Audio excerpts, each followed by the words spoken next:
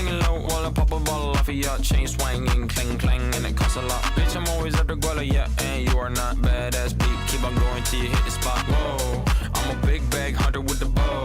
She got a big bed, number drop it low. Mama called me and she happy with the grow. Never ever fall for a body that's a no. Just pop the Kenny about a million options. So this talking to stop doing agreement. I rock arenas, bringing the peace. I'm bumping that park in the car, pretending I got all the eyes on me. Got a bad baby and she's independent. Too many people older than me, they're seeking attention. When they want me about the goofies, man, I should've listened. And the smell of the money, my strangest addiction.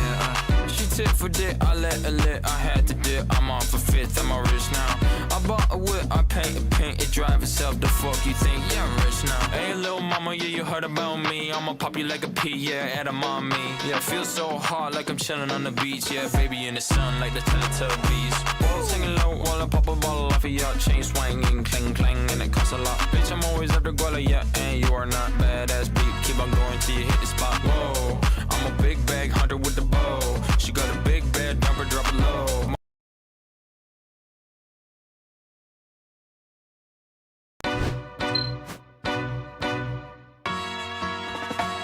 Singing low while I pop a bottle off of your chain swinging, clang clang, and it costs a lot. Bitch, I'm always at the guala, yeah, and you are not badass beat. Keep on going till you hit the spot. Whoa, I'm a big. Was that a shocker? How you doing, everybody? Let me just get this this last couple of things. I'm trying to set something up here, and I accidentally clicked on the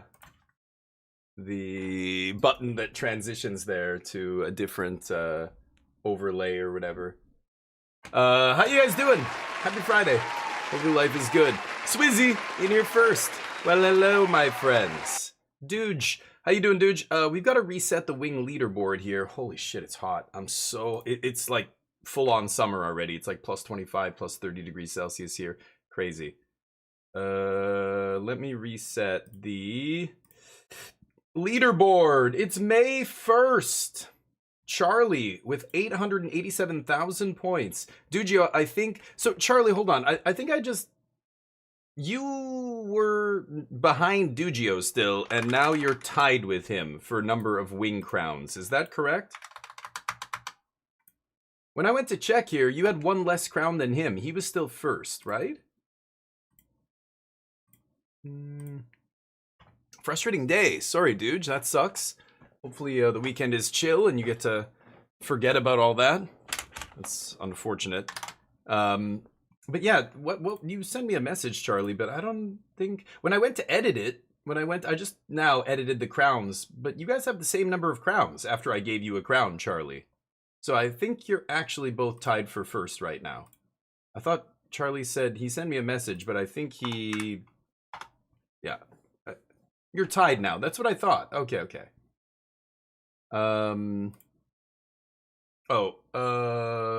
I guess I should change here. Let me just change the month here. Charlie with back-to-back wing champ victories. Somebody's got to take him down. Somebody's got to stop him, or he runs away with it all. Let's play some Magic. We are going to be... oh, I didn't even have the intro music stuff up yet. Sorry, I'm coming in late a little bit. We're going to be watching some Magic the Gathering today. It is the Pro Tour, I guess. I don't know. I'm waiting for it to start. When is it supposed to start? 10? I don't even know when it's supposed to start here, but it's not on yet, I guess. I don't know. You caught him in crowns. That's what it is. Yeah, okay. I didn't go back and look at your message. I saw it yesterday. I'm like, oh yeah, I gotta update that. Of course, didn't get to updating it till I had already started the stream. Let me just close some background tasks here. Want to make sure there's no bullshit running in the background. You know bullshit. You know how it loves to run in the background. Okay, there we go. And Magic. Let's get the client up here. We'll get the NeoCam fixed in a second, but yeah, kind of waiting for the Pro Tour to start. I guess we'll do our dailies, and yeah, I don't think I'm I'm gonna be drafting today because I don't think we have the wings to do it, but or the wings, the gems to do it. Yeah, once the official Magic stream is started, I will. I'll give it a look. Oh, I guess the season ended. Yeah, I don't really care. I'm gold. I don't really care about getting mythic or any of that stuff every month. I just play my couple games of Magic, get my dailies done, and then play a better game. Open. What do we have? It's stuff. Great. Slots luck has been crap, yeah. Well, and Charlie, who did you duel? You dueled, Superman, right? And Superman was like second place, Charlie was first. Both of them were very close. They both had like 400k. And I guess you guys went all in against each other. So Charlie got lucky, but he had to defend it. He did his... Oh, you gotta be kidding me. So because I couldn't get this to a 750, I won't be able to do a draft here. That sucks. I guess, I don't know. Should I play some standard? Have the Pro Tour lists come out? Have they announced? Like, again, Magic's such a shit show. It's impossible to even know where to get any of this stuff. The fact that MTG Melee is still where you have to go to get official deck lists from the highest level Magic events in existence is absolutely batshit. SCG Con... I don't know. Is it on there? No? I thought you could go to the MTG Melee site to find lists, but I don't see anything. So I don't know. The final day duels, yeah. That they always used to be really good, but hey, Calper, what's up? Have you seen deck lists, Calper? Do you know where the deck lists are kept? Oh, whoops. Later this afternoon. Okay, so we won't be able to mess with actual Pro Tour decks yet. That makes me sad. When does it start? I thought it started at oh, Dugio. Oh yeah, I see. Charlie, where's the Dugio redeem? Oh, up there. Yeah. I see it. Thank you for the reminder. What was I gonna say? Oh, my traps. Ugh, my traps are really sore.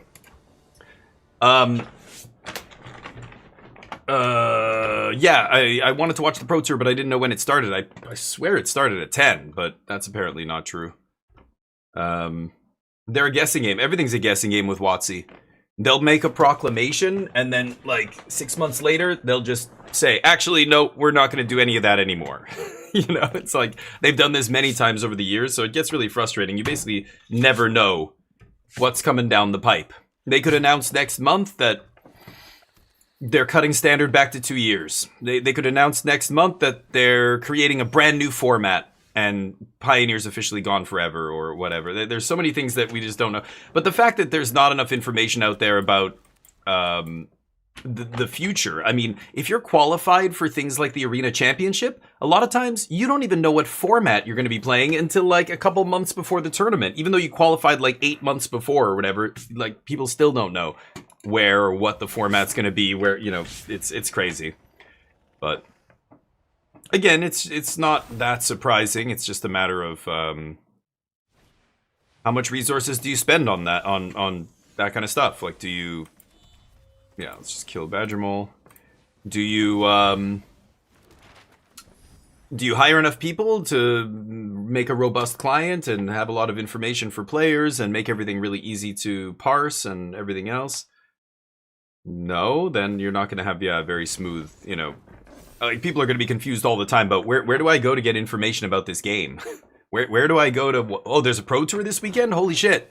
Like, sometimes, only recently, in the last year maybe, have they started actually using Arena to advertise the Pro Tour. Like, the Arena Championships that were happening on Arena back in the COVID days, I don't even know if there was, like, until the week of the tournament, there was nothing about it. No peep, nothing. It's so weird.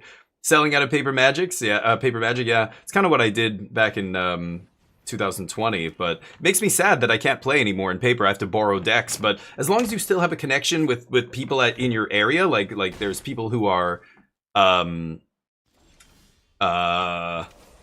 who still play Paper Magic, who have collections and everything, then hopefully you can still borrow cards, you know? I need a white source and a Day of Judgment. So I don't think I'm going to win this game, but I don't give a shit. Gonna keep trying. Alex, what's up? Okay, Scoop, how you doing? PT doesn't start. Now it's 11. Oh, okay. I thought it was 10. Doesn't everything start at 10? PT, 10 a.m. Pacific time. Now it's 11. Okay. Has it always been 11? Who knows? Like before, you said for many years it started on Friday. I'm like, really? Because I feel like during COVID it never did, right? COVID, it was Saturday, Sunday for the Mythic Championships. But before that, I'm pretty sure it was just Saturday and Sunday. I don't remember. When did that actually change? But either way, I thought the starting time was always 10, but I guess I'm wrong. I lose?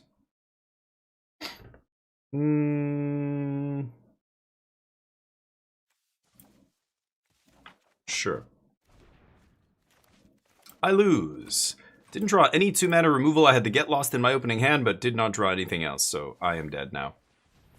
Berm, what's up? How you doing? The 100 streak? Yeah, Alex, thank you, buddy. That's awesome. Taco Bell gave you someone else's order? Ugh. I mean, your first mistake was eating things that are produced at Taco Bell. I don't know. Taco Bell is... Oof. It's been ages since I've had it, but... Taco Bell is that, like, late night, like, 2 in the morning, hammered, nothing else is open kind of food. Then it really scratches that itch.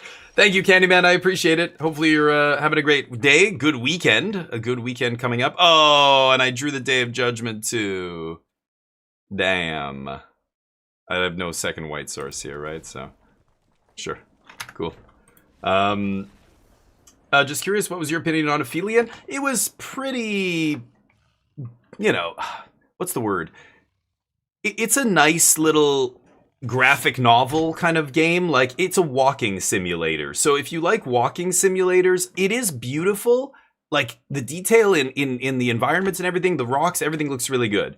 But the little, like, sneak past the enemy mini games and the puzzles are very rudimentary. And, like, so there's just... Like, the story is kind of interesting. I like the lore and stuff, but it's basically a walking simulator with some lore.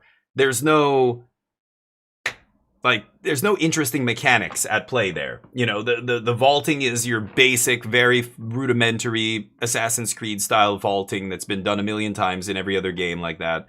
So it was interesting, but you know, it's not a great game. There's very little to do in the game, like almost nothing basically. The only real, you know, engaging sequences are when you're trying to not get spotted by the creature. It's very easy to just, you know, stealthily move your way past. There's a couple spots like that where it's a little tense. But the rest of it is, yeah, pretty, I don't know, not exciting. It was not an exciting game. It's a beautiful looking game, but after the first couple of hours, you know, the scenery doesn't change. It's not a beautiful game the way other games are beautiful, where you go into this biome and it looks, oh, it's a swamp area, and you go into another area and it's an underground volcanic area. You go, and they're all beautiful, but they're all different. This game's beautiful, but it's very uniform. Like, the environments never change. There's very little to do. Like, there's no systems at play there. There's no combat, obviously, no crafting, no building, no anything. So it's just a walking simulator. There's a couple tense moments, and that's it. So I don't know. If you can get it for free, you know, on Game Pass or something, go for it. But if it's something that, you know, I can't recommend people pay for it. That's all. It doesn't seem like a great, like, it's probably not worth the money you're going to pay. I don't know what it actually costs. I was able to play it for free. So if it's like $30 or $40, I don't think I'd get it. That's my review of it. But yeah. The tournament. Oh, the coverage starts at 11? Oh. What the fuck? What? Really? I thought they started with the first draft so we can see... Or you're saying it's time-lapsed? I thought it was live. Is it all time-lapsed? 2015, they were 3 days? Wow, I never remember watching. Maybe because I only cared about Constructed. Or I don't know. I don't remember ever watching it on Friday. We always watch the Pro Tour on Saturday. Wow, damn. Yeah, I totally forgot. For some reason in my head, it's always been Saturday, Sunday, but... Okay. I've been playing this game too long, I think, is the problem. For most of the time I've been playing Magic, I'm pretty sure it was Friday, Saturday, and then I guess the last 10 years? Okay, so 1/3 of the time. Go. I'm repping a No More Lies here, but I probably should just play a tap land there. My opponent's not going to play around No More Lies. They have no choice. They just have to jam whatever they have here. Sure. Surveil. No. No more land. Gonna go back up there and decide not to. So they gave you... So, yeah, Taco Bell isn't great. Baja Blast and try their chicken nuggets. Sure. Yeah. But, yeah, fast food. I don't know. Gotta try and eat not so much of that. I don't know how much you've had this week, but... Once? Sure. But no more fast food for this week. You hear me, Berm? No more. Think about your waistline, Berm. Okay?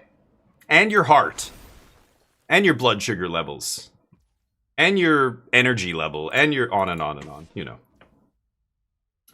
Only the top 8's live? Oh, damn. I didn't even know that. 2 hours is the delay or whatever. Mm-hmm. Your rotation, power creep, set fatigue, aggro track pulls, non-stop meta problems, profits. Yeah. Right. Yeah, I feel like I've been preaching this for years at this point, Caliber. I'm on Team Magic Jank, every time we're on a podcast, I'm the only one who's shit-talking like that. I'm literally, they call me Mr. Negative on Team Magic Jank now, because yeah, that's what I've been saying for a long time. Competitive play doesn't matter anymore. It hasn't for a long time. I think it's pretty clear. It's pretty obvious to anybody watching, but... Oh, good, Berm. Okay, that's what I like to hear. Then go on. Enjoy your guilty Taco Bell. I love a guilty Burger King at 2 in the morning. Taco Bell, you name it. Arby's, that's where I draw the line. Will not... Now you're going too far. Okay? Slow down there, Turbo. Never. Friends don't let friends eat Arby's. But, yeah, you're absolutely right, Calper. So, you know, it is what it is, and, you know, there's nothing you can do about it. The competitive, you know, aspect, I think, of Magic, the way the Pro Tours used to be and all that stuff with the, you know, people getting pro points and getting on the Pro Tour and being able to travel around the world and have your hotel and accommodations paid for and airfare and all that stuff. I mean, those days are long dead. I don't think it's ever coming back, so... It's really too bad. It would be really cool to have a Pro Tour like that, because no other game can afford to do that, and, Magic easily can, but of course, they, rather than, you know, reinvest profits, or even just a small portion of profits into the game, those profits are all going to people in the C-suites and the shareholders, and we get left holding the bag, right? Anyway. Riftbound, yep. Yeah, I'm hearing a lot of good things about Riftbound. I hope they don't make the mistakes that basically every other TCG has made. A lot of the TCGs print their game into the ground. That kills a lot of them. I know that's what killed Star Wars most recently, and Flesh and Blood, and a bunch of other shit. You know, I still talk to a bunch of shop owners, and the shop owner that I'm, you know, I technically own a part of a shop, actually. This is not a great hand. I'm gonna take loot. Should I just take land here? I'll just take another Revelation. And let's pop this guy now. Roast beef, yeah. Yeah, competitive Magic's going the way of the dodo. I think that's pretty clear. And even if it's not official, like even if Wizards doesn't officially say that it is, the writing has been on the wall for years. Like their actions speak far louder than words. They tried to, like, they hired Huey. They made him head of competitive whatever play or whatever. Like, you know, they did all these things, and it's like, why is there still so many boneheaded decisions keep being made? I feel like poor Huey and whoever else he works with are just, they're gagged. They're basically like they probably have all these. They say, look, you can't do this, or this is not a good idea, or we shouldn't do that, or whatever. And they just probably get ignored, right? I mean, what other alternative is there? That has to be it, right? Because otherwise, I think Huey knows what he's doing, but I just imagine he's getting ignored, and the people at the top are going, yeah, well, you know, that's what they want, but this guy's a Magic Hall of Fame pro. What does he know about business? What does he know about making the red line go up? Probably not a lot. Let's just, yeah, well, okay, thank you. Noted. Duly noted, head of competitive play. Okay, print the fucking, do the secret layer bullshit, yeah. You know, like, that's... it's crazy that, like, on the surface, they pretend like they care about competitive play by establishing these teams. Remember the one that Paul Cheon was on, and Melissa Del Toro and all that? They were responsible for Oko and Omnath and all that shit. Oh, man. I don't get it. Like, it's, you know, yeah. But then, you know, you look at buddy who was in charge of Mike Majors, in charge of the Modern Horizons 3 set. Like he fucked up and he got canned for it. Like he pushed Nadu into the set at the last second, broke Modern in half, and wrote a big letter saying, you know, yeah, I shouldn't have done that. It's like, yeah, no shit. You put a commander card in last second with no testing? The fuck did you think was gonna happen, you moron? Jesus Christ. What if I just do this and your small ball deck dies? Scoop! Scoop! Scoop it! Scoop! No, not scooping yet? Okay. Fine. Huey made it worse, you think so? I don't know how you can say that. I don't think anybody can say that, but anyway, what evidence do you have for this? 3-year standard? Well, yeah, that didn't make it worse. Oh, guys, I'm so sick of having the same argument over and over and over. Please, let's make this very clear. I'm just going to say this one last time. Take the 3-year rotation in your head, separate it from the 7 sets a year. Those are 2 separate things. Those decisions were made by 2 separate teams of people that did not talk to each other, okay? Let's just, here it is. Here are the facts. 3-year rotation on its face is not a bad thing. 7 sets a year made 3-year rotation fucking unbearable. That's the reality here. Like, it's, oh God, let's please speak facts here. The 3-year rotation is not a big deal. It would have, maybe it still wouldn't have worked out in the end, but the right now standard is not in the shits because of the 3-year rotation. It's in the shits because of 7 sets a year.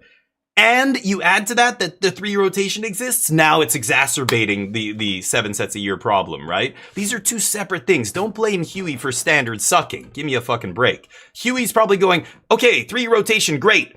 And then he gets an email a month later, and his boss goes, oh yeah, and we're gonna jam in 3 more Universes Beyond set in the next, like, next year we're gonna have 6 sets, next year we're gonna have 7, and Huey's like, wait, no, this is not what the 3-year rotation was supposed to be. And his bosses go, too fucking bad. Deal with it. You know what I mean? That is what makes the 3 rotation bad. So many people do not seem to grasp this. Drill down on it and, you know, realize these are separate things. The 3 rotation was absolutely necessary. The people who don't think it was a good idea, I don't know. Did you not see what happened when they made a 1.5 year rotation? People lost their minds. Way worse than the 3-year rotation, right? It was a 2-year rotation. They went to 1.5 years. It was so badly received that they immediately backtracked. And in the next rotation cycle, they changed it back to 2 years, right? 3 years was good for paper standard players. Everybody who only plays on Arena, again, doesn't understand the facts. They are looking with the blinders on. They're in a bubble. They can't seem to grasp the fact that the 3-year rotation was a good thing for players in real life, not on Arena. Like, guys, 3-year rotation is not a bad thing. Don't just shit on something because the circumstances surrounding it made it go to shit. It's like in Vancouver. We have programs to help people get off the street and stuff. The government goes, we're going to have 4 different pillars of support here. They enacted the first one, and then they didn't do anything about the next 3. And then a bunch of people come out of the woodwork and go, see, these rehab programs and stuff don't even work. And it's like, yeah, because they didn't actually do all the shit they were supposed to do. The idea is great, but then they totally fucking blew it in execution because they introduced all this other stuff and whatever, right? It's exactly like Magic. The 3-year rotation would have been just fine. It would have been good for paper players if they reined in the ridiculous number of sets. 3-year rotation would have been just fine. I mean, there still might have been power spikes and bannings. I'm not saying nothing would have been banned or anything, but I mean, Foundation was a great idea. Foundations, put a set that lasts a long time. We're going to have a 3-year rotation. All of these things are good for real life players. They spend less money on Magic. That was the biggest complaint. That's still the biggest complaint most players have, right? When I was playing competitive, nobody liked having their standard cards rotate after 2 years. People got pissed, especially when Mythics were $50. Snapcaster was $20 rare. That was unheard of at the time. That stayed $20, $25 throughout its entire lifespan in standard. That card, people were pissed when stuff like that rotated and they lost tons of money. The 3-year rotation was an effort to address that, right? But when you start putting 6 sets, 7 sets a year, yeah, now that whole thing gets completely twisted into, now it's worse having a 3-year rotation, right? Those are the facts. Okay, but you're biased. You loved it. Great. It's still bad. Whatever you loved, OK Scoop, you were in the tiny minority of players who loved it. 99% of players hated the one. It was so reviled, they immediately backtracked on it. Unlike 3 years. You know, a lot of people are complaining about 3-year rotation right now, but again, I think it's players who don't understand that the real problem is not the rotation. It's the sets. Yeah, no. I disagree. Again, it just depends how long you've been playing this game. Go back to the 2-year rotations. People did not like it. People weren't happy with 2-year rotations. There were people like OK Scoop who were complaining, saying we should have even smaller rotations. They made the mistake of listening to those people and immediately went, whoa. Okay, actually, this is a tiny minority of players. It's very clear the vast majority of players does not want less rotation. They want more. They want their cards to last longer. They want their cards to have more value. That's why they immediately backtracked on it. I'm sorry, guys, but yeah, I mean, if you feel personally attacked, Stin, then you've probably got your facts mixed up. Like, these are the facts, right? We've already went to a smaller rotation. It was worse than 3-year rotation. People fucking hated it. Like, it was the opposite of what players wanted. 3 years was what players wanted. But yeah, anyway, people's personal biases get involved, and now, you know, I'm sorry, I don't care what any of you guys individually want. I care about what the player base wants, and so does, like, well, Wizards doesn't even either, but when you look at what the players want, they absolutely did not want a smaller rotation. That's batshit. That is only a tiny fraction of the most die-hard players. It's just like Limited. Who wants special guest cards in their Limited sets? Fucking no one. Except degenerate content creators who all they do is draft, and after the first 2 weeks they've done 50 drafts and they're already bored and they're like, I need more, give me some special, give me something to spice it up. It's like, yeah, dude, you didn't have to gorge. It's like going on Steam and listening to a Steam review with a player who has 10,000 hours and gives the game a poor rating, like it sucks, and it's like, oh, here we go. I can't even. Anyway, Mad Trapper, what's up? Same con. Well, no, but that you're counting Foundation. That Foundations is not a real set, right? Foundations was the extra set, but that was like supposed to be the underlying set for a bunch of years. That wasn't just a regular yearly set or whatever, right? Is that what you're counting? Anyway, I don't care about the details. I'm not going to get into like the numbers because I have to go and look these up now. I can't sit here and quote numbers at you. You guys can Google stuff. I can't. I'm playing Magic right now. But if you want to talk about this, we can talk about it on the Discord. I feel like I've talked about it to death at this point. But the reality is, I think the 3-year rotation would have been just fine. It would have been great for a lot of players. Many players would have been very happy with it. But because of the way it's been rolled out alongside all these increasing sets, number going up, and now we have 5,000 cards in Standard, it's a nightmare. And a lot of players are going to internalize, instead of learning the lesson that we shouldn't have 7 sets a year, they're going to learn the lesson that we don't like 3-year rotation. 3-year rotation bad. And that's bad for players. That's players literally shooting themselves in the foot. They are fucking their own value by begging Wizards to make a smaller rotation. Again, if you're the kind of player on Arena, you don't give a shit about any of this. If you're on a Magic Online, you don't give a shit about any of this because your cards don't just suddenly go from being $50 to $5 when they rotate, right? Or maybe on Magic Online, the tickets, maybe they do. I don't even know. But anyway, I hope they figure it out. Really, the answer is stop printing so many sets. It has nothing to do with rotation. Stop printing so many sets. Now Standard's way too big. So now, like, you have to wait for a lot of this shit to go away, get back down to a normal rotation, or a normal set number, you know, per year, and everything would be much better, I think. But, so I'm at 7 here. Let's just see if I can find a stupid lightning helix or something. Jesus Christ. I have 4 lightning helixes in this deck, right? Okay. Play tap land go? Uh-oh. Anyway. Yes, okay, Scoop. Yet I know that's what you think, but that's, again, you're in the very small minority of people who liked a 1.5-year rotation. So I know where you're coming from. You just want to have fun with new cards and play new shit and have things constantly churn. I get it. But most players want their cards to retain value. That's the reality. No, no one asked for it. No. What people are asking for is more value in their cards, Ignis, right? People want their cards to retain their value longer. And the answer was a 3-year rotation, foundations being printed. Those were answers to that problem. That's what players were asking for. Players aren't smart enough to talk about rotations and stuff. They just whine about prices. They just want you to do something about the price. They don't care how. They don't know how. They can't figure that part out. Just fix it. Just give us let my cards be worth more longer, please. That's it. That's what players wanted. So that's why the 3-year rotation.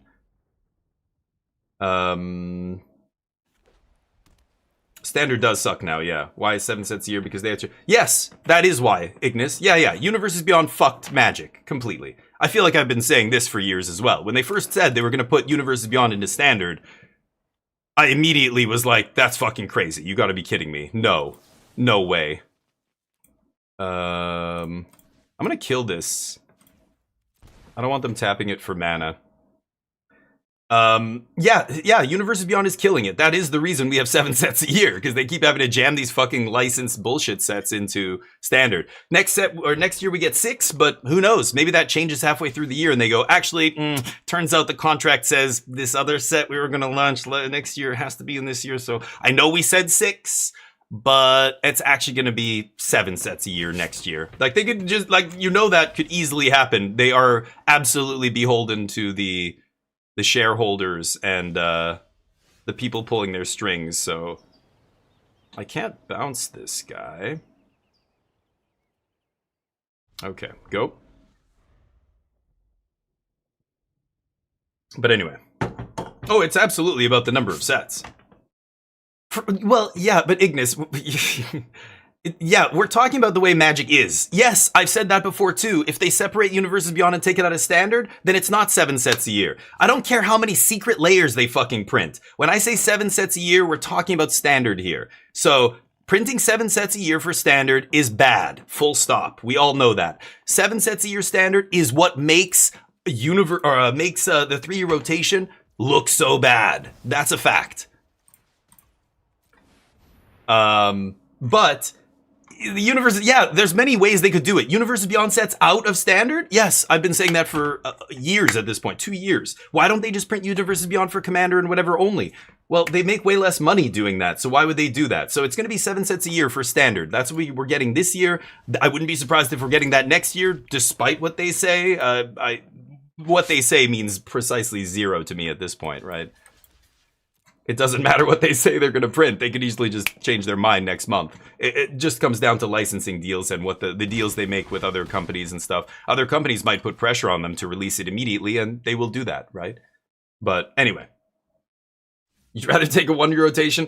I would rather have a 3-year rotation with 4 sets. That's fine. Let's try that. I think that could work. Will it be perfect? Maybe not. Maybe we change it a little bit. Maybe it's 2.5 years. Maybe, I don't know. But I think it's fine, totally fine to do a 3-year rotation with 4 sets a year.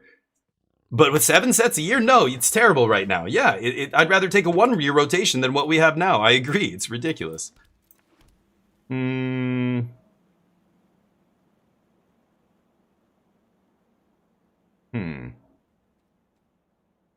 could try to stock up into a sweeper here. I'm very tempted.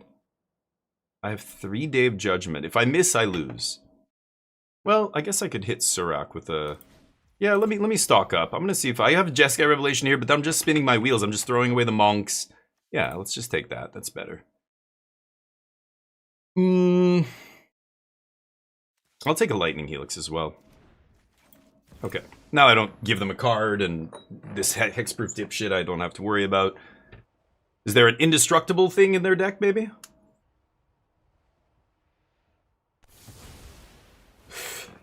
Well, at some point they will lose their value. Yeah, Calper, nobody's expecting their cards to hold value forever. But a little bit longer than a year is nice. Like, some cards would be around like a year in Standard. You know, 2-year rotation was weird.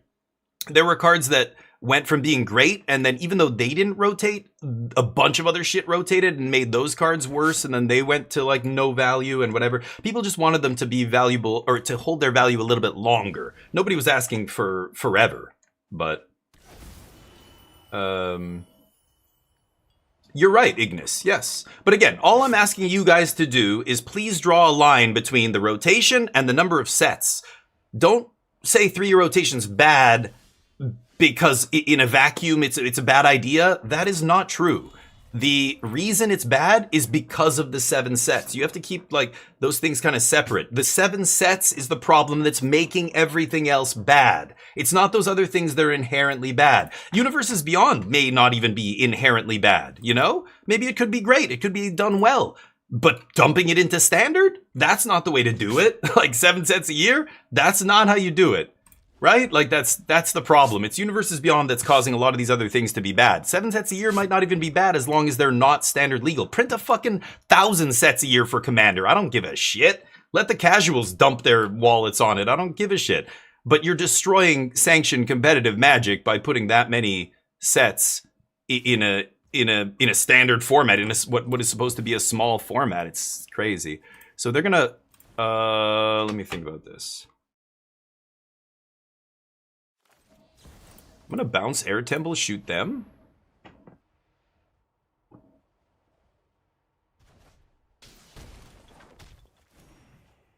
I can kill him next turn, I'm pretty sure. No blocks. No blocks. I'm gonna No More Lies whatever they play here. And then if it doesn't counter it, it'll tap them down, and then I'll just untap Triple Helix, they lose. What do you got? Doesn't matter. Dump your elves, homie. Oh, is that a fight spell? Sure. Good God. Okay. Sorcery speed fight spell, huh? Yeah, you can fetch it off Gear Hulk, I guess. I don't know, these Badgermole Cubs are so unimpressive to me now. I mean, even with Badgermole on turn 2, it's not hard to beat. Like, we beat them in game 1. Was it game 1? Game 2? I can't remember now. Sorry, I'll catch up with you guys in a second. I think this match is almost over here. I just want to pay attention for the last little bit. Sure. You do you.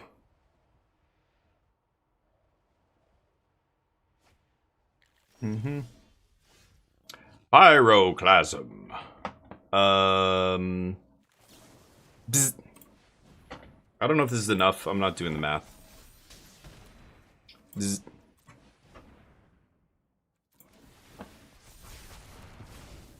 Bzz.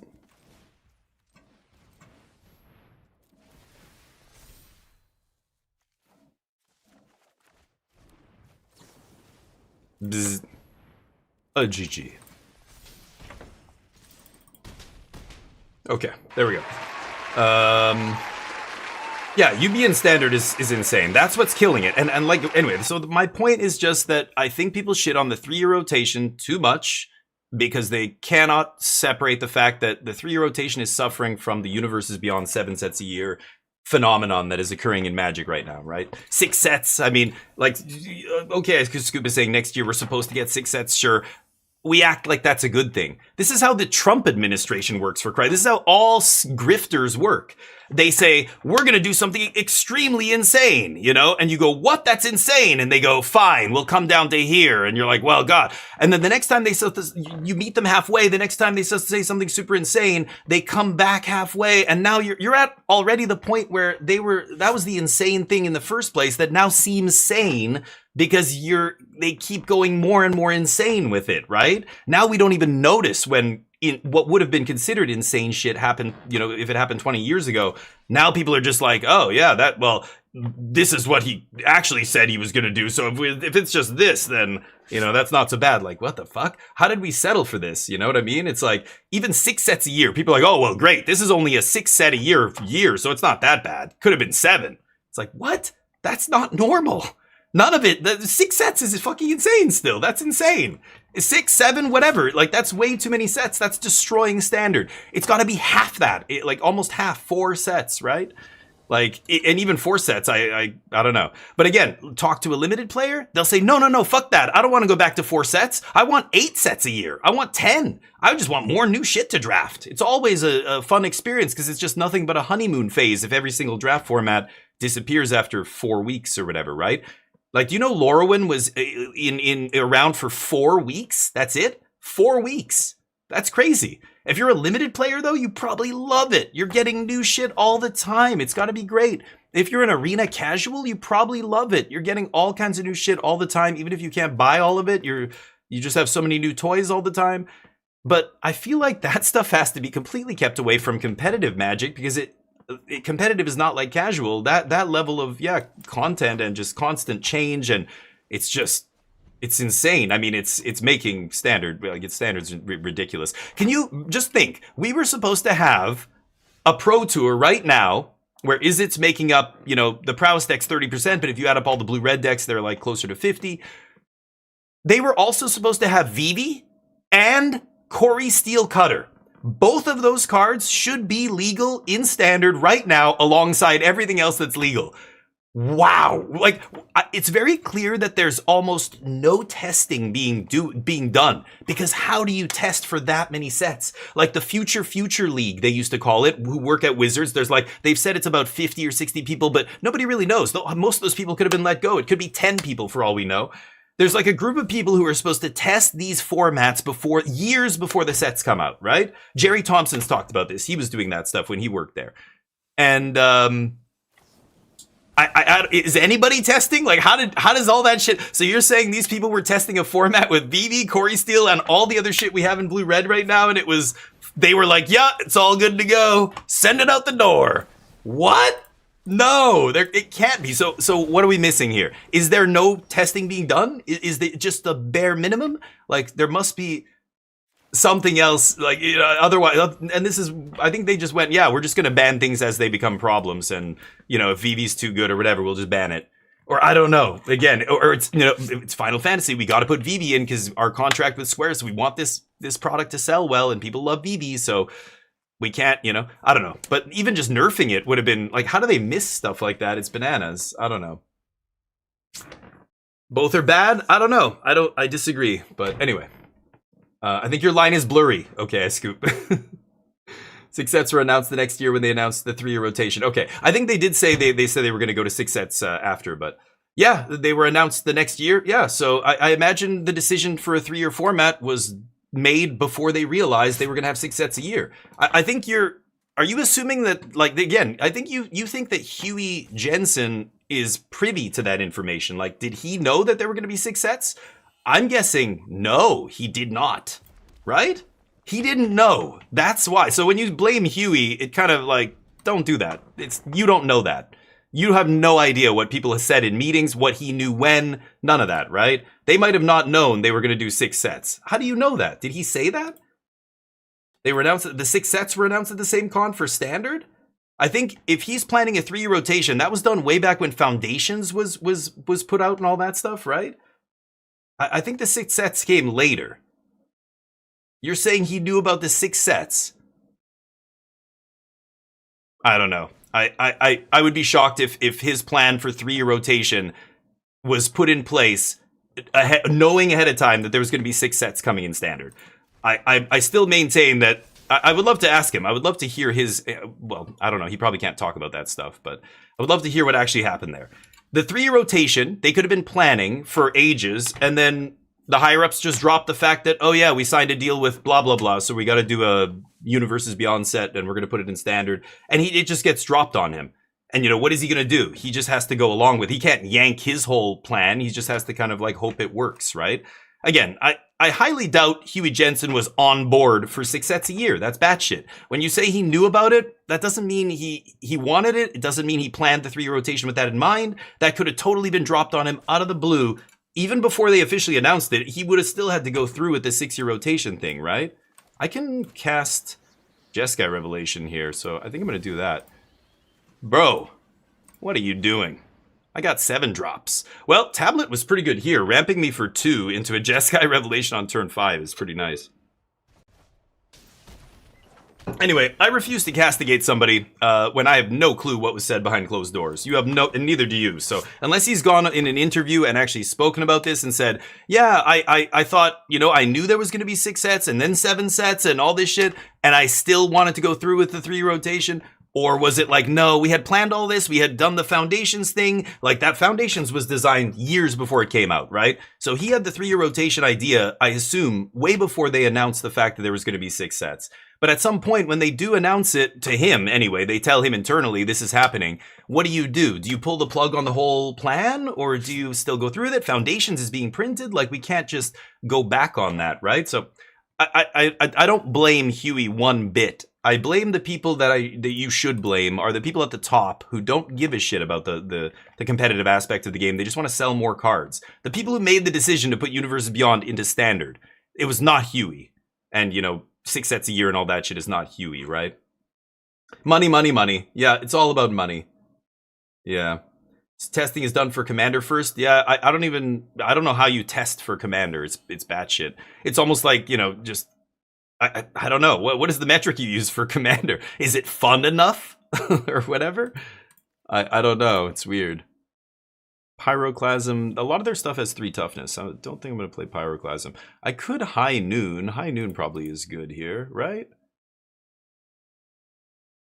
Yeah. Take out the Capstone. I can cut like a stock up probably. I'm not even sideboarding seriously here. It doesn't matter. I don't know. To blame him seems crazy. Anyway, whatever. The point is, to get back to what we're saying, I think a 3-year rotation could work. I think it would be fine if the game was managed properly with competitive formats in mind. But we all know that's not true, and so yeah, the 3-year rotations become a complete shit show. I don't know. I mean, it's, yeah, the Universes Beyond and Standard. I mean, they could easily do, yeah, a separate bunch of sets just for Commander and stuff. They would make less money on each set, and that's all it is. That's all it comes down to every time. Sucks, but I know, but you quit? No.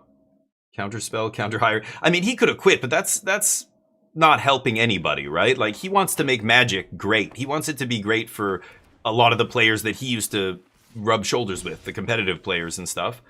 I mean, he is head of competitive play, right? They created that position for him.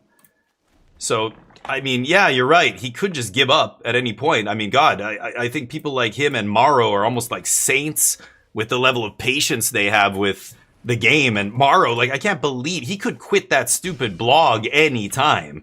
The fact that he still does that is...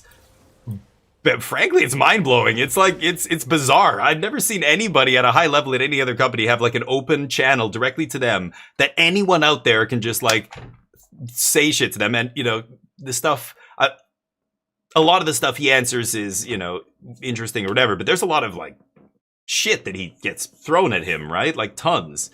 I don't know. I can't imagine how complicated that kind of job is, but they are saints for putting up with it. Because you're right, they could just quit a long time ago.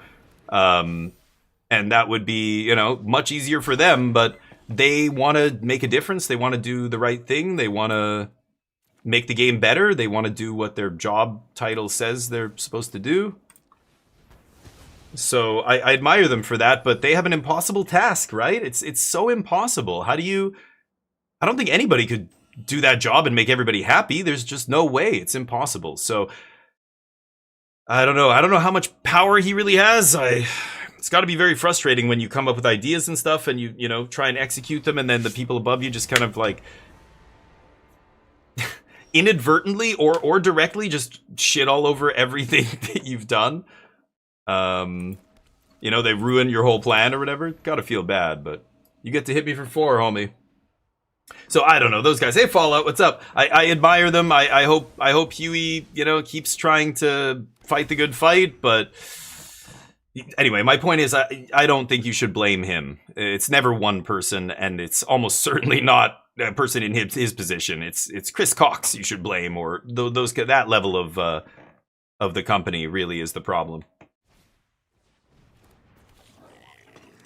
He could say that. Yeah, that's true. Well, it calls to mind the political situation in the U.S. Like, what if you're a general? What if you're a whatever? Like right now, the Department of Justice, in the Biden administration, right before Trump took power, they had about 10,000 lawyers working there. There are nonprofits and groups that are tracking all this stuff, by the way, if you want to check these numbers.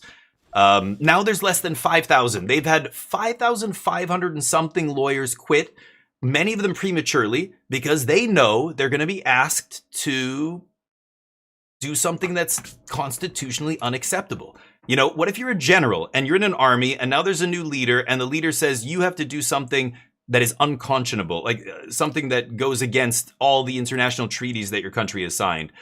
What do?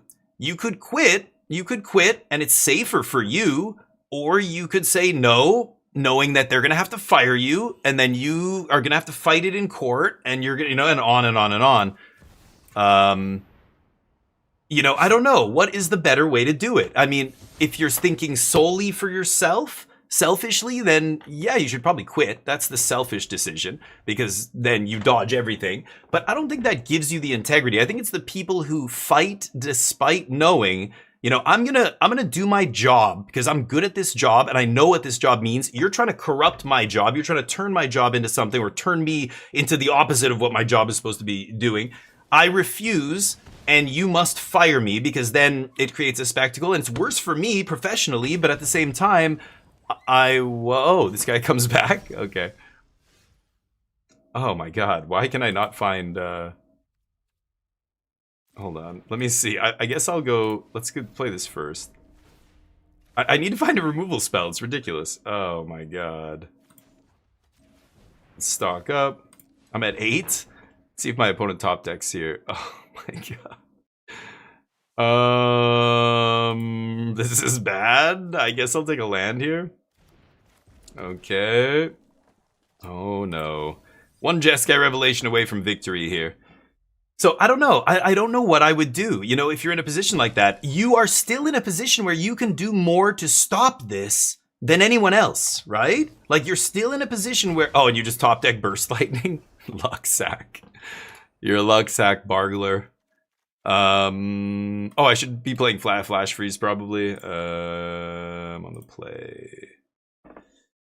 You know, I'm gonna take out Tablet. All right. So I don't know. I think Huey's in a position where he can actually push back, and doing what's right for the game is what you should do, and pushing back is what he should do. But you know, if he just quits, who knows who gets put in that position? Someone much worse than him at his job, perhaps. Or someone who's deliberately put there to not do the job very well, you know? Or maybe they just ditch competitive play altogether and go, yeah, that wasn't worth it. We're just going to abolish that position. So in the end, like, what is better for the game? What's better for us? Maybe it's better if people like that stay, despite being constantly overruled and constantly being told that, you know, oh, you had this plan? Well, we're going to go this direction. And you're like, but I showed you why that's a bad idea. Okay, yeah, sure. Okay, all right, team. They rejected our proposal, but this is what we have to work with. I know nobody's happy about this, but we're going to try and still make this game the best we can for the competitive players out there who care about this. You know, that's all they can do, right? I don't know. Is it better to just quit and run away? I don't know if that's true. I don't know. It's a really tough, like, you know, and that's Magic the Gathering. I'm making allusions to the political situation in the US. Can you imagine being 40 years, you know, decorated 5-star general? You've been doing this decades, you know, or some professional somewhere, and these fucking dumbasses come in. They're like, you're gonna do this now. You're the head of the CDC. Like, this is no joke. These are people's lives at stake. You're a virologist who's dedicated their entire life to expert, you know, research and education, keeping up to date with all the latest innovations in virology, blah, blah, blah. And then some president who's only here for a couple of years comes in and goes, yeah, you're gonna tell everybody this fake bullshit. And you're like, what? No, that we can't do what you want. That's a terrible idea. A lot of people are gonna die. And they say, just do it. What do? You know, God, I can't even imagine being in a position like that. Do you stay and try to, you know, undermine the idiots, or try and convince them that they're wrong, or keep fighting to make them change their minds about this? Or I don't know. It's really tough. So I do not envy Morrow, and I do not envy Huey their jobs, but I don't think quitting would be the right choice, personally. I don't know. But it's tough. It's tough, right? We don't know. I don't know. Okay, Scoop, that's what I mean. We just don't know. We don't know what happens behind those closed doors, right?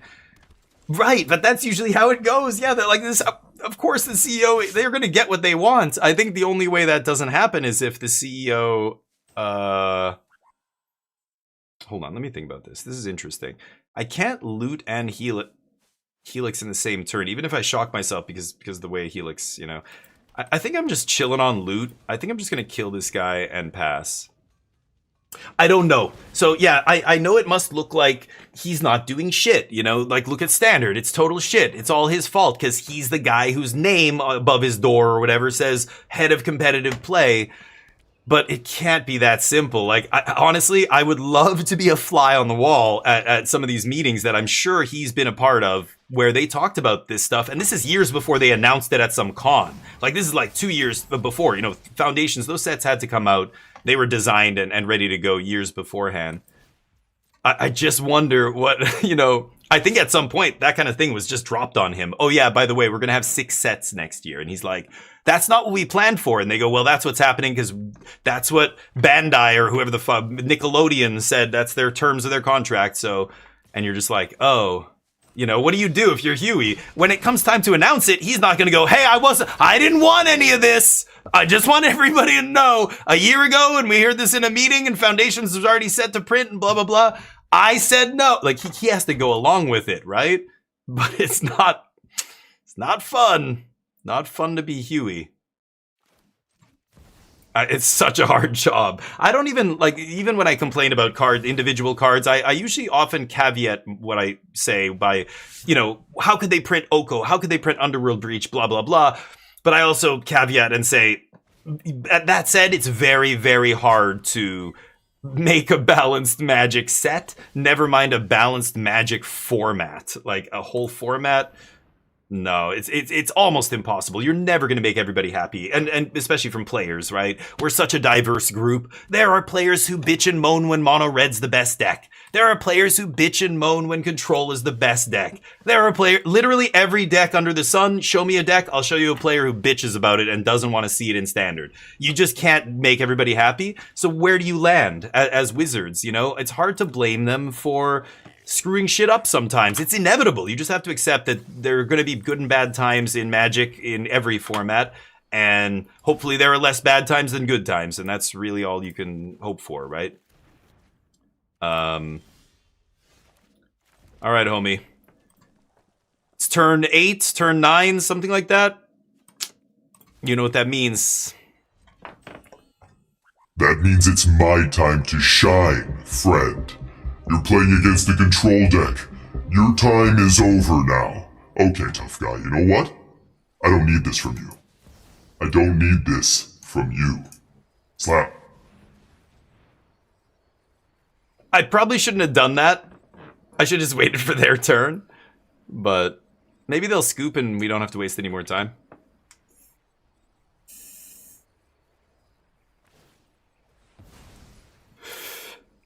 Shit. Still resolves. Go. Burst me, baby. Good game. All right. But anyway, I don't know.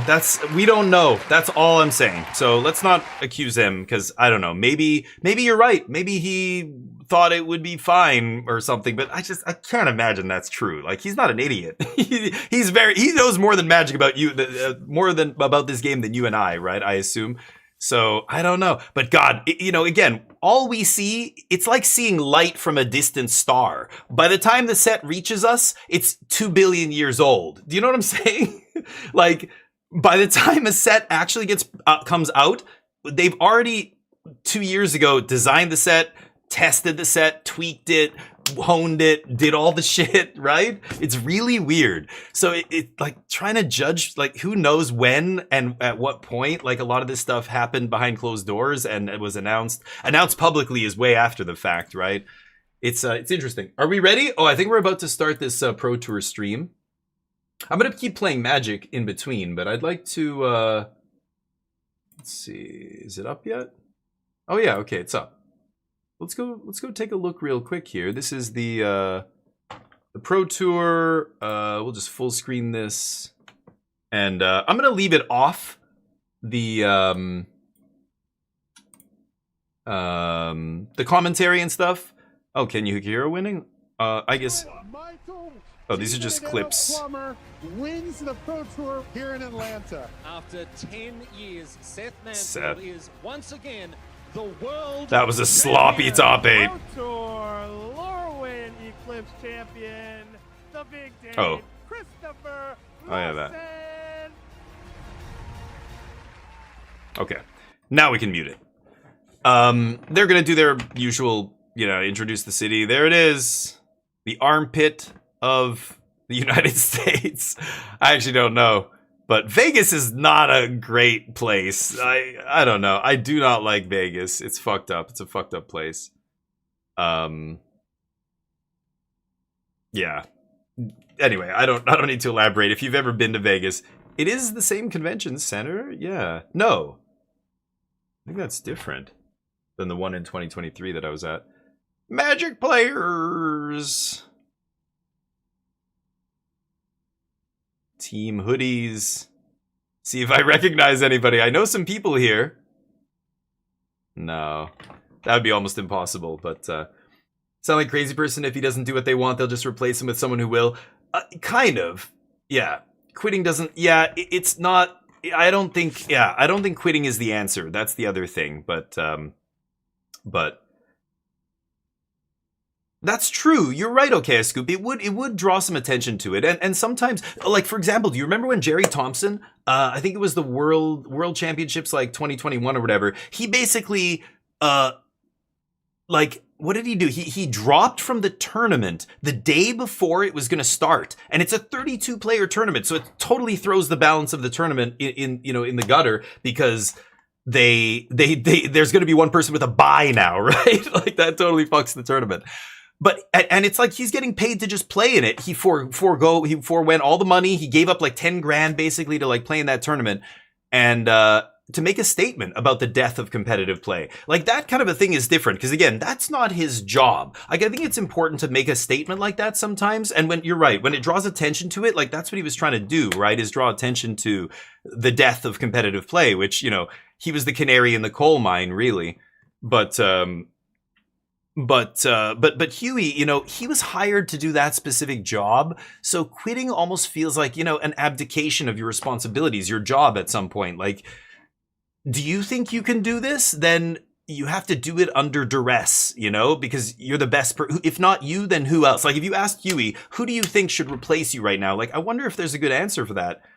Maybe he's just like, I don't know anybody else who knows as much as me about this, who wants this, and who's also gonna like put up with this shit. I'm just gonna try and keep pushing. I'm gonna try and keep pushing back against the people above me when they tell me to do stupid shit. It's the best. Actually, it's funny. I wonder what we would have if Huey hadn't been in that position. They had never created that position. It's kind of interesting to think about. But you think it's bad now? I wonder if their original plan was to have 9 sets come out, and it was somebody like Huey pushing back against that eventually made them come back down. Like, this is what I mean. We don't know anything about what was said or happened or proposed or got shot down or passed or whatever, right? So, I don't know. It's way too complex. We can't say anything definitively. Like, that's why I just don't think you can blame somebody like Huey for the state of Standard. I mean, Standard and Magic are way bigger than one guy like that, but he's in a position to have a big impact on it. That's for sure. So you make good points, okay. But again, I don't think you should accuse Huey yet. Not yet. Maybe it'll come out down the road that he was, I don't know, all for this or something in his tell-all book, in his interview. This is what I want to see. I want to see like hard-hitting journalism in Magic. There is none, right? Like, I want to interview somebody like that and not have it be a fluff piece. Like, there's like, what is that YouTube channel? Like, there's a dude who like interviews all these people, but it's like, so tell us about why you love Magic and what got you into Magic, and fuck that. What do you think about the universes beyond shit in Magic? Hey, dude, like, what do you honestly think? Look, I know, like, most people just wouldn't answer questions like that because they don't want the blowback, right? From WotC. We're talking about a company who hired the Pinkertons to go after somebody, for fuck's sakes, right? So there are people who just, and they suck at WotC's teat, many of them, right? So they don't want to, kill the golden goose, but it'd be great to talk to like former WotC people about like, what was it like to work there? What was this process like? I want details. I want the nitty gritty stuff. You know, most players have no fucking clue about any of that, including me. I want to know, you know? I want to know more. You hear little things, you hear little snippets, but it's never like, nobody drills down on it, you know what I mean? I don't know. Yeah, High Noon's great. Yeah, High Noon's great in the sideboard. Okay. Oh, that's fair then. Okay, Scoop. Yeah. Maybe it is some of his fault, but yeah. If it is a small amount his fault, that's still, yeah, it doesn't mean anything really. It's Wizards. The majority, the lion's share of the blame is the people at the top in the executive suite. So, a bunch of players. These are the different teams. The Boulder Merlion, Team Cosmos, TCG player. What, big gains? They're trying to turn it into like a sports draft. Cosmos already coming off a fantastic result, picking up 4 huge names in Ely Cassis, Nathan Stoyer, Michael Plummer, and Jake Beardsley. Huge names!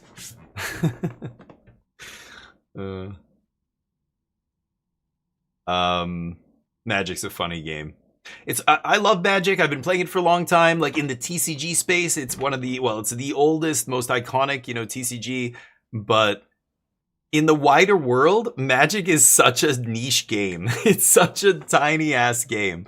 So it's so funny. Like within the Magic sphere, there are celebrities. They go out anywhere and people are like, what the fuck is that? The best story is John Finkel on the blind date telling this girl that he's like the greatest player of all time. He's like the #1 Hall of Fame pro of all time, like him and maybe one other dude, Kai. And the girl's just like, what? Like had no fucking clue what he's talking about. That's a good thing, right? You don't want fame. Fame is not good. Nobody should want fame. People who don't know what fame is want fame, or people who are extremely narcissistic, or I don't know, dark triad personality traits want fame, maybe. But yeah, WotC. Okay, so we're on the same page. It's just, you know, it's so interesting talking about all this because there is no clear right or wrong here, right? Like we talk about 2-year versus 3-year rotation. I'm just making my argument. You're making yours. We both have different perspectives on it. There is no right or wrong here, right? I don't know that a 3-year rotation would be better. I just think it could be fine. I think it would work. I think the real problem is this or that. But like even the number of sets per year, what is the optimal number? This isn't like basic. This is esoteric stuff. It's not math. We can just do the numbers, right? So I wonder, what does the new Anthropic AI tell us is the best number of sets per year? That's what it's going to come down to at some point. A bunch of people are going to get canned. Like if Huey quit, you know what would happen? You know what would happen.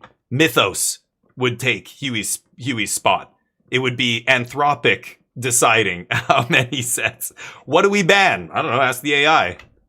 And the AI will scan all of Standard and just be like, you should ban this. Next year, this card will make up 30% of the metagame, the projected metagame. Well, the AI said ban. We should just prematurely ban that one. It's going in that direction, I guarantee you.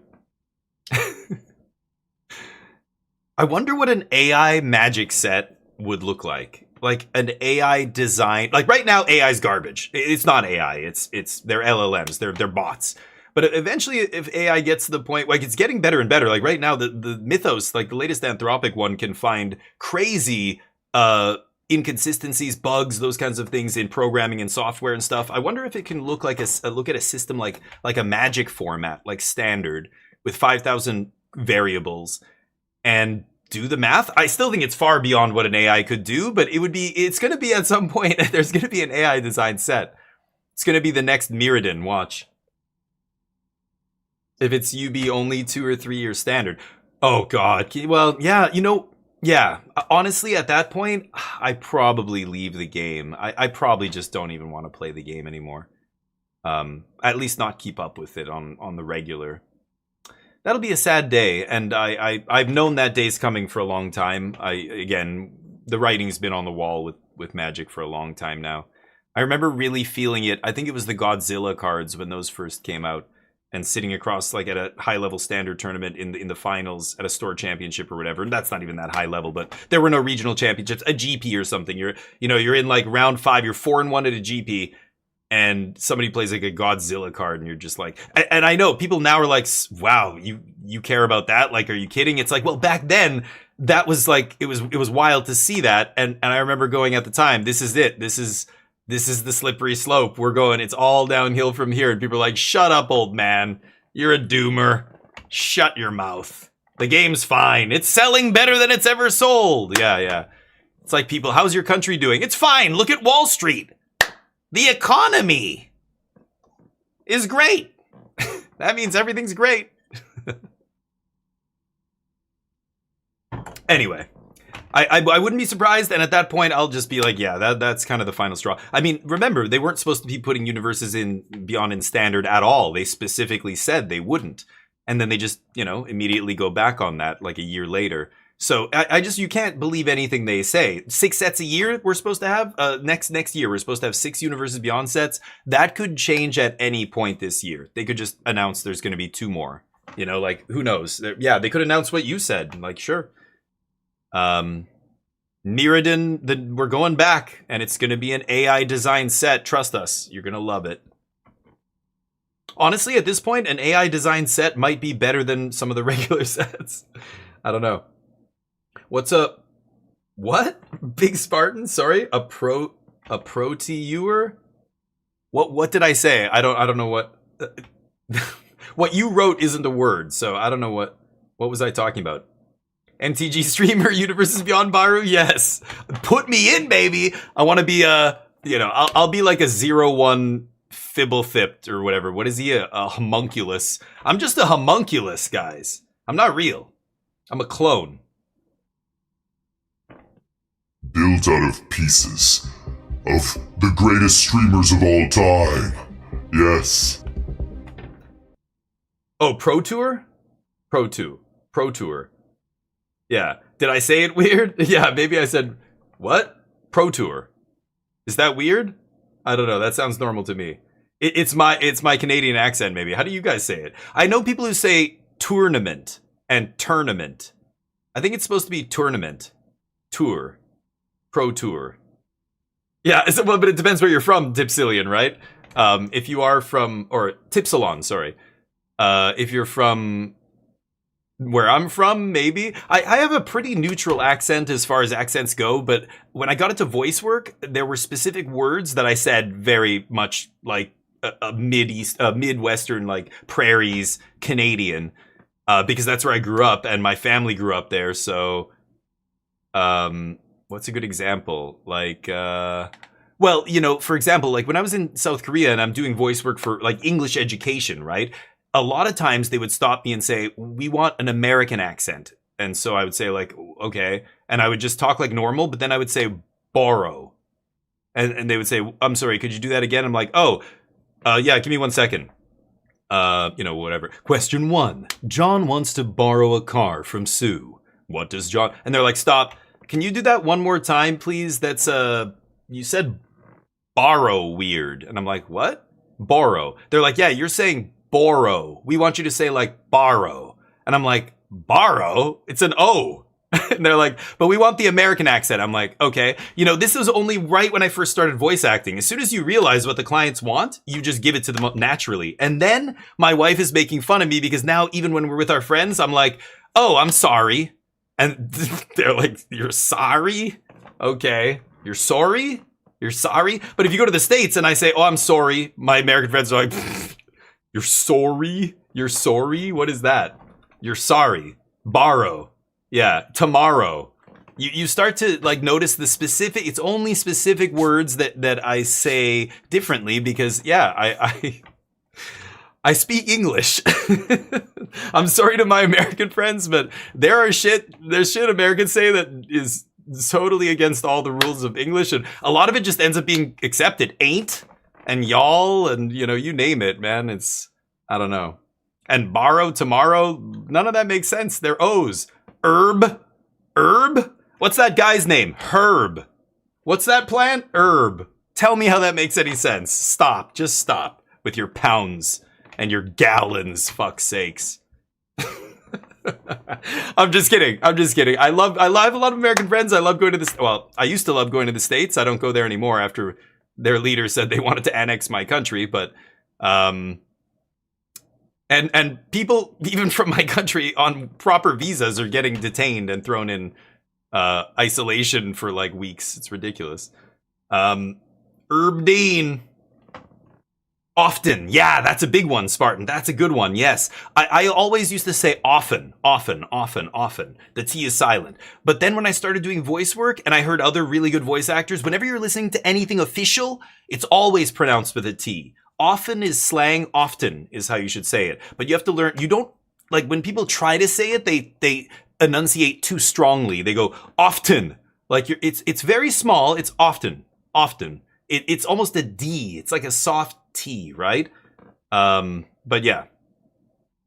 Yeah, Berm, right now it's not great. Anyway, I'm not going to go deep. The reason we talk so much like this during the Pro Tour is because I'm not playing anything, so now you've got my full attention here. Okay, so who are the big hitters here? Ken Yukihira, Li Shitian. Ooh, he's good.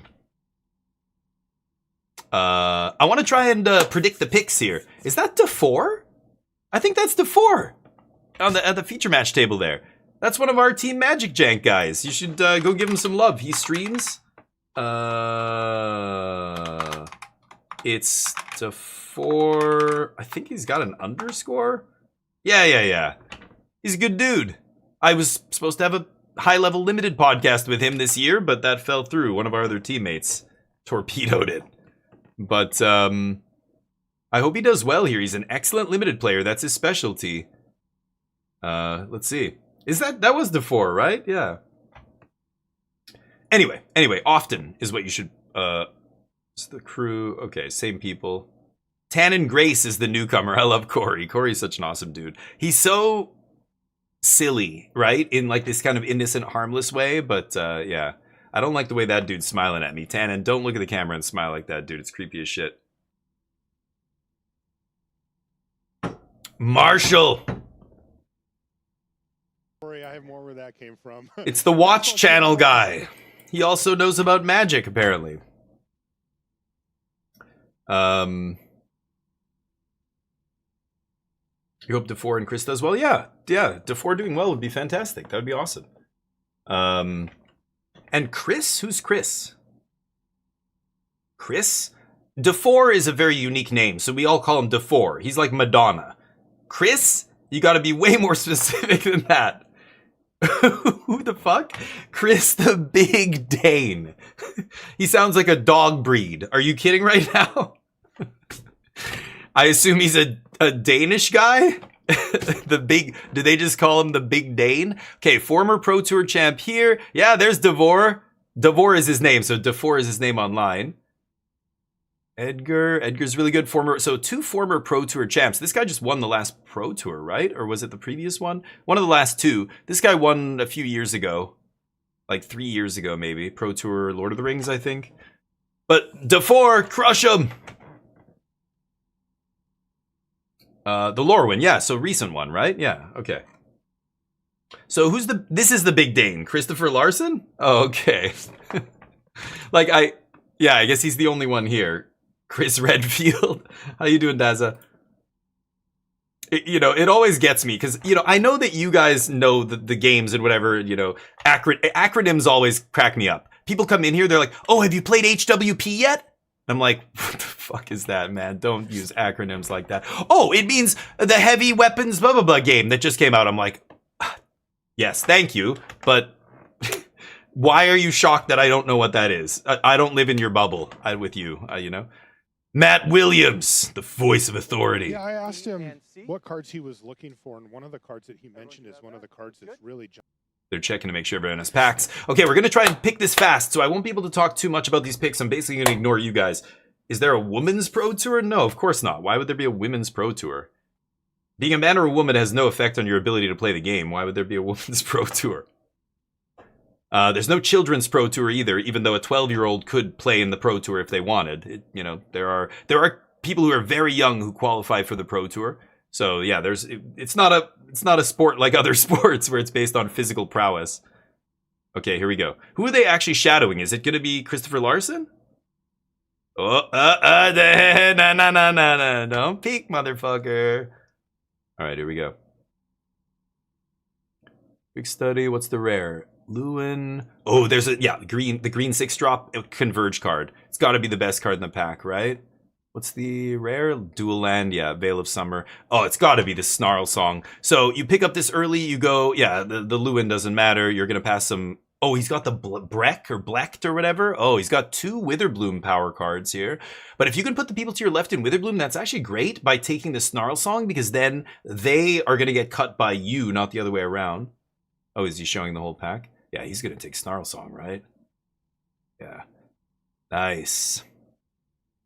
That's a great start. So he's looking for, you know, multiple colored stuff, Potioners, Troves, obviously green ramp if he can find any. And other best colors to pair this with is blue-red. So what does he have here? Dual Land. And okay, yeah, and if you're 5 color, you take that nice unconditional removal spell. It's a little interesting, but what's the other blue card?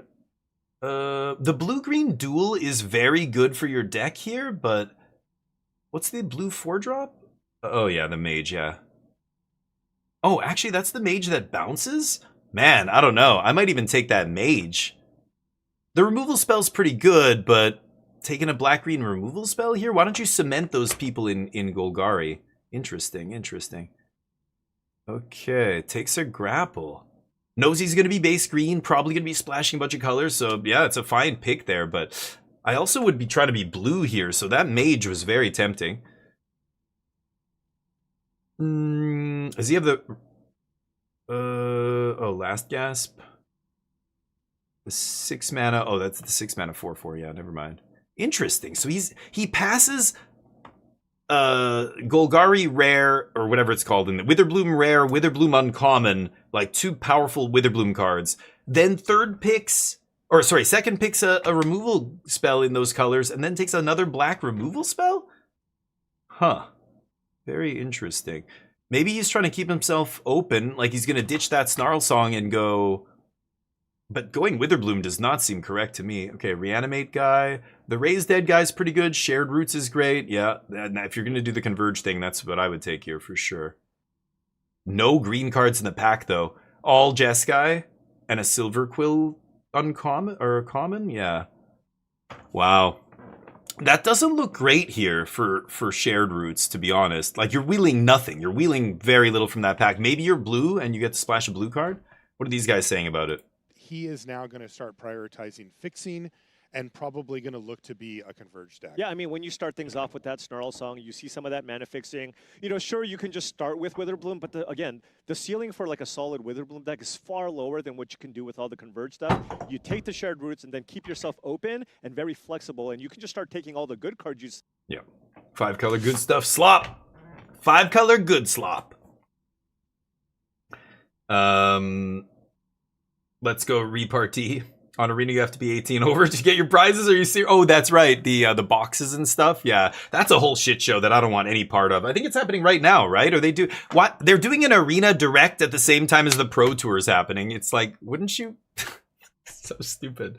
You could have like a standard tournament to coincide with the big standard Pro Tour, or you know, like.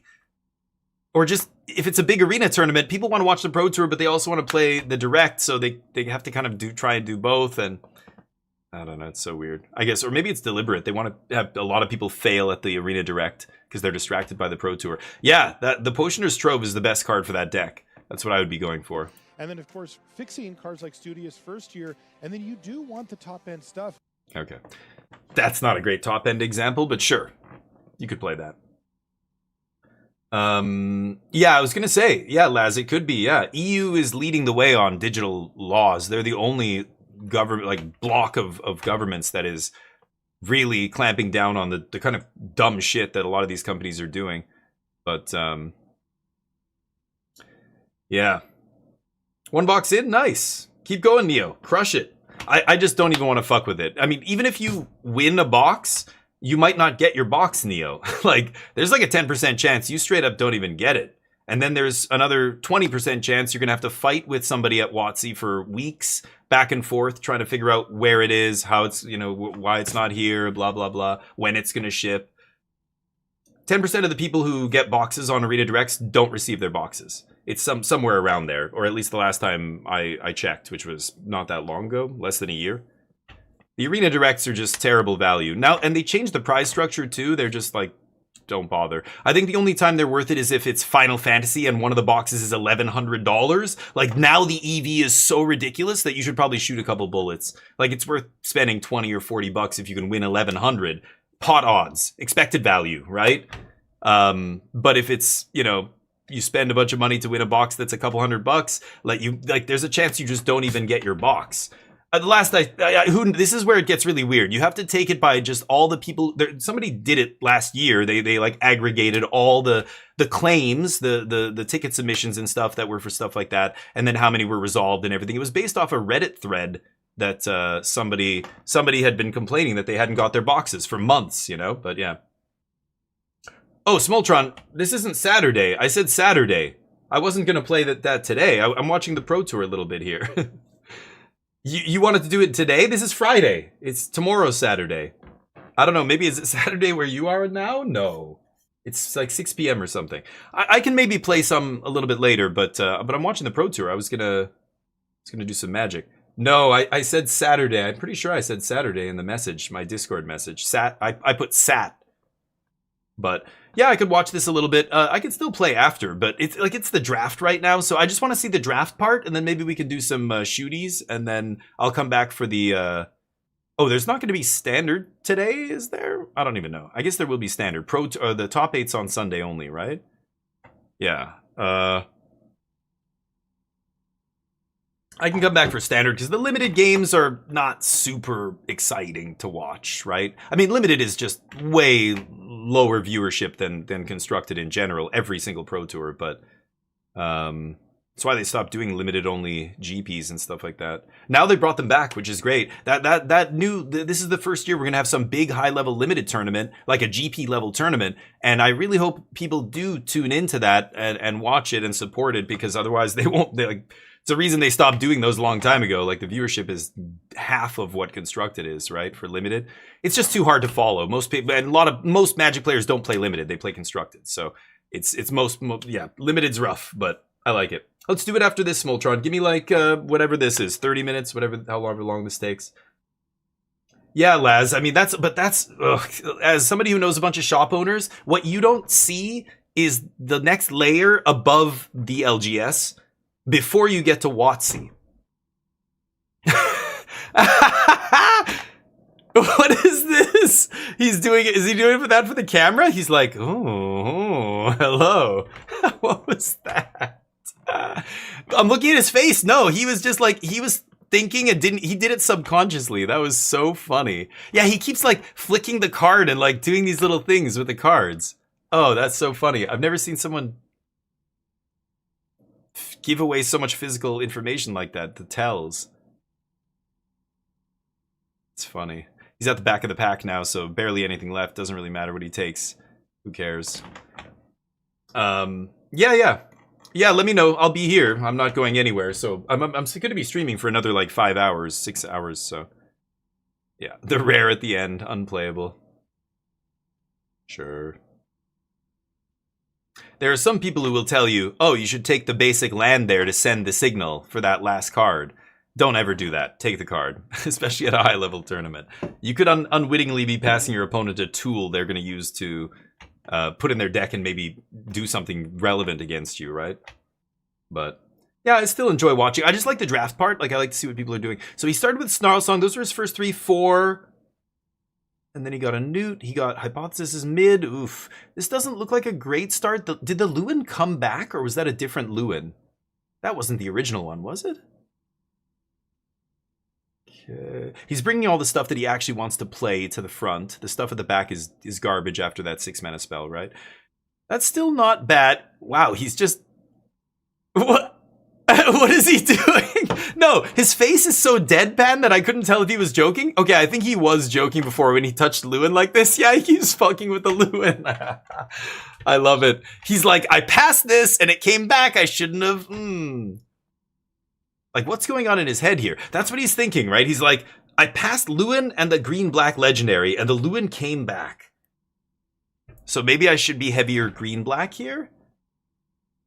That's so funny. I just love him wiggling it like, and the way he caressed it earlier, that was hilarious. I straight up thought he was just fucking around, but I think he was lost in thought and just was like, if I do blah, blah, blah, and then he just did it unconsciously. That's so funny. Are you serious, Laz?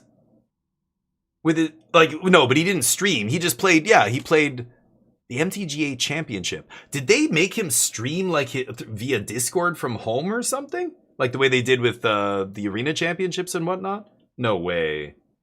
Yeah, this is new pack now, right? It's a pretty good one. Gotta take that rare, I think. Yeah. The ramp spell's interesting, but applied geometry is busto. Gotta take applied geometry here. That's a great pickup. The land, he's thinking about what's gonna come back here. One of these 3 cards, maybe? No, none of those. The land, even the land would be shocking if that came back. A green-blue duel, that's very high value duel. So, you gotta take the rare here, though. The rare's bananas, applied geometry. Yeah, now we're on new pack.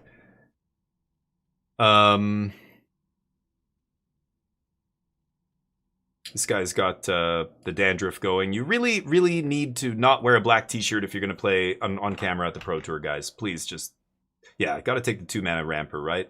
A fixer. It fixes it ramps. You want to be basic blue-green. Paradox is fantastic. Paradox might come back. Brotherhood's End is spicy, though. Wow, that's an interesting Mythic Archive card to open.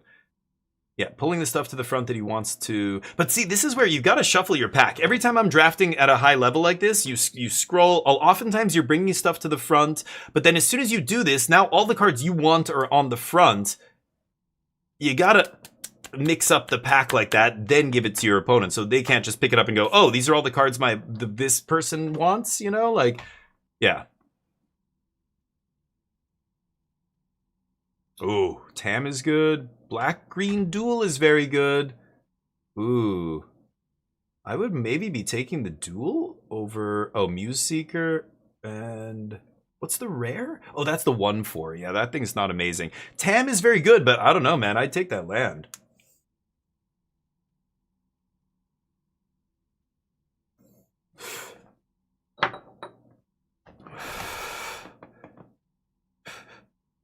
Yeah. Oh, okay. He looked at the land there. He knows the land is important, so he's picking the higher power, lower consistency pick there. The less safe pick, basically.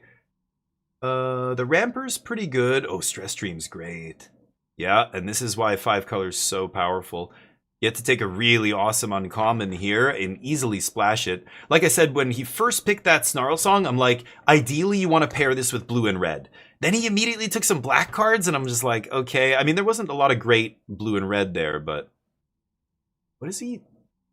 I don't know why he positions it like that. Is he doing that for the camera so they can see what he's picking? I don't know why he's doing that. It seems a little silly.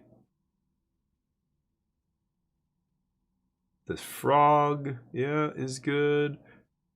And... yeah, the Converge guy there is not amazing. Royal Treatment's not amazing. Yeah, it's frog. Easy frog here, right? It would be nice to pause the video before he pulls something to the front, because he's obviously telegraphing what he's going to take, but every time it's the same thing I would take, except maybe the last pick. I would have taken that land, I think. Because normally when you do these kind of exercises, you should not... you know, like if you want to get good at Cube Draft, watch an LSV video, but pause the video. Yeah, Meal's not bad. What's the blue card? Essence Scatter? No. Is it Essence Scatter? Ooh, that's close. Ah, how blue are you? I think I take Emil at this point. He took a bunch of black removal. Yeah, he's not blue enough to make Essence Scatter good. That sucks, though, because Essence Scatter's great. I think if I was not taking those black cards in pack 1 and I was taking more blue-red, I think that would have been an Essence Scatter for me, but... so he's got a white-black duel. The 7-mana spell's okay in a deck like this. Is that the 5-mana? Hold on. Oh, no, it's not. Never mind. The 7-mana spell's not bad. He might take the 5-mana 4/5. That guy is really good. Is he going to take a duel? A white-black dual land? Whoa. So he's going to be green-black base. Oh, yeah, right. So he's just going to touch blue and red? So, in other words, if he's green-black... Oh, yeah, gotta take Potioner's Trove there. If he's green-black base, then he can actually play that as like an off-color swamp, right? That does make sense. Oh, that land, but it's fine. You're taking a piece of fixing no matter what there. That's sweet. Blue duel here for sure, right? Yeah, nice. Wow.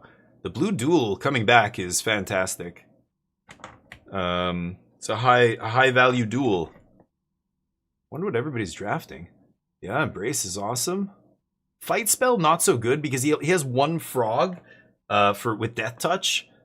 I would take the draw spell here. I think Fight is not great unless you're green-black with a bunch of little Death Touchers or something. He takes the removal spell.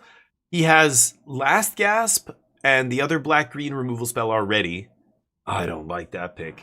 Terrafractal is, yeah, easy. Maybe he wants to keep the blue cards to a minimum? Is that why? Huh.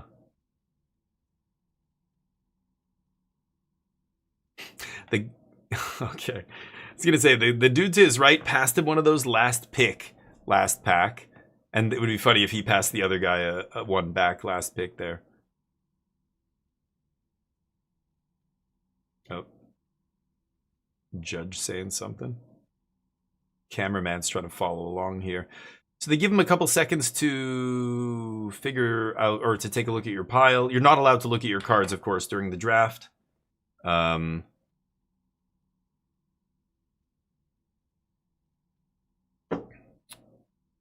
Yeah, some good ones. It's looking good. So green base, but I don't know if he needed to take those black cards early. He wants to be green-black base now, especially with that white-black dual pick. But man, I feel like green-blue or green, like teamer base is so much better. And then just splash like a black converge card, like the discard card or whatever, right? But got that Potioner's Trove. That is the most important card for this deck. He wants one more if he can get it. Nice. So that was lucky. That Potioner's Trove was like 5th or 6th pick too. So that's a good sign. Everyone has their own way. Right. But what's interesting is when we talk about what is the right way. Everybody has their own way. Yeah, but that doesn't mean everybody's doing it right, doing it the right way. Like, you know, even some things in Magic, you can just point to the math and go, look, like the math is saying you're wrong. You know, like when a guy told me he should play 21 lands in his limited deck, in his 40-card deck. And when I said, no, don't play 21 lands, that's too many lands. He said what you said, Smoltron. Everyone has their own way of playing. Look, I just don't want to get mana screwed. I really don't like getting mana screwed. So you know what? I like 21. I always play 21. I'm very happy. I don't need to hear your opinion. And I'm like, it's not my opinion. It's math. You are giving yourself a much worse chance to win the game by playing that many lands. Like what? This is math. It's not even... There's a website. You can go plug in the numbers and it'll tell you how many lands you should play. How do you think it's figuring that out? But people will still argue with me. And I'm like, okay, all right. A guy told me this in a draft and I just went, oh, okay, sorry, never mind. Like, I keep forgetting. Some people don't want advice. They don't want to get better. They don't care about winning the way you care about. Okay, I just want to do it my way. And even if it looks like a total disaster to you, I like it. Let me do it. And I'm just like, okay. That's essentially what they're telling me, right? Okay, so this is pack 3 now. That horse is interesting. He doesn't have a ton of instants and sorceries to make it go off. Is that stock up? I would be taking stock up. Is the second card stock up? But he's trying... Oh, is that the black discard spell? No, it's a creature, right? If the black discard spell would be very good in his deck, but stock up's so good. Oh, what's the rare? Ambitious Augmenter, Increment dies... I would take stock up. Oh, he takes the green card. Pfft, no. It's got increment, it grows, and then when it dies, it puts the counters. I guess that's still, it's good, but... Ooh, Black Planeswalker. Living End? Whoa. The Archaic's very good. That's the best converge creature of those of that cycle or whatever. But Black Planeswalkers just are inherently very difficult to kill because there are not many spells that target a Planeswalker, especially in limited. So Ral is an interesting pick here. Sundering probably doesn't come back. He knows it. He takes Sundering over the Planeswalker. That's a fascinating pick. I like it. I mean, that Sunring Archaic's very good. Wow, passing. And I mean, yeah, that was second pick, so the person to the right didn't take Planeswalker either. Planar Engineering does what? 4 mana. I don't even know what that is. Is it just Rampant or whatever, some put 2 lands into play spell? What's, and the other one's the 2/5, yeah. I don't know what that rare does, so I don't know what I would pick here. What does it say? Is it just it's rampant, not rampant growth. What's the other growth? Something explosive growth that puts 2 lands into play? I think that's what that is, right? Yeah. Okay, so that makes sense. Yep, that's perfect for him. He wants to ramp, he wants to fix, and that does it all. He just picked up a good 6-drop to ramp into. The Pest guy's not amazing. The land's good, though. I would definitely take that land. Yeah. What's the green? Oh, the green-black card's the 2/3 that grows. Doesn't matter. I would take the land here for sure. But yeah. The way they pick, oh, you with the touching and all that stuff? Yeah. Is that what you were talking about? Sorry, I misunderstood. Yeah, that is true. I think he's doing it for the camera too. He's like showing, he's showing the camera. Like when he took the card and he put it like sticking up like that in his hand. That was weird. Galaxy of Heroes had a guy tell me that all the time. Yeah. I mean, yeah, and if you can just prove it, okay, another removal spell, sure. If you can prove it with oh, is that a green-black duel? I would take the duel here, maybe. But if you can prove it with just math, like it's just basic math, then it's, you know, yeah, like you're not. I don't get it. Do you like losing? Because you're just gonna lose more. Like I don't care how you approach this game. I think most people play the game because it's an interesting contest. It's fun. You try, but you're trying to win, right? So in the interest of winning, you would think that anyone would be open to getting better at the game. But it's your mentality, your perspective. There are people who just do not want to be told how to do anything. They feel like maybe it's like, I don't know, who knows what kind of upbringing, what kind of life they had. They can't handle being told anything that could be perceived as critical, perhaps. Like that, I know people like this, and that I can't get my head around it. It's like, why wouldn't you just want to get better, though? I'm not mocking you. I'm not laughing at you. I'm not calling you bad. I'm just saying, like, this is basic math. Like, you shouldn't play 21 lands. You should play 17. You're way over. It's not even close. Like 18, we could argue. 16, we could have a debate about that. But 21 lands, you're just completely wrong. Nobody who understands anything about numbers, math, probabilities would ever tell you to do that. And yet you're telling me that you refuse to change because you're ingrained bias? Like they can't see their own biases. They can't think critically, right? I think that's the biggest problem. And then they just, yeah. They double down. Well, I think this guy's deck's okay. We'll see, but yeah. With the wrong, yeah, we'll call it exactly Big Spartan. Yeah. Oh, you mean, yeah. With this Smoltron, but yeah, anyway, it's interesting. I just think that was an interesting topic, but I know Smoltron's talking about the way he's handling the cards. That's something totally different, yeah. Everybody handles them differently. But that's another thing where it's like, I tell people every Pro Tour, because every Pro Tour, we always see someone on camera who's a sloppy-ass player. Even the world champ, for example. Watch the way some players keep their board state.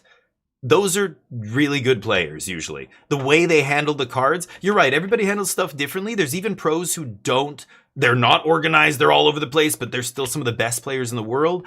But there is a right and wrong way to do it, and the sloppy players are just simply doing it the wrong way because they refuse to change.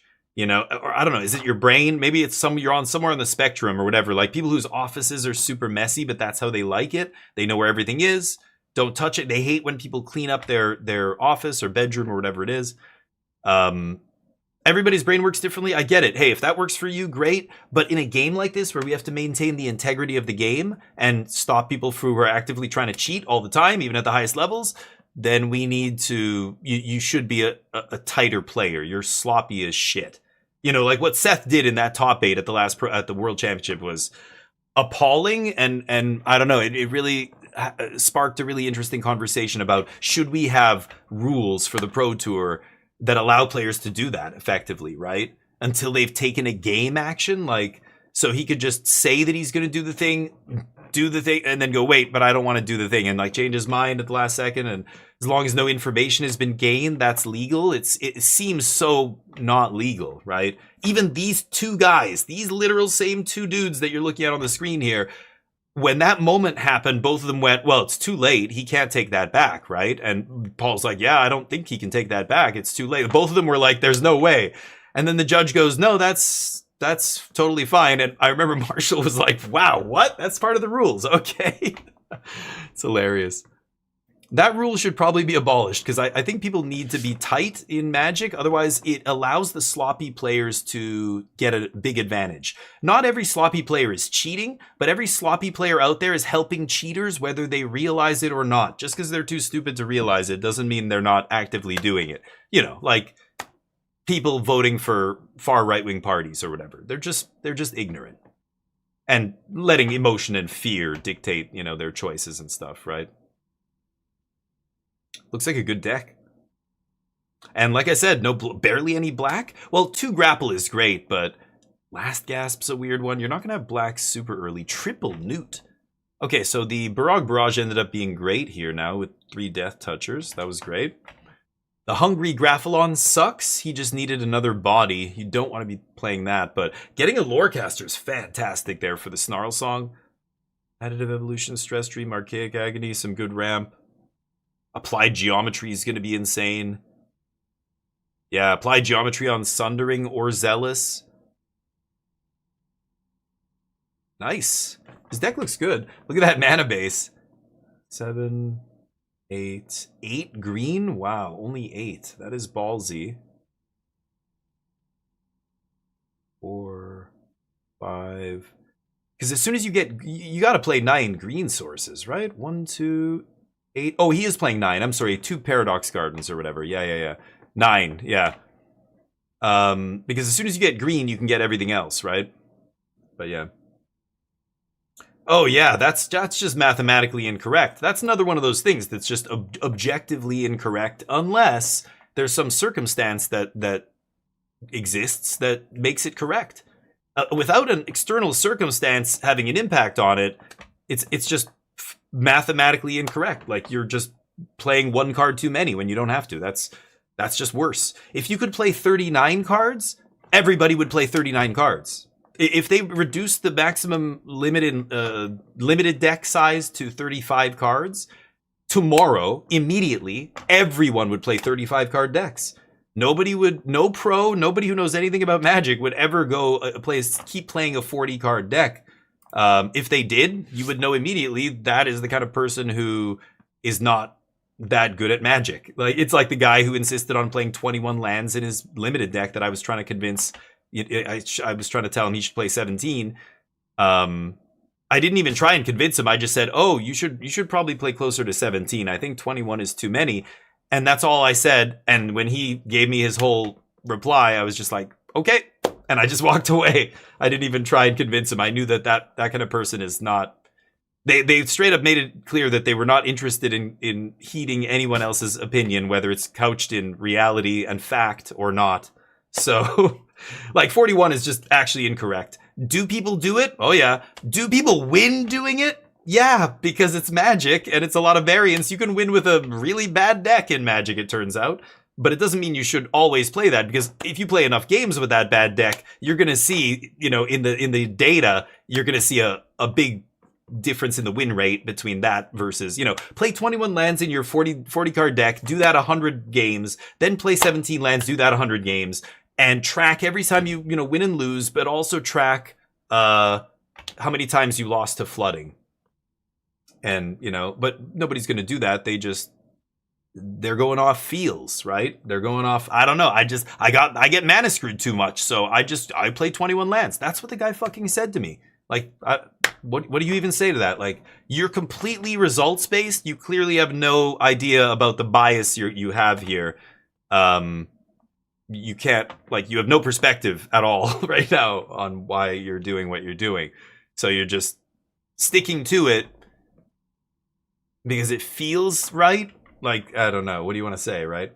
Yeah, that's what I did. I just walked away. Like, that's, you know, I don't sit there arguing with religious people. Like, and man, when I lived in Korea, like, there are these cults, these Christian cults that will try and get you to come to their events and stuff. So I'm just walking down the street, and, you know, two nice ladies walk up, older ladies, whatever. Oh, do you come to our church? Or do you believe in Jesus as the Savior? And da-da-da. And I'm like, no, thank you. I'm sorry. But you must, and they're like following me. And if they don't leave me alone when I make it clear that I'm not interested, now I turn around and go, you know, I said stuff in Korean to them that I don't want to say on stream now.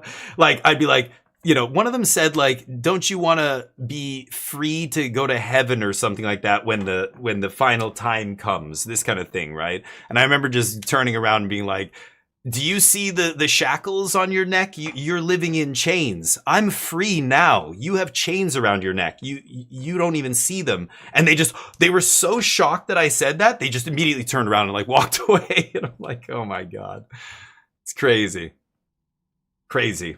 But I don't engage until someone makes it clear that they're not gonna back down. Now I'm gonna fuck with you. Now I'm not pulling any punches, and I'm gonna say something you're not gonna like. And I feel like saying, if you didn't want to hear that, you shouldn't have fucking kept yapping. Keep your mouth shut next time. I've embarrassed people even at the dog park sometimes. I don't take any shit from dog owners who are ignorant. There's so many. They don't know the rules. They don't have any understanding of etiquette or anything. They don't even know why we have a small dog area and a large dog area. Like, some people will bring their large dog through the small dog area to shortcut to get to the large dog area. Like, it's not even a small dog. It's small and shy dog area. It's for dogs that have problems socializing with other dogs, like my dog. So if somebody brings their big dog through there and Neo's off the leash, he might attack that dog. And if that happens, I'm going to tell that person, is this BO3? Nice. We've had a couple close calls already, and I've had to tell people, this is a shy. They're like, no, it's not. It's just the small dog area. And I literally point to the sign. It's right next to the gate. And I'm like, look what it says. Can you read what it says? The last word says shy. Do you see that? Do you know what that means? If you don't know what it means, I can tell you what it means, because clearly you're ignorant. You just don't know what this section of the dog park is for.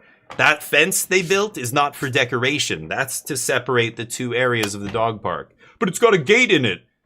Yes, the gate's for maintenance people. You can't imagine why they would put a gate in a fence? It's not for you, dipshit.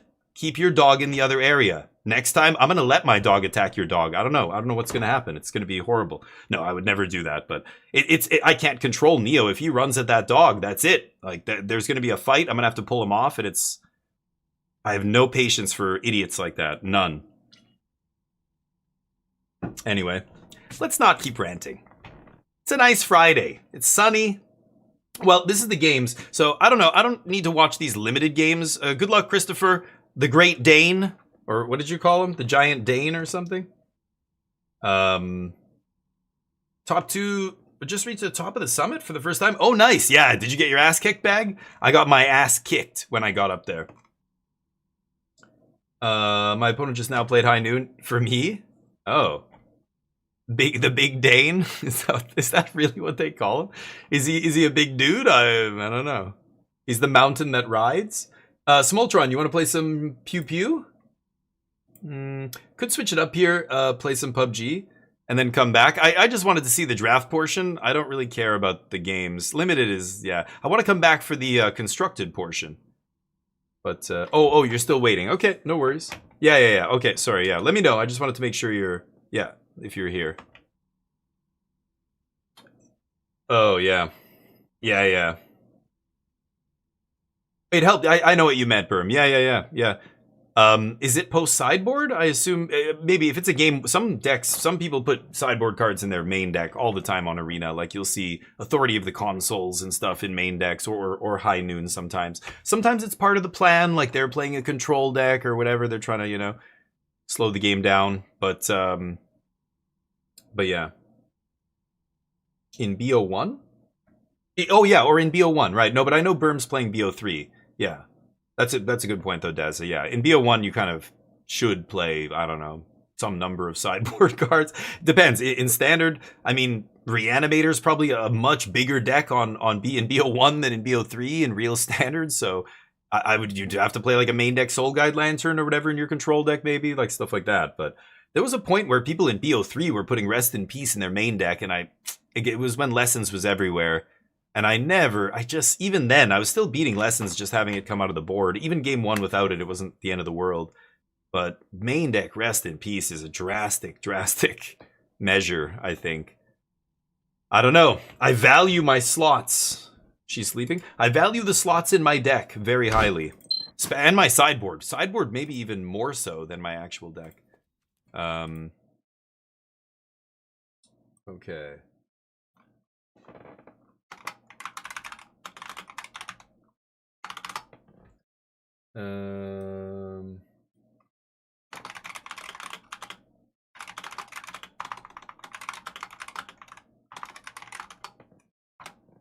Let me just change this stream title. So I heard Subnautica 2 got a release date, but boy, I'm gonna stay away from that game for the first little while. I have a bad feeling about that game. I don't know. There's a lot of drama swirling around that game. I think I might hold off on that one. But another couple of games got announced, release dates. What did I post? I posted a couple of them, I thought. Oh, Star Wars Galactic Racer comes out October 6th. And there was one more. Smoltron was posting about the Heroes of Might and Magic, but that's only early access, not the actual full release. I think I'm going to wait for the full release for Heroes of Might and Magic. I don't think I'm going to get that in early access because I played that game already. Like when I played the remake, I was like, wow, this is just like Heroes of Might and Magic 3. Like they nailed it. And I've played a ton of that game, so I want to play the whole thing, I think. But yeah, I'll get it when it comes out, I think. Yeah. Oh, The Witcher 3... What? Maker? You mean the Witcher 4, like the next Witcher game comes out in autumn? Have they done a release date for that though? I don't think they've actually said the official release date, right? If I'm not mistaken. Hold up. Let me turn on. I'm gonna go to the PUBG overlay, I think, actually. Here we go. I'll jump into Discord here, but I've got some stuff to open first. Hey, what's up? Let me turn on my SteelSeries software as well here. I use this SteelSeries software when I play PUBG, and it's great. Hold on, I've got a... You can hear me? I can't hear you right now, but I'm gonna open some crates first. Hold on. Let's get some points. Oh, this thing. I can spin this wheel. Oh, my microphone was muted. There you go. Never getting it. Okay, I can open a bunch of this stuff, and then hopefully get enough, whatever this is called. Or the original This, creator credits. of Witcher 3, you know, the producer. He went Oh. off and made his own studio and releasing a new game. So. Oh, okay, that's what you meant. So what was the game? What's the game called? So it's the maker or the creator of Witcher 3. I don't remember. It's some kind of vampire game. Looks like Witcher game, but a different setting. Oh, okay. I don't remember the name. You can buy one. I need 10. Oh, Let I me can see open. if I can find open it. a crate. Let's open a crate. Give me some good gold, baby. No, it would be gold already. The light would be gold, right? Yeah, nothing. Okay. I'm ready. Smoltron's carbon fiber Bugatti in the background. You heard that. Am I gonna play Neverness to big Everness? patch What is that, for, Big Spartan? No. I don't know Windrose what is that gonna is. take like 6 months. Oh, no, I didn't know that. Yeah, I'm already done with that game, basically. I just wanted to finish all the quest lines and stuff, so I think The game is called The Blood of Dawnwalker. Oh, I've heard about that. Yeah. You said it comes out in August? In autumn. I don't know. August to November somewhere. Okay. Well, here we are, folks. Destin. Do I have Destin here? The trailer was some kind Los of Arcos. vampires, and the guy become a vampire or whatever he became and stuff. Oh, okay. Interesting. Very similar to Witcher. Let's go. The chat wants us to go Arcos, so let's go to. It's too far. But let's go over here and we'll take a car or something and get in. All right. We can just land there. We will probably get a team. Maybe, yeah. People like to land there for some reason. So we are in the European server I mean, right it's now. duos. It's gonna be people everywhere, no matter what. Okay. If he's too loud, let me know as well. I can turn him down. Are you guys ready? Should we get the bets up? Let's get some bets going here. There's no casino day right now, but doesn't mean we can't bet. It's always a good time for bets.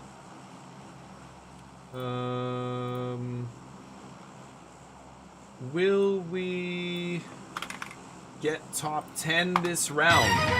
Put your bets in. Okay. Still pretty far away here, crossing, think there's going a past hard spawn. Ripton. Car on yellow. Yeah, there should be a vehicle somewhere around there. So this thing is more than a kilometer from the plane path here, so I'm gonna drop 90 degrees. I'm just gonna use the wing of the plane is perfectly straight, basically, so I can just point it, and at the top there, when you get to your mark, you jump. Am I red? I'm red, right? Yeah. We got one guy jumping our direction. 2 guys. Oh yeah. Oh yeah. Definitely people coming. Three Yeah. guys. 4. I see 4. So 2 teams. You want to go to the other side? We can either take the fight or just jump in a car and go. There's a car there. Oh yeah. Let's get the car and go. No, let's take that car farther away. I'm gonna try and get this one before these guys do. These guys are I gonna take go this to the close buildings. car, you take the other car, and we leave no car to them so they can run to check. Yeah. I just hope this guy doesn't find a gun and start blasting. Nah.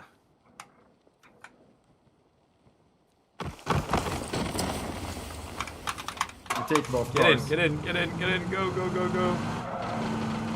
Oh, they're fighting. They're gonna fight with each Yeah, other I'll grab first this one. anyway, so... I'll see you in Los Arcos.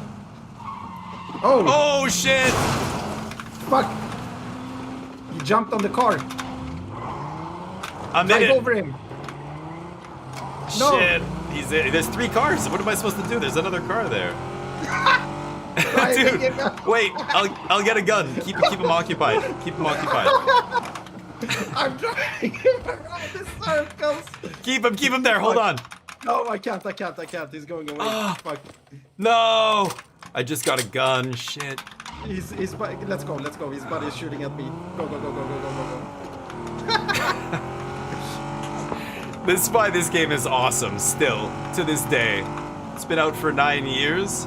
Still I was great. driving him around the circles a lot. That's so funny. Yeah. Oh, wait, there's a cop car. Oh, get that.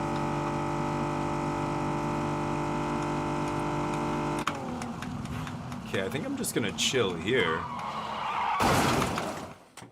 All right.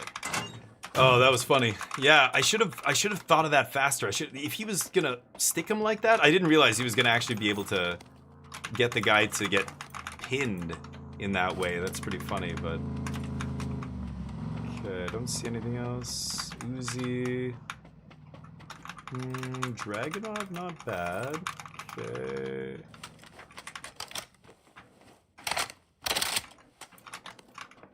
Okay. That Well- would have been so hilarious if you would have gotten a gun faster. I should have thought of it. I didn't think about it until it was too late. Yeah, I'm an idiot. But, yeah, that was funny. These guys might come to us? No, they're gonna go in the circle, right? Yeah, they're probably gonna go into the circle. I got a security key. Okay. Ooh, there's one right here. Level 2 vest. Alright, so we're good here, I think. There's a crate here somewhere. Yeah, I see it. It's on the main road. It's one of those trailer trucks. Let me see, I'll find it. I'm positive there's a container. Oh, maybe it's in the building, or it's at the top of one of those buildings. Yeah, that's it. I don't know. Shit. Well, we gotta use that. I mean, I can look it up, but I'm pretty sure they're in those buildings. You should get in the car and just go over there and get it. I should have also stimmed up already. There's M24s in here, in this building. You're too far. I'm just gonna... I'll find something. It'll be fine.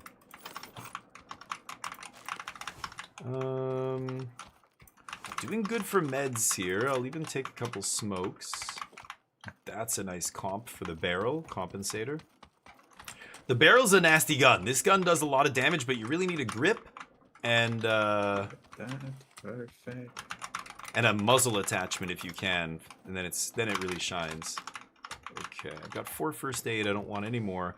Let's stim up here. Here we go. Berm, didn't you download this game? I convinced you to do it, right? Did you uninstall it? You're done with PUBG? Because you can join us right now. Play with me. No, I thought there was one out here, but in this city, it's in the buildings. It's in that one of those high buildings. Just it's on the roof, I think. You can get it. The only one I know about is here on yellow. We could drive to yellow. Hold on. I know there's one here, so let me just... I'll find it for you. Hold on. I think it's right here in this building. Like on the roof. Let me go up and look. Son of a bitch. Stupid ass, tall ass building. Yeah, that would be great. Check the circle. Okay, jammer pack's a nice grab here, though. Hold on. Wasn't it here? Shit. Am I wrong? Maybe it's in that. Oh, crap. No, it's not here. I'm wrong. Yeah, I don't know. I don't know if they changed these things too, but I swear there used to be one here. Otherwise, we just take the one in Barclift. That's the easiest one on the. Okay, let's do that. Let's get a I'm just gonna check this roof. I'm just gonna check this roof fast. I don't see any vehicles here either. Here. Nope. Let's go back. Alrighty. No, oh, are you kidding? Yes! Jump in, and we're in the Discord as well. You'll have to jump in the Discord. We're playing on EU server, but we can switch over to North American. To the cop car.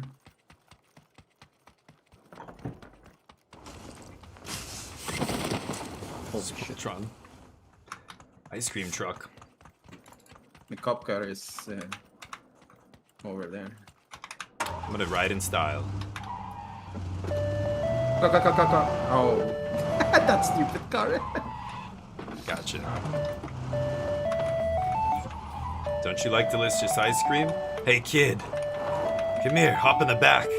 Got free candy for you. Oh, there's the car, yeah. Here we go.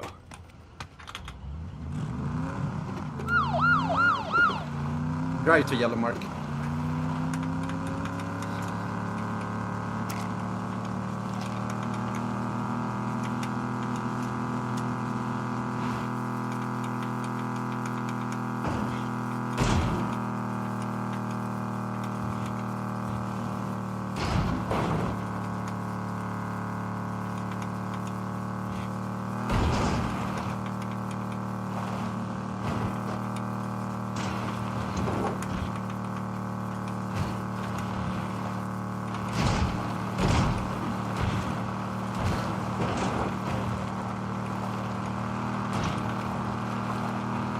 I don't think there's like anyone here either. This is so off the plane path. Yeah, we could have gone to one of them in the circle too. Yeah, but let's just take this one. It's the closest one I know about. Uh-oh. Holy shit. Oh, holy crap. Even if you turn this car around, there's a car in yellow as well, so.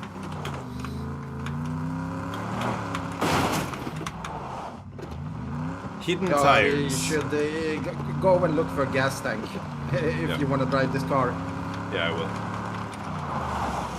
Stop here. Ouch.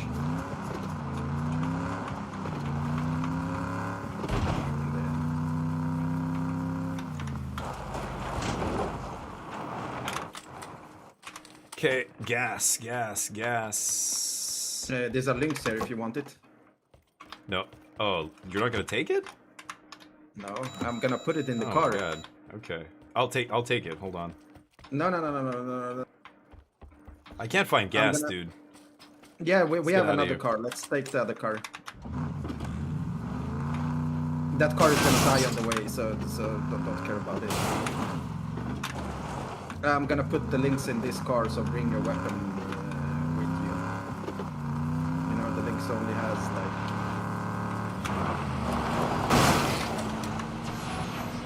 Wait, where are you going? I'm gonna put the... Oh, I weapon thought in you the did car. already. Okay. No. Oh boy. Phase 2. We're pretty far from the circle. Holy shit balls. I'm just gonna take the links. Why are you gonna put it in the trunk? Let me just take it. Fuck it. Because it has 10 bullets. Once okay. you're out, you won't have any ranged weapon. That's Okay, why. I'm gonna drop a bunch of shit here. Okay.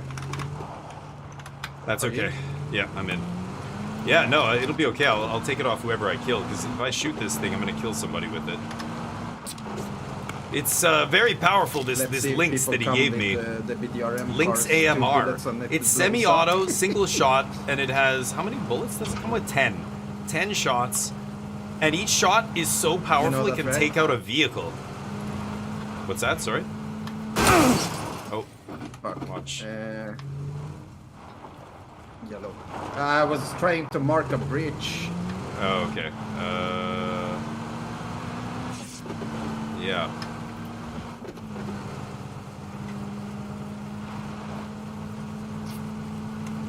Yeah, you can follow my line if you want. Might have to stop so I can use a first aid soon. I don't have bandages, so...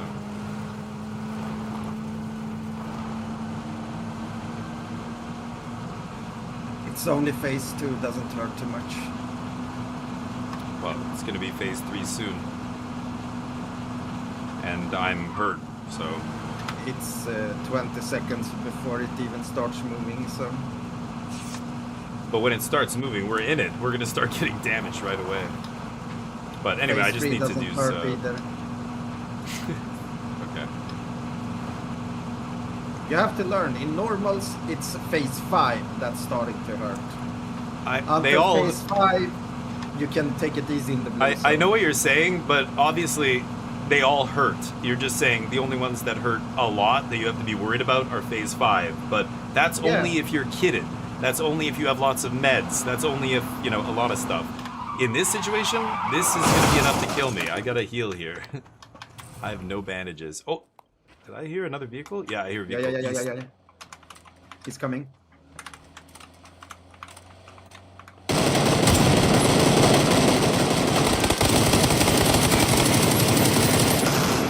Oh, nice. Okay, I'll get this guy's body. Ooh. I get the other guy's body. Jeez, hopefully nobody here. Oh, I need that. Grenades, I like. Oh, this guy had a flare. Yes. Oh, this guy had a flare. Yes. Ooh. Let's get it. Let's Level get 3 it. vest. Let's take his Oh, level 3 vest okay. here. I'll It's come, hold on. it's fresh.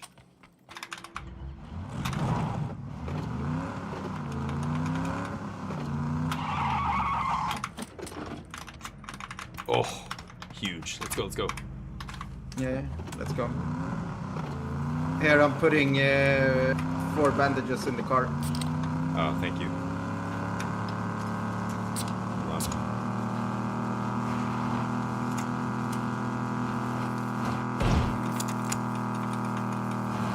I want to grab those bandages, but I can't. Oh, right in front of us. Drive, I'm healing. Oh, shit. They're hunting us.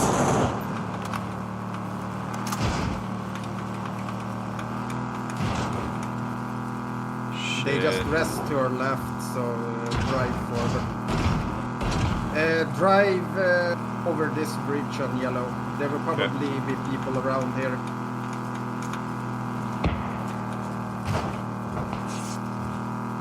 I gotta heal again here. Hold up. I put bandages in the car, man. I know, but I'm driving. I can't grab them. Hold on. Change. Oh, I hear shots to the right. Right. People are shooting it. Over the bridge. Where are you going?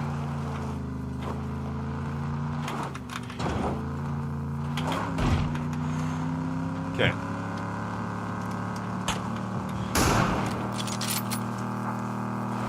I need to stop somewhere. Just stop here on yellow.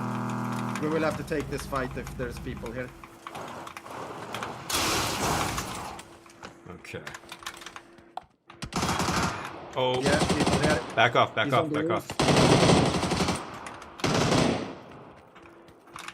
He's on the roof. Fuck.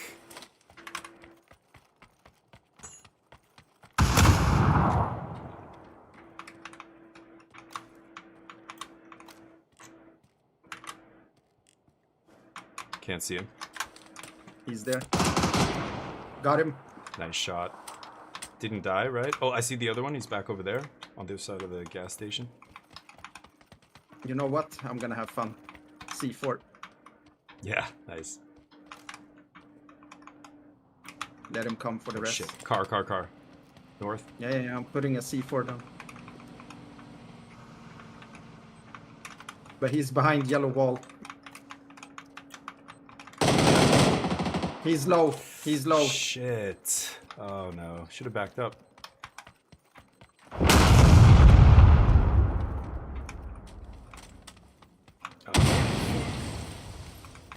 Yeah, I'm safer. He's pushing towards this direction. Fuck. I'm safe. Oh, you fucking...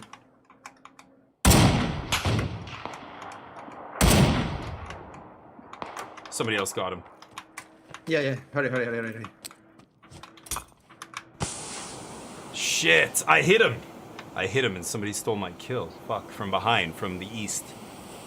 Yeah, it's okay. Get back to the car.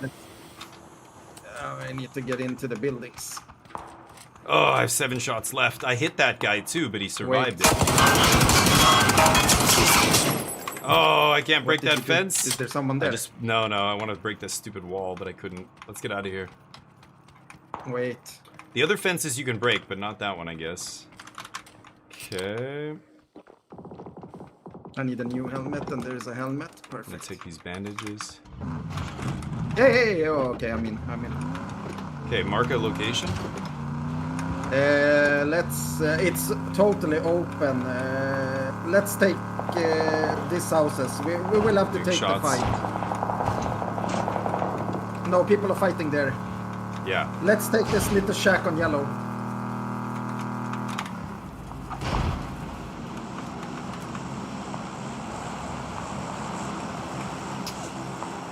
You will have to drive. They are shooting at us. Nobody here though. Hold on. They are shooting at us from behind, dude. They're gonna shoot me off the car. Okay, we're good. Car.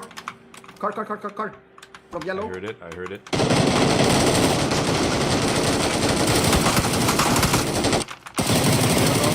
Got him. He got both. Good. He Holy got shit. an MG free if you want it. Oh, I saw him, yeah. They didn't know I was inside the building.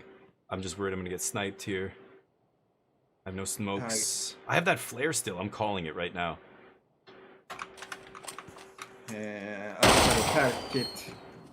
Oh, this guy had a nasty weapon. Level 3 helmet. MG3, come to Papa. Don't need you.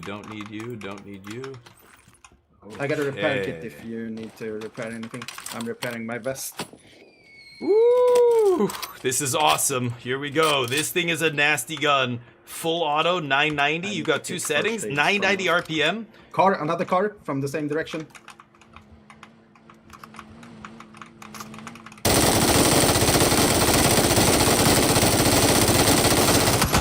Boom! Oh! That's why you take an LMG, baby. Oh, that is nasty. Give me the ammo. Whoa. You're taking all the ammo. I need all that ammo. No. Take. Here, 21. Okay, there's some at the bottom. Yeah, I need a lot of ammo for this stupid gun. I know. I melted that car. That was awesome. This thing just shreds. Do you see the tires go out immediately? So nice people are just coming to us to die. Yeah, don't stay outside. Be careful. I've got 7 shots left with the Lynx, too. Gonna stim up here. Do you need to repair? As soon as I started blasting... No, I'm good. We should have a drop coming down right on us. Here, I bullets. called in... Here, take. Thank you. I called in the flare. Like, we should have a drop right here. Yeah, but we should Yeah, also have people that was coming awesome. towards us for that drop. That truck just got absolutely melted by this. The tires went. They started spinning. They couldn't get out. I see a car over there on yellow. Oh, that's BDRM. Yeah, somebody's calling it a BDRM as well. Yeah, our drop's on its way. It's gonna be in the middle of the road, though. It's gonna be tough. We could ignore it. It's only 16 people left, except for us. Oh, he has a muscle break. I'm gonna take the muscle break. Yeah. Where is the muscle break? Did you This take guy it? had 12 drinks. I'm gonna take this. No. Oh, this guy's got a little bit of a damaged... Oh, this guy's got an MG3 as well. Holy shit. And an MK14. You should take this MK14. No. I want my Baltic. Smoke this? Can you smoke that package? I'll grab it if you smoke it. Yeah. We don't even need it. I'm level 3'd. Okay. I'm gonna go for it. Do you have level 3 helmet? Yeah. He had one. I don't. There's a new Lynx in here if you want. Okay, I'll grab it then. Just leave it. I have 7 shots. Like, I don't want to ditch this, but I'm gonna shoot at anybody I see now. We need to start moving. Let's skip the cars now. Oh.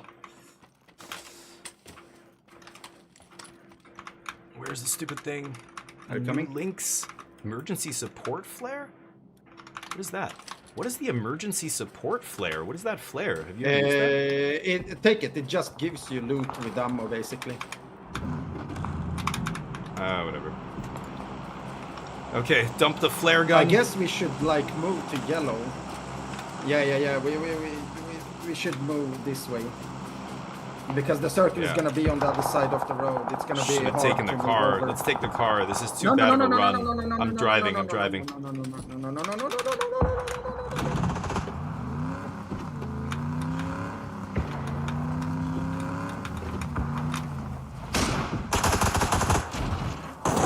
Drive. A car coming your way. Yeah, they're going past. It's all good. I knocked his body, so he's alone. His body's gonna die in the blue zone. Remember, we have people in this building. He's dead. Good job. Okay, I'm boosting up. Okay, get in here and join me, because I bet you there's guys in here. We've got to move to the west. Ooh, that's bad. I'm opening this door. Got to go over here. Yeah, he's on the second floor. He's on the second floor. Little window on second floor. Yeah, I'll get him.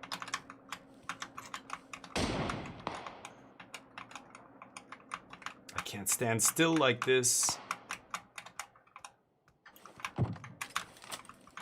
Oh, we got people on that one as well, I think.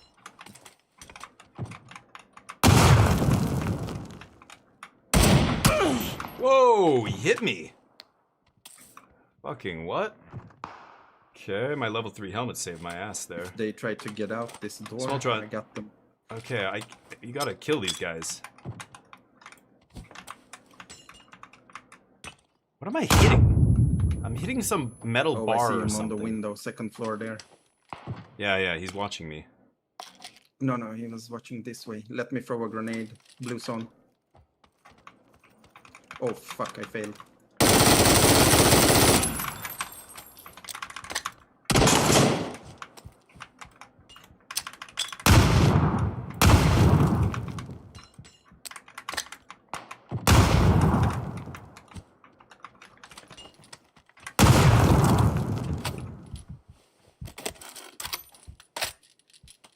Uh-oh.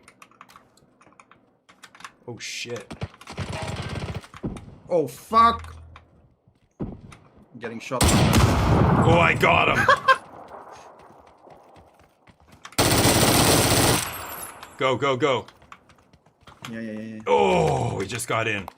Nice, nice. Oh, there's a team at that rock right there. If they see us, we're dead. They have I'm already pretty shot sure. at me, I think. Oh shit. Grenade What the fuck? on Yep. us. That's it. Gotta heal again. Hold up. Ah, he's in here. Yeah, I know. I knew there was a guy. He's resting. He's resting. He's resting on my body. Throw a grenade if you have.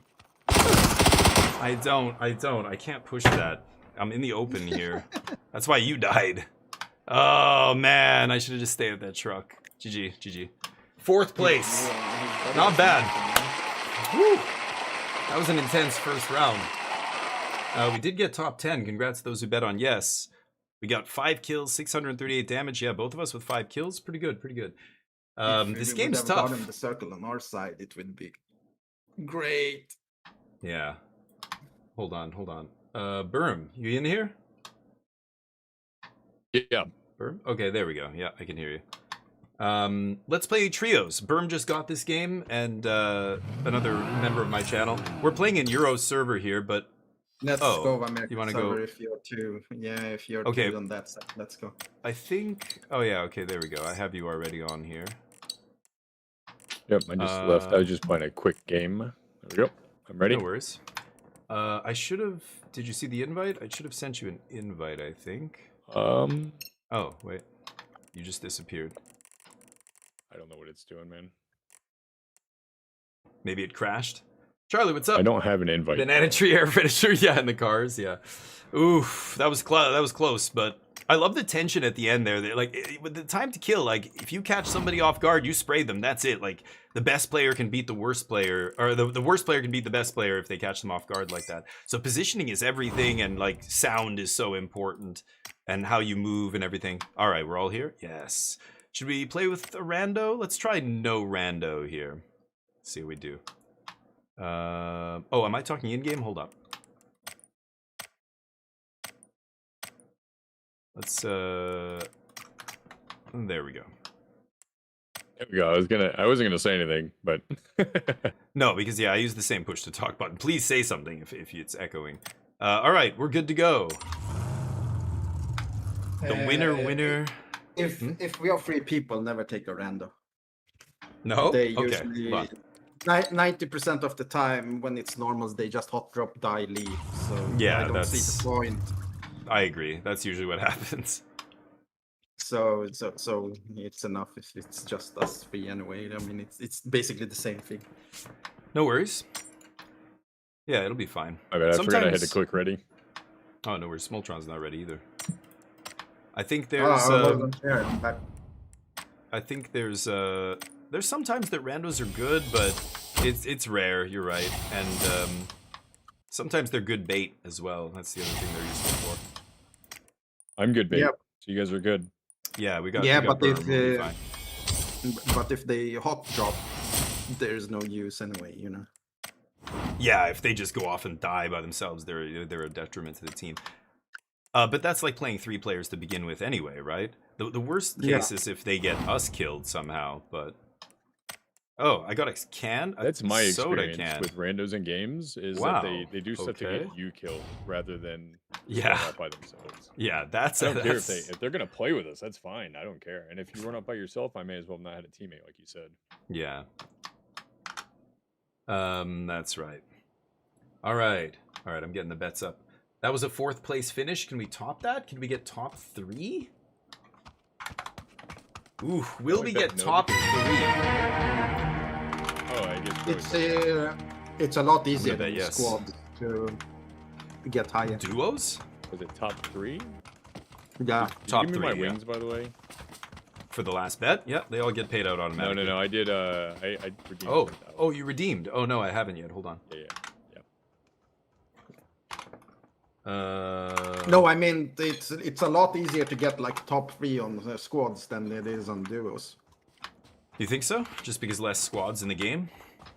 Yeah. Yeah, maybe. So that's why it's... Well, in duos it was top 10, and we got 4th place. So I'm changing it from top 10 to top 3, because, yeah, what you said is true, yeah. It's a little bit easier, because there's just less teams to begin with.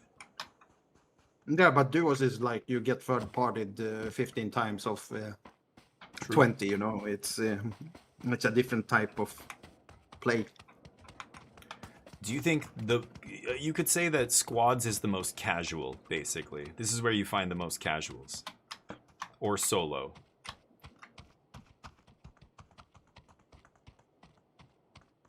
All right, let's ask the bot what to do. Berm betting on the game? Yeah, some beat Rose shit. Let's go, what is it, Miramar? Miramar. All right, there we go. Chat says La Cobreria? Oh, that's so far away.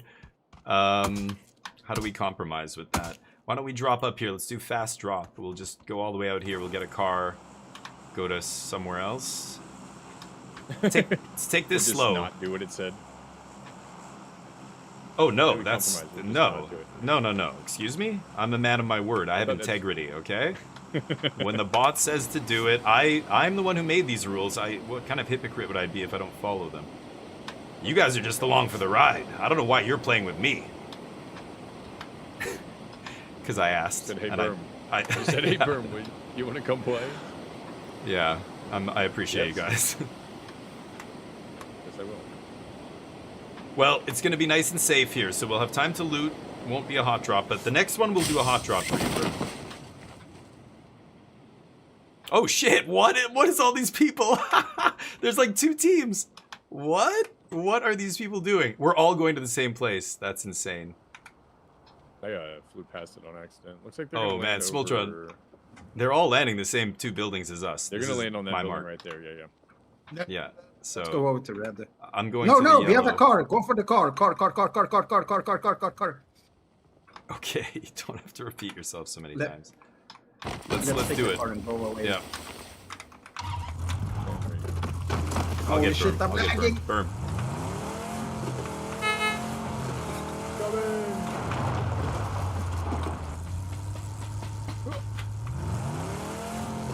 Oh, they're going past. They're going up here. This son of a bitch. Watch it. Watch it, bro. None of us have any weapons. They're going to Oasis. We're going to go past Oasis, right?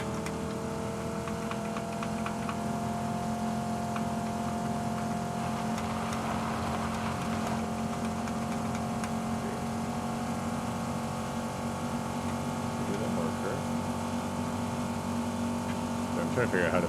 All right, here we go. Here we go. Sorry it's so loud. These old V8s. It's got a Holly double pumper. F7 is to lower the volume if it's too loud. Temporarily lower the volume.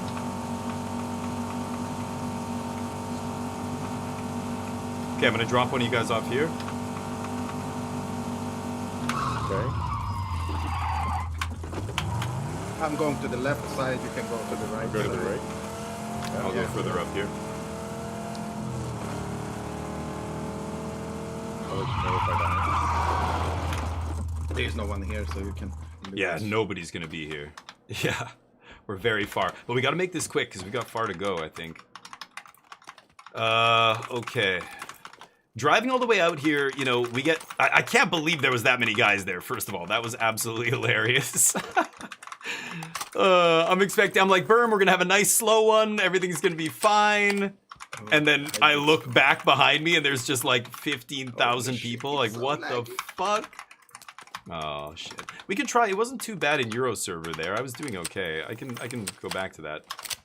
Berm, what part of... Are you on the east or west part of North America? I can't remember now. West? I'm on the west. Yeah. Okay, so you're the same as me then. You'll probably have around 150 ping or something. But if we go to Euro server. Yeah, whatever you guys want to do, man. I'm good. All right, first things first. Let's win this. Oh. Then This we'll barrel's figure it good, right? out. Oh, love it. Yeah. I like it. It's tricky to control, so make sure you... If you find a tilted grip, take it, and I give you a muscle break. And yeah, exactly. The weapon will like not bounce at all. I've got a muzzle brake here. I can hold for you if you don't have one. Sure. Yeah, I don't have one. Okay. Yeah, he's right. Like, I got a Bugatti. A Bugatti? Oh, you got the car skin. It's nice. I love that. That is the coolest collaboration, all the cars collaborations. K-pop, not a big fan. Smoke grenade, sure. The car 6X collabs scope? are nice, actually. Yeah, like that's what I like. I don't like the K-pop stuff, but the car stuff is actually really cool. And they've done so many, like so many high-end brands have been in this game. It's crazy.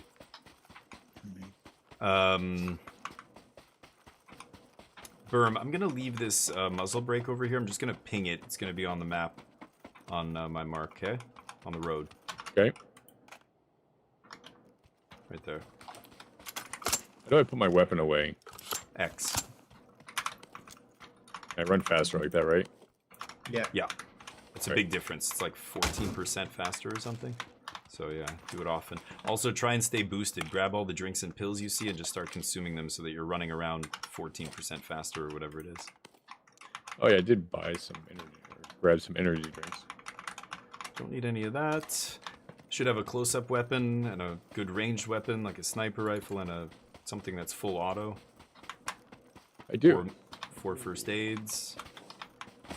Maybe some grenades. The pros always say, get as many smokes as you can. Yeah, smokes are so good. I like the smoke launcher. I always try and find a smoke launcher if I can. And then, even then, have some extras, right? Here is a Car 98 sniper if anyone wants. I'm pretty good. I'm gonna be good for guns here, I think. I gotta make sure we get enough first aids and stuff, is the problem. Yeesh. Let's keep going.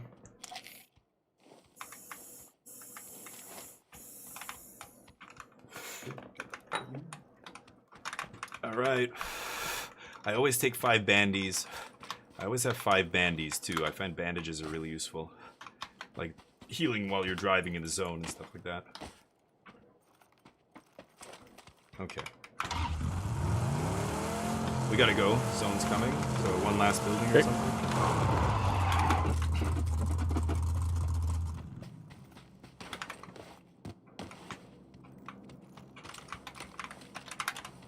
Nothing?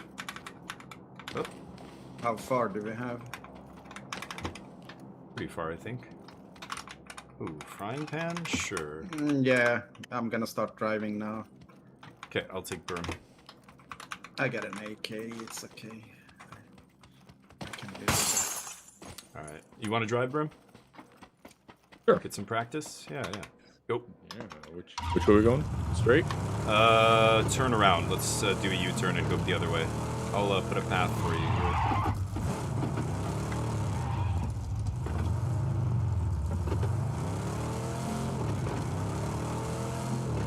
Shit. Okay. I put kind of a path on the mini-map there. You should be able to see it. You're going to make a hard right here at this street.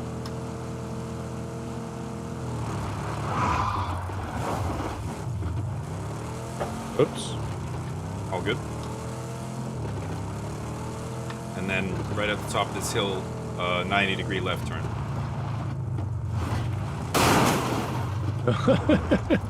Level 3 west good. there, come and take it, someone. Oh, Yeah, I have a level 3. You should turn around, go back to Smoltron. Go back to where he is. Do a U-turn. He just said there's a level 3 vest there. Do you have a level 3 vest, Berm? No, I have a level 2.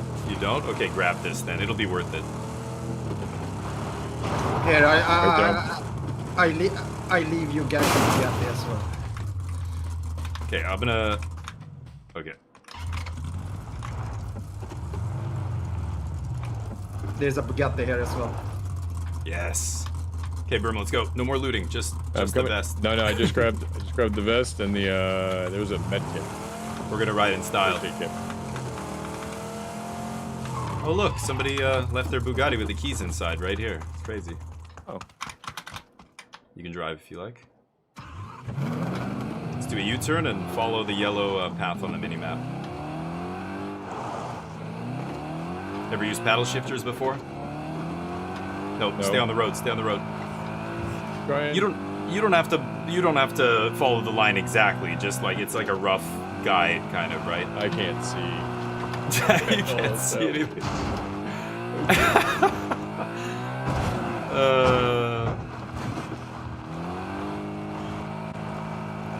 Poor Burb.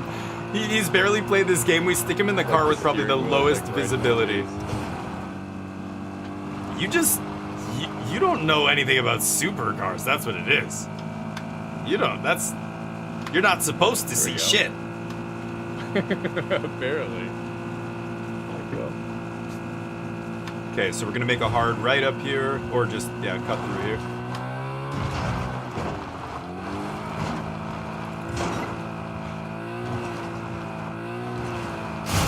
Okay, all the way through the city, dodge whatever. Oh god. And right. Or left. Oh god. Go left here instead, it's fine. Okay. That was the end of my path.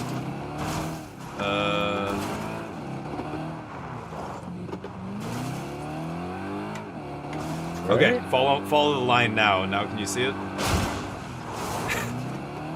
Yep. Okay, let me drive so you can stim up. Don't jump out though. Stop the car first, or I don't know if you know how to switch seats, but okay, there we go. You gotta stim up. 1, 2, 3, 4. Yeah, there's only two All right, seats. now So I didn't can know if drive. it would let me do it. Control 2. Yeah, that's a good point. It's a 2-seater. You can't. Yeah, you can't. Good call. How do I use this first aid kit? You can't in the You car. need to stop. Bandages. You need to stand still. Yeah, that's why bandages are good and stims, but you gotta stim up as well. So just do that.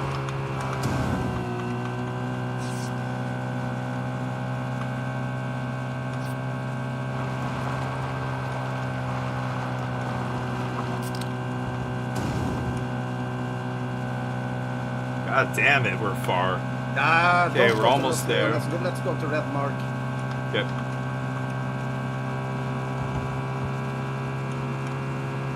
Alright, that wasn't too bad at driving. Oh, sorry. Yeah. No, you were good. I didn't know where the turn was. Trying to drive a vehicle in Call of Duty with a keyboard mouse is like speaking difficult. Way worse than Yeah. Call of Duty's cars are weird too. They bounce around off everything and they're like totally unrealistic. This is controller is easy, but keyboard and mouse. Yeah, driving games controller's always better, you're right. Let's get some air!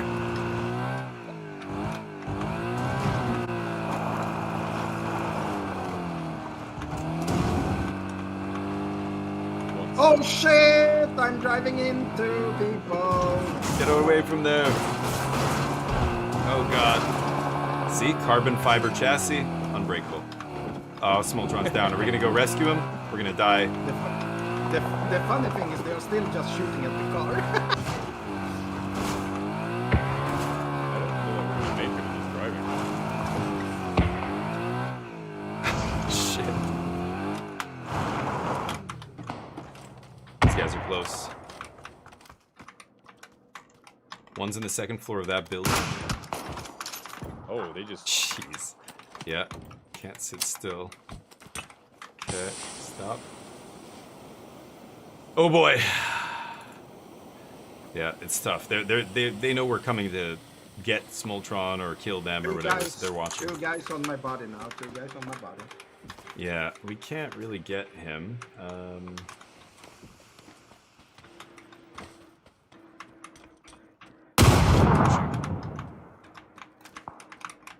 One of them's trying to nade us. Hit him. He's hurt. They're gonna come get us. We gotta get in the car and get out of here. Ready? Okay. Yep. Let's drive.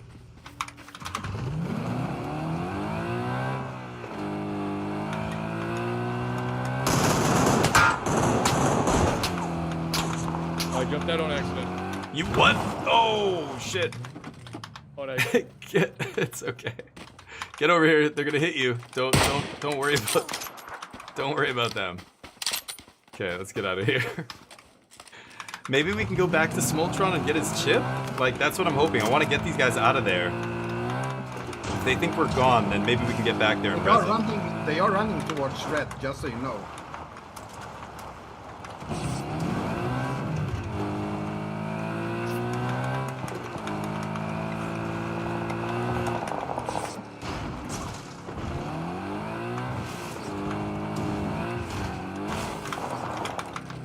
Let's try and stop. Let me try and stop here and just take a peek. They're fighting somebody else now. Yeah, somebody else.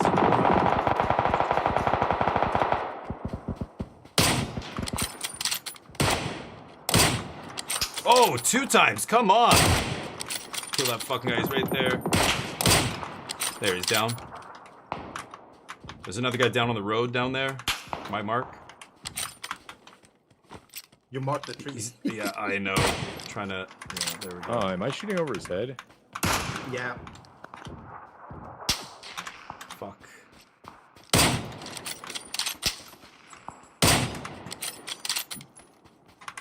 Somebody's shooting at us from east. We gotta get out of here, Berm. We're gonna get pinched. Okay, I'm coming. Can we get? I'm gonna try. Okay, you got the car, right? Okay, I'll grab the car. Okay, I'm gonna try and get Smoltron's chip. This is suicide. They He's are all on the my way. ship.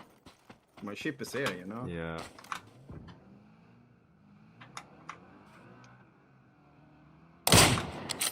Fuck!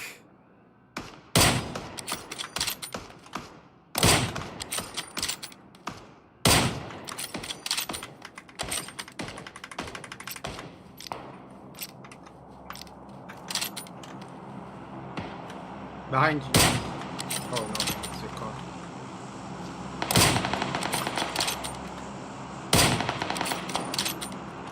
To the right. The one guy is behind the black thing, Damien. Okay, sorry, there's so many guys. Let me check again. I gotta back off and reload. The black thing? Yeah, there was That a thing? protection on the building. Oh, there yeah, was yeah. one guy here. He's at the hut now. The car is down at the hut. Okay, we need that car. Where's it? Berm. Oh, you got It's our right car. behind us. Nice. Right behind us. Yeah. Yeah, it's right behind us. Let's go. I don't think I can get his chip. It's right in the middle of everybody down there. It's phase 4, not worth it, and there's only one rest point. Yeah, let's get out of That's here. probably taken. Okay, we gotta go fast. Ready?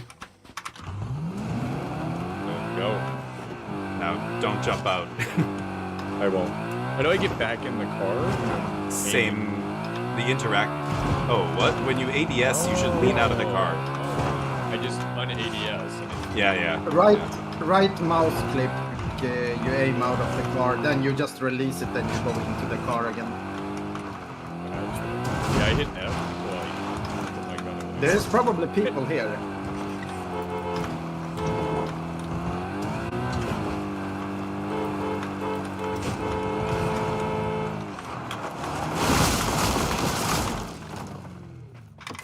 That's how you park.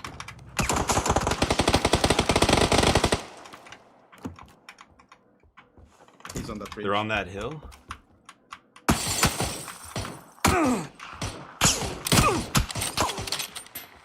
We gotta get out of here.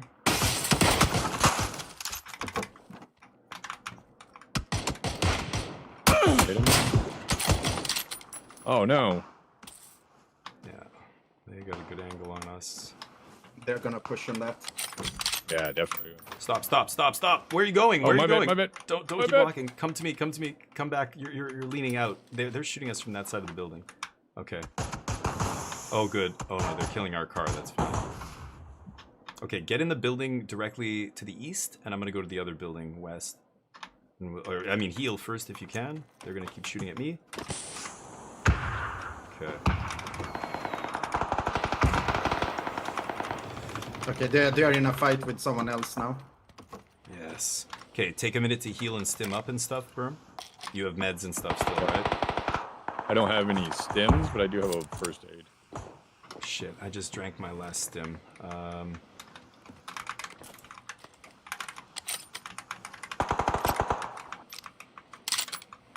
Did you smoke? That was your smoke? That was mine, yeah.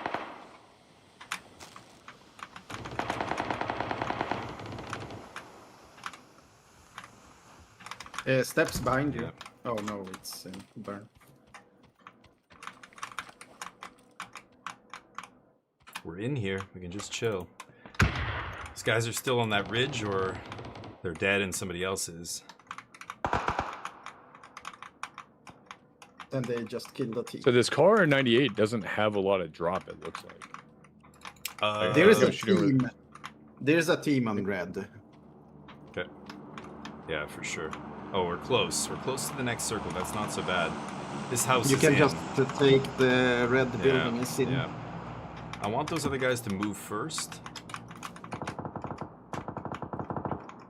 They are gonna move to you guys because I don't think they have.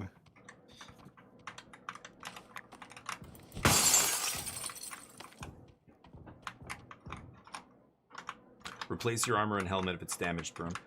I have a pill. Here, take these pills. I just dropped them on the stairs. And make sure you try and get full health there. So that's the only stim I have up here.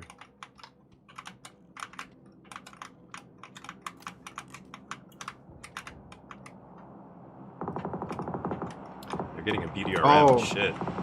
No. That's a normal loot crate. Oh, you're right. Yeah. Never mind. Okay, they're getting level 3 shit. That's also not good. Right here.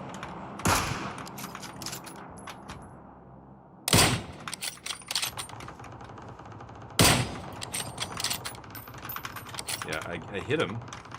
The guy on blue doesn't matter for you guys. It's the guys on red that's gonna be a problem because they have to push you guys, so they're gonna push towards you. Yeah.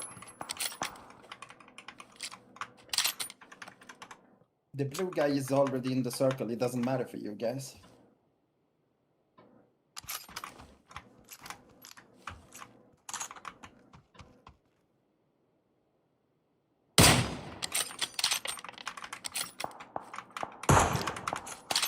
I don't want to move into the circle till those guys come over here, though. Oh, he's running. Got him once. Nice. Where did he go? Which way? Oh, I see him. Oh, I think I hit him. He's hurt. So he's gonna be they're healing. shooting at him. Do you hear he those? died. He Okay, died. do you hear those guys, Burn? The guy that you just heard? Oh, Yep. I hit him. They're coming in. They're right there. They're in the zone right now. I'm jumping out. They're coming in. Are you going in that building? Fuck! They're pushing. They're right here. They're on this building. Down. Right here. All right, we're good.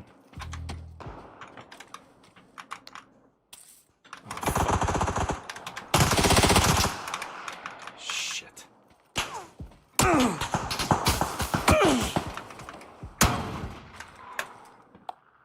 Son of a bitch. Okay. Sorry, Burm, you're dead.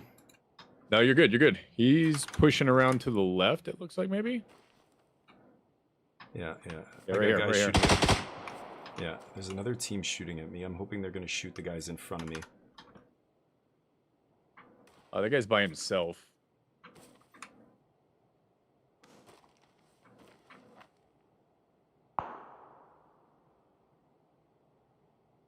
Eagle peeking, pushing up to the building. I hear him.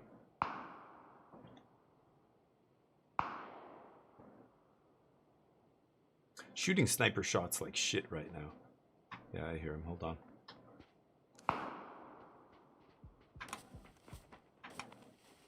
Left.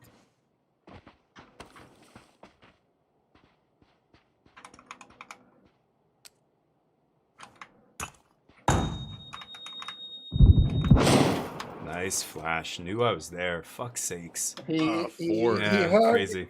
He heard you stand up. Yep, he heard me stand up. I should have pushed actually as soon as he did that, but I just expected him to come around the corner, so that's on me. No, nobody has to exit. Or are we switching So, I mean, servers? From the game. Do we have to exit lobby from the game? Oh yeah. From the exit. actual round. Yeah. Come back to the player lobby.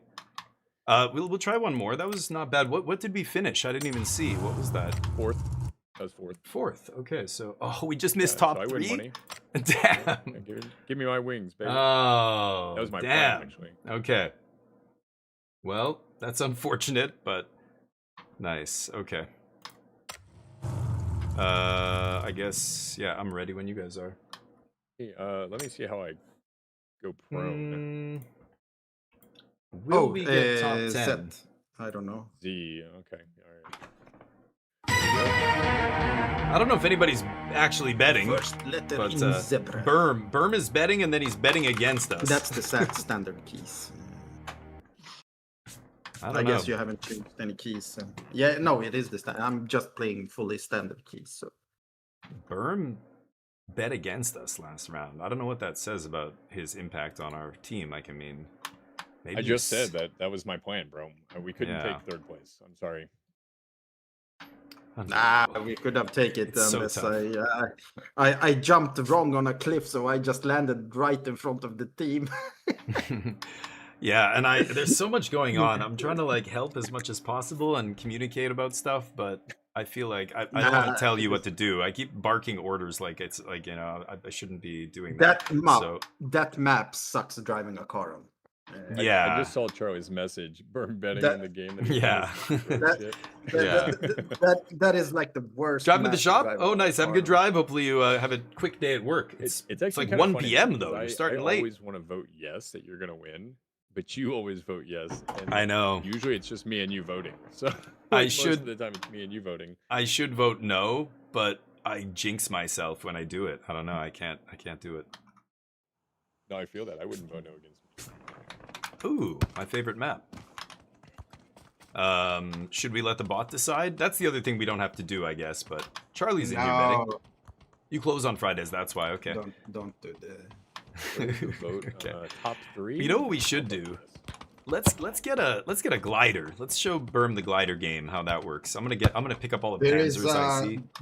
There is a hard spawn glider up here somewhere.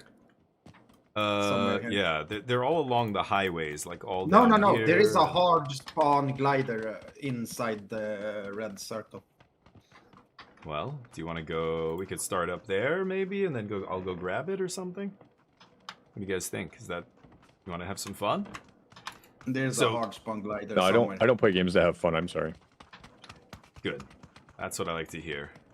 Competitive Magic player mindset. The game's not fun for my opponent, then I'm doing great. Yeah. What were you gonna say? Oh, I was gonna say that's how I always took gaming. Is I was telling my kids too. My daughter's very competitive, and she was like, "Yeah, I just like winning," and I was like, "I don't necessarily like winning. I just hate losing so much."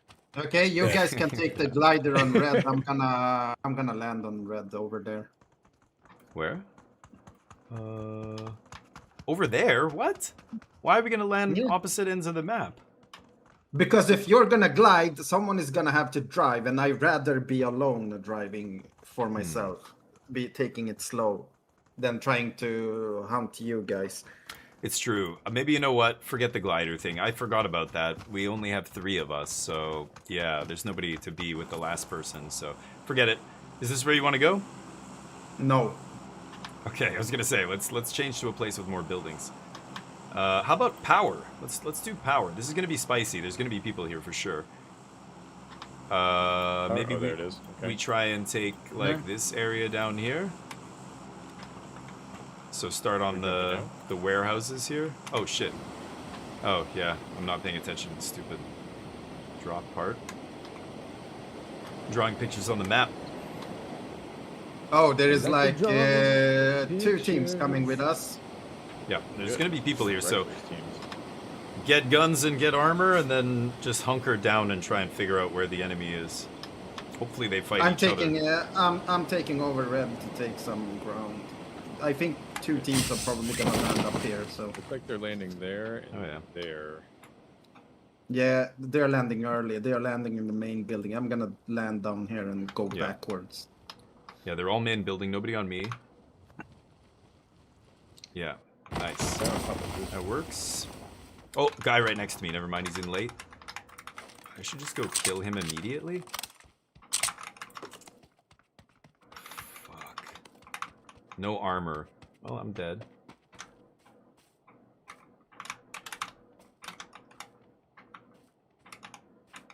Oh my god, this sucks.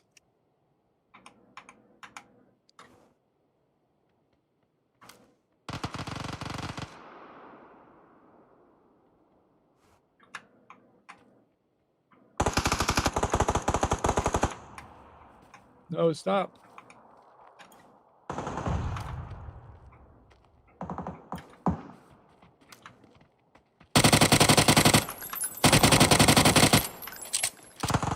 Oh, another dude! Fuck. 2 dudes here.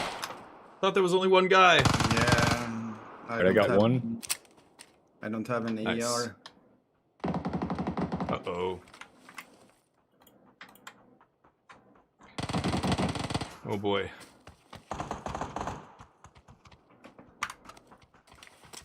Is he inside the house or where is he? They were, yeah, I killed his buddy, so he might be going to res. He's probably headed back north. But he was in that warehouse, yeah. I just died right outside. Oh, he's in there. Yeah, he's looking at you.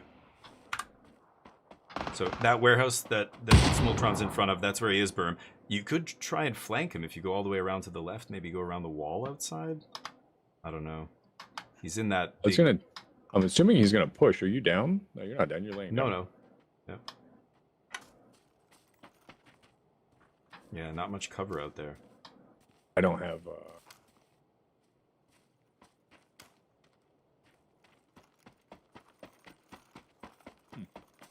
I would like to get your body, but I don't have any AR. Oh, he's running. He's on the wall. He's right in front of you, Berm. He's right on the wall, right to the right, to the right. Dude, right there. Look my left. game's all, yeah. No, my game was all messed up. It wouldn't let me do anything.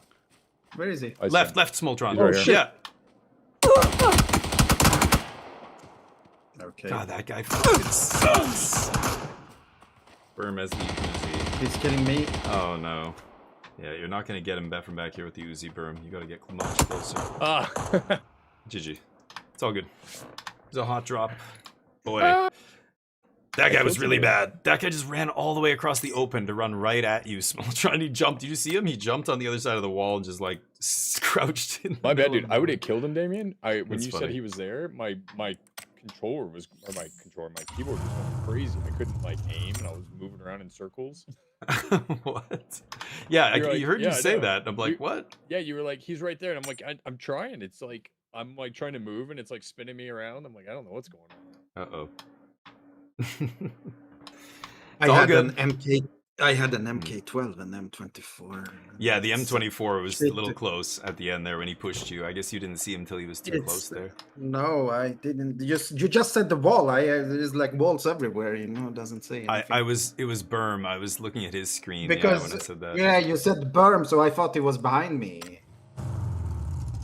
Oh. Yeah, it's all good. I blame chat. It's always chat's fault. Chat made your keyboard weird. They did. It was one of the redemptions.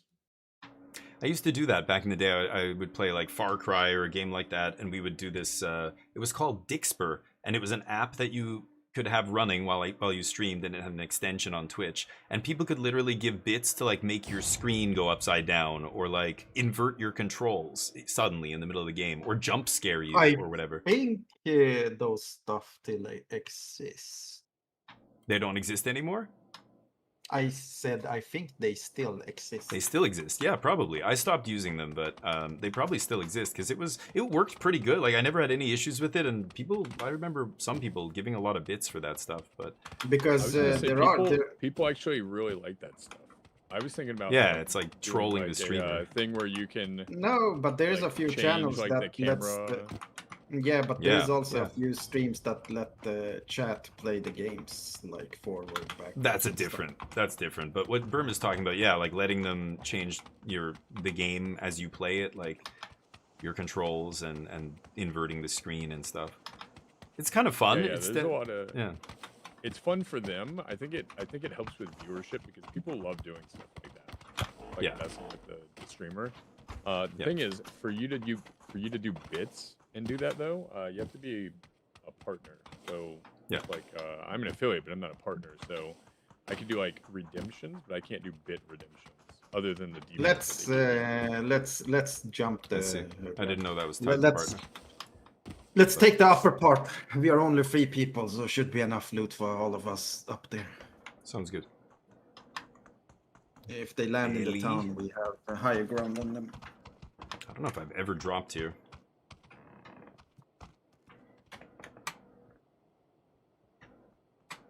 Let's kill them! With the people I'm playing, we are like always jumping Julin. It's so chaos. Such a chaos place to land on. Look. This guy doing the monkey dance. What is this guy doing? Dear God. Some people on this game are, yeah. A lot of issues. A lot of mental health issues. Jump, jump, jump, jump, jump, jump, jump, jump, Oh. jump. Jumping. We're going? I was too busy dancing with that monkey guy. Yeah, they've had so many insane costumes. Smoltron and I both have the shark one, right? We should do that after this. Smoltron will represent shark style. Okay, do we have No. anyone else with us? Looks like we are alone, right? No. So I'm gonna split off. I'll go over to the town here. Yeah.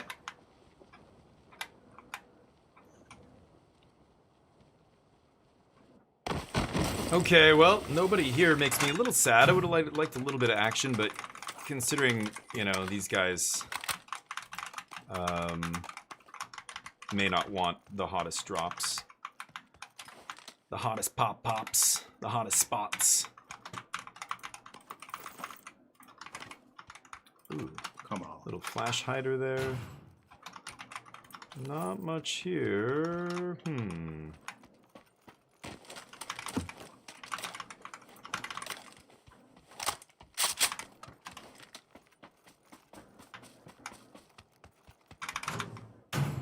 Ooh, that's a nice one. Immediately gonna grab that. Oop. And, oh, I guess I can put that there. Sure. Dump that. Oh, Is this don't need M24 good? that. I like it. Yeah. Yeah.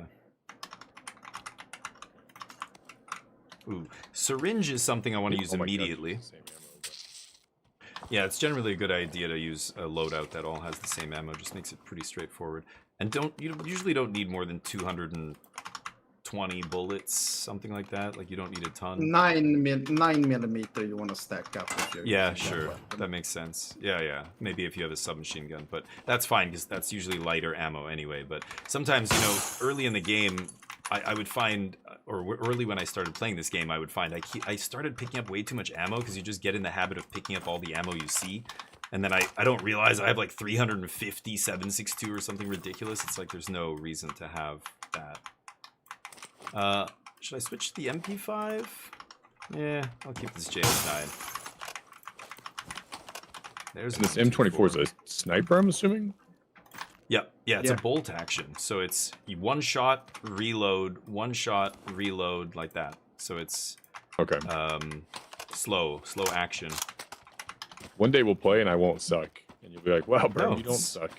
No, it's. And I'll be you like, don't suck. yeah.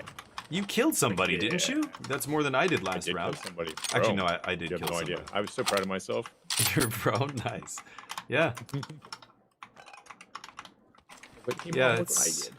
It feels like magic in a way. Like, you know, a bad player can kill, or not a bad player, but a new player can kill an experienced Oh. player easily in this game. You heard it here, chat. You said it first, in all honesty, but it's just like magic, right? I could beat LSV if he gets mana screwed and, you know, has a horrible draw and whatever. It doesn't mean I'm better than him, but it just, yeah, I like that about this game, though. Oh, Smoltron, Alright, what's better, the Car 98 have or a this present for you. M24? What? It's up to you. Here, I'll show you. M24 has higher bullet velocity, so or muzzle velocity. The shot is straighter, but the Car 98 does more damage. The Car 98 has more bullet drop than the M24. Here's Smoltron, check this out. This is your special gift, just for you. No, I had one. I dropped the You one. I have had. one. I had one. I dropped it. All right. I'm fully looted. I just I'm need a ready front to go. for- Yeah. I just need a front for SMG. Otherwise, that's not like the most important thing. Wait, boy. Get out! Get out! Get out! Let's go. That's better. That's better. Oh, you got the leather interior option? Nice. Ah, this is just a standard car. Okay. Vehicle camo netting? Do we want that? No. Let's pick him up. He's all the way over there. We have a really long way to the... Just follow my line, Damien. The road. Burn, let's go. I'm coming. Coming. Gotta go to school. Get in here. Carpool's wrong ready. button. I'm coming. Shoot him. Shoot his feet and make him go faster. I like Smoltron's gun skin there.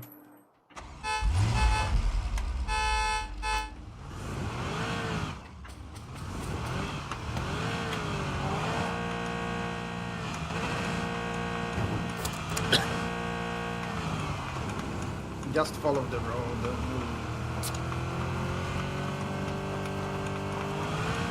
Excellent.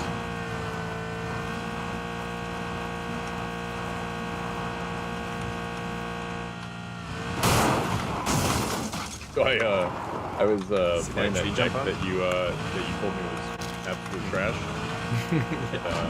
When I was playing it, I was like, I pulled out that wire, and I was like, this guy is useless, man. He just has a kill spell. Like, I lose the game right here. Yeah. He didn't. Oh. But Yeah, that's how it is. I wanted to try and impart something about deck building there. I wasn't just, trying to trash your deck. It ends up coming across that way a lot. Where are you driving? To the left, to the left, to the left. To the left. Left, left, left. You're driving into stadium. But I thought we were going to see a game. We have a far to the circle, so just drive into the circle. Ooh. Hi, boys. Hey. no, I didn't take it personally. I was pretty proud of it, but I was also like, Yeah. this is probably the best deck I've put together. To the Which left. isn't saying a lot, Nice. but it's Left. usually I just do creature It's decks. Oh my Fine. god. Can you follow this stupid road? Why? Oh, see, now I'm looking at the map and you made me crash. Let me just drive. It's fine. I know where we're going. You're marked, right? Or wait, you didn't put a mark down. Oh. Somebody put a mark. There was one. Yeah, it's right here at the end, right here. Yes, There we go. but Yeah, follow. red one. It's okay if I don't follow. We'll You- still get there. Smoltron wants us to obey him. It's okay. Oh boy. I don't want to go in the circle.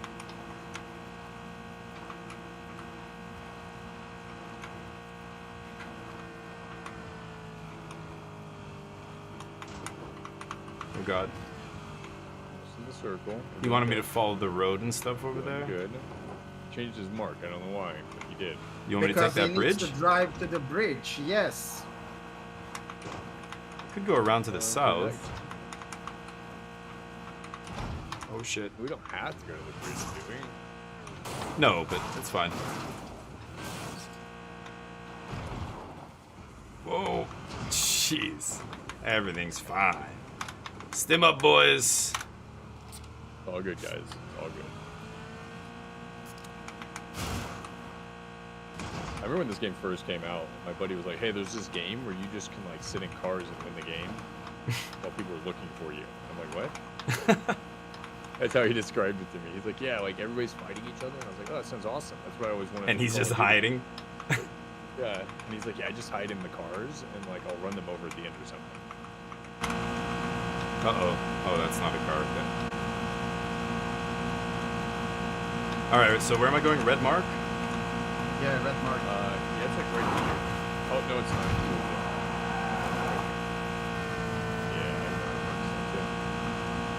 Yeah, Okay, here we go. I didn't even hear that loot redemption bag. You didn't even hear it. Whoa. Damien, drive me to the bus. Where? Is that you shooting or somebody else? There. The red mark? Yeah, go to Oh. red mark. 180, 180, 180. Let's take the bus. Yeah, this Porsche's looking beat up, and we're out of gas.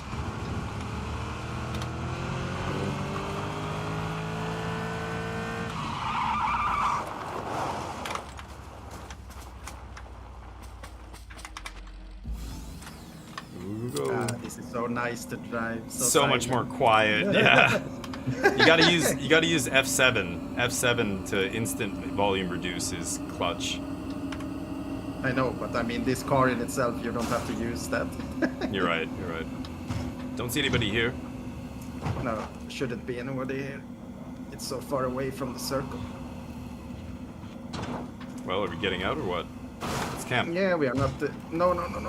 We are not in the circle anymore. Oh, you're right. God damn it. Okay, let's just go anywhere here. Go to this on the edge, right? Yellow mark. Yeah. Yeah, I like yellow mark.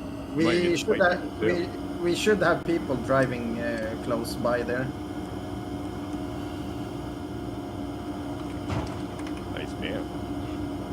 All right, let's just wait a sec before we rush in, though. See if anybody here. No. Taking the fight. Crashing it. Okay. Doesn't look like anybody's inside. Don't see anybody in there. Breaking windows.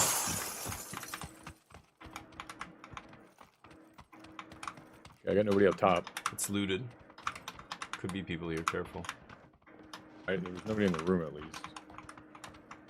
One of these other buildings, though, could have people. The people that was here have left. Hopefully. We don't know that for sure, though. Oh, EMP. EMPs are crazy. This EMP storm comes down, and if you're driving an electric car anywhere in this area, it just shuts off. So we just got here with that van just in time. We would have gotten stranded. We got an emergency pickup here. Nice. Might be too late for that, unless we can drop on one of the tall towers up here. We'll see where the next circle goes, maybe. No, we can land on red. Oh, there's a drop right there. Hold up, I'm gonna go check that. That has to be looted, right? That's totally looted. Yeah, that should mark. be looted. I think somebody should double check. You're gonna go double check? How long does this EMP take? I can't remember. It's a while though, right? Isn't this annoying? If you're driving, it went away. Okay. It's not looted. P90 here. Ooh, Come and take it. grab it. Berm, you want to try the you grab P90? You grab it. No, Berm, grab What it. is an SMG? It's the best gun in the game, probably. It just oh, I think somebody's shooting at you, so make it quick. Here, I'll smoke it. I know like it was over here. I'll stop him. Yeah, that's right. That's where I heard it. Get that P90 and all the ammo, because it uses special ammo. You can dump one of your other guns. Dump your close-up gun. That is your new close-up, combat gun. CQC. Oh. Oh, it's got lots of attachments. This is awesome. Fuck? What the hell is this? But where did this come from? It's a box. You can call it down. How? The new emergency stuff calls it down. Oh, interesting. Yeah, that P90 is awesome, Berm. So huge magazine size, super fast rate of fire, super high damage. You just hold it on them and melt them. Anybody even close to you. It's super accurate, super low recoil. Like it's insane. Should be able to murder people with that. I like murdering people. Yeah, just remember you got to get not super close, but close enough. It's like an SMG, but with the 70 bullets. It's really good. Yeah, it's got a really weird ammo type. What's that? Picked up a thing called emergency pickup. Yeah, that's Smoltron pinged it. We got to move. So we either take that emergency pickup and go to the pillar, or we drive in. You guys want to do emergency pickup? I don't know if Berm can get up top there, but he can be our P90 man on the ground.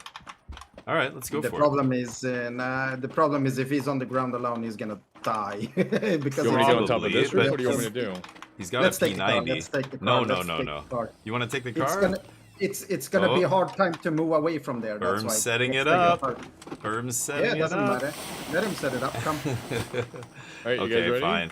No, let's take the car. Smoltron's right. It's going to be really tricky what we're proposing doing. The circle is really open, so we won't be able to get out from there.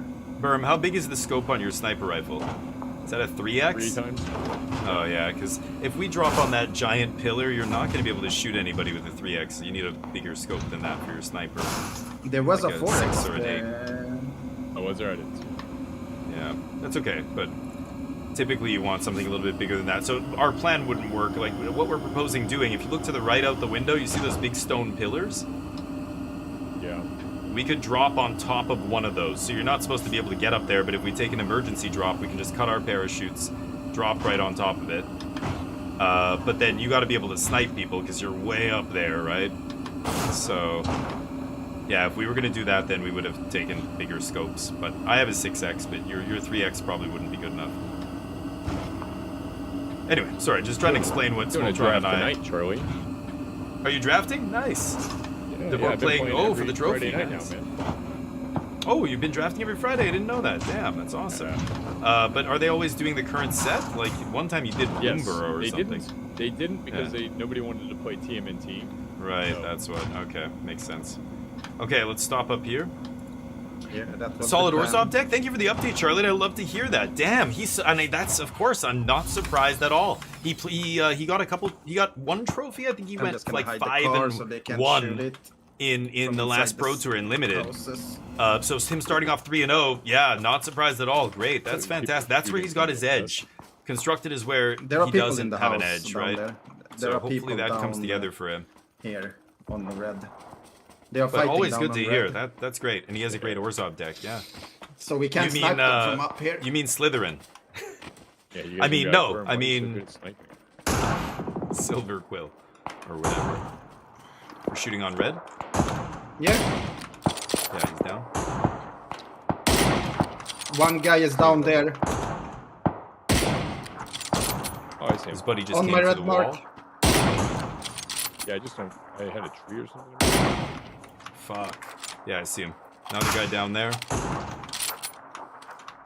That guy's dead. Oh, right here. Yep. Oh, right here.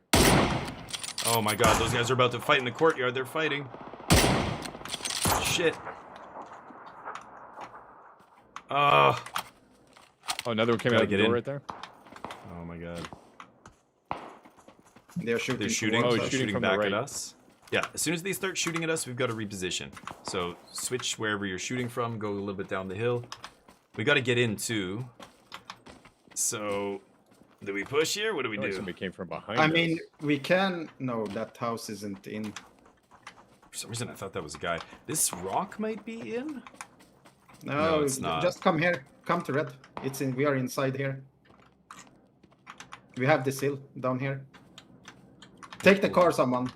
that. It's too far back now. But yeah, we should have grabbed it. Are you grabbing it, Berm? Yeah, I'll get it. Okay. Stim up if you've got him.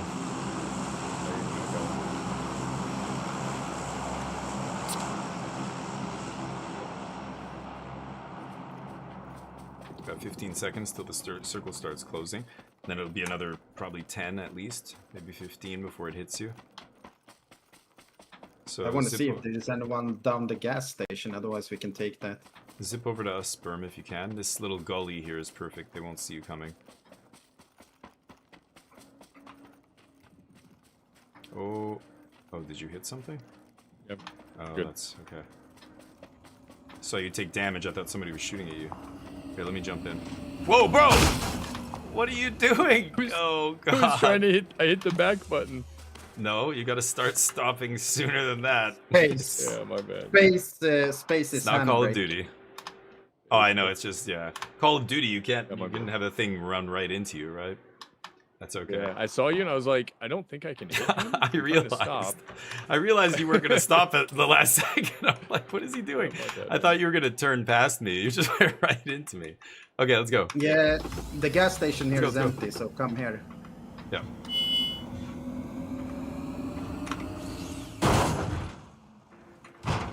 People here Now is chat- gonna be now annoying. chat knows who the best person on the team is. Though, so. Oh shit. Nah, it's okay. You can get Trust out. me. Everyone has driven over people. Yeah. Oh, You're yeah. not the first. You're not gonna be the Yeah, last. by accident sometimes. But that was that was one of those, you know, you'll do it once, you probably won't ever do it again, but the first time, yeah, I don't was like, underestimate. you were in front of me and I was like, I'm not sure exactly how to stop, but I think I just hit this button. And He then it didn't asks- stop. I was like, oh, well, okay, well, what are you gonna do? Asks how to stop after he starts driving. Yeah, how do I stop? Oh, that's Smoltron over there. Repair Okay. kit here. It's not Okay, bad. I don't think have- we need the car anymore. We got We a got good gas right reach here. here. Should I? Oh, should why we am do I some using- cool stuff with gas? There we go. I don't think there's much we can do. That's the thing about that kind of stuff. It's very rare that it actually is useful, but Watch this. It's gonna be so which cool. sucks. Yeah, you can take the gas can and pour it in a line, and you can light it on fire, and then Yeah, we're gonna do that. set We it have as a good trap. hill here, guys. There's a team over at red with BDRM. Okay. Oh, you want to go up on the hill? We have this place alright. really good. Just worried somebody's gonna come in here, but I guess yeah, we gotta move anyway, right? Nobody behind us, I trust. As long as nobody's behind us, we're oh shit, we're in good shape. I'm running over there. Should not be running in There the are people open. down on red too. One guy is at the car. Oh, one guy is close. Red.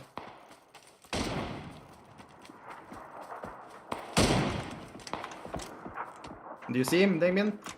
No, I'm trying to look in other directions. Okay, red mark. Somebody's shooting at us. Yeah. Yeah, from red. Okay. They're shooting at us from red. They're up on the hill everywhere on red. One guy is behind that house. Oh, behind us, behind us. That's firm, yeah. Shit, I don't have Other smoke side, either. yeah. I'm falling back.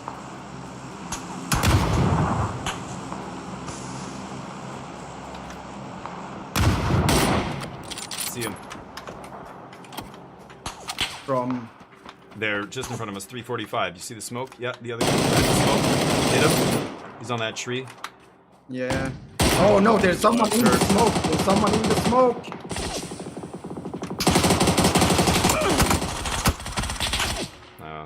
Yeah, full team. There's only 2 of us, so can't stop him with that. Oof. There were only 3. 3, yeah. 4, I don't know. 3 is higher were than fourth 2, place. so. 4th? Again? Forever Yeah. 4th? Dear God. They outnumbered us is the problem. But yeah, sorry, I thought maybe it was 4. No, but- I was helping. Yeah, I was helping with that guy on the red mark, and then I started getting shot from the right. Yeah. Oh, well, there. Yeah, I think if we have good shots on a team, we can shoot at them and stuff, but as soon as a team gets behind cover or whatever, then it's just a back and forth, shooting battle. That's when you have to stop Yeah, but focusing on the team. I think. the guys on red didn't have any cover. That's the thing. They were just couldn't running in see the them. open. As soon as I They got were running in the open everywhere. I tried to go to your rock. I was behind your rock, and there were so many people. Like bullets were flying at us from those guys, and I couldn't get a good shot without bullets flying past my head. So I backed off, and then yeah, berm. It's tough. Like yeah, their enemies usually come from around the edge of the circle. Like one of the most popular things to do in this kind of game is to go kind of around the circle, like literally travel along the edge and clear out teams that are trying to desperately get in. Usually they're out of position, they have to stop to heal, that kind of stuff, and you get to clean them all up. So when you're on the edge, basically you always have to be looking left and right and making sure nobody's coming around the edge, creeping around the edge to you. But it's really hard to do. Pardon me, Mr. Perfect! yeah, I'm not saying I'm not faulting you for not doing it. I get caught like that still all the time. It's just you got to remember one person on the team needs to be looking another direction or 2. But especially in squad games, it's so easy for everybody to get on the same target, and then nobody's watching the flanks. And when everybody else is teams of 4, they can easily get around you. I didn't do fucking shit! I didn't rig shit! I think we all did okay. It's a lot. There's a ton going on. It's a really steep learning curve, so it's very frustrating at first. So don't worry, I don't care about any of this stuff. I'm not frustrated. I'm good. Yeah, I just don't care at this point. I mean, I played this game when you would get in a car and it would just glitch out and explode and kill the whole team. Like with 2 teams left, 5 teams left, whatever. Like something would glitch out and kill you, and you're like, no. What the fuck? Like, sometimes you just want to never play this game again. It's so fucking dumb like that. Buggy or whatever. Hey guys, you two land on red, I land here, and then we push down water treatment on the fights they're gonna have there. Us land on... Oh, red No. Red. Yeah, you two land on yellow, I land on red, and then we push down. Yeah, okay. Sounds good. Okay. Yeah, because water treatment is going to have a bunch of dudes, so I like that plan. Start with these warehouses at the bottom or at the north side. Yeah. I mean, we have like all this edge to look down. It's really nice. Yeah. Okay. Yeah, so I went to Taco Bell and got the stuff, and I really wanted what I wanted. You know what I mean? Like, yeah. My food. Well, what did you end up? So you got something completely different. Yeah, they just gave me, you know, it came in a box, and I thought it was weird when he handed me a box, but I was like, you know, I literally just ordered. There was one person in front of me, and I was like, maybe they put it in a box. I don't know. And then I was going through the drive-thru, so I get home, and it's like, oh, that's not. Oh, what's up? Oh, new bets? Okay, hold on. I can't now. Hold on. We got to do an early drop here. I will right after this. Right after we claim this as our own. Yeah, they do it, like, that happens so often with fast food that you almost have to get in the habit of just checking every single time. Like, before I pull out of the parking lot, I have to pull into a parking spot. Bye, Burn. Burn. I came back. I came back. Shouldn't be anybody yellow, here, so blue, yeah, come to me. Blue. Yeah, because there's going to be more loot here. There's much less loot here. Yeah, nobody's on us, so we've got lots of time. We got one... Okay, I'll get the bets up here. No pressure. What is this bullshit? Firm's way above me? Yeah, one team. Shit. They see us too, so they know we're here. Yeah. I don't give fast food very often. Let's get the bets up. Whatever. I don't feel like driving back. We got 4th. Yeah, that's good. Yeah, I like that. I just feel compelled to like be a douche and remind people whenever somebody says I got like Burger King yesterday, I'm like, oh god, gross. Like, how was it? Just make sure. I hope you're not eating that all the time, buddy. And people are like, yeah, I know. It's like, okay, good. 10,000 says we're getting top 3 this time. Boom. It has been decreed. It hath been decreed. Nothing here. Ah, red dot. That's it. Come on, man. Drinks. Some drinks here. That's it. Rocket launcher's fun, but need something better than that. Okay. Ooh, I guess I'll take the level 1 helmet. First time I ever played this game was on stream, and I didn't know you had to reload your gun when you pick them up. Again, I'm a player. Yeah. So I was like, my buddy that was watching me was like, I know where this is going. I saw that you didn't do that, and I would have told you. Let's have some fun here. I thought it was gonna be hilarious that you didn't do it. So. Yeah. I was like, well, it's one of those, you know, it's like a hazing ritual at this point. But there's also, if you go into the settings, the other thing that it doesn't do by default, I believe, is set all of your guns to full auto. So when you pick up whatever gun, you know, an Uzi, and you go to blast somebody because it's a, you know, you've just hot dropped, and the Uzi spits out 1 bullet, and you're like, what? And then you die. You're just like, what the fuck? Like, go in the settings and make sure your settings are set to always have all the guns be full auto when you pick them up.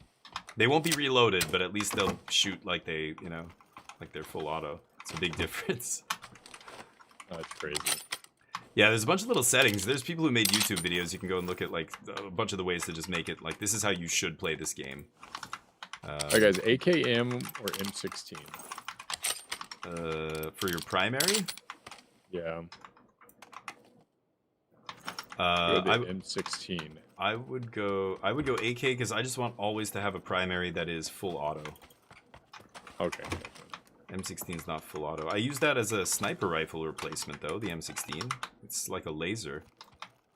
But nice. Oh, is it like a laser? That's what I want. You getting? Are you shooting at them? Yeah, I think. Are you shooting? If you start shooting, let us know so we can help you. That was not. Oh, that was they not. Shot at me though. Okay, so they see you. Don't let them. Yeah, they're hitting you. On red. They know we're here. Oh. Smoltron's all the way... Oh, yeah, right. He's on red mark. Okay, One let's see guy. if I don't yeah, know I see where him, his I see him, teammates I see are. him. Getting shot from somewhere else. Okay, we're falling back. Right here? We can't take... No, we gotta... Oh, he's right on us? Fuck. I'm falling back.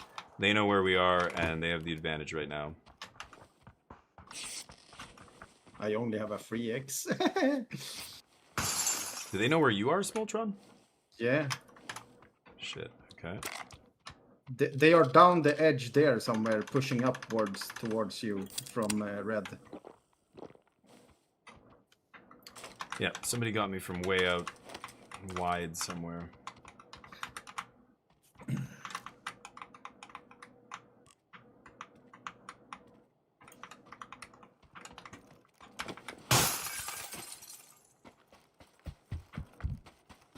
I'm trying to get to you guys. I'm gonna go around the north side of the compound here, Burm, because I want to check the east side here. The Smoltron. Dude, I'm right behind you. Flank us. They're running from behind.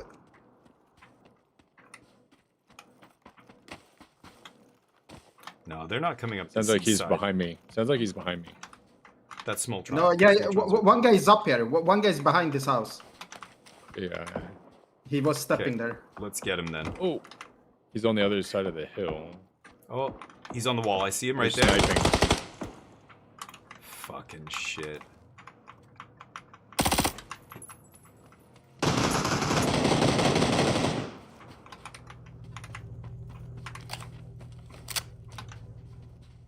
I can't shoot him. Fuck.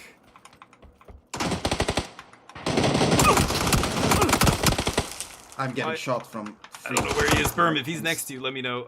Is he next to you? can't there? see him. Two guys on my house. Sounds like I'm he's like dead. right here on this hill, right behind this cactus. You're pushing too far back, Damien. Yeah, I'm dead because I'm getting pushed. We are not yeah. supposed. We are not supposed to let them get in. Yeah. Okay. One thing I learned from really good players is right. that when you hold a compound, you don't hold in the compound. You hold outside the compound. You don't let people push in. Yeah, that's true. I think if they're already in or they're pushing and they're right close to us, though, I like going on the edge of the compound. That's true. I never stay in the middle of the compound when an enemy's pushing the compound. Yes, I wanna but go but outside. when you're going backwards, you're letting them into the compound. You're letting them into the area. That's what you're not. Oh supposed yeah, to do. right. But we couldn't hold them off. They were getting in no matter what. We couldn't stop them. We Well- could. We could. I don't know. There's two of us. There was a whole team. You weren't there yet, so we pulled back and then you joined I us. was there. I was there. Yeah, I was staying in the front to not let them push too far. I think it kicked Burm, me did out, you but just I couldn't disconnect? figure out how to leave. Yeah. Yeah. I gotta go. You gotta. Did it Oh, you leave? gotta leave. I can kick you off the team. Is that what you're saying? You're leaving. You Yeah, can't can you play kick me anymore. off the team? Yeah. Yeah, Sure. I'm gonna go. Yeah, I'm gonna go hang out with my kids. Okay. Have a good one, man. Thank you for Alright, playing. ladies, guys. Have a Peace. nice evening. Later. I don't know what time it is. Should be afternoon. I think same time as me. Let's. All right, I'll do let's one more. change to Wanted to go the- pop into. Oh sure. I'm gonna pop into What? the MTG stream and see how it's going. What time is it? They should be soon starting the normal games, right? Yeah.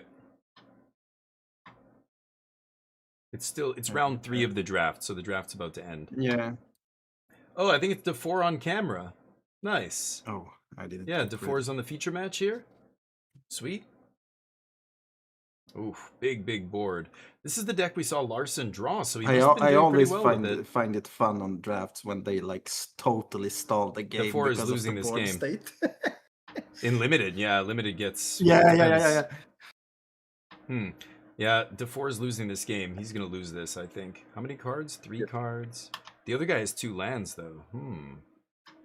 Wow, tricky spot. Really tricky. 2 lands. What game are you watching? The Christopher Larson has 2 forests in his hand. It looks like. Oh, you mean in his hand? Okay. Yeah. I thought you meant on the Ooh. board. I was like, what game are you watching? Click ready. The Alpha Strike here. Oof. Yeah, he's down to 4. The other guy's at 7. It's close.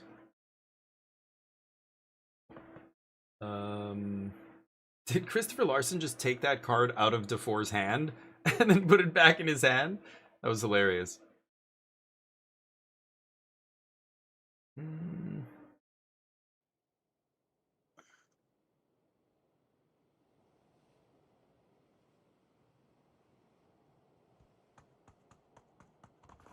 Angel.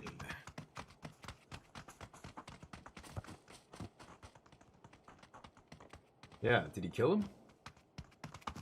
Game 2. Let's go boatyard. Yeah, nice.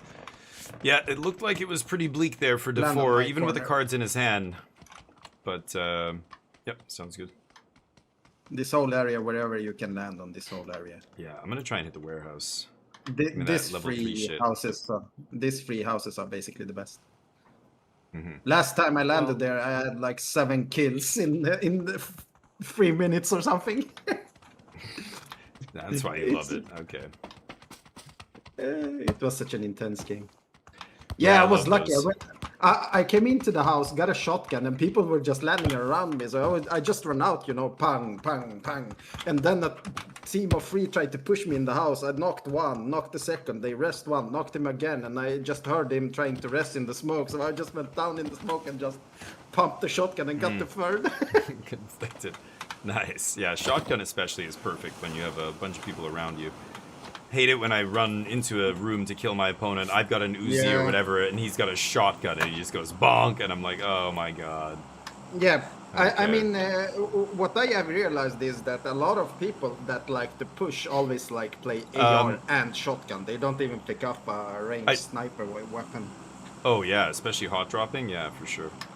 I just saw the end of the game. Yeah, Larson had a pretty impressive board there. Larson obviously doing well with that deck that we saw him draft there. It's awesome to see, but yeah.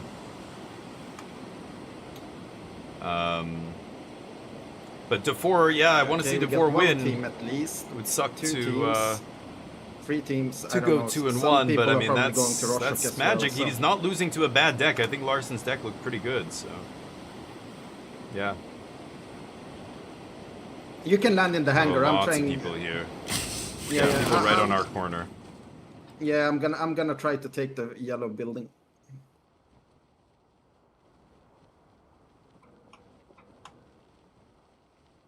Guy right next to you.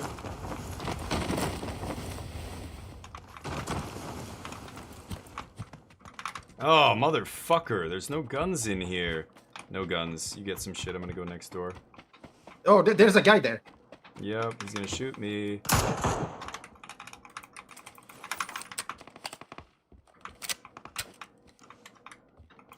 Oh, man.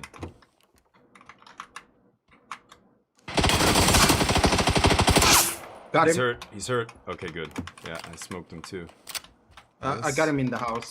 He's dead in the house. He's knocked in the house. So you can push into the house and knock him out. Bottom floor. Kill him. Yeah. One guy is coming from the hangar. He's outside my house.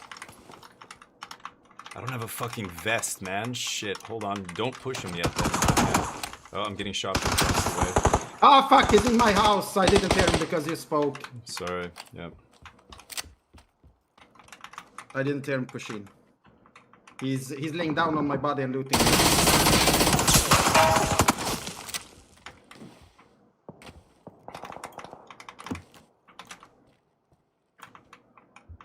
He has an MP5 now as well.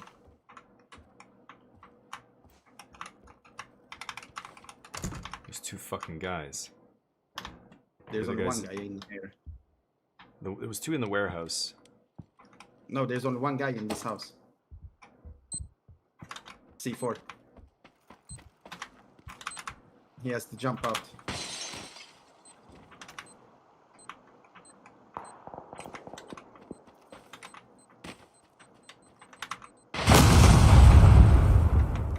Jesus. You saw him in the warehouse. He was on the right side of the warehouse.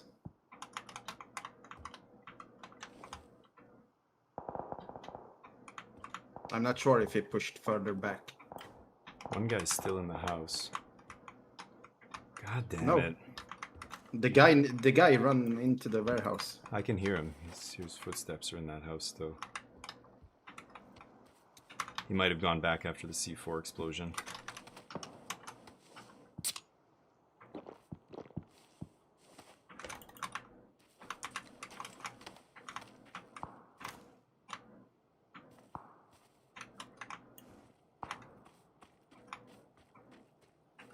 God damn it. He's just camping, waiting for me. I seriously don't think he's still in the house. Yeah. Hear him upstairs. The feet on wood sound. Oh, there's his buddy.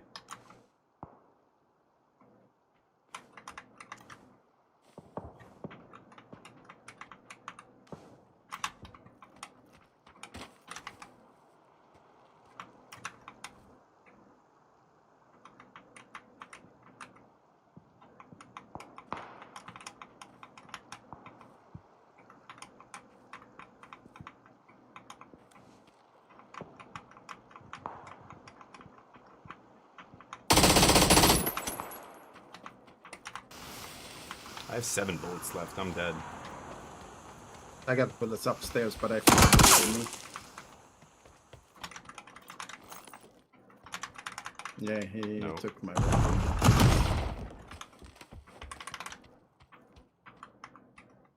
Well, I've got a mini.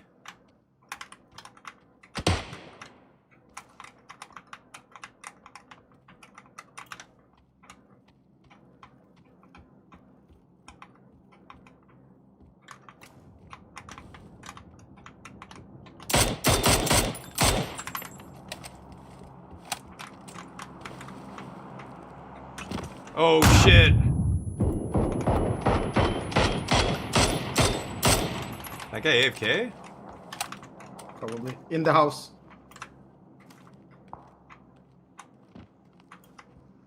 Jumped out. Go further back. You get more loot.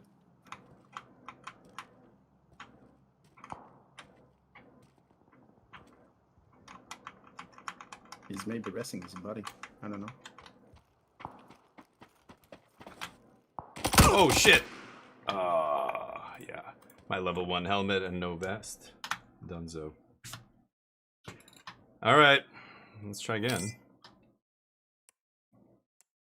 Here we go. Be right back. I'll put on the magic stream here while I'm gone. I can't believe they don't even have a 2K stream for this. They're not even streaming this at 2K. Okay, there, you guys can watch that for a second. I'll be right back.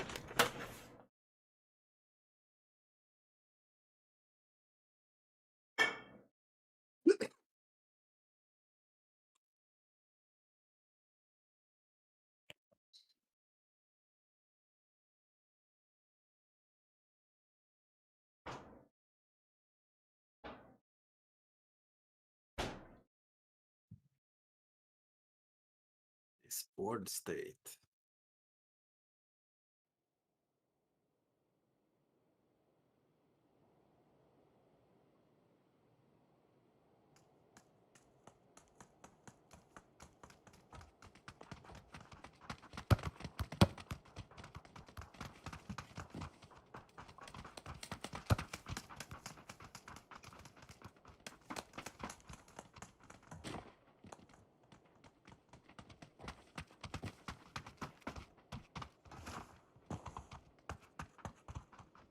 Are you back, sir?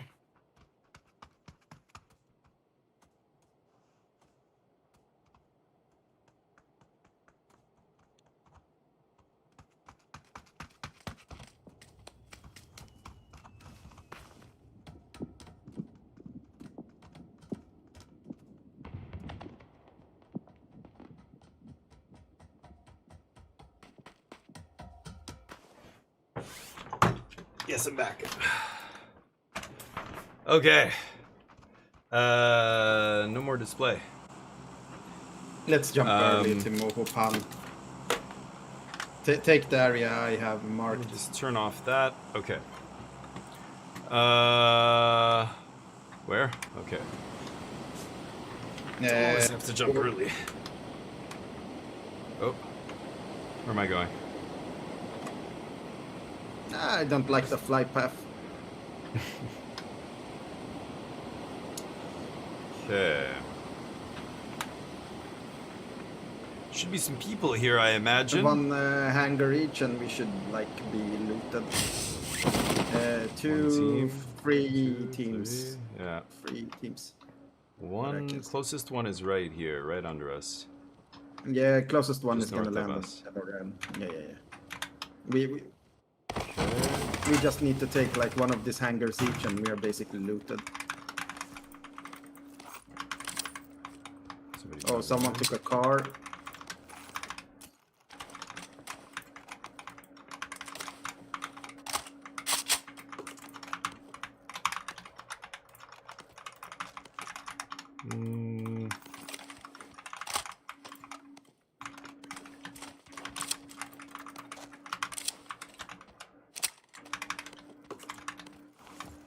There's a vest. Okay. Okay, I'm good to go. Guess I could take the Vector. Don't want a 4X though. Me too soon.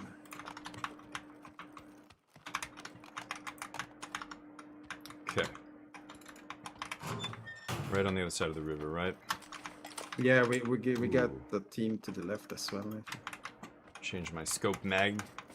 Devore won game 2? Nice! Oh man, that's so close. Maybe I should be watching that. So many green bullets. Oh. I see him. Second floor right there. I'm taking a shot if I get it. Yeah, me too. He's just walked by the window on my mark.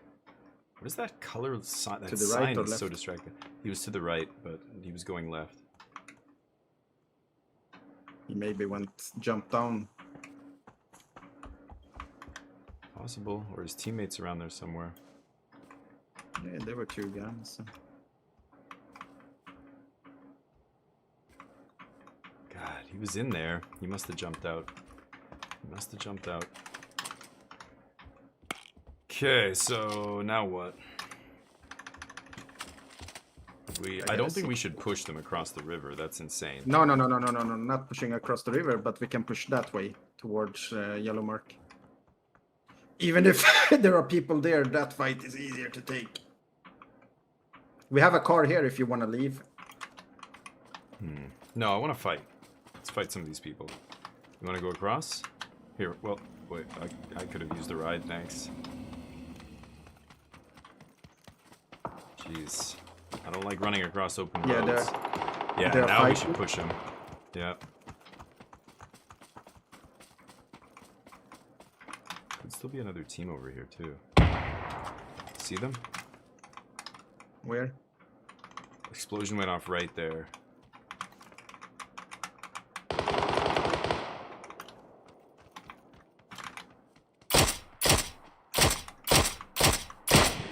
I hit him.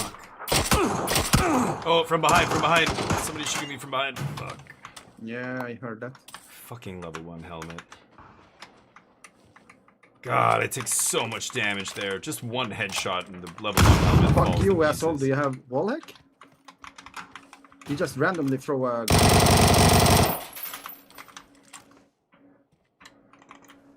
Yeah, he's right next to you. Yeah, he's throwing a grenade.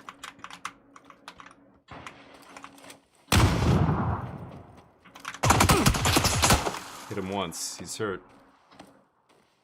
My ping is through the roof here. I don't know. I feel like my enemy's bullets travel faster than me. Than mine. Nice. There's one more, I guess. Yes, there is. Oh. I'm gonna get safe.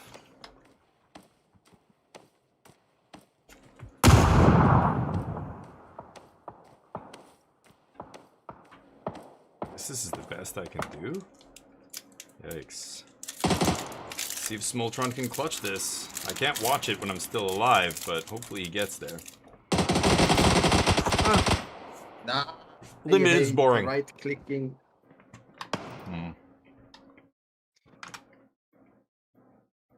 I need to remove that, but I always forget to remove that. You know, when I hold in right click too long, it's a hip fire system.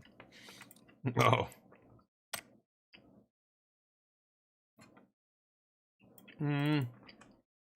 Here. In between rounds, we turn it on, but I don't give a shit about limited games, right? So, Pro Tour, we saw the draft, the part that mattered. Don't care about the games. And then when they get to construct it after this, we'll maybe switch back to this.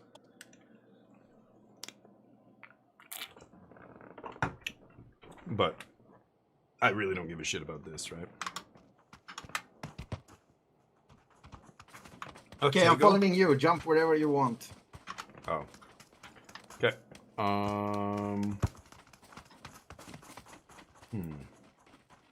Let's go to prison. I want to cheer for Devore. I hope he does well.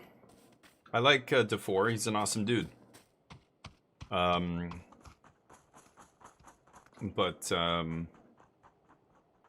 I don't care about this. I don't care about the limited games. Like I don't need to see the games. I want my not my friend. I mean, we barely know each other, but we've spoken a bunch of times. I want the person I know to do well. What does it say on his card if you're watching the game? Which card? The magic card. That There's lots of magic. That Larsen has. He has some text on the card. Oh, prepared. It's the sticker is saying prepared. It's to show the prepared ability. Okay. Yeah. I guess they just flip it over when it's not prepared, or... Oh, no, he just accidentally flipped it over. Anyway. You're okay. Back to the game. Actually, let's turn off display. There we go. Okay. Prison. Yeah, let's do it. Here we go. Into prison. Straight to jail. Do not pass go. Do not collect 200. I don't think kids nowadays know what that's from, do they? I don't think kids nowadays play Monopoly. No kids play Monopoly, right? It's too real. We will most likely be alone. Yeah, it's like 2 kilometers jump, man. Yep.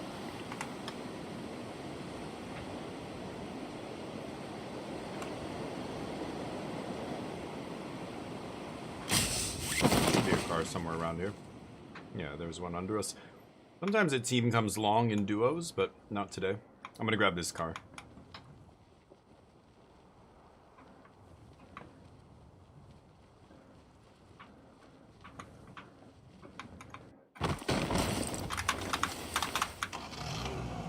It's rare people jumping 2 kilometers unless it's ranked.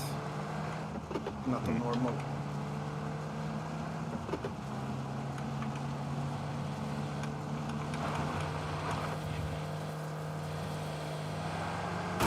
Whoa, what did I hit?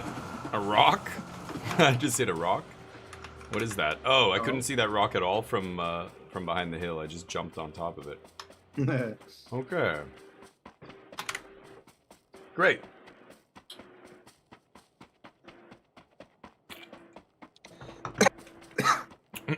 Here we go. We got this.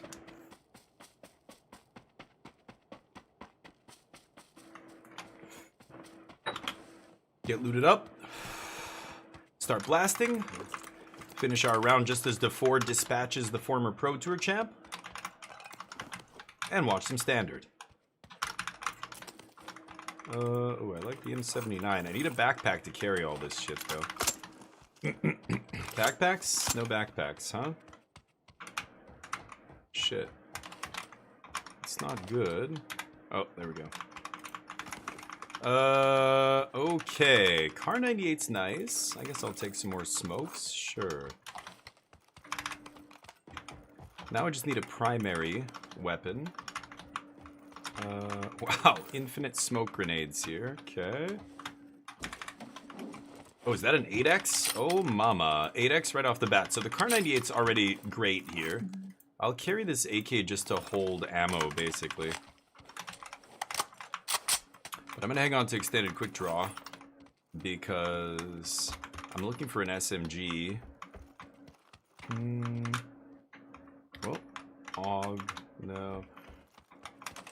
Uzi's one of the few SMGs that I won't really mess with. Nothing over there. Flash hider, sure. Okay. Let's go to the main building.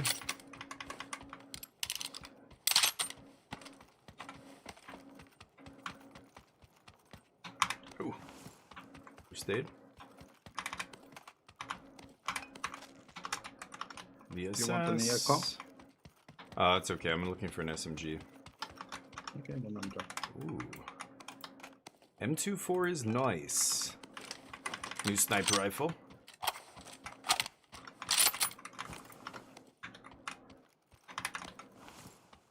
I like thumb grip a lot as well. I think I'm gonna take that. I fully looted the server. Yeah, I'm getting there. Take some stims. Keep taking more stims. Oh, there's a syringe. I'm just gonna stick this in my chest. Get stims. Get boosts. Keep taking boosts. I'm fully looted. I don't need anything. But you could use boosts right now. Get full boost. I and then got pick up 2 11 more, right? boosts, man. I got enough. So take some right now. Then why are you're just holding them? I'm just making sure I have just all boosts. So I'm gonna fill up my meter first here. I think. No SMGs in here, huh? Brutal. Alright, let's go. That's shitty. You got an SM, no. That was an AK. Let's see if there's SMGs in here. Here's M24. I already have one of those. I just need the MP5 or... I guess there's no other special SMG on this map. Here is an MP5. Ooh. Well, in that case, I'll Bottom take floor this. on my mark. I'll ditch that. Okay. Ooh. Also a nice one there.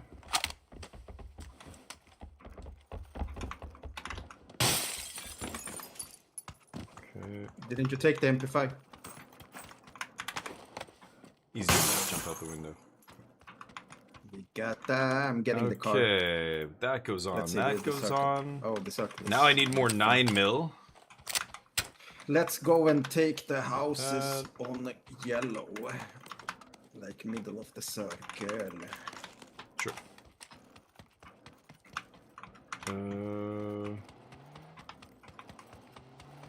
Yeah. A little bit of 9mm, but that's it. Nah, you will find more. Larson's top decking like a god. No. Yeah, people are keeping me updated, but yeah. Pepper. How you doing, Pap?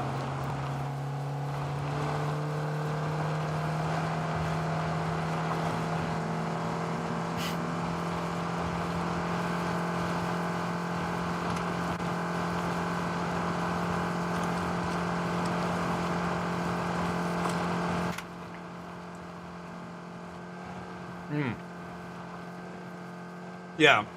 This is game 2 and Larson's up 1-0, right? If Larson top decks like a god, DeFore is probably donezo. Yeah, I want to check out Standard. So, I mean, if I miss the first 5 minutes, it's not a big deal, but yeah, I'm going to be tuning into Standard again once the limited games are done. Oh, are they on game 3? So DeFore got game 2? Nice.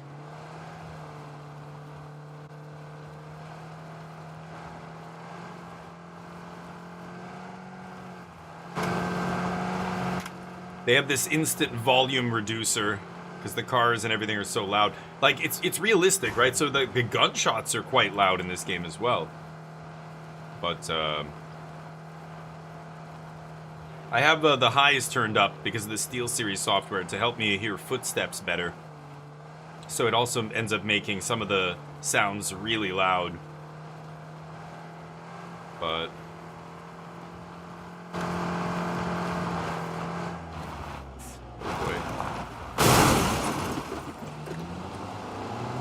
It's all good. It's all good.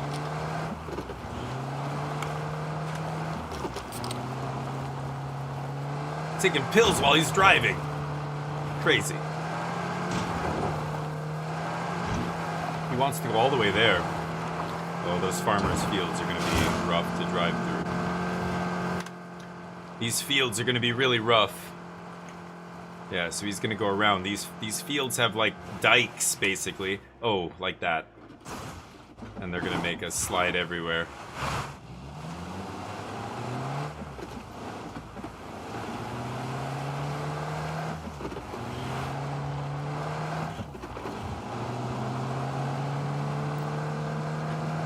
Okay, we're very close.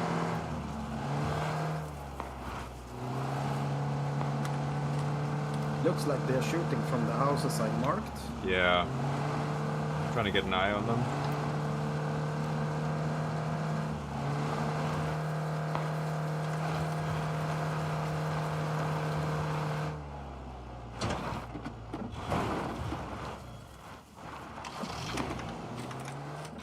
I'm out. Oh, why?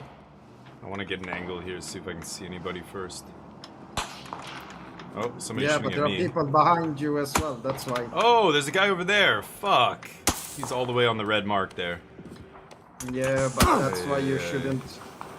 Well, you stopped. I thought we were stopping. I don't know. I thought you were dropping me off, maybe?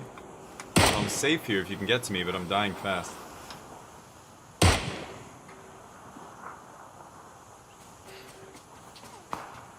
That was a nice shot. I didn't realize there were guys right behind me, but... Alright, I'm gonna run back around the corner here, where the car... Oh, they can shoot the car. Shit. That's bad. Yeah, I just run backwards. Run my direction. No, guy got lucky. Hit me in the head? Really? I don't have any more smokes. I'll keep coming then. No, never mind. Okay, I Darn. need to see that F-cam. Alright, I'm gonna watch some Magic, I think, but GG's. We'll play again soon. I might be playing tomorrow, we'll see. But I'm out. See ya. Okay, let's switch it up. I think Limited should just be about finished here, right? Hold on, I'm gonna leave the team.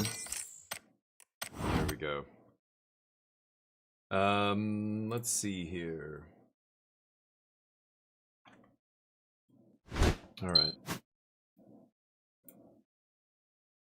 Turn on the display. There we go. Nice, perfect timing. So this is going to be round 1 of Standard. We get to see who's 3-0 here.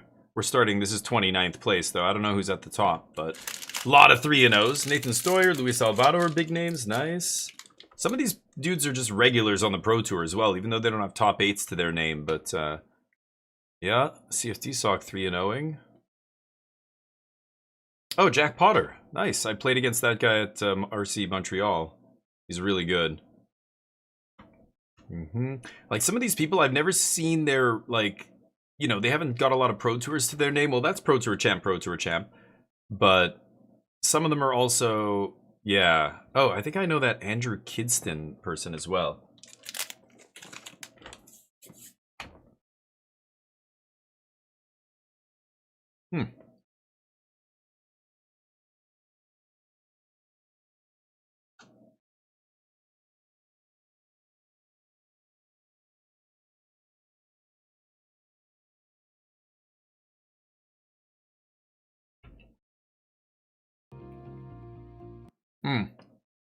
What were the bets?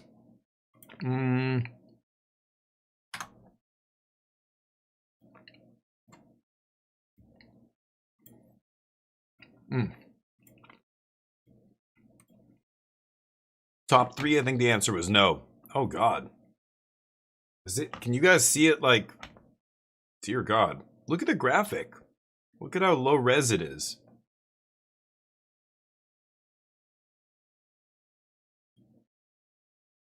Kind of weird, but huh. Having fun?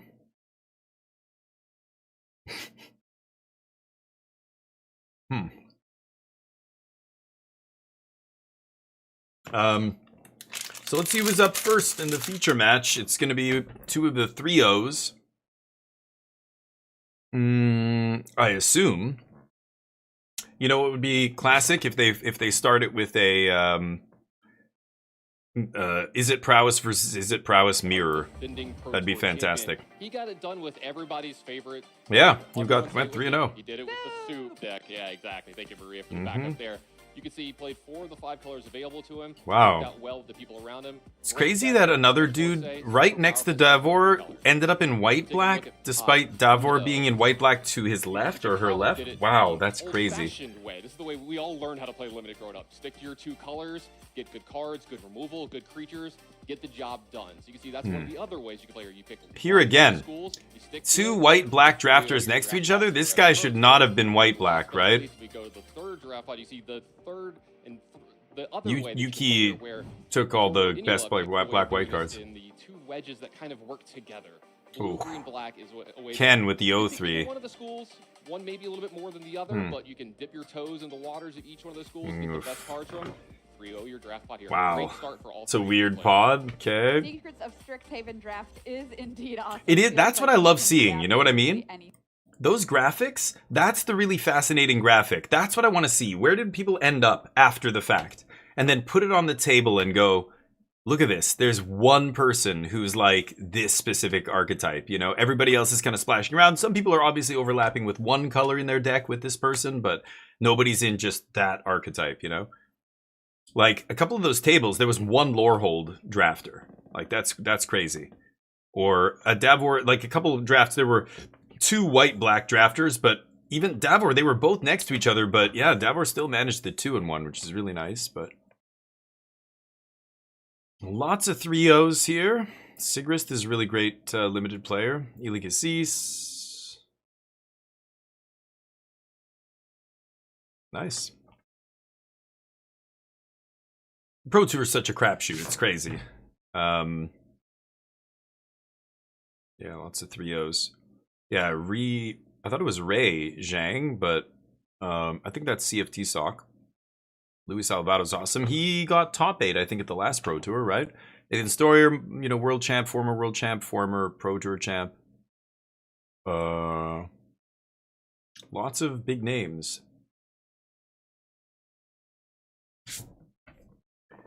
Team TCG player.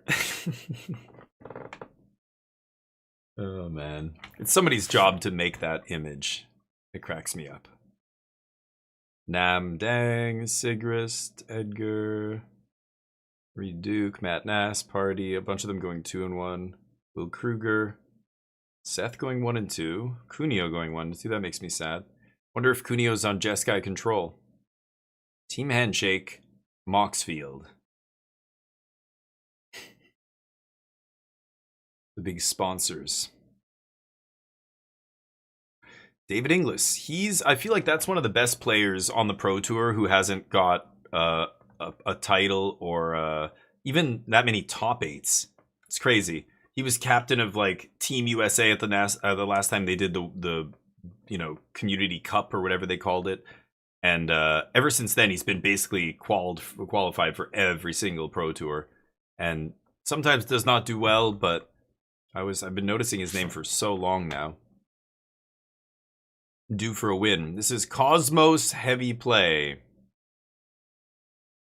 Okay. Yeah, a lot of big names on here as well. Yeah, a bunch of Pro Tour champs. Javier Dominguez, the best player on the team, probably by far. Nathan Stoyer and Luis Alvaro are probably close, but...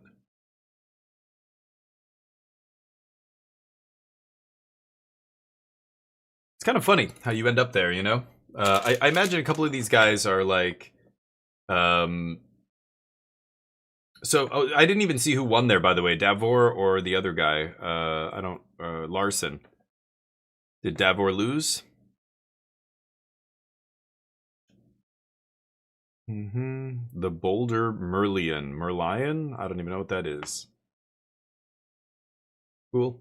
Andrew Ellenbogen is System Magic on Twitch if you want to go watch them make content. They rated me, I think, at the last in the last early access. Larson won. Yeah, that sucks. Poor Devor. That's okay. Can do well in standard, and of course there's another draft. And if Devor does well in the next draft, he's in fine shape. But here is the set. Oh, the set's in standard. 6, 9, 12, 15, 16. We'll have 20 by the end of the year. Latest set to join standard, Secrets of Strixhaven. Oh, Secrets isn't even. Oh, it is up here. On our standard metagame, I believe of the 16 sets or so players in the field, only 60 of them have not registered a Strixhaven card. So a massive impact, and heroes. A massive impact, huh? If you say so. I don't know why they choose the cards that they choose to represent these decks. They seem so bizarre. Golgari midrange, Pulse, and the Planeswalker. What? All right, who we seeing? Who's up first here? Show me. I'll handle the commentary from here. Thank you, Maria. Appreciate you. All right, cut to the match, folks. Great guys. That creepy smile needs to be wiped off your face, buddy. All right. Oh, I interviewed this guy once. He did Spotlight Toronto to get himself back onto the Pro Tour. When he top-8'd Lord of the Rings. Tell me about your experience in that tournament. It was pretty awesome. I opened a cool deck. I wasn't 100% sure how it was going to fare. It wasn't like super broken in my opinion. I just had the right cards though, and I went undefeated on day 1. Then I drafted a pretty solid Merfolk deck on day 2, and it was cool. I was in the feature match all of day 2, so that was a first for me. So that was nice. And yeah, I drafted a cool Merfolk deck, went 2-1, and then the second draft I stuck to my guns in the format and drafted like a really off the wall Vivid deck, and managed to lock up the top 8. So. All right, well, thanks for sharing that with us, and good luck tomorrow. Thank you. Nice. Oh, who's this? Flight Atlanta. Why don't you tell me how that experience was for you? Yeah, the experience in Atlanta was great. I came prepared Kai with a deck that I Neeson. feel like was under the radar, kind of with tools that were regional not- champ or something. I don't know who these people are. I knew Christian Calcano, but I don't know who this is. But I guess a regional champ winner or something. Oliver Tomiko, great finish at Spotlight Oliver Atlanta. He made top 8 Tomiko, is there. that his name? Tell me about your Yeah. experience. Yeah, it was great. I played lessons. I picked up the Oh deck yeah, basically. yeah. The day He's a before good the player, tournament, really good player. And it kind of like is you're drawing cards, you're dealing damage to your opponent with the monuments. Kind of really intuitive deck, but you do a lot of discarding. End up getting second place. I haven't played a Pro Tour since maybe like 2019, 2020. So I'm very excited to be back doing this. The event was really fun. Yeah. Thanks for your time and good luck.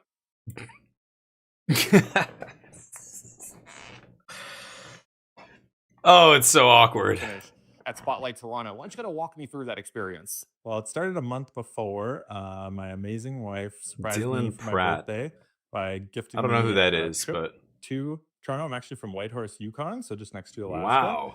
Wow. So it was a far Damn. travel. I went all the way across the country. Okay. and I'm used to just playing on arena, like by myself, drafting, playing limited. So it was a bit of a shock. He's on going Team to Sanctum of all? 1,800 people in the spotlight. Mhm. But yeah, I was just trying to be in the moment and had no expectations. So many people. My first tournament in like 20 years. Yeah, I just was trying to be mindful every round, and I kind of just kept winning and didn't lose so much. And then they announced I was in the top 8, and it was Here we really are. cool. I was just very surreal. I just had tears in my eyes. I was like, it's kind of been a lifelong dream. I've been playing Magic since I was 10 for 30 years. Cool. Hey, like so me. It's very surreal to be like, am I on the Pro Tour? Am I actually going to be going to the Pro Tour? But now I'm here. Yeah. That's Well, funny. Dylan, best of luck. Thank you so much.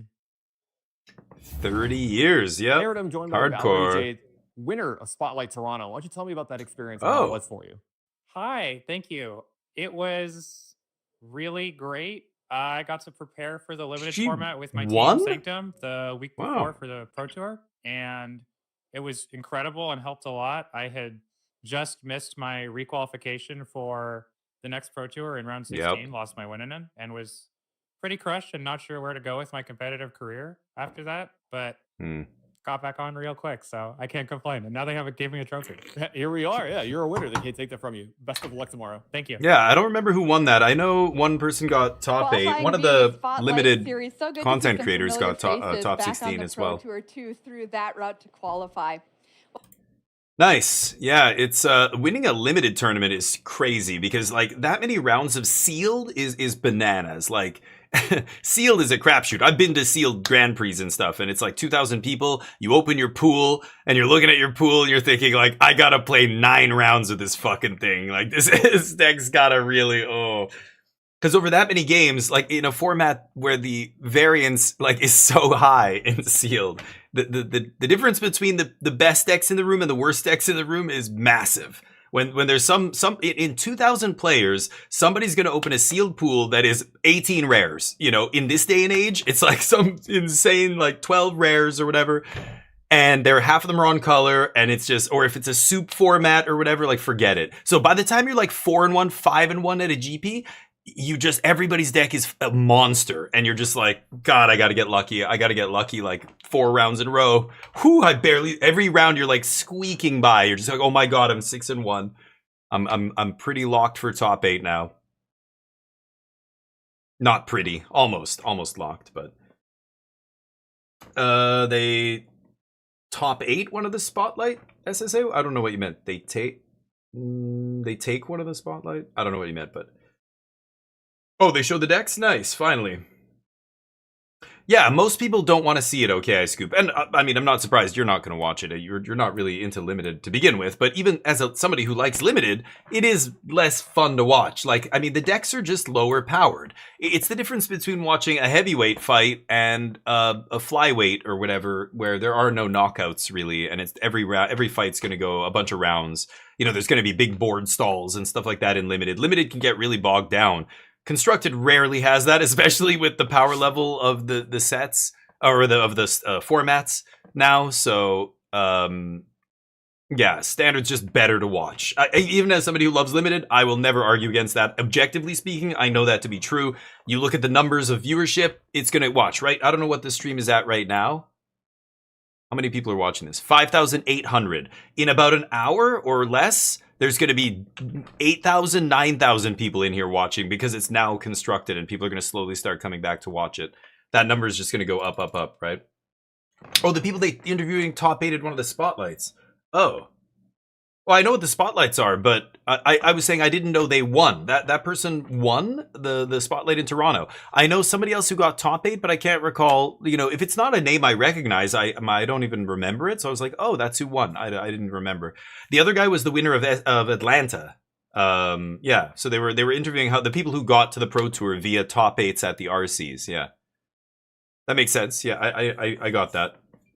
But I didn't know that was the person who won. I was like, oh, interesting. I thought, for some reason, I thought it was Oliver Tomiko got second because I remember that was constructed, and I was looking at that top 8 or top 16, you know, all their deck lists and stuff, and I recognized his name. But the limited, yeah, like the limited top 8s, like I'm not looking at deck lists or anything for like a limited tournament, so sometimes I forget. Like I know Jason Yee won a tournament recently. The first, was it a spotlight? He won another like sealed event, a Lorwyn sealed event that he was like, I played the set for the first time at the pre-release, and then I went to this event like the next week and I just took the whole thing down. It's like, he's such a ridiculous player.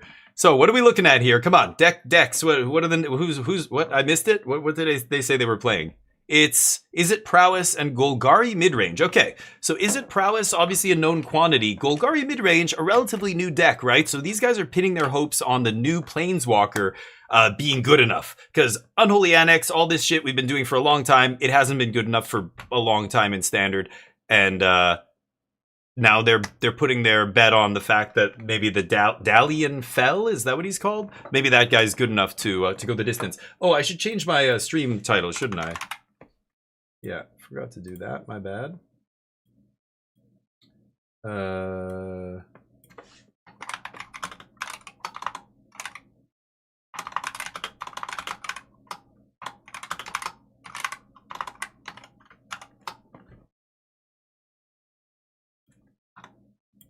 There we go. Okay, so Prowess, what's up? Storm Chaser's talent. what's the over-under on will Storm Chaser's talent get banned in the next 6 months? What's the 60%? Something like that? Oh, I should turn off the, hold on, let me turn off SteelSeries software here as well. The audio is a little wonky because of that right now.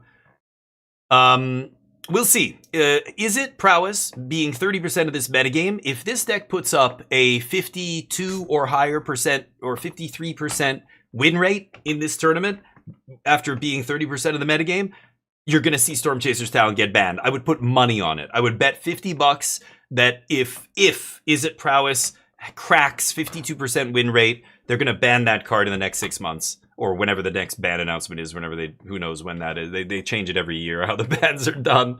They have to change it every set, it seems like. I think it's every set now, right? They can ban shit. They're going to just ban stuff every single time a new set comes out. Every 5 weeks. Great hand. One land, all spells there for Tony. Checking the slights.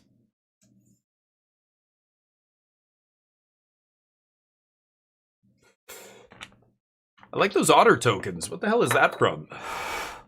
Is that a magic card or is that like a custom made token? Ooh, I love those Portal 3 Kingdoms sleight of hands. I have the same ones but in English. Classy. Unglued basics. Nothing wrong with that. Vintage. Timeless. A timeless style. Not my favorite, not the best, not objectively the best basic land, but not bad. Meanwhile, I don't know what's going on over here. At least they're full arts, but there's some kind of new version of the full art lands, right? I don't know what set that's from. Is that Strixhaven full arts? I'm not even sure. So Maelstrom Pulse, interesting. And an Unholy Annex ticking away. Unholy Annex is a risky card unless you can keep a demon in play, right? So he's got Emeritus of Abundance and Furdock Core. Emeritus is not a demon. Bitter Triumph, not the greatest removal spell, but probably just discarding something else. Requiting Hex is insane, obviously. So going to take a little damage here. It's going to be 2. It's got to be a custom made, right? Yeah. What is it? What's ATLA? I don't know what that is. Avatar? ATLA? Oh, I don't know what that is. What's ATLA? I don't pay attention to any of that shit. Interesting. I wonder what the matchup is here. These guys have to know that IZZET Prowess was going to be one of the most played decks. So you choose to play Golgari. I assume you have a good match against IZZET Prowess, right? Tony, I think, feels good right now. It is Avatar. Okay, that's... Oh, Avatar The Last Airbender. Oh, okay. I don't know. I thought... Yeah, because that's not a set symbol, right? What is the set symbol for Avatar? I don't even remember. Those are the Avatar full arts. Cool.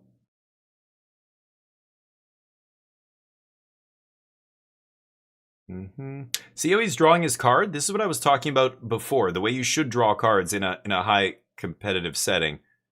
Yeah. Take it off the top of your deck, put it on the table first, and then pick it up, or even just, you don't have to full let it go, put it on the table, but like touch the table to kind of wipe it, to like essentially make sure there's no cards stuck to it or anything. You know what I mean? The way people grab mittfuls of cards off the top of their deck is something that, it's just a terrible habit you should not ingrain in your play. But I don't know. I think maybe people who play a lot on Arena and not a lot in real life, you know, they like, or even people who do play in real life. I've played with tons of people who still do that, even though they played lots of Magic in their life. They still just sloppy players. Like they grab mittfuls of cards. They just risk accidentally drawing a card, and in a high competitive setting like this, that's a game loss. Like that's a serious violation. I hate the way this guy has his lands arranged, but whatever. That's how we used to do it as kids. When I've told you guys about the little like scenarios we would create with Magic cards. We would lay them out like that. Here's the ocean. And it was like 8 islands all in a big cluster. And there's mountains on the north side. Yeah. And past that, it's frozen. Plains. You know, we put plains up there or something. And over here, there's a forest and all these forests. And we would create this whole like landscape with Magic basics. And then we'd put creatures on top of the playmat that we've created with weaving basics, and we'd like have battles and stuff. He's got 2 different lands in play. He is playing all the same art. Jub, I know you're used to my glorious 2K streams, and this 1080p bullshit is like, what are we doing here? Why did I buy this monitor? I'm looking at this shit. It's blurry, but there's a forest and a swamp. But I like what you're saying there, Jub. One of my big complaints about some of the full art basics is they don't look like the basic they're supposed to, of the mana they're supposed to produce. The worst one is the Kamigawa Swamp. The red swamp, it's absolutely atrocious. But there are lands like that where, yeah, next to each other, they're almost too similar in their tone, the color palettes or whatever, that you literally are. That is exactly the case I was making, was people are going to assume, I want my lands to immediately be recognizable as making a mana of that color. That's one of the key things. I really think some of the lands they put out, many of them are not great because of that. Like, you could be really on the nose and make a Theros land where it's literally the mana symbol. That even works, because it's obviously very clear what kind of land it is, and they're all very distinct, even when they're next to each other on a battlefield, right? But that is not super distinct, yeah. I don't like full arts like that. So he's docked points for that. Docked style points. The other guy, the unglued basics, perfectly acceptable. Big fat mana symbol. Too much frame for my taste. That's why the John Naven unhinged lands are the best. I mean, they're the objective correct land to play in all of your decks. Especially if you want to pimp. Like, if you want to really show people that you're not just like new money bullshit. You have pedigree, okay? You play that unhinged full art John Naven. The art's all the way to the border. That's too much frame. Why do you need a fucking tap symbol? You know what I mean?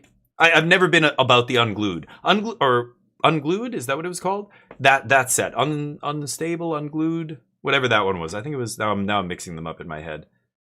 Furdock Core is a crazy card. That's a weird one to see in standard, but sure. Okay. Show me what Furdock Core does, please, on the left. Come on, who's in charge of the... Somebody put that... No. That's the black card they just cast. So, bounce 2 creatures, sack nothing, but then they lose their graveyard. That's something. Unglued, yeah. Okay, right. Yeah, unstable is really nice, too. Those ones, like, again, the whole color palette on the card is red and blue and green, and they're immediately identifiable. Those are probably my 2nd or 3rd favorite lands. If you really want to just wear the biggest, gaudiest diamond necklace with gold and your full grill and everything, you rock Guru Islands. You rock Guru lands. Like Shota. Shota is such a pimp, he doesn't give a shit. He doesn't look tacky when he rocks Guru lands. Everybody's like, the dude is a fucking guru. You can't say shit. Yeah, he gets to do it. Those basics are worth more than my entire deck. Times 10, but here you go. Like, one basic Guru Island could pay for an entire standard deck. If you're rocking like 6 of them, 7 of them in your deck, like, that's full pimp mode. But it's a little much. Like, you don't have to flaunt it like that. For me, John Avens are the perfect middle of the road. They check all the right boxes. I love how we have this discussion every time there's a Pro Tour. Every time I have to talk about it. I think it's when I see real life Magic, these are people expressing themselves. Look at this dude. He's got his signed Steam vents up there. He knows. He's like, I've been around the block. It's like it's like a prison tat. Okay? Watch that, but that guy's gonna whoop your fucking ass at Magic. If you're not careful, you're in a top 8 with that guy? Oh, you're fucking dead, bro. Oh, you got to play against that guy? Oh, shit. Good luck. Good luck. I can't say. I don't know what to say. Good luck. It's funny. But it is. It's a language you're speaking. He's got his Chinese 3-portal sleight of hands there. I love the 3-portal was like the OG sleight of hand. So he's going OG, and that's always respect. Anybody who just goes full on OG editions of all their cards, they understand. They get it. They're not just, maybe they're good at the game, maybe they're not so good, whatever, but they understand what this game is all about. The flex, okay? Why do you think Post Malone bought a card for $2.5 million? Huh? He knows what this game's all about. The flex, okay? Pay attention, chat. Yeah, too many unholy annexes. That was steamrolling, okay? Want to see what this green-black deck has. It did not look very impressive there, but...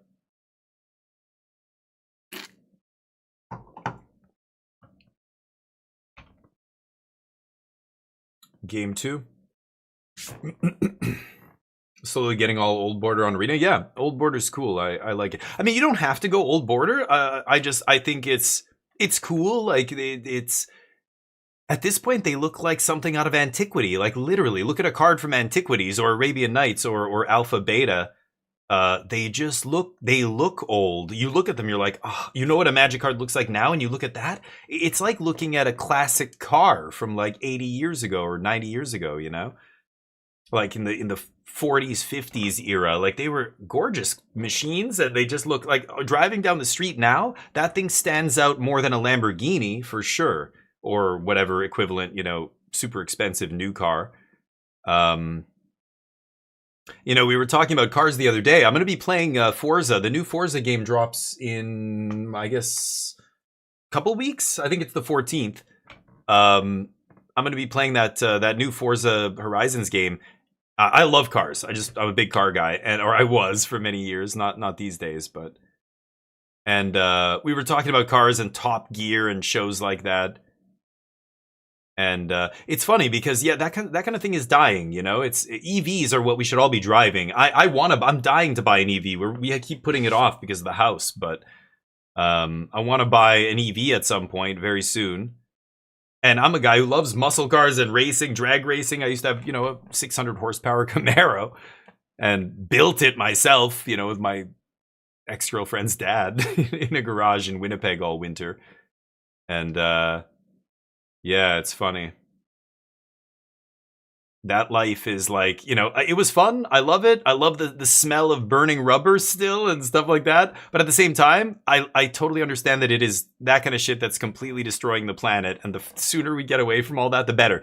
They can put speakers in a high performance car to make it sound like it's a guttural engine. They've done this already in cars years ago. Like this isn't something new.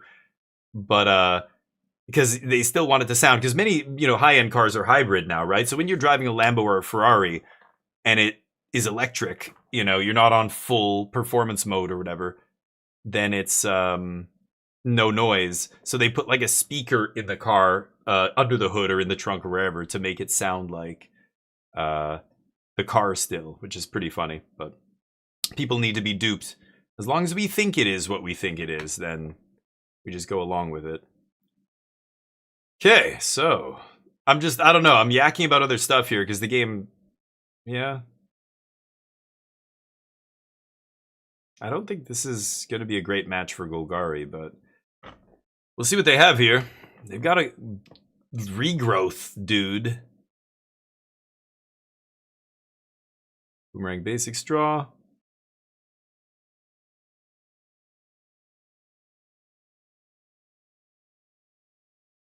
One more spell to trigger prowess, and then leave up spell pierce or spell snare or whatever.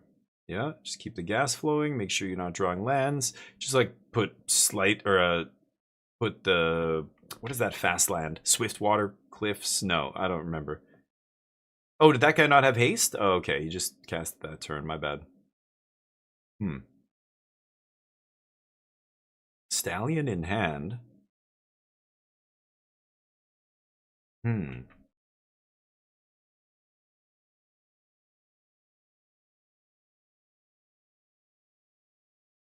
Strategic Betrayal looks so bad, it's crazy.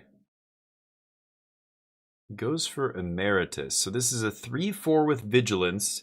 ETBs with Regrowth up. He's just going to immediately cast Regrowth. And he brought back what? Did he bring back a removal spell? I missed that. Oh, he brought back Maelstrom Pulse. Okay. He's going to pulse. Oh, no, he had the pulse in hand. Okay, he brought back the Strategic Betrayal, sure. Horsey? Seer. Ouch. The Seer. Possibly out of the sideboard, I imagine. That is perfect. Yikes, that's a lot of damage. So 4, 5, 6, 7, 8. Yeah. So he's got the Pulse for the Otters, but the horse has ward 1. Yeah. 8 damage, so he goes to 7. So he's got to have a 2-mana... Oh, I guess he's got Strategic Betrayal, and he doesn't need to... Yeah, right. That's pretty good. Doesn't have to pay the ward. Gets to play Elf. Drew the Elf off the top. That was nice. But now he's basically out of action. He's got a Restless Cottage and a Soulstone Sanctuary, so he's going to start clocking with lands if he finds a land here, I guess. That's something, but you're at 7 life? The other guy's got Get Out, Storm Chasers, 2 lands. No graveyard.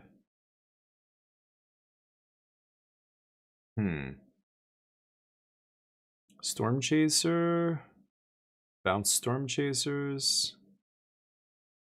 Double Storm Chasers. Okay, going for the kill next turn if he can. Bring back Get Out. Play Get Out, bounce Storm Chasers. And that's 9.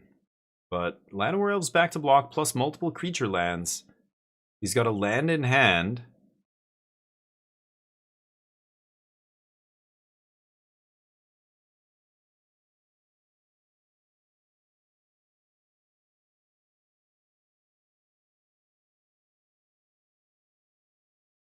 Here's the Betrayal. It's not amazing. I mean, this dude on the bottom, Kai, can... I don't even love this. Yeah, I think just activating the land and not tapping the elf to do it is better.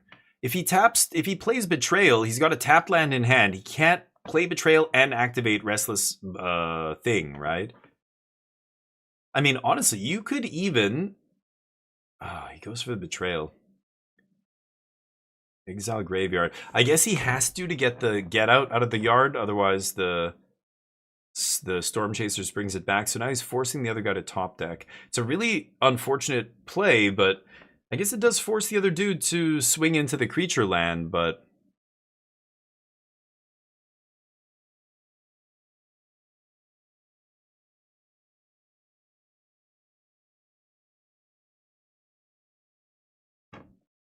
He's asking a judge something? Wonder what he's asking here.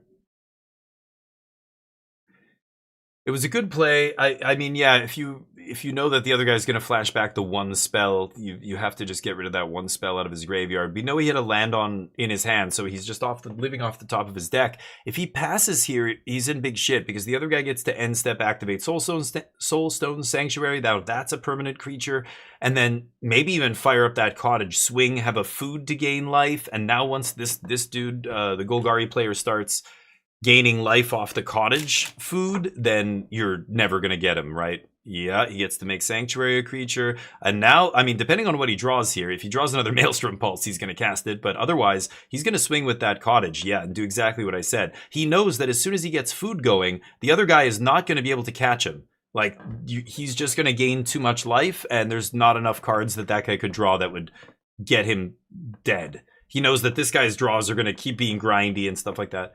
He swings with the elf?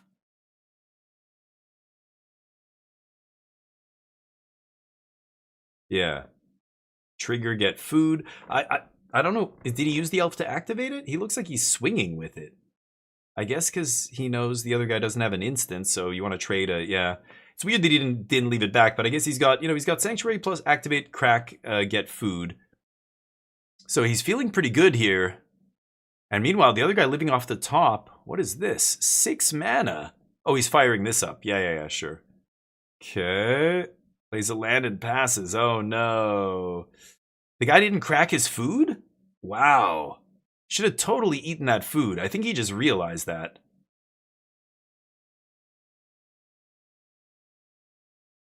It's ugly.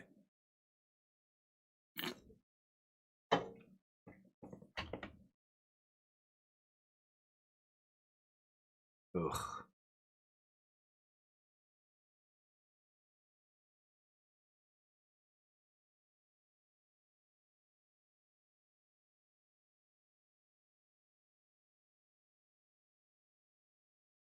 You guys like it triggered, right? I said trigger. Yeah, you get your food. because that happens before blocks, right? Yeah, I don't know why he didn't crack food. I think he was just forgot. He was so excited to draw the next card. He didn't crack that food. But anyway, he gets to crack it still after this turn, which is pretty nice. Okay, so damage. Take 3. And then this guy's gonna pass. Yeah, no reason to duress him. You know he doesn't have action. Long goodbye, pretty good here, but oh, and the other guy has island, and he drew a stallion. Huh. Nothing in the yard. Yeah, you're in trouble now if you're prowess. I think this is going to game 3, and I think green-black knows it. Yeah. Stallion. Cannot last dance. Oh, no, last whatever says you don't care about ward, right? Is that the card he's playing? What is it? Yeah. Long goodbye. That's it. It doesn't care, or it's uncounterable or something like that, right? Yeah, yeah. Nice. So he still doesn't even have to crack the food. He drew Keen-Eyed Curator. Okay. Was it Long Goodbye, right? Yeah, I remember that card. It did see play in Dimir mid-range and stuff for a while, but can't be countered. Yeah, right. So you just don't pay the ward. The other one removes ward and hexproof from creatures, right? The one that's the enchantment one that sticks around.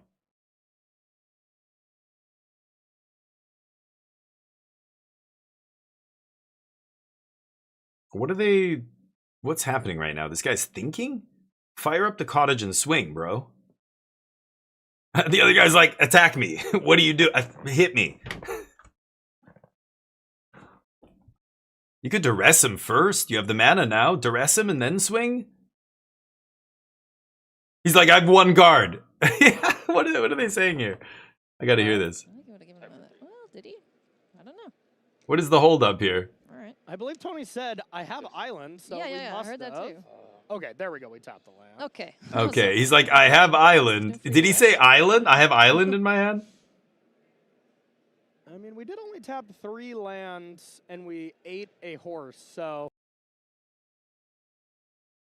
I don't know if I like that, man. The other guy's at 6? The fuck play was that? Okay, anyway, that was a weird one. What are these guys? I love it. Yeah, it's been a fun little back. They're and going to forth game between 3. The best. Well, what is okay? It's the best deck statistically. So far. So far. Yeah. So far. All right, let's see. So game 3, Tony's on the play, which is exactly where you want to be now with aggro. So this guy has the professor. Let's see if the professor is good enough. Overgrown Tombs, Stolestone, Double Blooming Marsh. Yeah, he's got a good hand. Tony's hand's a bit slow here. No Storm Chasers on 1. But yeah, see how Tony draws? Put it on the table first. That's how you should always do it, right? Or touch the table with it. I'm glad to see that kind of stuff at this Pro Tour. Sometimes I see people do it the wrong way, but yeah. Sometimes you can just barely see it, but you see them sliding it across the table, essentially, before they draw it. Delian Fell himself. See if he's worth playing this deck for. I have my doubts, but Gold Garbage is going to do well. You think so? I don't know. It's been Gold Garbage for a long time, so I don't... People play it still. Like, there's always going to be people who just love Golgari. That's their team or whatever, and that's... This season we might not be good, but I've got to still cheer for the team I love, right? I'm a Golgari player at heart. You know, people are so weird. With Magic, like, again, you get to identify with these certain aspects of the game, and it becomes kind of part of your... who you are. Like, it's part of your identity at some point. Like, I'm the guy who also always plays mono black. I know so many dudes like that. I'm the so-and-so player. Oh, he's the control player. Sure. It's like, what? Why do we have to... I don't always play control, okay? I don't always play blue. Why are you trying to put me in a box? You know what I mean. I don't think it's that weird. I think Cub was a good card, but has always been easy to deal with if you want to. So even though Cub decks are good, it's not hard to keep them in check. Unlike blue-red decks. Like, it's very hard to compete with the value for the mana that deck is getting, right? But I see, you know, I know what you mean. Like, Cub was like, people, ban Cub. People were saying all kinds of crazy shit. Wow, kill all your lands. That was interesting. I mean, he has a lot of land here, so leads with Duress. Come on, couldn't even pony up the cash for some Urza Saga's Duresses here? Okay, what do you take? It's Burst, Boomerang, and Get Out is the last one? I'm at 17 here. If I'm the Golgari player, I think I'm going to take Get Out or Boomerang. It's, what does Get Out? Counter creatures only, right? I'm probably taking Boomerang basics. I don't care about Burst Lightning because my life total is high, and Get Out doesn't stop what I'm about to do, which is Delian Fell. Crab I can't take here, so I'd end up on Boomerang basics. It's the only card draw in their hand, right? They take Get Out. Okay. I would take the other one, but what do I know? I don't play that deck, so. They have Delian Fell, they have 2 Delian Fell, and Emeritus. Okay. They want to resolve Emeritus? So they took Get Out? I don't know, that's weird. Anyway, see how this goes. Yeah, Duress kind of helps them a little bit here, gets them closer to Crab. If I ever played this dude, I'd have to say your name is about to be Kyle because I'm giving you an L. Oh, wow. You know what, Charlie? It's very offensive. That's an extremely offensive joke to people named Kai. No, they are not Kyles. They're Kais. You need to respect that. Okay? Nobody's adding L's to anybody's names. Extremely rude. But funny at the same time. I had to laugh. Took me a while. Actually, you guys don't know. His name is pronounced KY. It's like that skit from Key and Peele. Aaron. It's KY. KY Nelly. That's what they call him. Never mind. That's... Nope. Because he's smooth. KY Nelly. That's a big D20. Is that a D12? Oh, it's a huge D12. Never mind.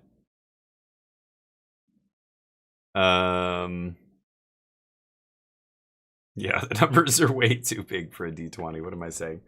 It's a big D. Don't say it. Don't anybody say it.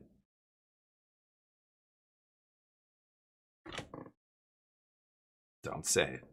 Giggity. I mean, yeah, this is Delian Fell coming down. Again, if he had taken, like, I don't know. If he had taken Boomerang Basics, this guy would have nothing in his hand to do, right? He just needs to find a Storm Chaser's talent, and he's going to start chaining, making a bunch of dudes. He's got the crab still, though. That's a play. Delian Fell eats it, but of course Crab gets to swing for 5 and kill Delian Fell, right? But this is on his turn now, main phase, right? So it's, yeah, I guess he didn't have the mana or spells or whatever to do it. So Delian Fell's gonna untap and draw cards, or I guess it pluses into an ultimate pretty quickly, right?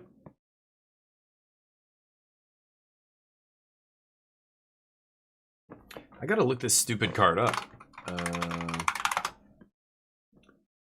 So he starts at 5, plus 2 goes to 7, and then you minus 6 immediately. Yeah, it's interesting. But he gets bounced. God, you had 2 Delian Fell in your hand. Why would you take Get Out? The Get Out would be rotting in his hand, but now he got to bounce your 4 mana play for 1 mana and draw a card? It's so much worse for you, right? I don't know, it's wild. Duress, I guess, takes Ral here. You don't really have an answer to a Planeswalker in your hand. Delian Fell says destroy, yeah, only destroy creature. The Fireball isn't a big deal here. The like, you're at 16 life. The Traumatic Critique. Yeah, you got to take Ral, because the other Traumatic Critique, you have a higher chance, or you have more tools to beat that because you have a lot of life mostly, and you have card draw engine going. So even if they're drawing a card off it, they're casting sleight of hand off it or whatever, it's not a big deal. Ral, you have no answer for, so you got to take Ral. Requiting Hex not looking great here, not against Crab. So he flashes in Crab. The other guy plus 2'd, which is you gain 3 life. Right. So he goes to 19. Oh boy. Blue-Red's in trouble here because now we've gone past the early game, past the mid game, into the late game. We're getting to the late... Oh, he's got the horse to go with it. Nice. Getting to the late game, we're starting to get to where Green-Black is going to start taking over, I think. So Blue-Red has to close it right now, like in the next couple turns. But 19 life? Oof. And he's got another Delian Fell here, so he can go Delian Fell minus kill Crab. Show me the rest of his hand, Jesus Christ. He knows the other guy has Traumatic Critique.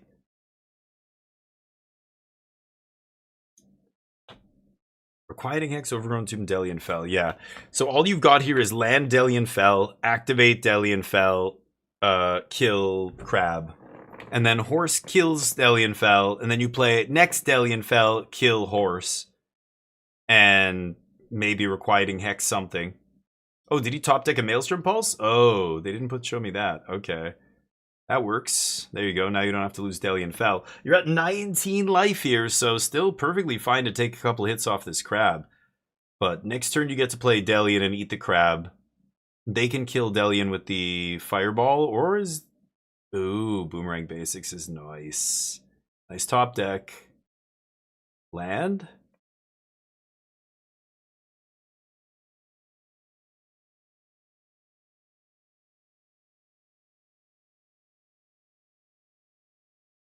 Yeah, he pulled Steam Vents.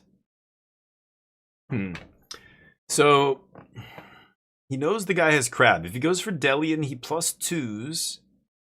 He knows the guy has Traumatic Vents, Crab, or Traumatic Critique, Crab, but he doesn't know about Steam Vents.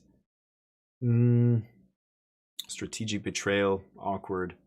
But yeah, you lead with that to get rid of that graveyard. So now he can't Crab. You got a Crab in response. No? Wow, no Crab. Oh, Crab in response, then it dies. What am I saying? Yeah, of course. No, I'm an idiot. Yeah, it's also sacrifice a creature. Yeah, the graveyard eating card. Ooh, that is the perfect card against Crab. Holy cow. That is a nice one. Delian Fell gaining the life? No, they drew a card. They're going to blast Delian? No, they can't even kill him. Didn't play the land first.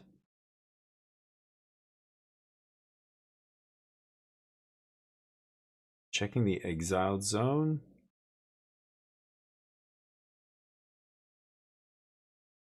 Oh no. X is 2. He could have played the Steam Vents out of his hand. Oh no, that was on the end step. What am I saying? He just wanted to draw cards. So he's got 3 more damage. They're like, are you sure it hits Planeswalkers? Yeah, it does. And what does he have in hand? We know he has a Crab. And Get Out is what he drew. Okay. Yeah, I mean, Crab coming down here on end step again. So one more Delian Fell in this guy's hand. That was wild. He drew all 3 of them. But he doesn't play it because he knows the other guy's going to Crab him. I think I still would have played it, right? Weird. Because he wants to play the Delian and eat the Crab, I guess. So that's what he's going to go do. Hopefully it resolves. The other guy's like, yep, I lose. But he has Get Out for the Crab, so this is not going to work very well. Oh, don't give it away, man. He almost stopped. Okay. Bounce. Oof. Okay, tap down your elf. Uh-oh. Oh no, the Get Out. He drew it that turn cycle too. If the other guy had gone for Delian plus, Delian would have lived, I think. Well, no, because then he wouldn't have been able to kill this guy, right? Roaring Furnace was a... Oh, that guy drew Roaring Furnace. Oh. Okay. And now he's going to untap or unlock the other room, draw a card.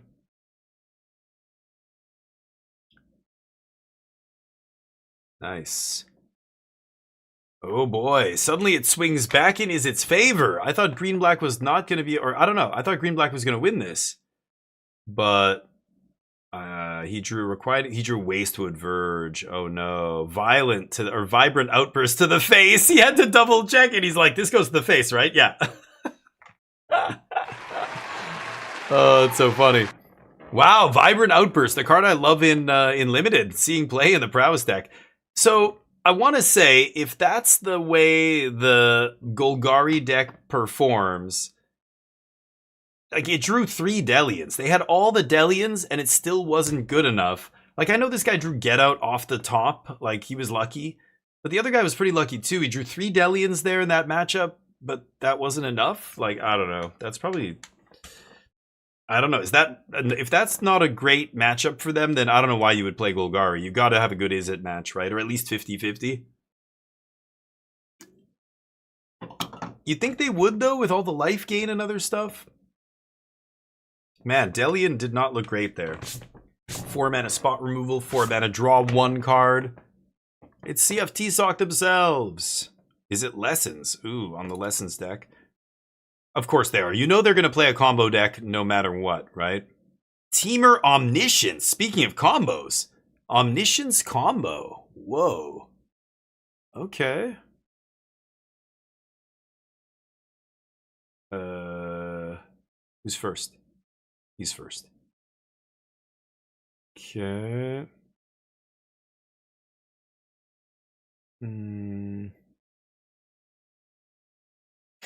The Final Fantasy sleeves.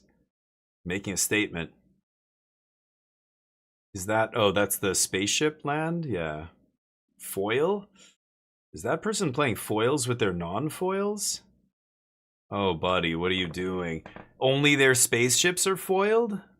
That's risky. Oh, boy. Okay. So Ray knows that...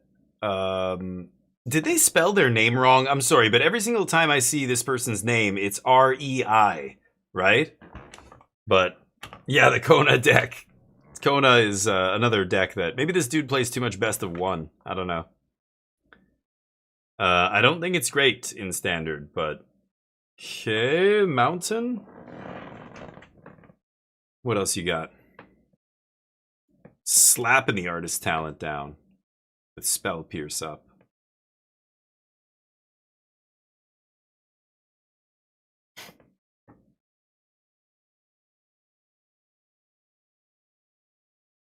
Is that a Soul Guide Lantern in the main deck? Wow. Soul Guide Lantern in the main deck? That is very good against Lessons. Ouch.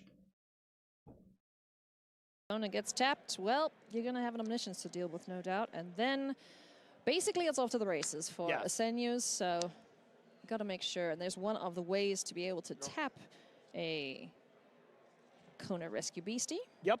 All the station lands. Did miss a land draw. I was hoping one of them would say something about the fact that, yikes, that's like seeing a sideboard card against you in the main deck. They go for Monument here.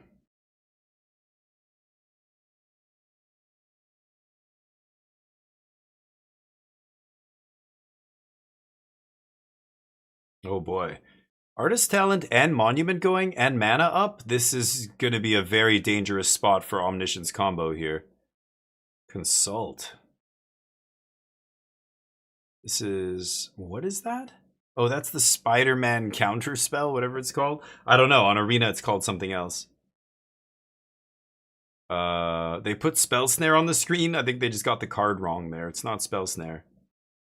It's that Spider-Man negate that costs 1 if you bounce a creature, right? Oh, they've got a little... Oh, that's sweet. Somebody 3D printed that. That's nice. So they've used... none of those things? No. They used all of them past their opponent's turn. Now none of them have been used, right? Or is this their end step?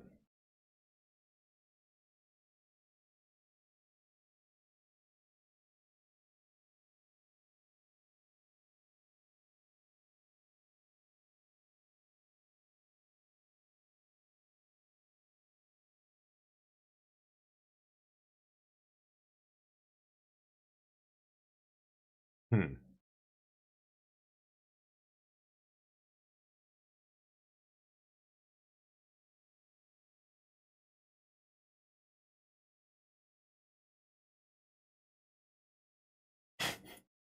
Guy just throws treasure on the battlefield. Lose 3 life. Yeah, Lessons is going to kill you very quickly here. Yeah, it's basically already over.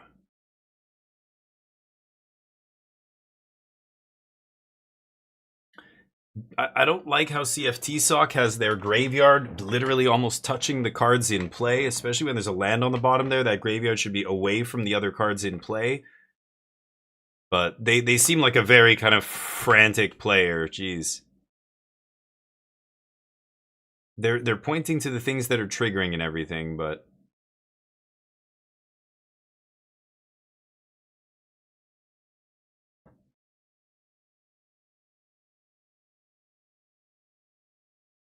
cool.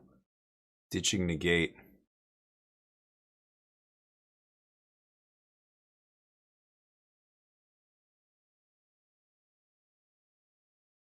Oh, that's consult.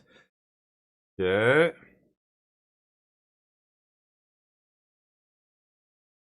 Yeah, get that away from your lands. They've used the draw off monument. They've got ancestral here. Yeah, keep drawing. 3 mana. So they use a mana here, draw 3, they gain treasure. Wow, I can't believe they... Okay. Little 3D printing thing, not great. Play against combo? I mean, they're both combo decks here, make no mistake.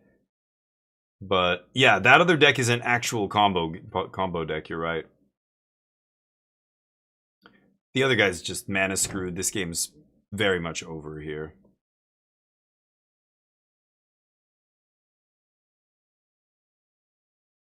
Draw some cards. Trigger talent. Exile graveyard.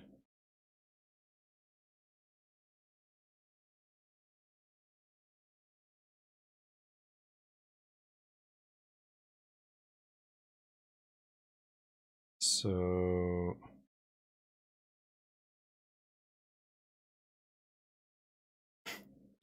they're saying like as soon as CFT Sock puts triggers on stack or puts accumulated wisdom on the stack, 2 triggers go on the stack. Then the other guy's Soul Guide Lantern goes on the stack, and then he's responding to that again with another spell, which then triggers twice.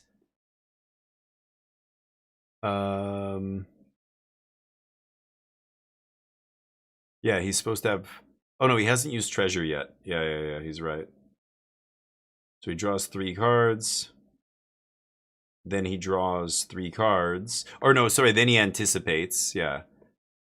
Oh, but then, no, sorry. Then the artist talent trigger happens, right? And then, okay, they've gone through that. And now he's going to look at the top 3, put 1 in his hand. But yeah, you know, if he accidentally just draws 3 there too quickly after the trigger or something, like, oof, that would be devastating. Got to be careful. So many cards. Those basics are just like core set basics, just like whatever was in the draft box. I love it. Does not give a shit. Monument. The monuments aren't even matching. One of them's extended art or whatever. One of them isn't. You love to see it. Nobody gives it. He doesn't. This person does not care. They don't give a shit. Monument. This game's over. The other guy's making him do it though. Making him do it is ridiculous. Just scoop, dude.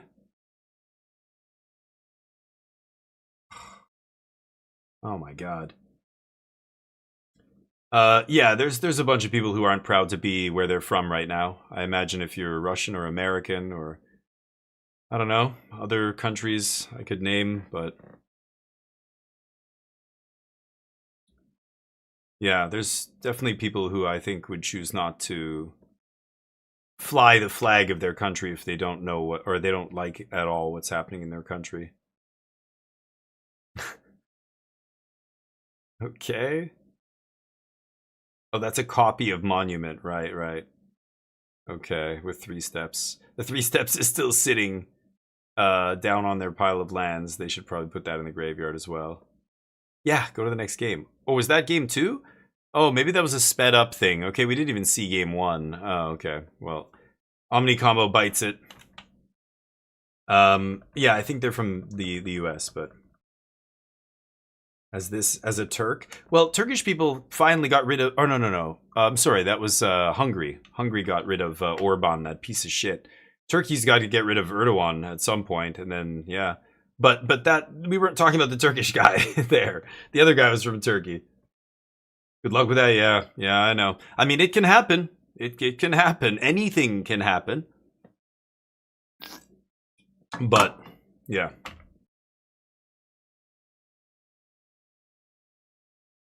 Okay. Mini golf.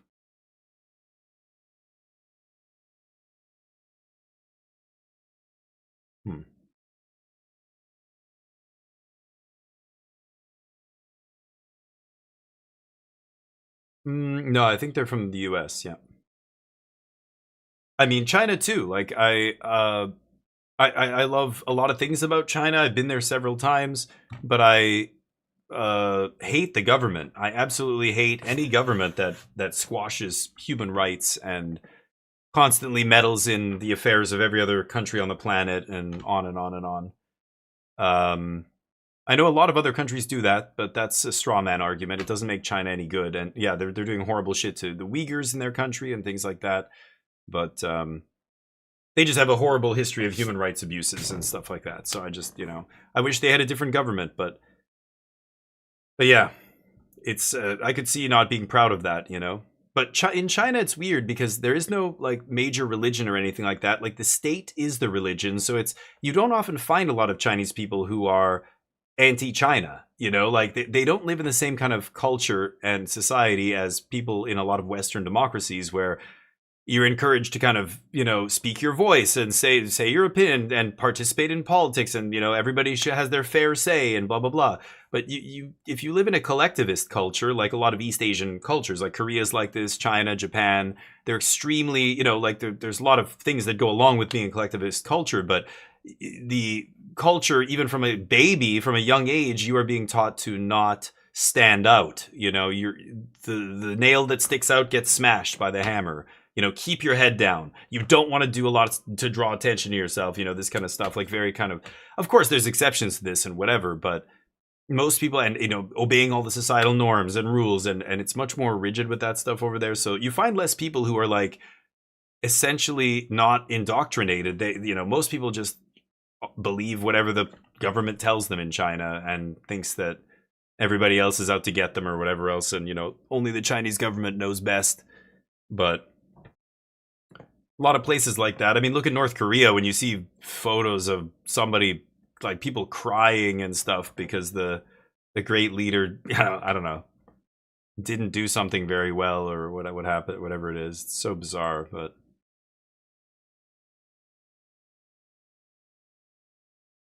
Pro Tour Las Vegas. The guy in the background is just like, I'm just grabbing my pack here.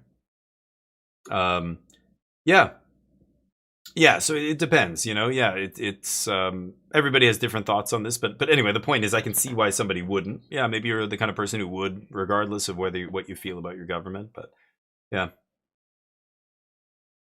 Yeah, Charlie, that's the hardest part to swallow. Like even in Canada, we have so many people who wish that we were more like the US. They're not a majority by any means. Like they are the minority. But the fact that there's still so many people like that, it's troubling. It's especially in this day and age. Like we all have supercomputers with all the knowledge you could possibly want at your fingertips, and instead we're getting more ignorant. How does that make any sense?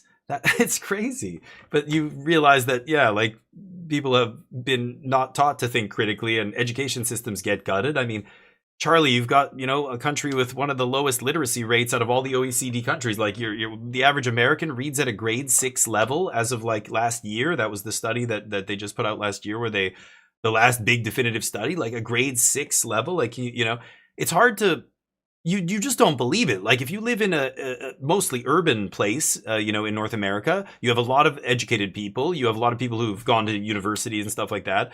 And it's harder to imagine, surely even, there's people who skate by in university and stuff, but grade 6 level. But then you remember, no, there's like so many people who live out in tiny towns and rural areas that have garbage education. So they basically many of them are homeschooled. I think it should be illegal to homeschool your kids personally.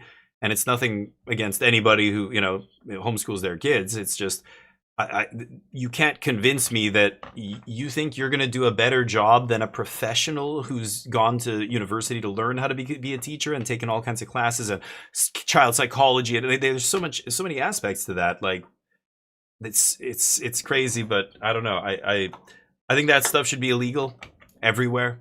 Many countries it is, but that kind of stuff. Social media is a big problem. Absolutely.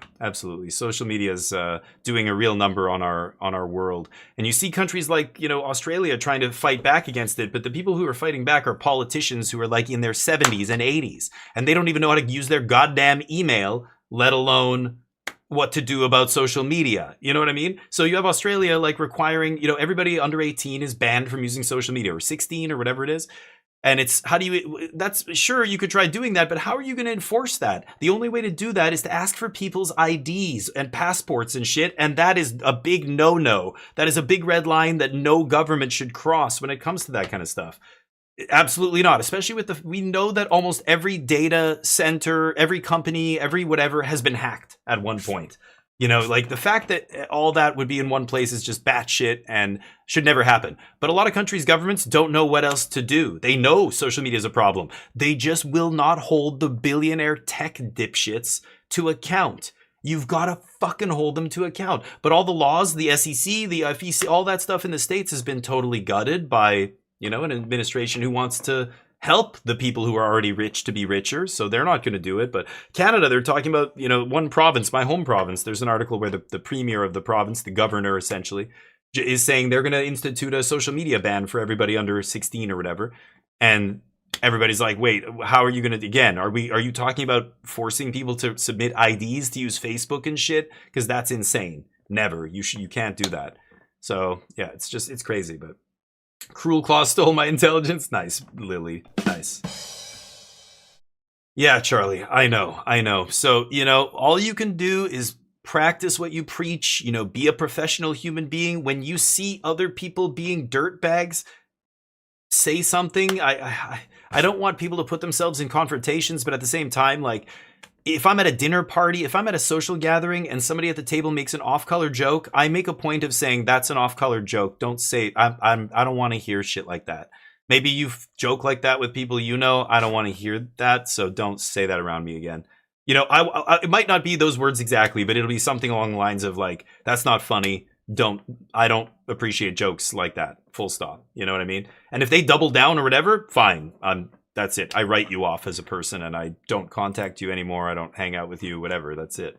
But that's all you can do, right? Live the life you want other people to live. Like you want other people to be respectful. So I'm respectful to others, that kind of thing. But yeah, Chuchi, what's up? Anyone under 18 from chatting online? Like, how are you gonna enforce that? Yeah, I mean, we know it's bad. That's not a debate. Like, we know it's really bad for society. There's so much misinformation that gets spread through social media unchecked. But there are ways to regulate it. People act like, oh God, it's too late. It's the end of the world. We're never going to come back from, this insanity. It's like, yes, of course we will. We've done it many times before. People have been insane many, many times throughout history, especially around new technologies and things like that. But social media can be regulated. It can be reined in. It could be a good thing. There are obviously positive sides to it, but Willie Edel, he's been a Hall of Fame pro for a long time. Hold on, I want to hear what he's saying. What is he playing? Interplay as fast as turn 3. 4-color elementals. What are 3 key cards for your deck? Oh no, I'll say elementals, the biggest one, and Yigra. of course, like the big, evoke element. I would say like Deceit and Vibrance. What's a good matchup for you and why? I think the good matches are the green decks because of Thunderflock, which is not a key card because it's only against the green, but it is. But yes. What's a bad matchup look like for you and why? The bad matchups are the IZZET decks that has like more elementals that Thunderflock doesn't do anything, like the horse and the crab. Well, Willie, thanks for the time and good luck. Ooh, if he's soft to horse and crab, I've got bad news for you, buddy. Well, that's the problem. The parents are too stupid to raise their kids properly. Then what do? This is the issue, right? I mean, there are parents who don't want to vaccinate their kids. They are deliberately putting their kids in danger and putting all the other kids around their kids in danger. What do? You can't just say that's up to the parent. You can't. There are things that parents are too stupid to handle. We just can't. You can't. We already know this. Child and Family Services takes kids away from parents all the time. We know there's plenty of people who shouldn't be parents who are taking shit care of their kids. So, yeah, I mean, it's at some point you make it a law. Everybody has to be vaccinated. You don't get your kids vaccinated, you go to jail. We take your kids away from you. Whoa, they're my kids though. You can't. Yes, we can. You're a danger to them and everybody else around you. That's what we do with people like you. You go away. You change, you get punished. Like, that's it. I'm sorry. At some point, it's got to happen. It will. Otherwise, the next pandemic might wipe us out. And then after that, oh yes, you're going to see some very harsh laws. After the next one is like a 10 or 15% fatality rate. They didn't win, but well, this guy, I feel like I know. Hey, well, thanks for your time and best of luck at the Pro Tour. Thank you. I think I know that guy. I think I've heard that guy before. I don't know. Some of these people I recognize. Why don't you but walk us through that? It's crazy that they're not showing their names. Like, this person. Okay, this is Will Kruger. Oh yeah, he's good too. He won the Mox last year. I switched up to a different IZZET deck for this tournament. I feel very thankful just to have a great group of friends to test with and practice with, play Magic with, and hang out with. And yeah, man, Magic's a great game. I feel really. Yeah, Magic's a great game. Anyway, yeah, it's funny. Where does personal freedom end? I mean, some people think free speech means I can say whatever I want to anybody I want. That's free speech. And it's like, no, it's not, you piece of shit. No, it's not. You can't say racist, horrible, homophobic shit to people. No, you can't make death threats against people. You'll go to jail for that, actually. So, no, your idea of free speech is batshit. No, you can't just say whatever you want. You know, like Elon Musk, I'm going to buy Twitter so that, and then I'm going to let basically misinformation flow freely is what he's saying there, right? Like, I'm not going to put any checks, let whoever say whatever. And then now look at Twitter. It's a cesspool. It's all kinds of Nazi shit and porn and just like, I can't believe people still use it. I think it's just mostly bots at this point. Honestly, there's more bots than people on Twitter. That's probably been true for a few years now, but yeah.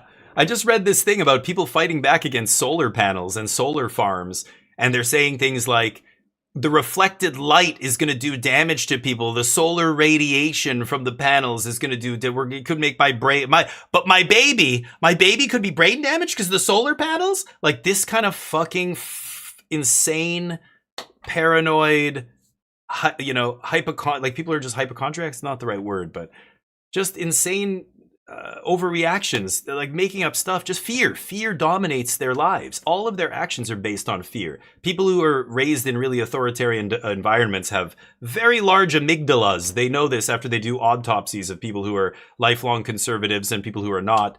People who live in a very strict, very like either religious upbringing or very authoritarian, strict upbringing, like a lot of what I saw in East Asia and stuff. Your amygdala is huge.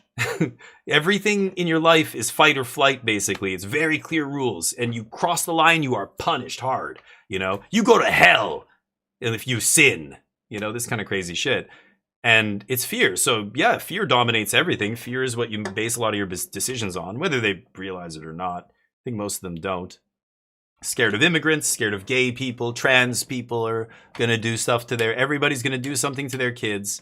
Meanwhile, the people who are making them scared of this are legitimate pedophiles that we have tons and tons of evidence on, but because they are actually running the show in the States, they're not releasing any of it. It's like, it's pure projection. Every time Trump calls somebody, some conservative calls like a trans person a pedophile, it's just pure projection. It's all those preachers and religious, you see them get busted on, for child porn and all this kind of stuff all the time. It's banana. It's just like pure projection. You can't make this shit up. It's like, it's all right there. But some people are so just fear driven. You can't get them to think rationally, I don't know. It's hard. It's hard when you're brought up like that. It literally affects your brain structure. Like if you're raised in an environment like that, like it's very hard to break that. You know what I mean? But it started. We've got lists. We got lists. I mean, we saw one match. Can we get another match going or what? Or I guess we've seen two matches, 2 rounds. Oh, it's still low. I'm kind of surprised the viewership is this low. Maybe it's taking a while for people to catch up. Or maybe it was lower before. I tuned in right as it switched to standard.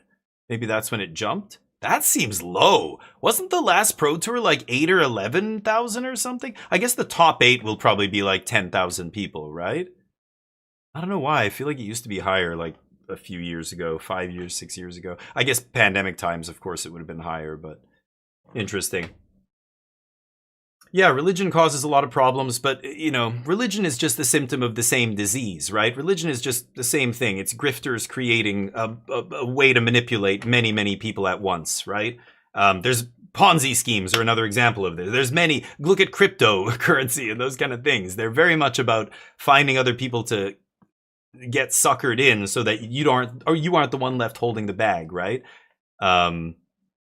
I don't know. It's like, yeah, so yeah, it's a problem, but it's really just people believing in fantasy that's the problem. You can put religion in there, you can put anti-vaxxers in there, you can put people who think the earth is flat and the moon landing never happened, and Holocaust deniers. You know, all these people believe this just pure fantasy because it aligns with their personal beliefs.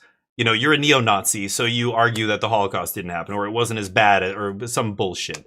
You know, you're what I don't know. And so, I don't know. I think it gives people power to also feel like you know something that nobody else does. Like, I know the truth. They all want you to think this, but I actually know, you know, like there's so much going on there psychologically. But I think indoctrination at a young age is the most dangerous thing. That's the thing that needs to stop. And that's why homeschooling should be illegal and all that kind of stuff. But also, you know, children should not be allowed to learn about religion until they're 18 or 16 or something, at least. At least their brains are mostly developed by that point. If you had a law like that, religion would disappear in 1 generation. Like, it would just be gone. But, you know, that's never going to happen. Parents want their kids to be like them, and they indoctrinate them in the same way they were indoctrinated. My parents got to break that cycle when they came to Canada as children, when my grandfather and grandmother emigrated here, and my parents were the first ones in the family to get a university degree and a master's and, you know, work in high-level jobs and just be raised in a country like Canada where there's very little emphasis on religion. Portugal's all Catholic, baby. Every time I go back to Portugal, it's just like fucking everybody's wearing crucifixes and there's pictures of the Last Supper in every restaurant, and it's just like religious shit all. I mean the churches, and you go to these places, you're just like, oh my god, like what humans are capable of is so incredible. I can see why we made up some stories about God and having mystical powers, and some people were blessed by God. It's like having a magic spell put on you that you're just so good at whatever. Even today, when I hear an athlete thank God for their prowess, and I'm thinking, you know, what do you want about it's mind-blowing. Or a brain surgeon at a Catholic hospital going, you know, thank God you for letting me do that operation successfully. What about the 20,000 hours of training you've had? That doesn't mean anything? Like, what about your skill? You're an incredible human being. That's why you sculpted that thing, Michelangelo. It's not God. But God, when you see it, you're just like, it's so incredible to see works of art made by humans. It's hard to imagine that it's possible without some magic spell. Right? It's hard to imagine that anybody could paint the Sistine Chapel or create whatever without some it's just because people don't know. They can't explain. Even at those days, a master, you know, sculptor, like what they could do is so incredible. Whenever I see the fingers, you know, pushing in ever so slightly into the flesh of a statue, and it's marble, but it looks so soft that a baby's hand is like pushing the flesh in, you know? I'm just like, how did a human make this? Hundreds of years ago, it's just like mind-boggling to me. It's incredible. We are incredible. We are capable of doing miraculous things, right? But to attribute it to magic is silly. I don't like when a lot of people subscribe to fantasy. I think that's dangerous at a certain point. So if you want to do it, you can, but I don't think children should be allowed anywhere near it. And later in life, if you want to, you know, a lot of people have traumatic events happen in their life and they need some kind of guidance or whatever it is, whatever helps you. I mean, if it's religion, then great. But the line it stops somewhere, right? It has nothing to do with the laws we pass. It has nothing to do with the the way we run our societies, etc. But if you want to do it in the privacy of your own home and believe whatever you want, then I would fight for that right for you to have. You know what I mean? Wait for Fade, how you doing? Regulating, yeah. Well, we started talking about just issues that are going on, but it's mostly while we're watching this. It's kind of a chatting stream, so I'm doing well. How's your Friday? There's lots to talk about. There's a lot of bad stuff going on, but there's a lot of reason for optimism. There's less reason for optimism these days than there usually is, I would say.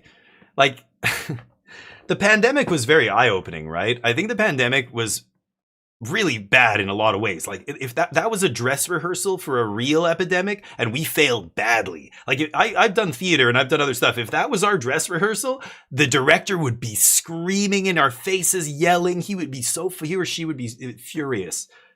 But it revealed so much about people in general and society, and just the way people acted back then was it's just crazy. It's crazy. And I think living indoors, like, yeah, a lot of people just, I don't know, couldn't handle it. Social media did a number on people because everybody was just stuck inside on their computers, and it's very interesting. Payday? Hell yeah, Chooch. What are we doing, buddy? A little schneef? A little schneef off a nice lady's patoot? Ooh, you get him, Tiger. Or dude, whatever, lady or dude, whatever you're into. No kink shaming, as long as it's consensual. You gonna hoover some schneef?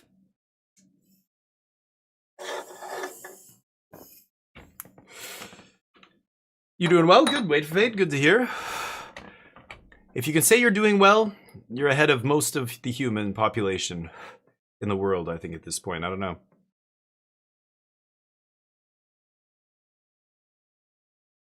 Okay. So this is Reed Duke on IZZET Prowess versus another Omni combo deck, Simic. So Li Shiqian or Shiqian Li is a well-known pros, won GPs and stuff. I think he won a Pro Tour as well a long time ago.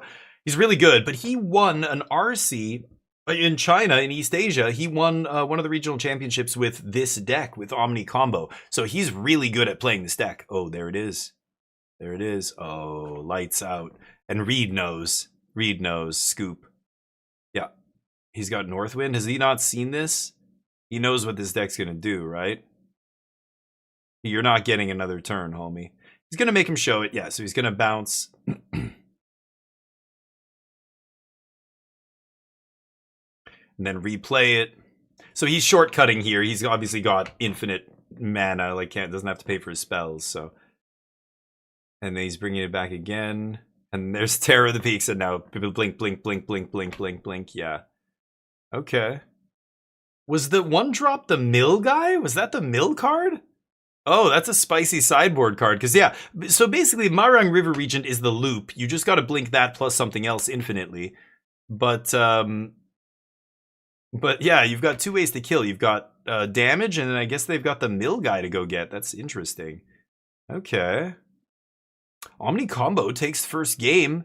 It's kind of a big deal. That means if Reed gets game 2, they're going to game 3 where Omni's on the play. Again, a match like this is really important to, who's on the play, who's on the draw. I like Reed's Ice Age Islands. Those are nice. Old school. Reed's got the basic. Oh, I don't recognize this basic island. Anybody know that one? Big blue mana symbol on a... What is the character underneath? I don't even know. Is that another Avatar card or something? That must be Avatar, right? Avatar Land. Signed Ice Age Basic. Jeff Menges? Is that his name? Who did the basic Ice? Is it Ice Age? I think it is, right? That basic island Reed's playing? I'm pretty sure that's Ice Age. I can't tell. The signature's making it weird. I don't know.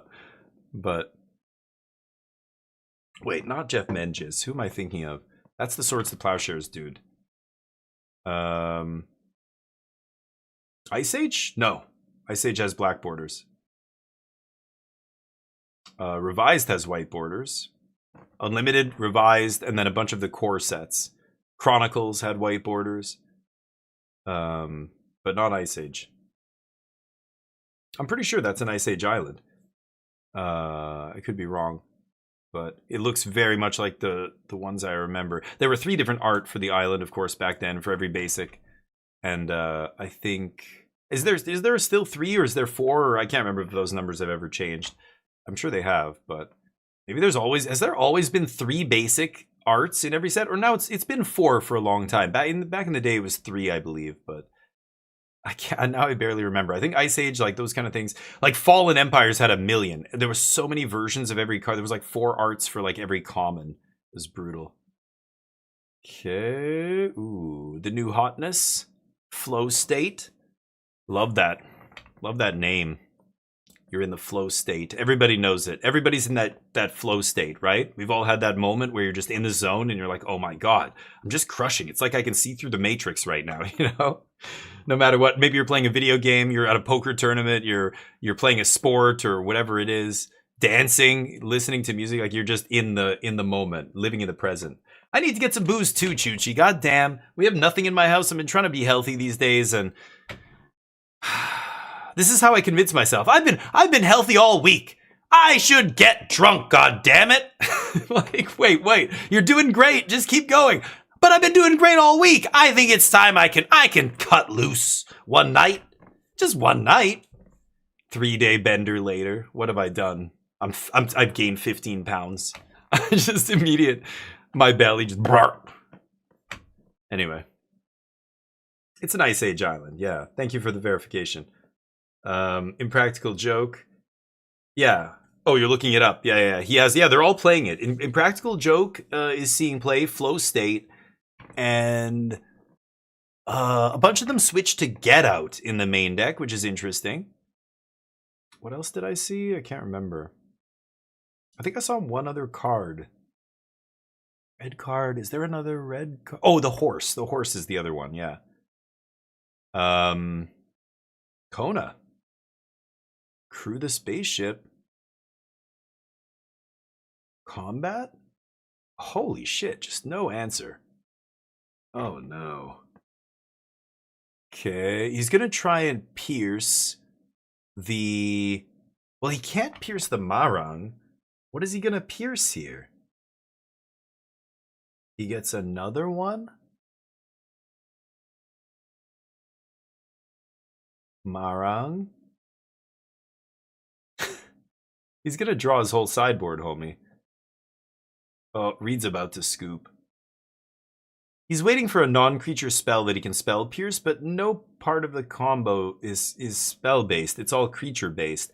He's using the dragon to tutor up the stuff in the sideboard. He's gonna go get... I mean, he could literally put his whole sideboard in his hand right now, just have all his counter magic and shit in his hand. This is over.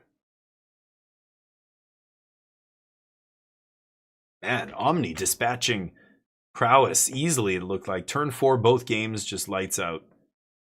It's a scary combo deck. It's not hard to break it up. Like, again, Kona is a 3 toughness creature that you have to essentially go through combat with. You can't just immediately combo with Kona. As soon as it tries to do the thing, the enemy can just kill it, and then it doesn't do the thing. So it's so tough to get it to go off against decks that play removal, but these days a lot of the decks are inbred to beat each other, so I don't know, I guess they're not playing like, you know, Burst Lightning's not good enough. You need 3 damage, so instant speed, not sorcery speed, and that Impractical Joke being a sorcery is a slap in the face. That means you're just soft to combo.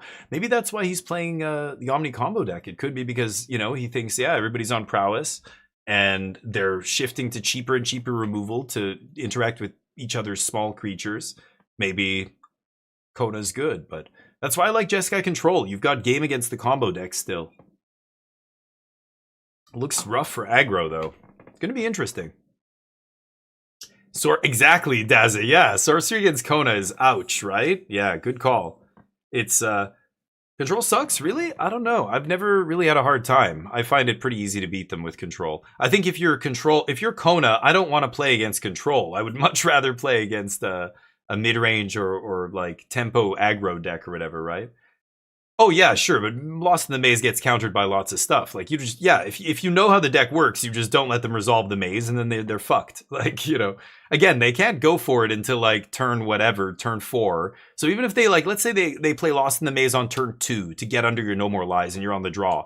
You just have to wait for the next turn, go for like a get lost on the Lost in the Maze or fight over, you know, and then that's it. And then you have like 4 mana on the turn they play Kona, so you can play 2 mana spells. You can either, you know, kill the Lost whatever, or you can counter it and still have 2 mana up to kill Kona. I don't know. I never had much trouble with Kona, but it only is a problem against a deck that doesn't know what it's doing and doesn't know what matters. Because yeah, Lost in the Maze matters, and you can't let that stick around. But as long as you, yeah, it's a couple of cards you have to deal with, and that's it. So it's not hard. They have to fight through all your counter magic and removal. It's way harder for them, right? They have to pick a spot where they know they can resolve Lost in the Maze, and then still have it around when they go for Kona a few turns later. So it's either you play it to get under counter magic and then it gets get losted, or you play it the turn before you untap into Kona and maybe they have a counter spell and a removal spell to break up your whole play. And like, there's still too many awkward spots there. I think if you're a Kona deck, you're much happier playing against not control decks, right? They have too much interaction. Yeah. That's what he's talking about. Lost in the Maze Stin. That's the card. Yeah, you need it. You need that card to make it, to force Kona through, because Kona's so fucking awkward. So yeah, like as long as you're the person playing against Kona, bear in mind that the blue enchantment is what you should be dealing with. That's the important one, right? Caverns is good too. Yeah, Cavern does something, but my version of control, I don't know. These days, I don't play the same version of the control deck that I was. I've been fucking around with the loots. But have I seen a loot deck on stream yet? Where are the loots? Could really use my loot about now. Need my loot. Somebody, give us a Jeskai control deck one time. I hope they're not just all getting their asses kicked. But Cavern's a pain in the ass. But, you know, blue-white control deck, I was playing like 3 demo fields for mono green, so... That guy flashing us his sweaty pits. Appreciate that.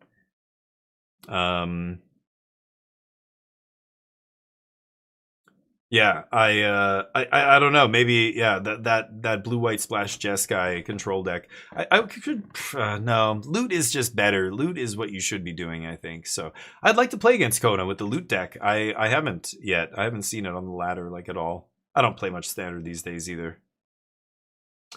Let's go. These guys are talking Pro Tour, about... the best of the best have qualified to make it in here, and we get a chance to watch. A lot of them have qualified, by the way, via regional championship. Yes, okay. They're talking about the tournament structure, or the qualification structure. Only showing us the players to do well in draft. That's right. Yeah, that's true. Standard just started. That's true. I said I hope they're not getting their asses kicked, but... Will Kruger, he's a good player. What's with the Strixhaven and Silverquill Witherbloom Strixhaven School? Why would they put that on there? They asked all the players, what school are you? Like, what school would you identify with? I don't know. Magic players shouldn't wear black shirts on camera. Let's go, boys. God, the tight shots. It's so tight. Why do they do that all the time? They do these super tight zoom-in shots. Will Kruger looks like he's coked out of his tree over in that picture.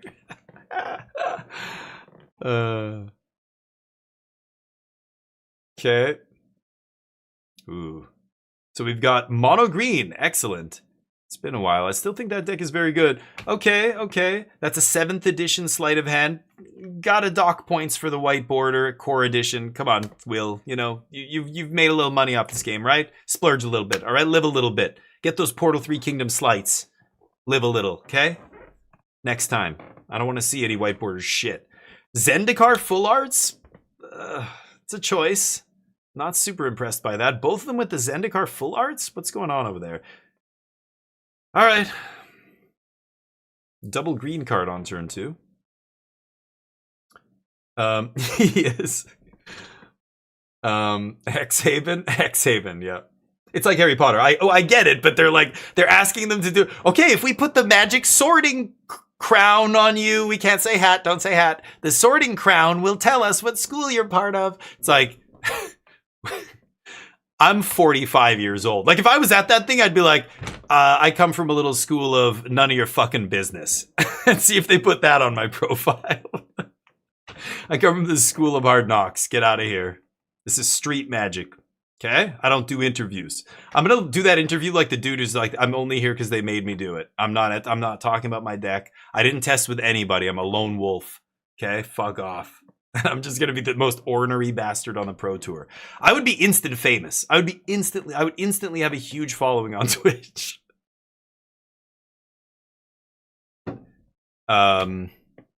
Probably. He's staring into your soul. Yeah. I'm a party pooper. I don't know. I think it's so silly. I would just be like, really? Do you want to know what school I identify? I don't even know their names. I call this one Golgari still. Is not the right name? You can't keep this shit. Lady, I've been playing this game since before you were born. That's what I'd tell a couple of these interviewers. I'd be like, I'm sorry. I can't. I don't give a shit. I'm sorry. I'm a silver blog. I'm a wither flang. Whatever. I don't know. I don't care. You're making me memorize all these terms. I just want to call it bug. Do I have to say Sultai? What is Sultai? Now the cons names are ingrained. They're just like locked in now. I just say them naturally. And the Shards of Alara ones, the Grixis and Esper and all that. Yeah, there's a lot of personal decisions in this game that I criticize with people. That's absolutely, yeah. I basically hate it all. Yes. Just tell them you were homeschooled for your mage training. Yes, I was. You see, my father fancied himself a mage, so he thought he could do a better job than the Muggle universities or whatever elementary schools, I guess at that point. Blasting the cub. Okay. Foiled Fabled Passage. Gotta watch out with the foils. Okay. If none of your deck is foiled except like 4 cards and they're all the same card, you're playing with fire. Okay. Okay.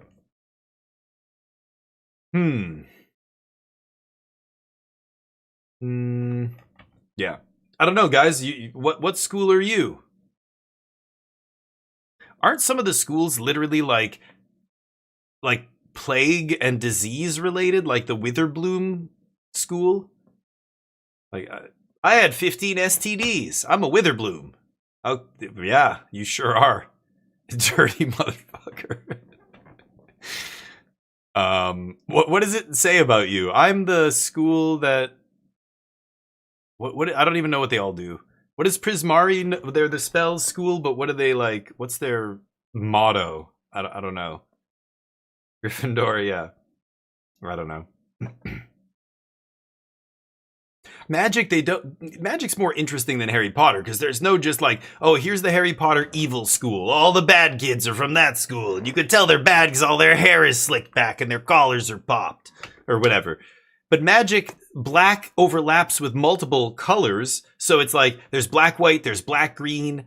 Like you can't have, are they both evil? Like they're not evil, but they've got some like influences of like cunning and things like that, right? Like I mean the whole plague and disease association with Witherbloom is from the swamps, right? The black side of the color combination.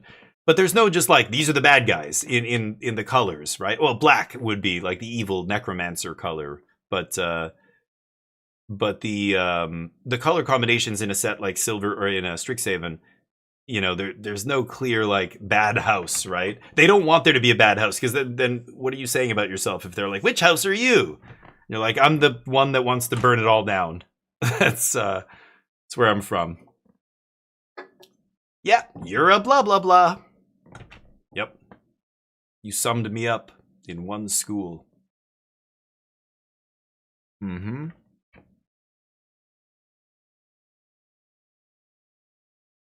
Eating the graveyard there.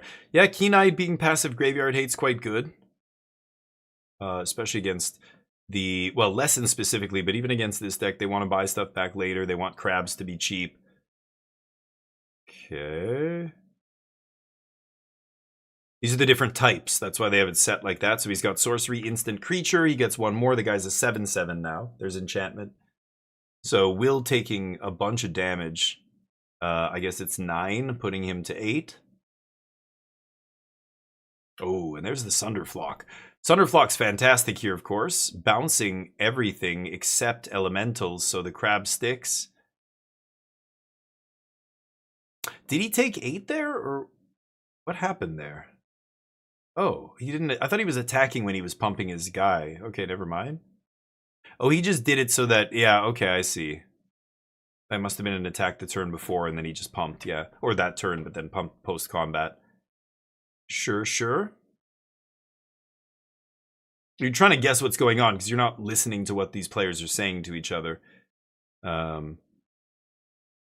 What's in their hand?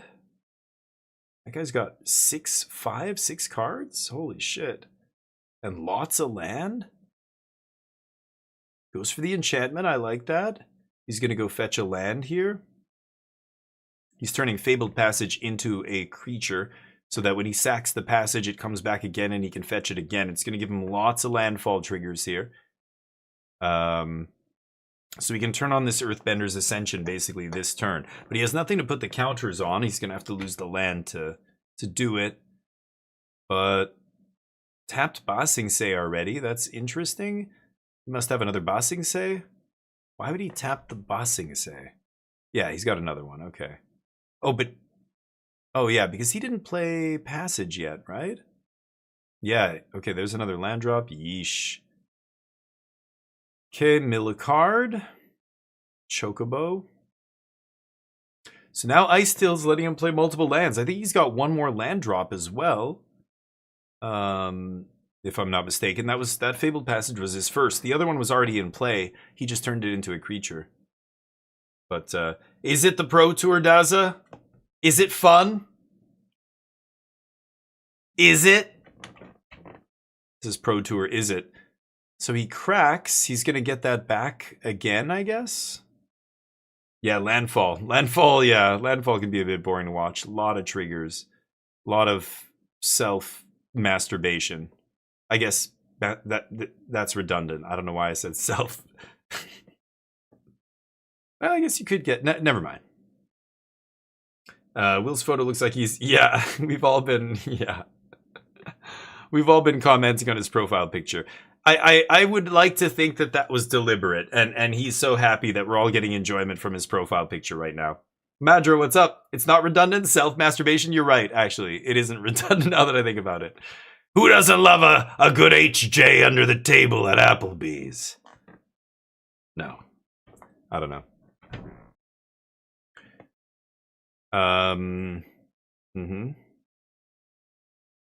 Invisible triggers, I can't even see what's happening. Yeah, well, you kind of can see by them pointing at card stuff and sometimes a lot of players, especially when they don't speak the same language, a lot of times it's body language, right? Like I've played in lots of Magic tournaments in places that don't speak English, and yeah, like it doesn't matter that I don't speak the language. We both understand the game. I'm just going like this, and I look at them, they nod, they say they do whatever.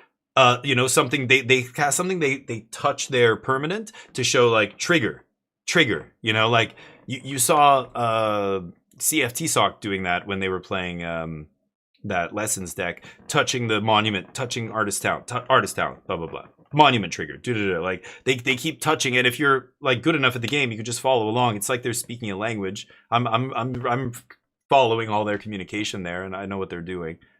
But you know, a lot of new players can't follow along, so you know, playing really fast can be disorienting for some players. Like as long as you're clear about your actions and you're letting your opponent respond between each one, it's different.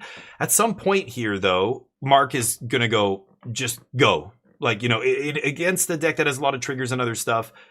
So now Will is just doing the thing. He's not asking, can I draw 2 cards? He's not saying trigger this, blah blah blah. He's just doing, okay, trigger twice. Now I'm doing this. Now I'm doing that. He knows that the other guy has no responses. He's got Fabled Passage up. He could crack. But, you know, the other guy's probably going to stop Will when he gets to the point where he's going to do something here. But so he's going to bolt the Keen-Eyed Curator. That resolves. Okay. Mark could have activated it there, but he wants his creature. So now he's shooting Mark in the face for 2. That Slick Shot has 4 triggers. That's 8. Yeah, that's a lot of damage. Nice. Prowess takes it down. Mono green. Yeah, mono green's weakness is the low to the ground aggro deck. Yikes. I love the little post game, like, oh man, like as soon as the tension is over, I'm immediately like, oh dude, I love blah blah blah. Hi, how you doing? Yeah, it's a good time to join, Madras. This is the Pro Tour, as I'm sure you're aware. It's interesting. You know, Standard's in a weird place right now, and Magic in general is in such a weird place. We were talking a lot about this earlier, but seeing a Pro Tour is still great. I love seeing paper Magic as somebody who plays on Arena primarily and streams. You know, every day we're streaming Magic, and it's fine, but it's, you know, got a whole bunch of issues, and it just doesn't feel the same. It's not the same as real Magic. So I do love seeing this. You know, even as infrequently as we do. Oh, I think I know that guy, Ma. I don't know if I've ever actually met him, but I know who he is. This guy. I still know people who play in Korea. I used to live there for a long time. But yeah, I think I know who this is. That's so funny. One of my friends and kind of business partner, he still lives there. He's moving back to the States this year, but he still lives in Korea currently, and I think he's talked about this guy before. He's good, apparently. Looks like every metal dude, yep. I like his style. Alright, here we go. Let's battle. Team Sanctum. Sanctum's a strong team. Selesnya Ouroboros versus IZZET Lessons. Interesting. I feel like Selesnya's probably in good shape here. They're going to be able to go fetch up things like Haywire Might and stuff with Bright Glass Gear Hulk, which is really powerful, and just keep blinking Bright Glass and getting value. But they've got to get to that stage of the game first. Man, he's got a cut on his fingertip, on his index finger of his right hand. Ma. That's got to be real shitty. It's like 2 days before the Pro Tour, you're testing with your team, you're doing all this stuff, and then you're cutting a vegetable or whatever, and you cut your hand, you're like, fuck. Oh my god. And you're like, this better heal before the Pro Tour, and then you're still wearing a bandage, it hurts, it's uncomfortable, it feels weird now because you're so used to playing without a bandage, now you got a band-aid on your goddamn hand, you're gonna play the Pro Tour, and what? I'm on the feature match table? What? Did I hear that right? And then you're on camera and you're like, oh my god, with my fucking Band-Aid hand, these people, they think I'm some kind, I don't know.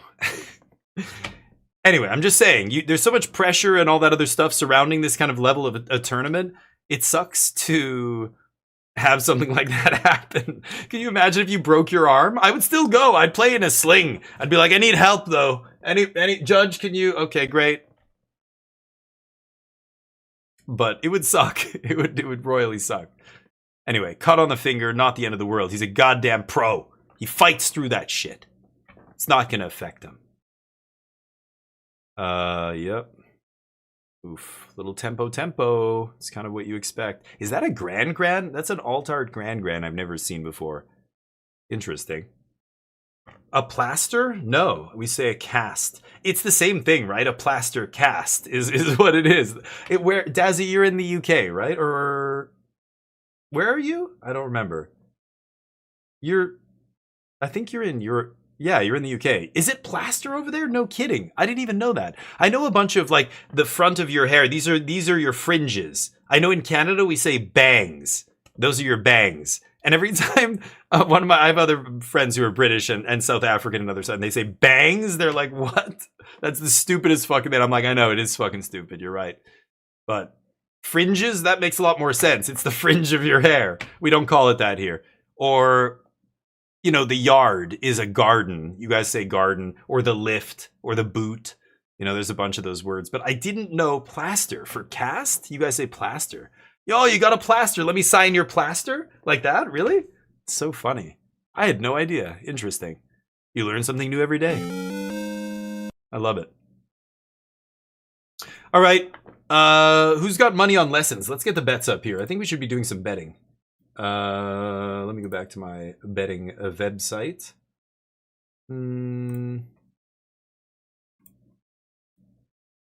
All right. Let's see. Who are we gonna bet? Well, you know what? Selesnya is who's on our side, so we'll say, will Selesnya win this match? Get your bets in. I bet yes. Is Selesnya gonna win 8-Ball? What do you say? Oh wow, 8-Ball's having none of it. Okay. Well, I bet yes, so Selesnya's gonna win. Easy. Real easy. You sure about that? Oh yeah. You sure about that? Yep. You sure about that?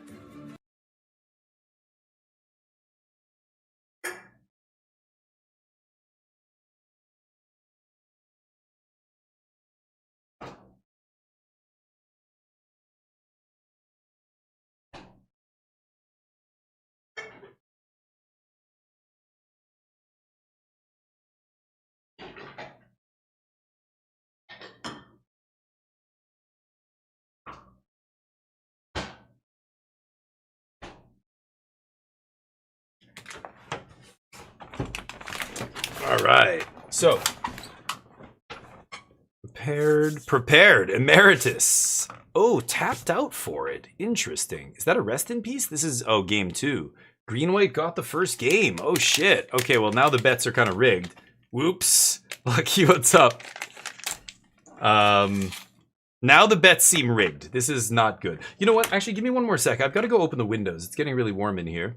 I'll leave the commentary on here. If you do have an extra white source, and I do see that abandoned air temple in hand, so that might be Manoa's best option here. Of course, the alternate that you outlined is, of course, just running out the Ouroboros and hoping just the counters get me there. The earlier you can get the Ouroboros going, it does snowball very quickly. Right, and it's just, I hope after you Ancestral Recall, you just do nothing. Yeah, and that's what Ma's going for. He's like, all right. Oh no! You're gonna draw Get a letter draw? I hope you just don't find a way to deal with this Ouroboros. Oh no! You can't let her draw. I can't believe she slammed it on 5 like that and without the draw. Ancestral Recall is good at is finding stuff. And look at this Ancestral Recall on the stack. There it is. Oh, we lived the dream, Paul. Okay.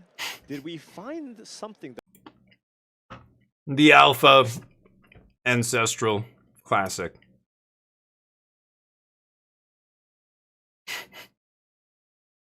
Marshall's so excited. Okay. So, yeah, still a big dragon in the sky, too. The rip is problematic. Those are gorgeous sleeves, my god. I love Amy James's sleeves. What are those? I don't think I've ever seen anything like that. Oh, those it's Dragon Shield, but they're like foil? They look cool. What basics is she playing? That's a John Avonland. Is that from Apocalypse or something? Wow. I can't place that basic mountain, but Manoa just looks like they're playing core set basics. Do not give a shit. Some players just absolutely do not give a shit about the aesthetic side of Magic. I'm mostly in that camp, but for me, nostalgia is very cool. I love the old school stuff, and certain arts and things are nicer than others, but I'm not into the, you know, pimping out my decks kind of thing.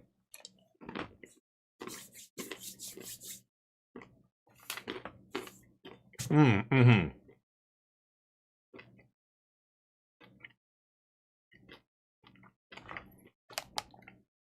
Urza Saga? Good choice. Has pedigree. I will judge you harshly by your land choices.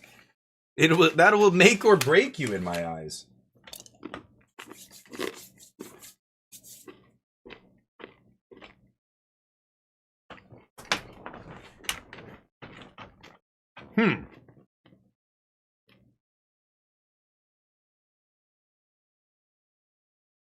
So artist talent in play. All the cards going into exile, though. Ma has an Ouroboros in play. The rest in peace is doing a number on Amy. Bright glass, that's problems. Gonna go get Haywire? Oh, a null. Get annulled. Nice. Did she trigger the artist talent?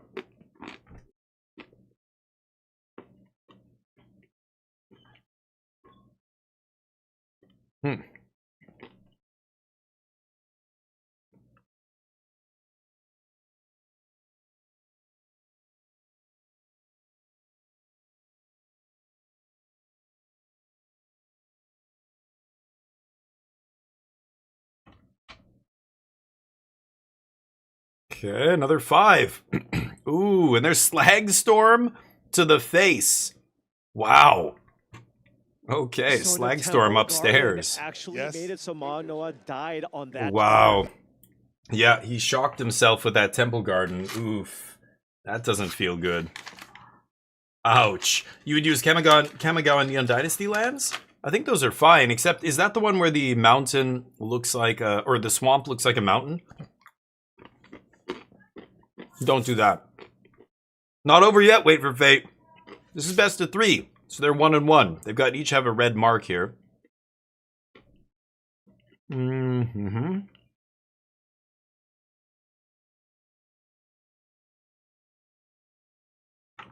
Quick little badger mole. It's weird to put it on starting town, right? I guess he could make 2 white. Oh, he didn't have planes in his hand? Thought he did. Maybe not. Rip Granny. Okay, that could easily be bounced, though. We've got to be careful with that.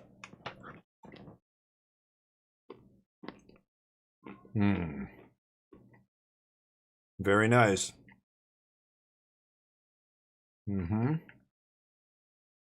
Uh-oh.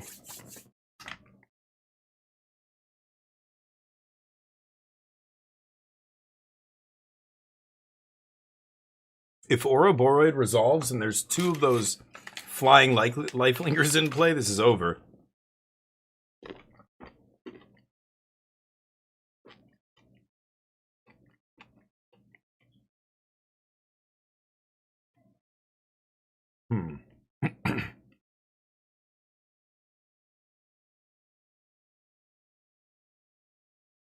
What's he got? Yeah, the swamp looks like a mountain. Those Kamigawa lands, don't use those. Haven't you seen the swamp mountain from Kamigawa? Hey, Bag. I'll take a puff in a second. How's work?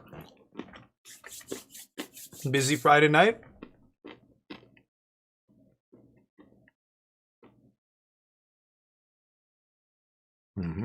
Wow.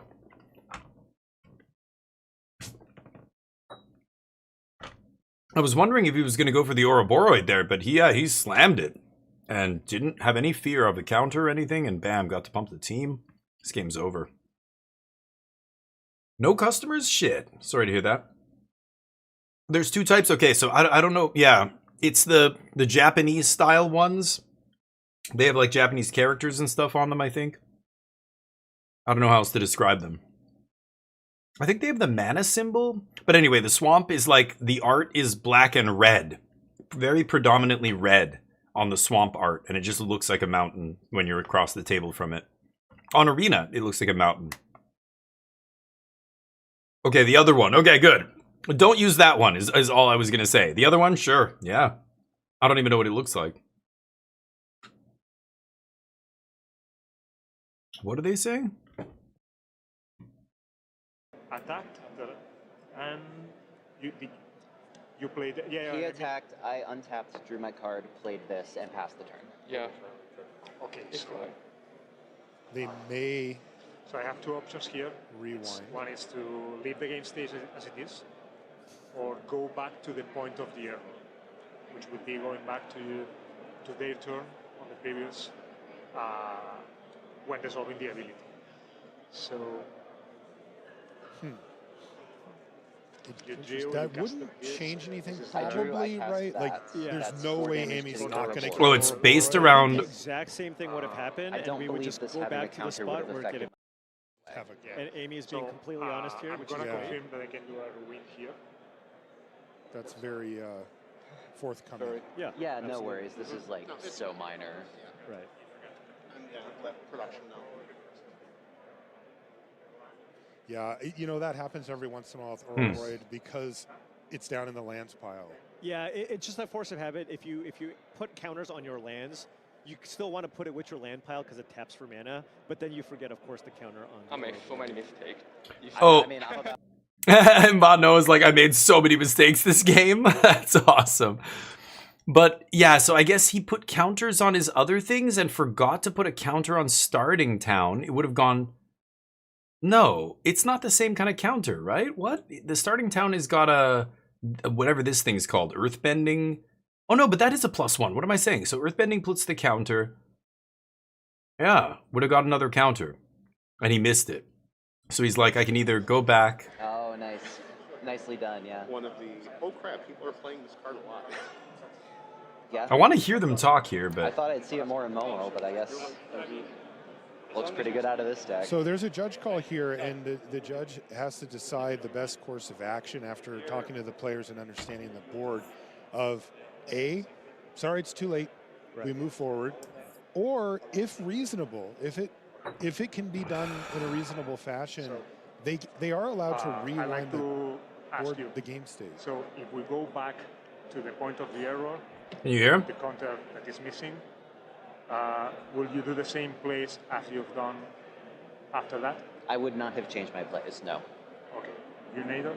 You can put the counter back you will keep your plays the same as before? Yeah. If we, because we can shortcut. If you had a counter on this from the Aura board, would you have done the same things? Yes. And the that you absolutely. did in reality. Yeah. Yeah. Actually, I can understand. This is rough because Mono of So Ma, you know, English is not his first language, so he's trying to understand what the judge is saying. It's not a problem. He's getting the advantage here. He's getting to put a counter on his land on starting town here because he missed it on the previous turn. So he played Ouroboros, he gave everything a counter. He should have given this one an extra counter. This should be on 2. He passed the turn. She killed his Ouroboros, and now it's his turn again, and he's like, oh shit, I should have an extra counter here. So the judge goes, well, we can go back, and you can get that counter as long as both players, and she's, you know, Amy's being really honest here. She's saying, yeah, I would have killed the same thing. We don't have to go back, because, you know, it's up to her. So they give this a counter, Ouroboros dead, and then... Is he playing? Yeah. Okay. He's like, thank you. Yeah, so he gets it now. Yeah. Okay. That's not a big thing, but it's interesting to see. What is the official, like, how do you handle a situation like that? So it was up to Amy. I think if Amy said, because it was Ma missed it. It was Ma's trigger. So if Amy said, no, I don't want him to get a counter, or I would have played, or she said, I would have played something differently, then they would have reset it and he wouldn't have gotten a counter and Ouroboros would still be on the battlefield or whatever, right? But she basically said, like him, like, it didn't really change her play at all. She's still going to kill Ouroboros and pass, so, I don't know, that's what you should do. You're not going to trick anybody. You're not going to get anything over an advantage on anybody by trying to, like, you know, I don't know. There's just no reason to. But it would have been up to her if she could get an advantage by, like, some other spell suddenly mattering. I don't know what it could possibly be, but then, you know, maybe maybe she would have said no, actually, hold on. But it's interesting. It is up to her, I believe. Well,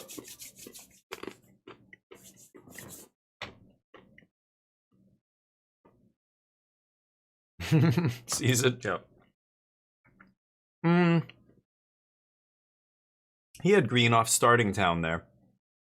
But so now, okay, so this is 3 mana. I'm gonna play Raccoon and then eat something immediately. Yeah. Yeah, he took a life off that. That's the double green. Okay. Sage is coming in. Gaining 6 life is huge. That's a 12-point life swing now. It's over. Yeah, like, Amy's way too far behind now. The Sage turn was bonkers. Because he got rid of Gran and triggered the Sage. On turn 3, he played... Or no, turn 2 off the Badger Mole. He played Seamrip into 2/2/3 flying lifelinks. On turn 2, that's insane. Turn 3, I should say. Turn 3.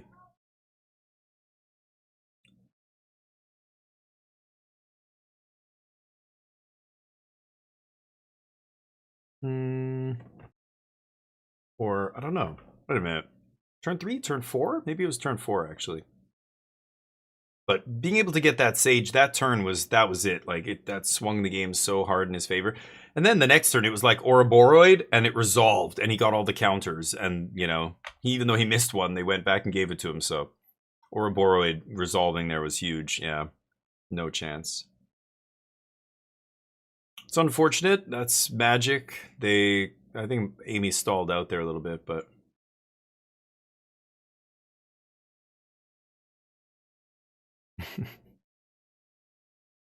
He's just like, that was fucking crazy, dude. I didn't know what was going on.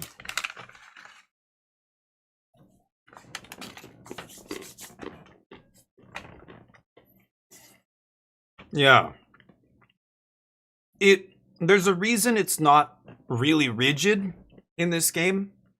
The last few years they've changed the rules. They've changed the rules all the time, right?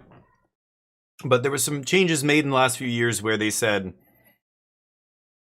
we don't want the highest level of play to be, oh, you're the champion because the other guy lost on a technicality and got, you know, the whole game would have been like he should be the champion, but now this person's going to be the champion because they missed one stupid trigger at the wrong time at the end of a 13-hour day or whatever of playing. You know what I mean? So because that happened. That's happened in Magic at high level play before. So, you know, they basically made the rules such that they can go back as long as no player is getting an advantage. They can rectify little missed things in the game. And so, you know, there's a debate as to how much do you let go? Like, that was nothing. The last World Championships that happened a couple months ago, the guy who won had a couple rounds in the top 8 of the tournament, at the very end of the tournament, that were so sloppy in terms of play that it caused an outrage. Like, people were just, like, ranting about it for a week or more, 2 weeks. It was a crazy, you know, level of, like, take-backs, a lot of people felt. But that's the rules of Magic now. It's you're actually allowed to do some level of take-back in a lot of situations. You know, when no player is going to clearly get an advantage or whatever. Back in the day, it was about the wording on the card. Like, if the card said may, then, and you missed it, that was it. You're finished, right? But if it's a mandatory thing that you're not allowed to miss and both players missed it, you know, it depends who's getting an advantage and blah, blah, blah. But if they can reset it and both players agree to it, then you do it, right? Chaos wants me to do a full run with its trinket. Sounds interesting. A full run? Dear God. Do it. I've used most of the trinkets. A lot of them are kind of lame, but... Yeah, spell elementals and prowess. No lessons here.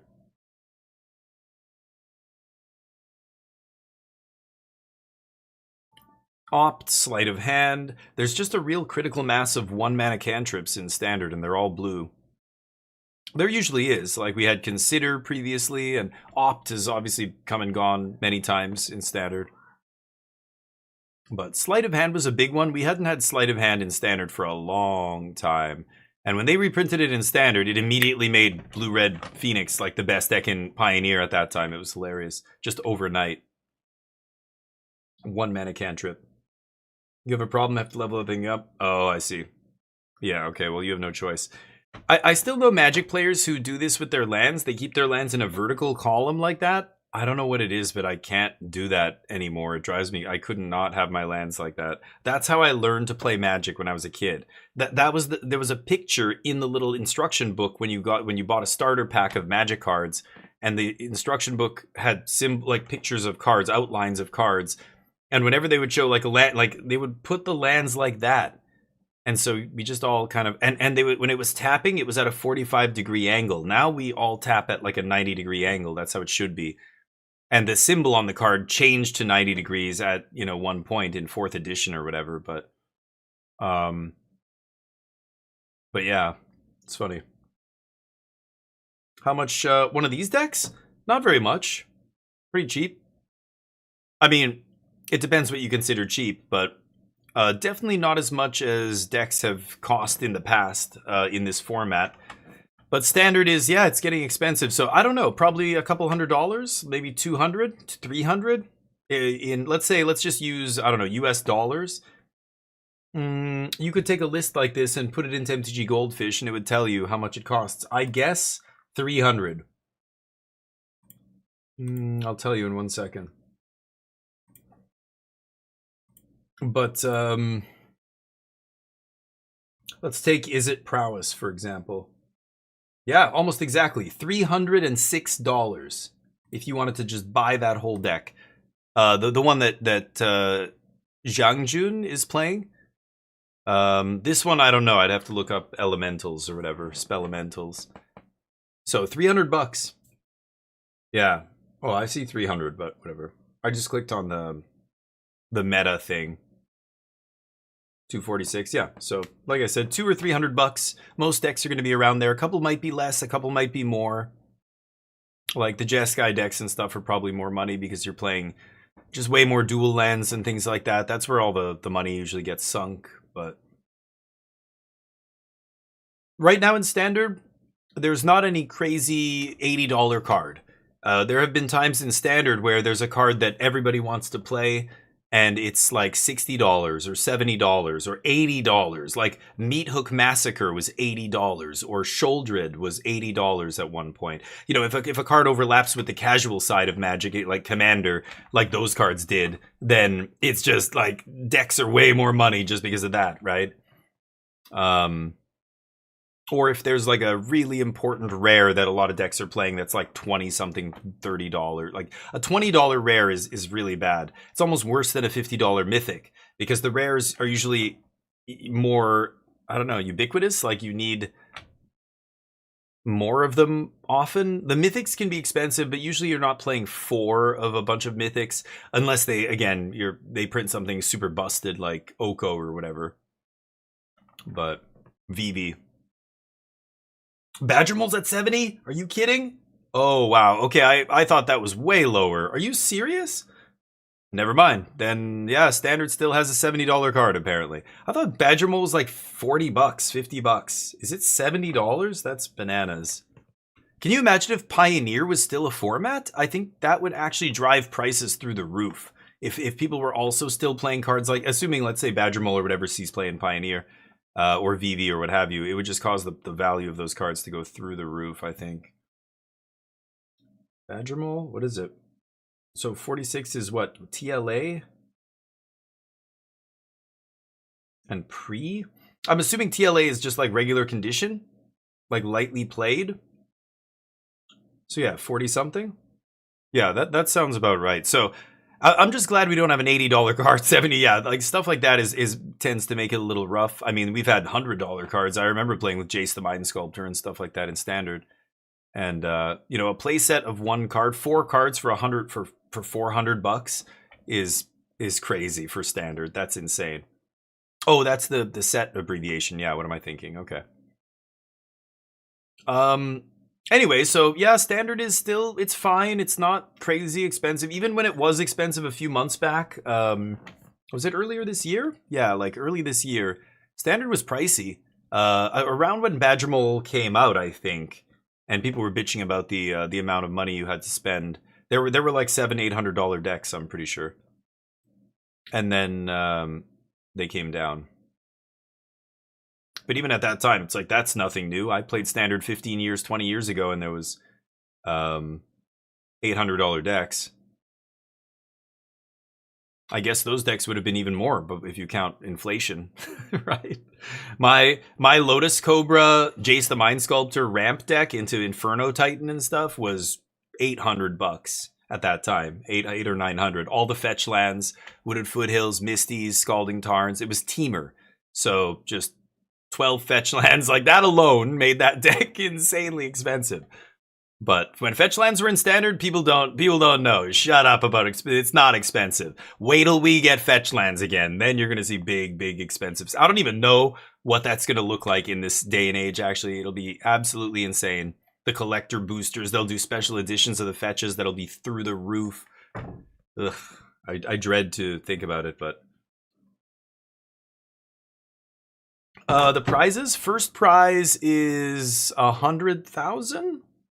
I think everybody in the top 64 at least. I think it's more like 128, but maybe it's top 64. They get paid, and the amount you get, the prizes go up from like 64th is probably a few $100s, and then it gets higher and higher. If you're in the top 32 or top 16, it's in the thousands, and then top 8 gets tens of thousands.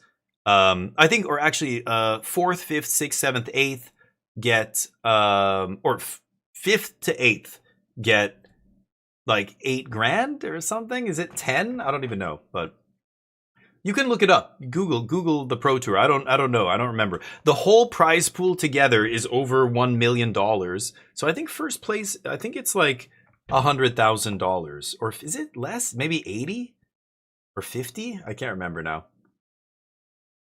Fetch lands would be good in standard. Yeah. Oh, they'd be great. They're insane in standard. They're insane in every format. Fetch lands are absolutely the best like lands ever printed after the duels. But fetch lands are almost maybe even better than the duels, like especially with tri-lands and things that exist. Depends what format we're talking, but standard would be absolutely insane. You could fetch shocks and you could fetch surveil lands in standard, so everybody could just play 5 colors easily if you wanted, right?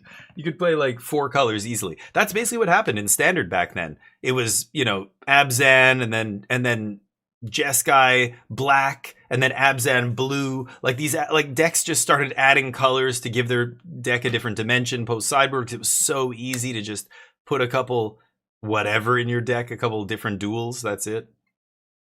Yeah, fetches, you don't understand what that would do. That would be so insane in standard, especially with shocks. Like it depends what you surround the fetches with, but if shocks are legal, or even the surveil lands would be very powerful, but shocks, that would make standard totally busted. The last time the fetch lands were in standard, there were no shocks, right? And or there were very brief, I guess they overlapped briefly. I shouldn't say that. Yeah, I think they overlapped very briefly. I can't remember now, but this would, like right now in standard with the full shocks, like it would be insane. But they will at some point. That set's gonna sell like crazy. It almost doesn't matter what it is. But be interesting. Because I traded away all my fetch lands when they were $100 a piece. I traded away I had play sets of Scalding Tarn and Misty that I traded, and Flooded Strands, everything. All my blue fetches. The Misties and the Scalding Tarns were $100 each, and the Flooded Strands and the Polluted Deltas were like 80 or something at the time. That was before the first Modern Masters or whatever, where they reprinted them, or Modern, I don't know, whatever the Modern something Masters. Maybe it was Modern Masters at that time. It was the first time they put those fetches, printed those fetches again after Khans and Zendikar and stuff. But yeah, the fetches were awesome. The blue ones especially are still expensive, and then they've dropped, right? They're down low now, but yeah, a fetch land, yeah. So a fetching, just, you know, to fetch something is to go and get it, right? When I play fetch with my dog, I throw the thing, he comes, he goes and gets it, brings it back. So fetching in Magic is to go in your deck and pull out a land. So those lands, when they first made those versions of lands, people started calling them fetch lands because you use this land to go fetch your actual land, right? Your basic or whatever, your dual land. So yeah, they're all called fetch lands, but that's a bit of a jargon, you know, colloquial term among Magic players that I just didn't even think about. Yeah, fetch lands is probably not intuitive. Yeah. Like Fabled. Yes, that's right, Lucky. Fabled is a fetch land. Yep. It's just a different... Those were like the... Well, no, those weren't even the OG fetch lands. There were other lands way back in the day. They came into play tapped, and they would fetch like a specific land type or one of 2 specific land types. There was stuff like that. Way back in like the Urza Saga days and Gerard Weatherlight and all those days, there were weird fetches back then. But usually when people talk about the fetch lands, it's those ones. It's Polluted Delta, you know, Scalding Tarn, Misty Rainforest, blah blah, Arid Mesa. those are the best ones. Fabled Passage is technically a fetch land, but it's worse than the original or the best fetch. The best fetch lands are usually, when people are talking about the fetches, the fetch lands, it's those ones from Onslaught and Zendikar. But yeah. 3 weeks. Oh, damn, D-Law. That is nice. Yeah, when that happens, that feels great. Trading was like that. I remember trading. I had an Onslaught Polluted Delta and an Onslaught Flooded Strand. The Flooded Strand I traded a bunch of shit for. I think I traded like a Liliana of the Veil at that time was like $90 or $100. Plus, you know, back and forth for this like OG fetch. And then they reprinted them and I was like, fuck. But, yeah, the Onslaught fetches. I think somebody said, I remember, was it Brian Kibler? I think Brian Kibler back then posted something on Twitter and said, get rid of your Wooded Foothills or something. Like he had heard from somebody that they were going to reprint the fetches. And yeah, if you got that kind of insider information, it's straight up like stock market insider information. Like you can make a shit ton of money doing that. You know, like again, Wooded Foothills, a lot of those fetches went from being super expensive to plummeting in value overnight. You know, at Wizards, there's got to be some inside shit like that. These guys, it's not like the stock market, like Wall Street, so they don't have like literal regulators breathing down their neck. There must be some insider shit going on for sure between these guys and, you know, distributors or whoever else it is. Yeah. Well, any basic. So, you know, any basic land type. So they can fetch plains or mountain or forest or swamp, right? Or island. So they're at their best when they're fetching a dual land that has both types. So like the original dual lands from Alpha, Beta, Unlimited, Revised are the best. Because you can fetch and get either side of the dual land. And when you put it into play, you get both. You know, even better is the tri-lands from like Streets of New Capenna and what was the other set? Ikoria or something? Because they have 3 types on them.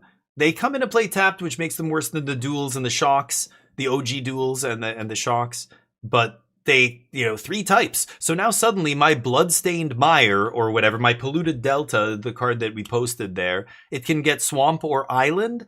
So it can get, you know, a land that makes island, swamp, and mountain, or I can get island, plains, forest with that, you know, blue fetch, because as long as one of the 3 types is an island, I can get that tri-land, right? So those fetch lands are insanely good, way better than Fabled Passage, right? Fabled Passage says it can only get a basic, but those fetches don't say basic. They just say island or swamp or forest and mountain or whatever, right? That's what truly makes them amazing. And that's what makes the Shocklands like the best duel, or the original duels, incredible duels, because they have both types on them. All the lands that have multiple types are instantly better than the dual lands that don't have types. Immediately better. Like in Standard, the Verges are way worse than the Surveil lands, because the Surveil lands have types, or the Shocklands or whatever. Even though in Standard right now we don't have fetches, they're still better, because there's still stuff you can do with basic types and what have you, right? Yeah, it's just universally better, right? But anyway. Yeah. Yeah, shuffle is the other factor. That's right, Wave of Fate. Yeah, shuffling is a very important tool in a Magic player's arsenal that can be very useful at specific points in the game, or forcing your opponent to shuffle, even better. You know, one of the big things I said once we lost Field of Ruin and Demo Field, it became the de facto land destruction land. I said, that sucks. This is a huge step down. And people were just like, but it's the same card. And it's like, they're not the same card, you know? Like, this is Demolition Field. Oops. I forgot to type card. That's what Demolition Field does. And then this is Field of Ruin. And you might read them and think they do the same thing, right? But they don't, and there's a very important distinction, and it does come up in games. Like, I've gotten people, especially when you're playing, you know, depending on the kind of deck you're playing, but if you've got ways to put their card back on top, or like, you know, whatever it is, destroying their land when they scryed, they did something, they bounced their own card to the top, whatever it was, they put a card on top, they want to draw, They used a map, like with Get Lost and stuff in the blue-white control deck. I'll cast Get Lost, they'll use a map, they'll reveal Ouroboros on top, and I'm like, oh shit, they have 4 lands in Ouroboros. Well, if I demo field them here, they can just choose not to shuffle, keep the Ouroboros on top, they just don't get a land, but then they can play the land out of their hand, play Ouroboros. Field of Ruin forced them to shuffle. Even if they chose not to take a land, they still had to shuffle because of the way it's worded. So, well, both players get a land, but only demo field gives you the choice of getting the land. Read both again and you'll see what I mean. The second one, Field of Ruin, does not give you a choice. So yeah, that one word completely changes how good those, even though they look almost identical, one is much better than the other. Because I want to be able to force my opponent. Anytime I give my opponent the choice of anything in Magic, that's bad. So all those cards that say reveal the top 5, your opponent puts them into 2 piles and you can choose a pile. People love those cards. They love casting them. They're never good. They're never good enough. Any card that gives your opponent a choice. Browbeat was the original one, right? Remember Browbeat? I had a friend who loved Browbeat. Loves Browbeat. But Browbeat, anytime you have a card like that, it's not good. Liliana... Oh, what was... No. It wasn't Liliana something. There were a couple like black enchantments and stuff that gave your opponent the choice or something. I can't remember now. They're always bad. Like, you can't play stuff like that. So Field of Ruin is just better. In Commander? So yeah, I don't know. I mean, again, even in Commander, I don't think it changes. I just think Field of Ruin is better than Demolition Field because Field of Ruin does not give your opponent the choice. That's my whole point I'm trying to make with that. I don't... Maybe in some decks, Demo Field is better. Maybe you play them both in your land destruction deck. I don't know. And you have no friends in Commander because nobody wants to play with you. But, yeah. Do people play land destruction decks in Commander? I'm assuming some people do. I don't understand. I don't think their friends would want to play with them very long. But, anyway. So it's interesting though. I think people who don't understand why shuffling is important, like we got on this discussion because of shuffling your own deck, that's very good. But making your opponent's shuffle is even powerful, and tracking what's in your opponent's deck. If I know they scryed 2 to the bottom, I don't want to make them shuffle here I want to make them shuffle here as opposed to, if they scryed 2 to the top, now I want to make them shuffle to get rid of those top 2 cards. But if I know they put 2 on the bottom, I don't want to shuffle those shitty cards back in. They clearly don't want to draw. No, what am I saying? I would do it either way. Yeah, what am I saying in that case? Yeah. I'm trying to think. I'm like, I thought I was making the point that one time you don't, but in that case, no, you want to do it both times. But there's sometimes when I don't want to make my opponent shuffle, right? Is there? If they have nothing on top, then I just don't use my land, right? I don't know. I'm trying to think of a case where I would use Demo Field over Field of Ruin. I just can't even think of a scenario where it would be better. I just honestly think it's full stop always better to force them to shuffle than not. You know what I mean? Your player C, player A targets player B. Players get to search for a basic land? Really? Each player. Oh, wow. Yeah. See, that part doesn't matter in real Magic, but in Commander, in like casual formats, sure. Wow, yeah, for sure. That's awesome. Oh, yeah. So Field, another point for Field. Anyway, that doesn't matter for 60 card or 75 card, one-on-one Magic, but yeah. Steals all lands on the board. People hate that deck. Nice. Yeah, people hate it. I play Sunder. People don't like playing against Sunder out of a blue deck. It's my favorite card to cast in Commander. Sometimes Back to Basics is good. Sunder's really my jam though. And people will just scoop as soon as you Sunder them. Because I have like Soul Ring, Grim Monolith, a bunch of shit. I don't even have a Grim Monolith, I shouldn't say that. But a bunch of mana rocks like that. Mana Vault and, a bunch of shit. And so I don't care if the lands go away. I have a bunch of artifact mana and, Teferi in play or whatever. Yeah, Armageddon, same. I don't know why it didn't come up, Lily. That's weird. Doesn't like you.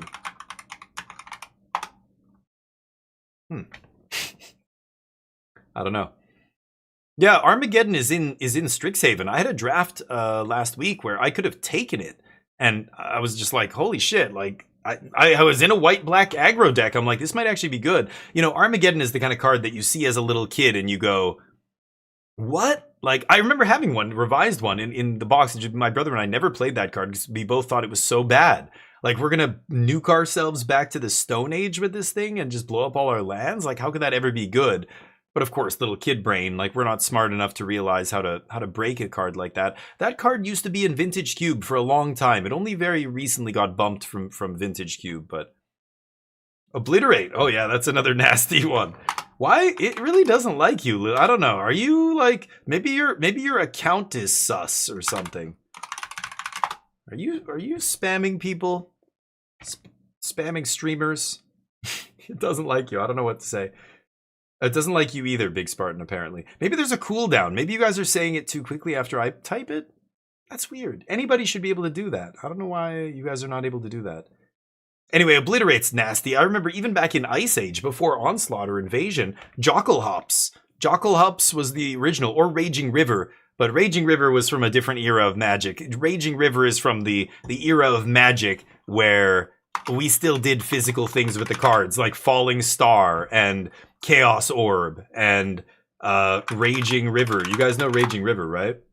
That's a Magic card that came out right when Magic first launched, and people played that card. Like, it was ridiculous. But, I mean, Arabian Nights had Shahrazad, right?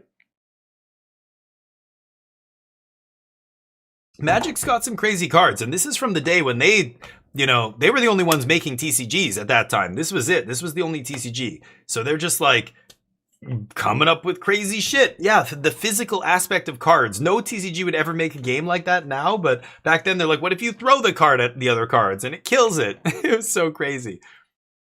Oh, Ice Age or Legends, cool. Yeah.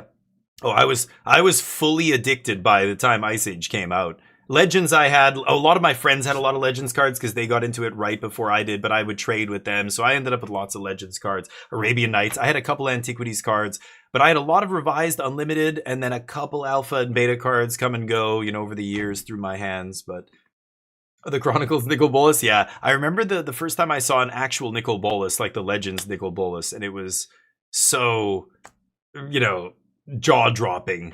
Because I thought I had seen everything at that point. I thought I had seen a Lord of the Pit, and I thought that was it. Lord of the Pit was the king of the crop.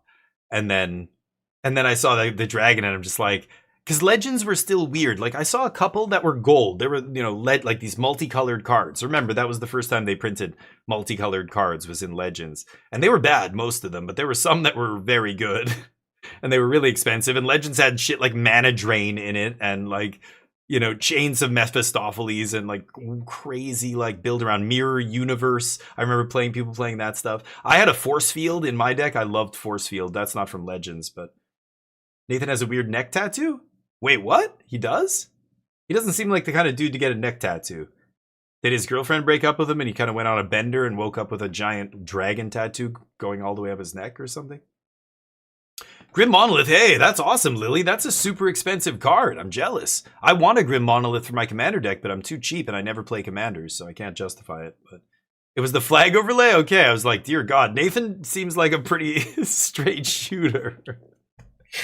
I mean, hey, it's no knock on the guy. He just looks like... It's always the ones you least expect. He's probably a serial killer. Okay, I'm sorry. I'm not trying to defame anybody or whatever, but... He looks, he's like Ned Flanders' kid or something. I don't know what to. He's so nice. He just looks like he would never harm a fly. Meanwhile, you know, he's Dexter or whatever. Poor guy. I hope he knows. I'm joking, Nathan. If you ever, no, you're never watching this. It's fine. Reserve list. Okay, yeah. Reserve list. I had a bunch of stuff from reserve list, but most of it's crap. There's a lot of garbage cards on the reserve list, believe it or not. Most of them were like my stuff from Arabian Nights and all that stuff. Season, what's up? Season just did a rail.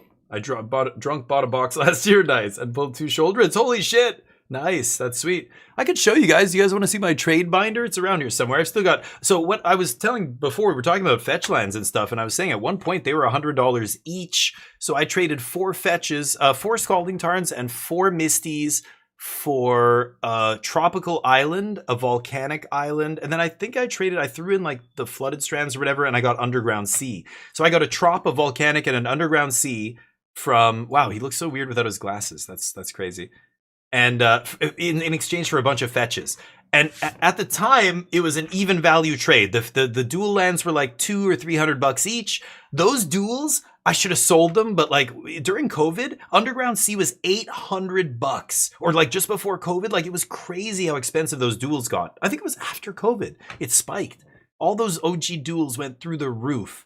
I should have fucking sold mine, honestly. I'm probably never going to use them, but I think they're back down to like only 600 or something each, but I made a crazy trade there, and I just knew I wanted duels. I was trying to get into Legacy too at the time, and in my head I knew that those fetch lands were never going to stay at 100. There's no fucking way the fetches could maintain $100. So if this guy was going to give me value, I'm lucky too. It was a military guy, a US military guy who has like multiple sets of Power 9. He has multiple sets of beta power in like a safety deposit box. We drafted Vintage Cube with a beta power set, and he's like, it was kind of, not in the greatest condition. And he's like, that's my, my beat up set. Like, this is the set I like to let people play with. And, have you ever held a beta Black Lotus? Here. And you're like, holy shit. This is crazy. This thing, like, do you guys, and you look around, you're like, do you know how much this is worth? Do you guys know how much this is crazy. Holy shit. And we drafted that Vintage Cube draft. I didn't get to play with Black Lotus, of course. I'm the unluckiest person on the planet, but yeah, he had multiple sets of Power 9, tons of dual lands. He was like a shop, like a walking shop, basically, on the base. Because I don't know how many people know this, U.S. Army bases are considered U.S. soil in other countries. So, when I would go into the U.S. Army base in the middle of South Korea, it was like, the price of everything is what you would pay in the States, except like no duty, no tax, nothing. Crazy cheap stuff. And Magic, he was essentially like a level 5 shop or whatever, even though he was just a dude, because he filled out the paperwork. He's on US soil. He gets stuff shipped to him with no extra tax or duty or anything added. So he just was like a mobile shop. He just had everything, boxes and boxes of stuff. He always had the latest, dual decks and precons and all that kind of stuff as well. But he had so many dual lands. He was the one who was nice enough to trade me some OG duels, and I still have them to this day. That's probably my prized possession, but yeah. But I've had Power 9. I had a Time Twister, Unlimited Time Twister. I had an Alpha Mox Emerald, and back when I was a kid, before I sold all my cards. But yeah.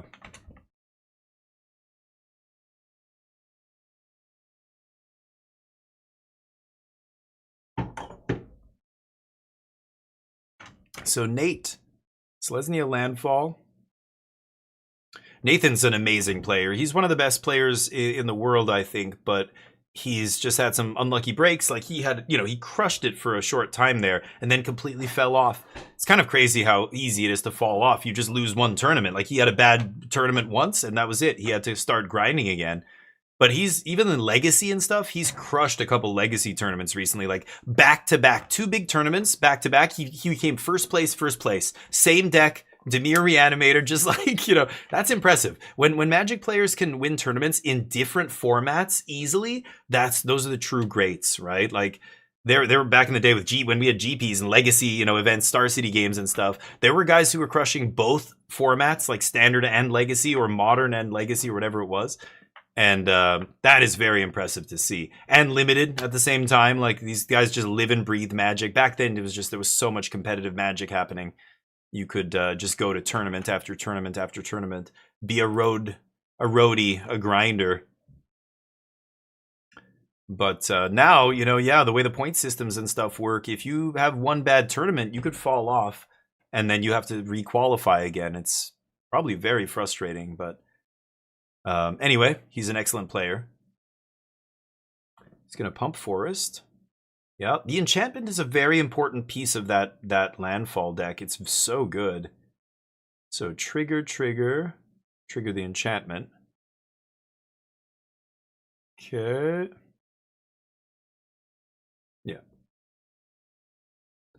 Interesting.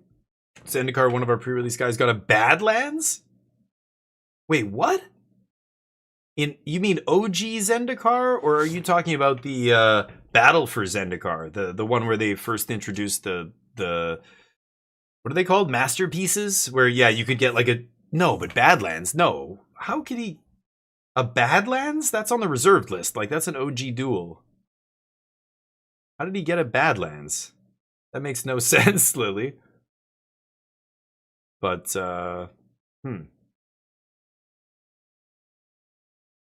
Is it a different land you're thinking of? The craziest thing that I remember happening recently with polls was this was maybe 3 years ago when I was I wasn't even streaming Magic full time, or maybe I had just switched to streaming Magic full time, yeah. And one of the other streamers, I don't think he streams anymore, but he owns a shop. He had a contest where people were bidding on packs or whatever, because he would do all these pack openings and stuff. And he had this set that came out a few years ago where Wizards basically said, oh yeah, by the way, in this set, you're going to be able to pull OG Legends cards because they said they found a giant pallet or a large amount of Legends, like original Legends, sitting in a warehouse. So the secondary market value of something like that is in the hundreds of thousands. It's got to be, if not millions. If they were to sell that, go look up whatever the box. Like, I don't think you can buy a box of sealed Legends. You probably can't even find it. But if you could, it's like tens of thousands of dollars. A pallet, like enough to sprinkle in an entire set.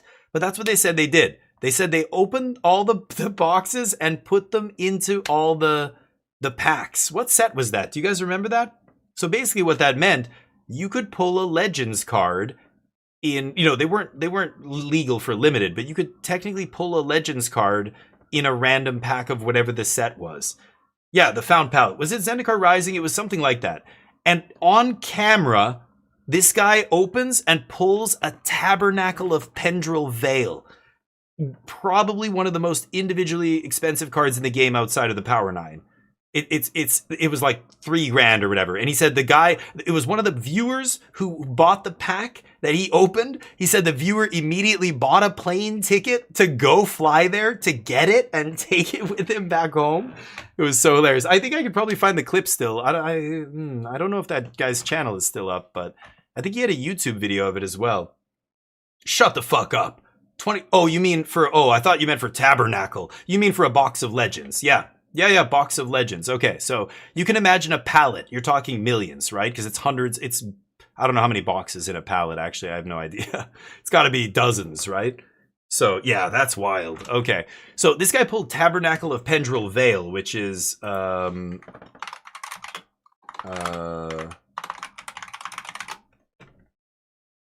Tabernacle at Pendrell Vale, I should say. 1,680 right now. I think at the time it was more than that before. I think it was over $2,000 before. Wow, that's interesting. Wow, that's wild. But again, a lot of the dual lands and stuff came down in price. I don't know why that is. Maybe it was the whole collector spike that happened around COVID. Like when Underground Sea was 800, the Tabernacle was like $3,000 or 2,800 or something ridiculous.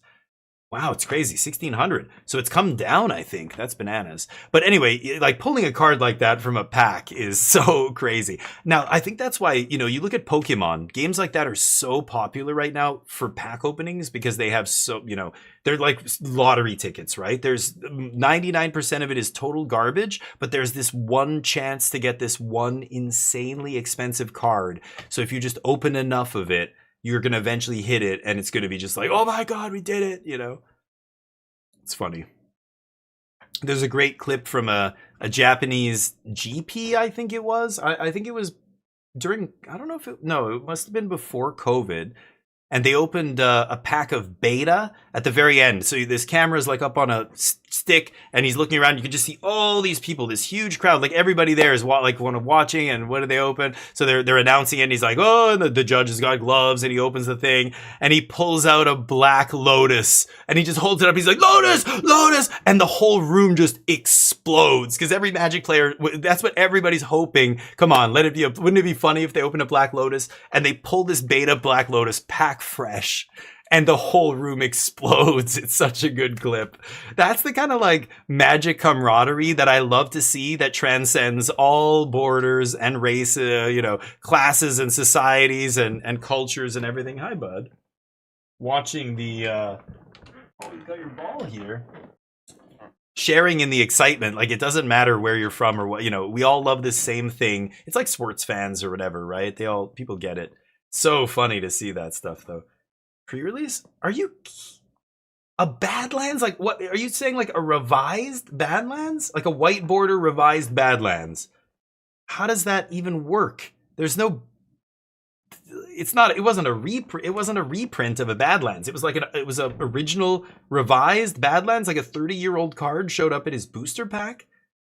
That can't be real. That sounds like the kind of shit that's pure urban legend. Like, did you hear that? I don't want to doubt what you're saying here. It's just like, what? I've never heard of anything like that before. And I follow a lot of, what people say, social media, a lot of the weird shit that happens in the game, the city dump full of, unopened boxes. And I remember that whole, all these kind of weird things that are going on. I've never heard of anything like that. People getting the set too early, people opening the pack and it's cards from the next set. Like that shit happens all the time. But a 30-year-old card, like a Badlands, that makes no sense. Like, again, that reminded me of the Legends story, because the Legends thing they did specifically, they said, we're going to put these Legends cards in these packs. Like, okay, so now nobody's surprised when they pull a Tabernacle. But what you're saying, a Badlands? That blows my mind. Like, how does that even work? A revised Badlands, mint condition, like pack fresh in his pack of whatever from the last year? That's like... that defies all logic. That doesn't make any sense. How can that be possible?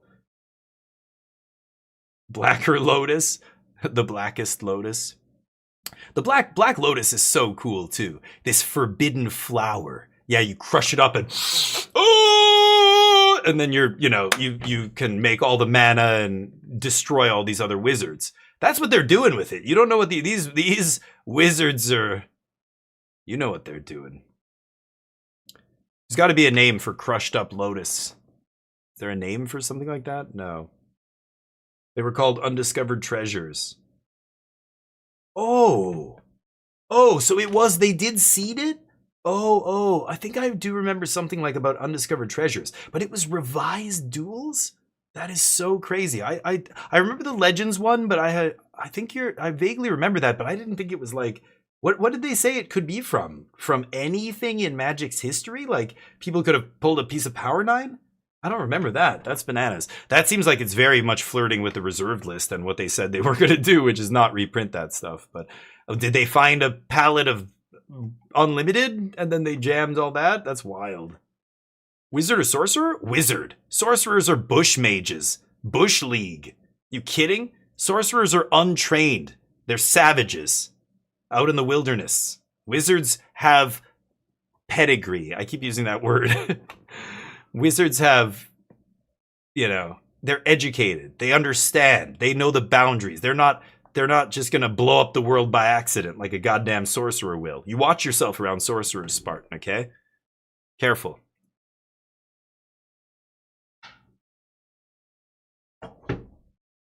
They weren't reprints. So they did find some. Holy shit. I think I vaguely remember that, but that would be the only way they could do it, right? Yeah, if they found some like palette of revised.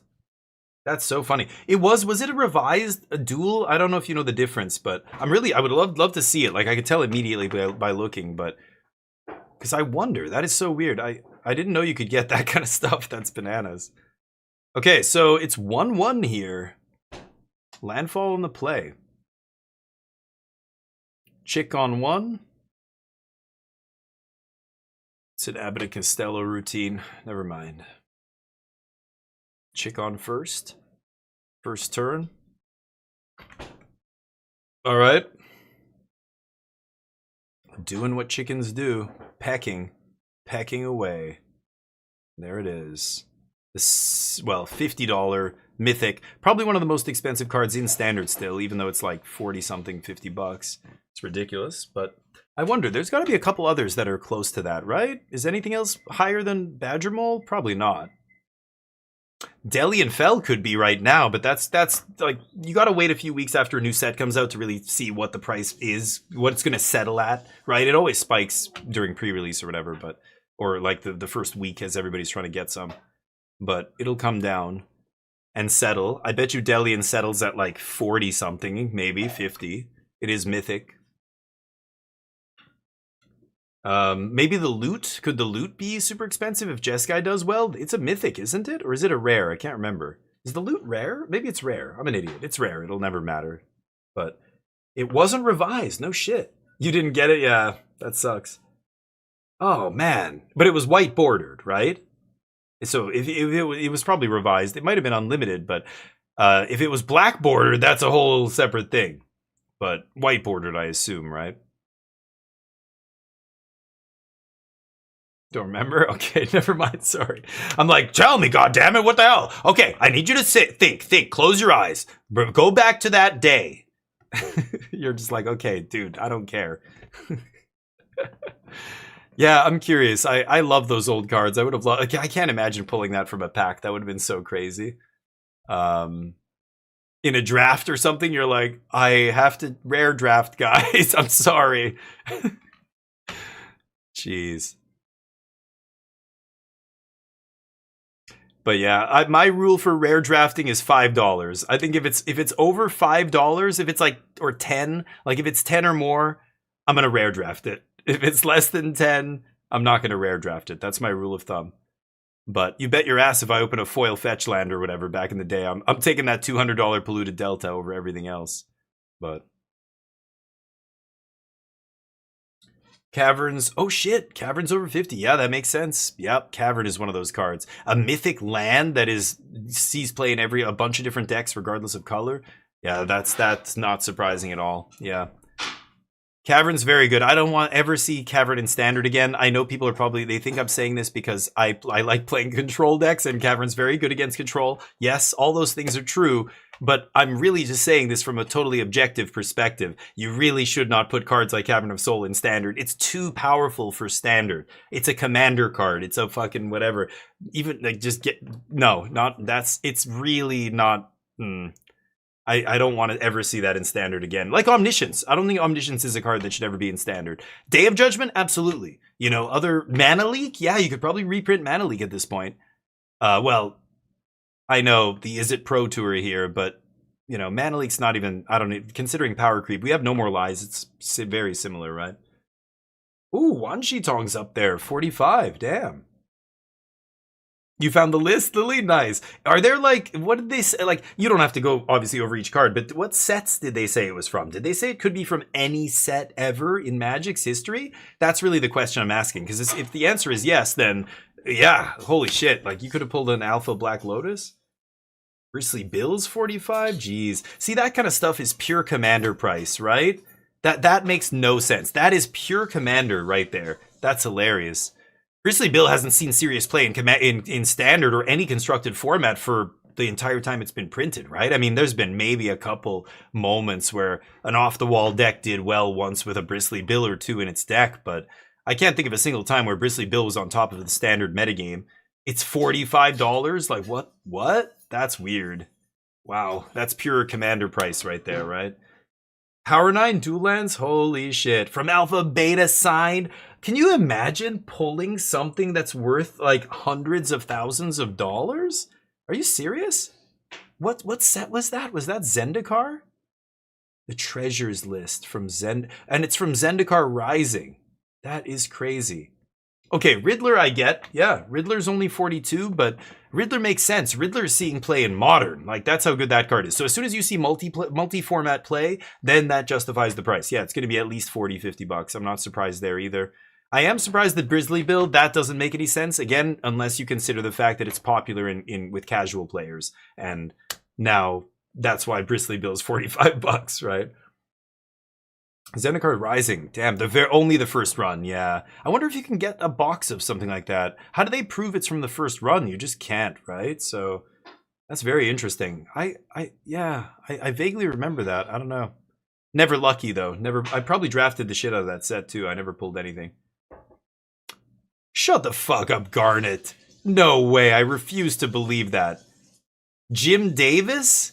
No, I'm sorry. You're kidding. Okay, I mean, can I get some, is there a link or you have details?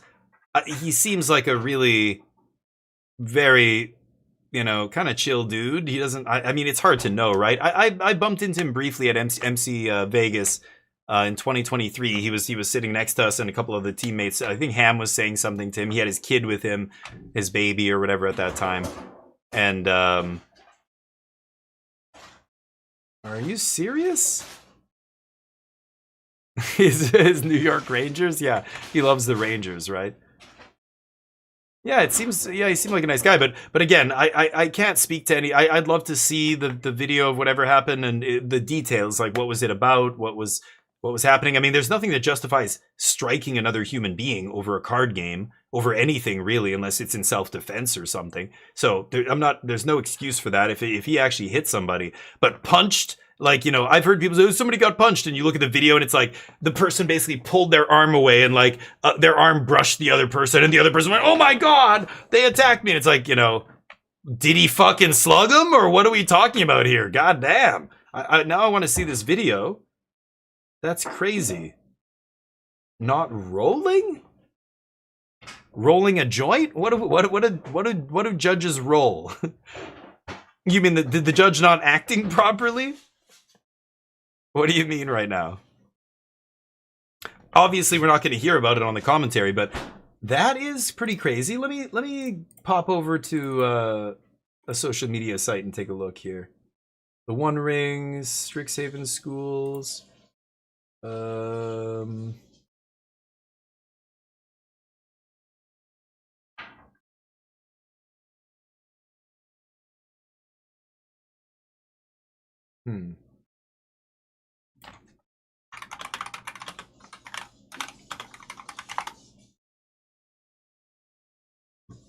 No, I don't know. I don't see anything popping up really. I mean, obviously this is very recently happening. Where did you see this, Garnet? Jim posted a video of himself punching somebody?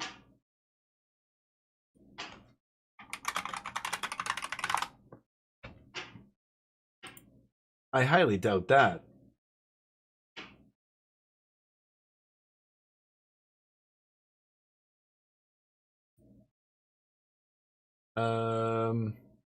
Oh, did Selesnya win the match? I missed it. We said, will Selesnya win the match? That was the bet. I actually missed the result there, but... So is he disqualified from the tournament? That should immediately disqualify you. I mean, and you could get a suspension from the game for something like that, depending on, again, the details here, but... I can't... Oh, yeah. I don't know, Garnet. I haven't heard anything about this. So, yeah. It's okay, Lily, with the link. No, don't worry about linking to the page. Sorry. I'd like to know more details, but I think we should wait until maybe after the weekend's over. I assume if that kind of thing actually happened, this person is a, you know, pretty out there kind of prolific content creator for this game. He's got, you know, hundreds of people watching him on Twitch usually when he's streaming, makes content on YouTube, etc. So I imagine if there was some kind of altercation like that, he will post, you know, his side of the story, and then, you know, we take it from there. I mean, if there's a video of it, I assume other people, like, he's gonna have to explain what happened. I want to hear about that. Damn. That's rare. That's really rare in Magic to see a physical altercation.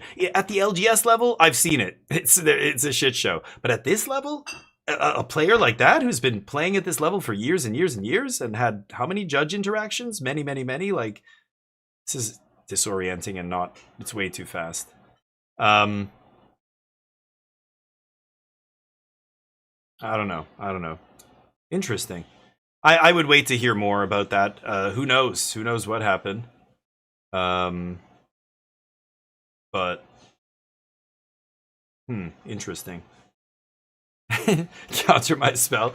Well, Big Spartan, my face would be very red. I love countering spell. I love saying no. I love when players think they're gonna do something and they have that light in their eyes, just like this guy. Look at that sparkle. He's so happy. He's just happy to be here. Life is great. I want to see that light die in their eyes. As I snuff out their chance of victory, and they start to cry and wonder what happened, where did they go wrong, where indeed Step 1 was sitting across from me. Anyway. You know, there's nothing better than a little kid going, oh my god, my 7th land! Here's my dinosaur! And I'm like, nope. And they're like, but my whole deck is my best creature. Yeah, that's why I said no. No, you may not. It just feels so good. There's no better feeling in the world. I would never take ice cream from a child, but demolishing a child in a child's card game is deeply satisfying. Stealing the victory from them, showing them how much they have to learn. I'm just kidding. People think I'm such an asshole now. Ali Eldrazi posted a comment on ST. I can't believe you punched a judge in day 1. Oh, I think they're joking around. Yeah, they're probably joking around. Jeez. I don't know. We'll see. Stop countering the kids. The kids have to learn Wait for Fate, all right? In my day, I got countered on 0 mana with Force of Will, okay? The kids don't know shit. In my day, we walked backwards 7 miles through the snow to school every day, and then they Force of Willed us on turn 0. 0. Turn 2 counter spells, and they're bitching. They're bitching about my No More Lies. These kids never been dazed? My dad used to daze me every night.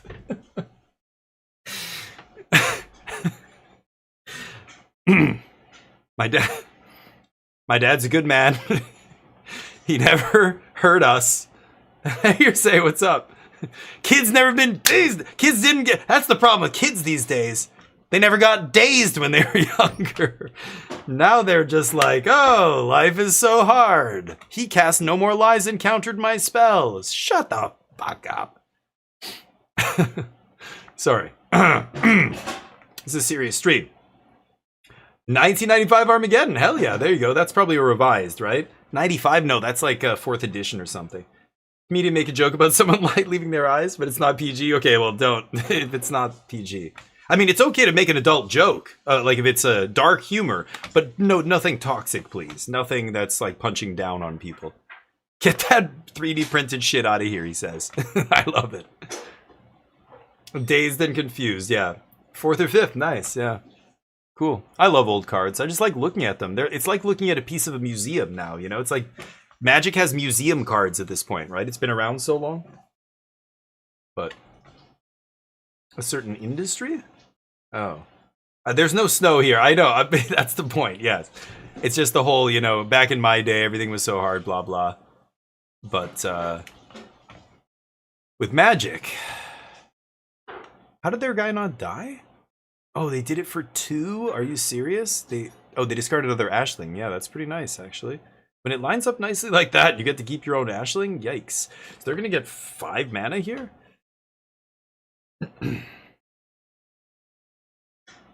Looks like Mason's missing some Landos here. Oh, the other guy missing land. Oh, no. Never mind. Salute to Cub. Yeah, may Cub rest in piss. Too good. Too powerful, probably. But I like that that's a, you know, Cub actually we shouldn't complain about because Cub is a, oh, that's a $50 card. That's definitely a $50 card. I wonder if that's the most expensive card in Standard, actually. Oh, oops. I have to go price, right? 52. It's more expensive than all those other cards. More expensive than Cub. Yeah. Yeah, this is probably the money pile deck, the Elementals deck. So many rares, 4 caverns in the mana base. Like this is a super Roaming Throne because of Commander and you know this one deck in Standard. It's really Commander though. $52. Yeesh. Breath of the Wild reference? Oh yeah, right. Yeah. But yeah, they keep printing shit like this. I don't like Roaming Throne. I think Roaming Throne is lazy card design. It's just too easy and too variable, and it's colorless. So you just, when they print cards like that, they know it's going to be a $50, $60 card because every Commander player is going to want to play something like that, right? It's crazy. No results found here, say wah wah. Nice try. The Soulstone, you gotta type the version, right? Soulstone's not worth very much, except Well, I don't know what the regular version's worth, but it's mythic. But the crazy one, the like Spider-Man one, or the not Spider-Man, what is it called? Like the fancy one, the foil, like full art, whatever it is. No, did they spoil it? No, I haven't seen any of the spoilers yet. No. Yeah, I don't know why it's being very picky. No, it's just certain people it won't listen to. I don't know why. It's very strange. 66, holy shit. The regular one is 66, so that's even more than Roaming Throne. Jesus Christ. Why is the Soulstone? And it sees 0 play. Again, it's Commander that drives those kind of prices. See, but this is what's so weird. Like, we can have expensive cards like that in Standard, and it doesn't hurt anybody because nobody's playing that shit. That card's bad. You know, it's like the price no longer correlates to the power. Back in the day when I was a kid, the most expensive cards in the game were the most powerful cards in the game. That's been true throughout most of the game until the game shifted to focus on casual. Then as soon as that happened, now a lot of the most expensive cards in the game, nobody plays in competitive, constructed, sanctioned Magic, right? Even in Standard. Like, all these cards are legal in the most, you know, smallest format, but some of them, like, that's a $66 card that sees no play. That's wild. No, it shouldn't be. Other people have done price and it worked. So yeah, see, maybe it's the VIP thing. Maybe it's a VIP or something. I don't know. Polar Kraken, classic. Ouroboros down. Yeah, that makes sense. It is VIP related. Okay, hold on. So what if I go...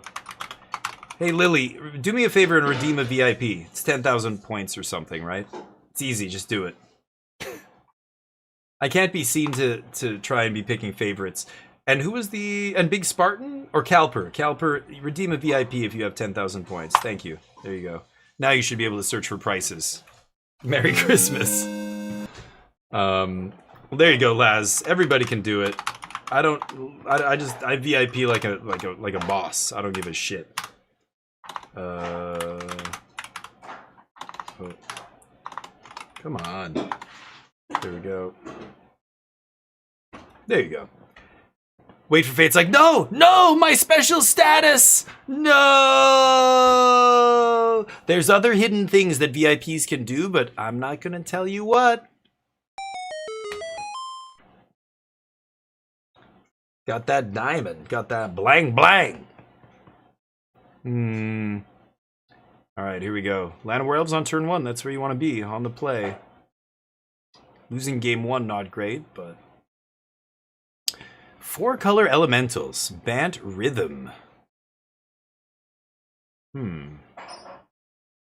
I want to assume the elementals are favored here, especially when you drop that Sunderflock. Sunderflock bouncing all their lands and everything. Like, oof, that's so devastating.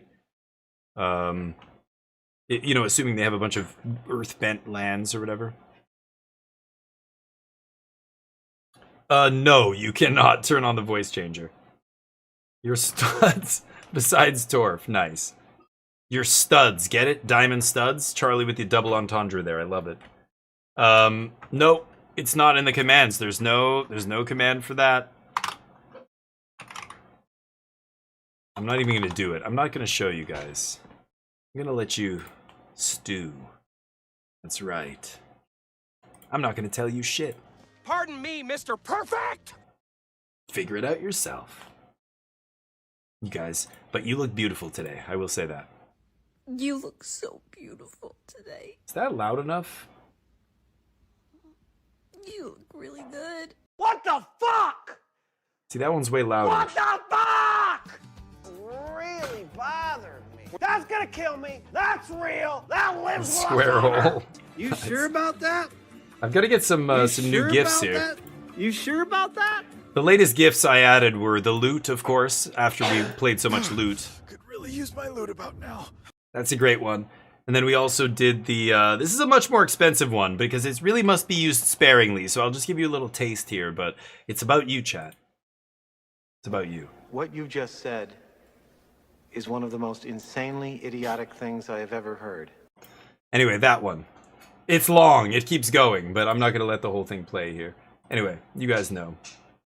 I should migrate all my alerts over to just rewards theater. That's the module I'm using in OBS now, and I like it. A bunch of the alerts are still tied to sound alerts. So if you go to the About section or you scroll down on my stream, you get to that section where you can see the sound alerts panel, and you can click there and just do alerts. It's easy. Or you can type the command or whatever.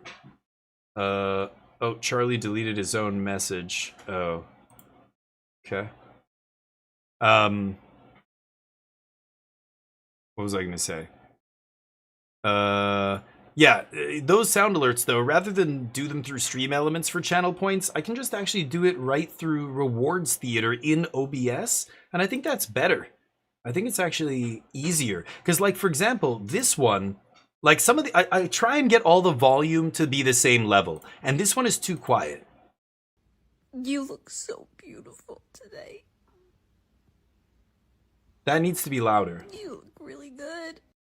It's too quiet, but I can't. It's already at the max volume on Stream Elements web or whatever Sound Alerts website. So I think I have to pull it off of there, put it on my PC, point OBS to that thing via Rewards Theater, and then I can maybe adjust it. I actually probably have to put it through like Audacity or something first, and like raise the levels on it, and then put it into Rewards Theater. It's a pain in the ass.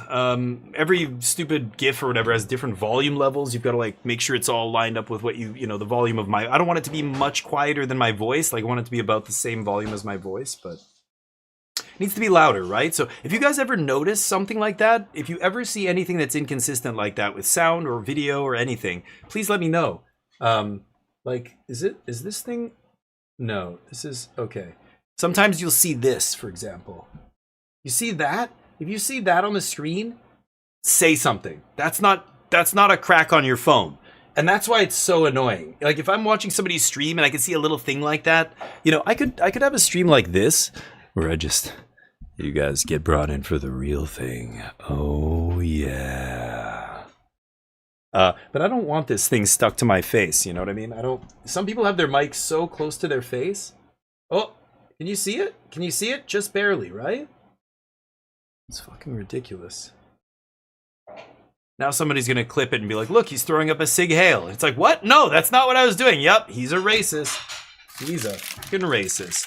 And then I'm gonna get blacklisted from Twitch. ASMR stream, yeah.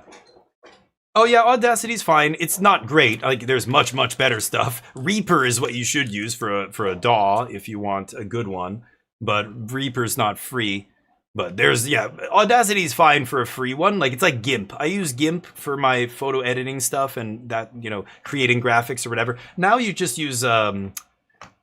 I use Canva a bunch. Canva's pretty great too. Even the free Canva is great. You know, you can do all kinds of stuff with it, but for MTG it's sexy time, that's right. Spray paint the mic green. Yeah. Actually, that's interesting.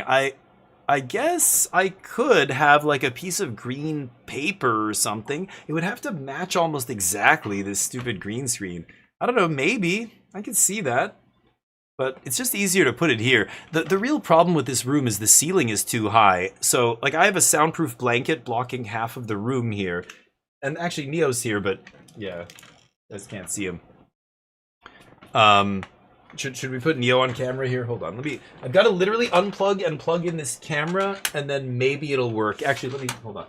I'll try.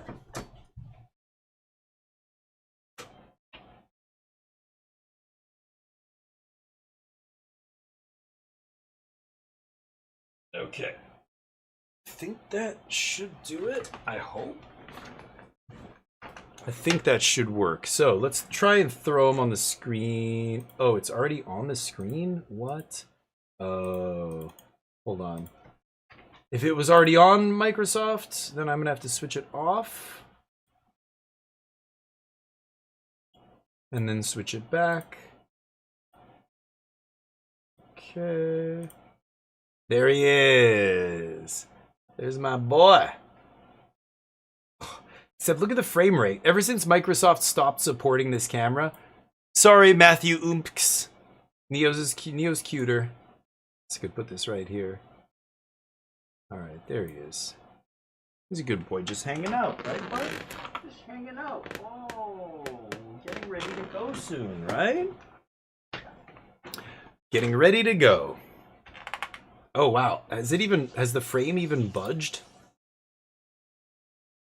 It's like super delayed, right? Look, let me put my hand in front.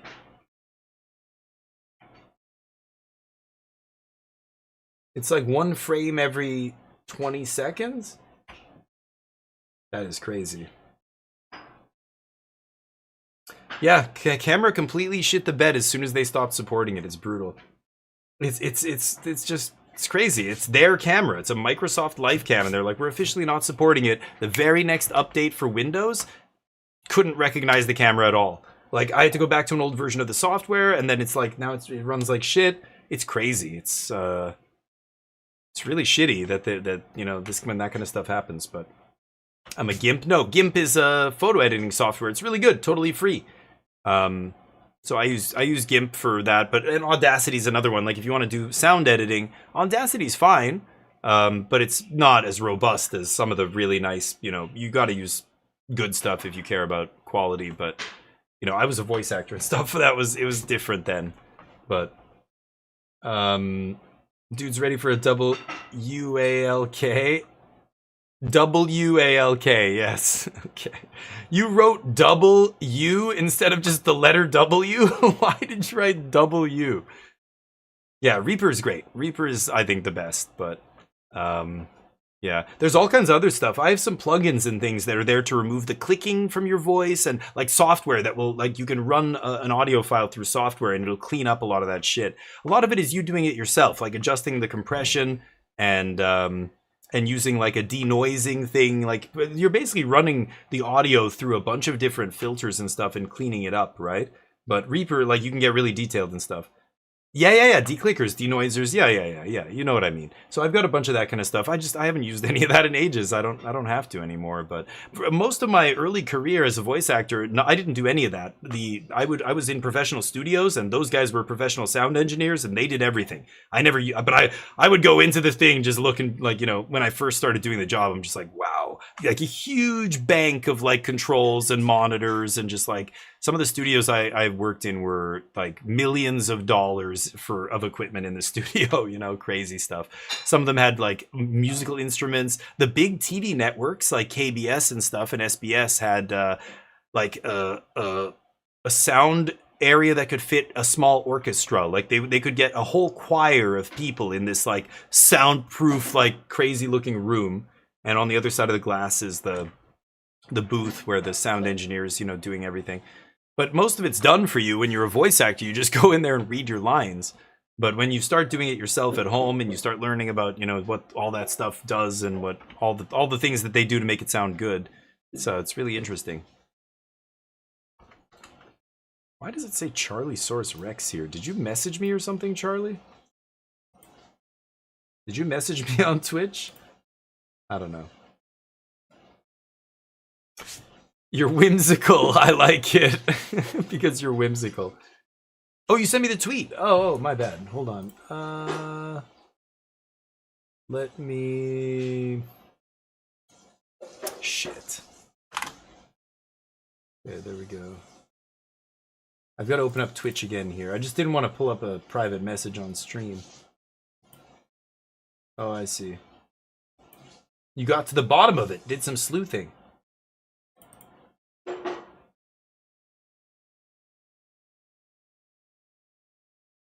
What? They started the Pro Tour without him. Bronze to Mythic with Jim Davis and Numata Nami. I don't know. What am I... This doesn't tell me what happened. Or whatever. Is it in the comments? He says they started the Pro Tour without him. Meet and greet at 3:30. Otherwise, I'm hanging out. And then that's all I see. I'm not on Twitter, so if I have to be logged in to see it, oh, I can't see them. So it's in one of the replies. Can you link to the reply? I can't see the replies if I'm not logged in, I guess, so I won't log into Twitter. I don't even want to go to the site, to be honest, but I will just to read that if it's something relevant. Or, sorry, Charlie, you don't have to do anything. Like, you don't have to keep trying to show me this, but... Okay, that's the post? Okay. I see Eldrazi's comment, wild that you punched a judge on day 1. That's gotta be a joke between friends, right? Is that the post? That's it? Yeah, I see. That's a joke, yeah, God. There's no video, God. If there was a video, that's a whole separate story, but...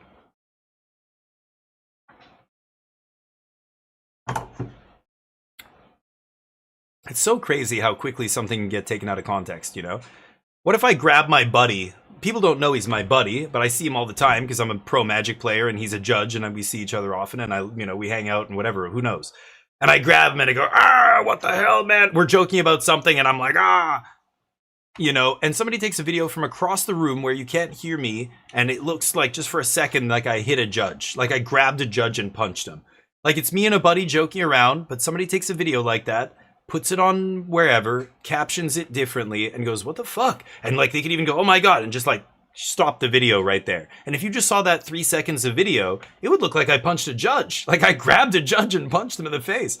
You know, but in this day and age, like that would be so easy to make people believe that. But then you add the fact that we could literally create deep fakes that are so convincing that it's scary what you could make people, you know, do virtually without their knowledge on the internet. But don't punch. Oh, I would never. I'm not like literally punching, but you know, actually, you know what? I'm not that kind of guy though. Honestly, I have friends who are very physical like that. I'm not the kind of guy who would ever even do that. I'm just trying to create a scenario where somebody would do something like that and could be taken out of context, right? But yeah, I don't ever even pretend. I don't go up to my buddies and go and grab them like that. I really don't like when other people do that to me, so I never do that to other people. But I have friends who are like that. They're very physically affectionate. They want to hug every time we see. Sometimes my friends I'll hug, but very rarely. We just shake hands these days. But I have friends who love to hug and they're very physical and whatever. And that's great. They're not creepy or weird. They're just very, you know, like that's their personality. But you know, it doesn't matter what your motivations are or your motive is. Like, even if you're not being a creep, people don't want you in their space. Like, you know, don't just kiss somebody on the cheeks like my grandparents, my family would always do with each other. I had to kiss my grandfather's cheeks every single time I saw him. But you know, as a kid living in Canada, like I never saw anybody else do that. I knew it was just like a my family weird thing that, you know, nobody else did. None of my friends' families ever did shit like that. But don't go kiss random people's cheeks unless they're ready for it. You know what I mean? I've had people do that to me where they kiss my cheeks and I was like, oh, well, okay. That's, I think your wife's hot. No. Somebody's like wife kissed both my cheeks once and I was just like, we should all start doing that. That was great. Oh wait, COVID. Actually, never touch your face to my face again without my consent. Appreciate you. Remember pre-COVID when you'd see like a video of a politician like, hey, and they'd walk into the crowd and everybody's cheering for them at one of their rallies and people like, look, here's my baby, touch him for good luck or whatever crazy bullshit. And the politician wants a good photo op and they would pick up a baby and like, whoa, for the cameras and all that shit. And everybody's cheering. You think about videos like that and then you remember when COVID happened. And now when I see videos, I just think, man, we were fucking crazy. Like, you just walk into a crowd of people kissing random babies. Like, what are we even, like, God, the germs and the disease and fucking, like, no. Should never do that again. Actually, in this day and age, dear God, there's literally a pedophile running the US. It's not even, you know, yeah. Imagine, yeah, God. And Trump's such a dirtbag, he would never do anything with kids or whatever on camera and look natural, right? So you ran into the Prime Minister. Ordained, indeed. Damien, the ordained one. Yeah, you know, that's, you know what, Big Spartan? I don't need to have anything awakened in me. Okay, so it's probably better we don't ever see that. I don't want to. Pretty soon you watch the video. There it is, and zip. Not, you know. I don't need that. I don't need another kink. Okay, I've got enough. My kink is streaming. That's already destroying my life. So don't need another one. Don't need to see videos of geriatrics milking goats. That might awaken something in me that I want to remain dormant.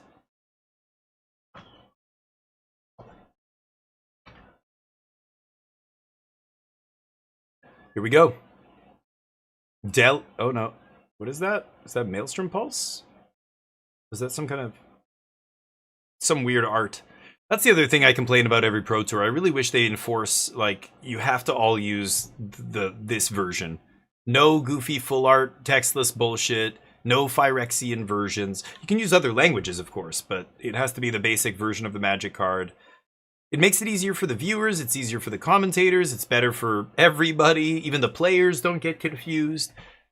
Like, it was crazy to see, you know, Reed Duke make a mistake with that Planeswalker, that Phyrexian Planeswalker that he opened in one of the Pro Tours, I remember, and I was just like, oh my god. Like, if that's not a showcase for change the rules, make it consistent across the board, you know, it's crazy.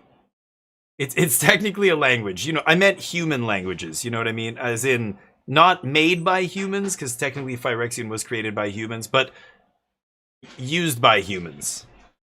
Nobody can pronounce Phyrexian, right? It's a written language, that's it. But nobody can. Is there a pronunciation guide?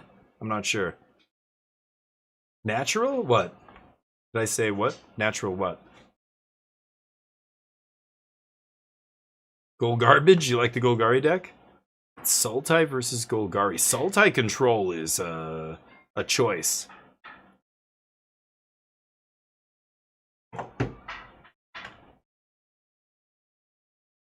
Okay.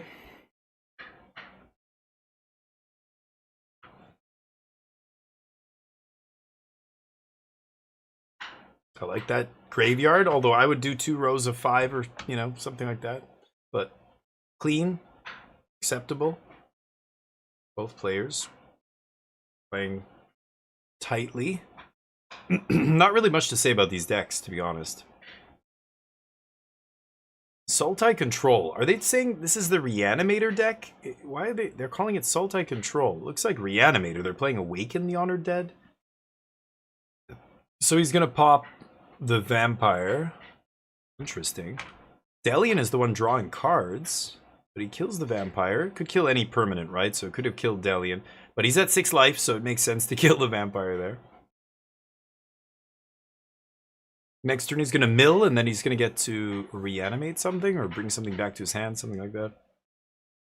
Yeah, I'm not surprised we're not seeing that. I don't think anybody's willing to, you know, risk their tournament on a rogue deck like that. I think there are some loot decks. You know, some people are playing loot. I haven't seen a single control deck on camera yet. Have you, Hearsay? I don't think I missed any matches. So, yeah, it's unfortunate. All these decks are kind of boring, but it's still only round 6. I guess there's, what, 2 more rounds of Standard? Yeah, I haven't seen it either. I'm gonna go throw this away. I'll be right back. Okay, bud. Relax.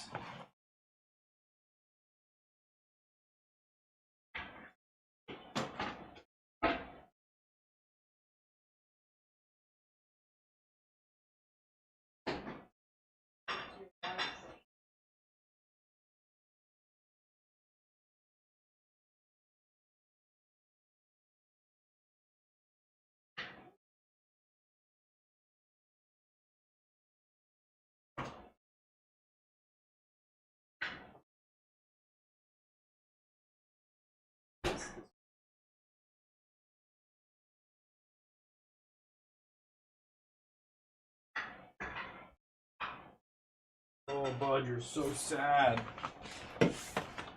Such a sad boy. Waiting for his time to go.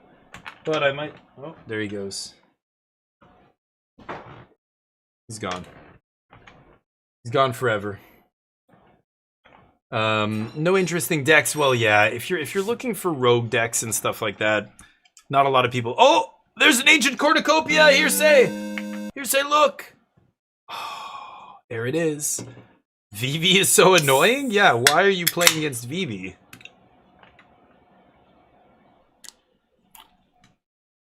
What format are you playing? Commander? Brawl or something? Alchemy? Oh, it's still legal in Alchemy?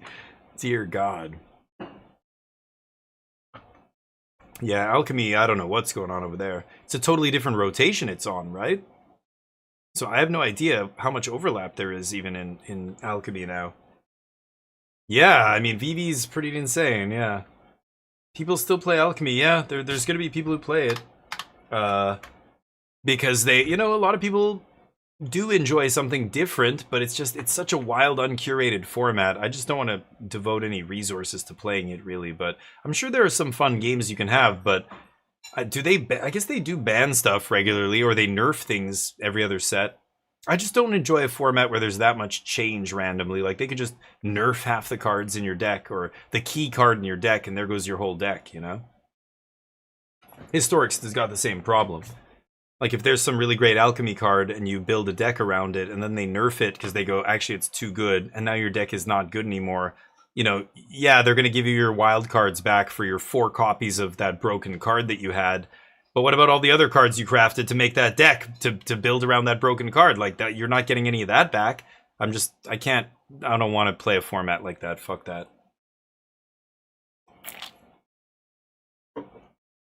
It's why they can't ban things very often, and it's why I mostly come out against bans, except in the most extreme cases. But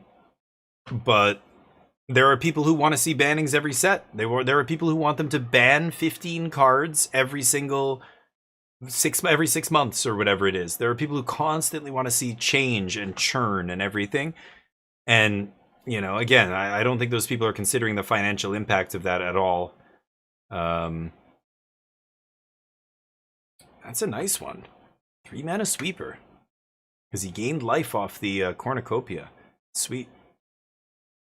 Yeah, the financial impact, you know, people just don't want their cards to go from being worth a bunch to being worth nothing. Bannings, you just shake the player confidence so badly if you're just banning shit all the time. Yes, okay, Scoop. You're one of those people. And it's good. Like, I get it. I think you want the ideal Magic scenario, which is, yeah, like, there's, you know, constant rotation and churn and everything's fresh all the time. Like, that is the ideal situation for Magic players. Like, that would be the most fun, for sure. But the financial impact's just too great, right? And that balancing act has been going on for 30 years, right? How do we balance the financial side versus, you know, this is a whole debate about the rotations and well, what is the ideal rotation length? It all comes down to value versus, you know, keeping it fresh. It's so hard to find the perfect spot between those two things that, you know, they just keep missing it one way or another and people get pissed off. But yeah, planar, maybe. There were lots of formats that came and went that I would have liked, but they all eventually died off. You know, a lot of casual formats. Pre-modern's another one. Like, pre-modern seems fun. Planar standard, I think I've heard of, but it's basically without the Universes Beyond stuff, right? But I just know that, like, it's not a real format and it never will be, and so I almost don't want to waste time caring about stuff like that, right? If all I wanted to do is just have fun, it's one thing, but I kind of want to play competitive Magic. That's where I find I have the best Magic experiences. One-on-one, sanctioned, competitive formats where we can attack a metagame and there's high-level play to draw from constantly and see the metagame evolve because there's always, you know, big tournaments happening and whatever. That's Magic for me. That's what it's always been since I came back to the game.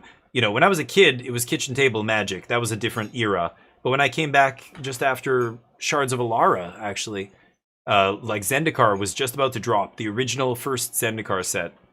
And that was when they reprinted Fetch Lands, and I got back in at the perfect time. But, or not reprinted, that was the first printing of Scalding Tarn and all that stuff, right? And Misty and everything. Maybe. I mean, pre-modern, a lot of people were excited, but you, again, run into the same wall. The same barrier of entry. I mean, pre-modern, Mox Diamond is... how? Go look... What is Mox Diamond? Oh, okay. So I need $4,000 just to start my deck in pre-modern. Got it. Like, on Magic Online, you can play pre-modern, and there's a bunch of people playing pre-modern, but that's never going to be a format, because it's going to be like Legacy prices. That's nothing. Sarah's Sanctum for the Enchantress deck, right? What is Sarah's Sanctum at? Oh, oops, I gotta go price. Pre-modern has Gaia's Cradle. Oh, are they? Okay, if they're proxy friendly, that's great, Heist. That's a good point. If you're, you know, your LGS could easily say, we allow you to do 15 cards per deck that are proxies. I played Legacy tournaments like that, where they allowed us to play Legacy with like 15 proxies or whatever. So people mostly proxy like the dual lands and things like that. But pre-modern, some of the decks can get crazy. What is Sarah's Sanctum here? I want to actually find out. I know that's another card that's like on the reserved list. Is that right? Oh, it's not so bad. 400 something. But anyway, my point is, you know, these are cards that are 4-ofs in certain decks, like Enchantress or whatever. Like, you know, the price is so high. Like, Legacy was like that. I was trying to get into Legacy. It took months and years of, like, slowly acquiring pieces and dual lands and Ancient Tomb and all these cards. And City of Traders was still crazy. But Ancient Tomb, they finally reprinted, and certain cards came down, and it got better. But, like, Intuition was another one. I needed to play 4 Intuition in this mono blue Omnitel deck, and Intuition is another one that I don't think is... I think it's Intuition.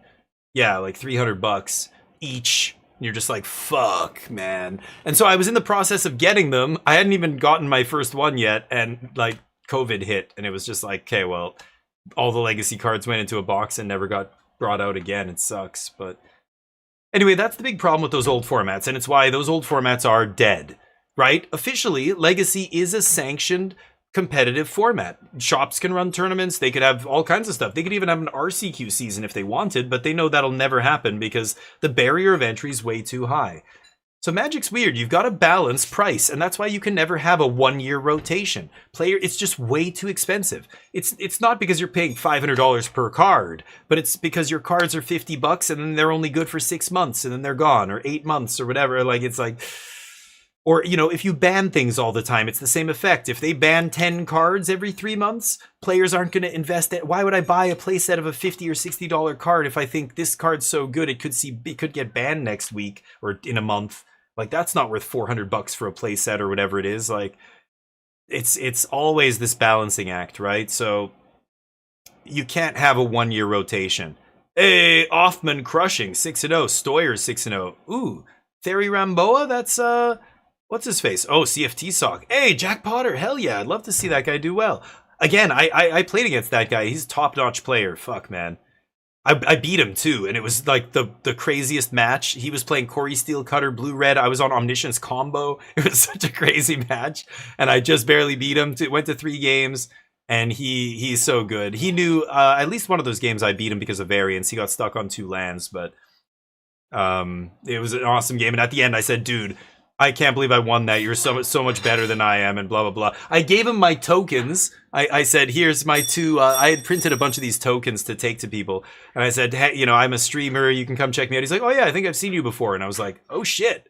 I'm like, in my head, I was like, really? I'm like, oh, cool, and whatever. And then I said bye, and that was it. But I don't want to go on and on. I just beat the guy. There's always this weird vibe where, you know, I'm kind of like, oh, like, I'm all relieved. I just won. I'm like 4-1 now at this RC. I'm going to the next round. And you know, but this person's like, fuck, now I got, you know, they're in the total opposite position, so I don't want to like sit there going on talking to them over and over, but at the same, or forever. But he's an awesome dude, Jack Potter. I couldn't remember his name until I saw him at the last Pro Tour as well. But anyway, I just want Hasbro to print to demand. Yeah, so what happens if they do that, right? That's what gets so weird. Like, the impact of that, players like yourself, I get why you're asking for that, and I want that too. I want everybody to be able to play all the formats. I would love to have regular Legacy tournaments. Then anybody could just pay $100 for a deck and go, you know, if that was the price of a Legacy deck.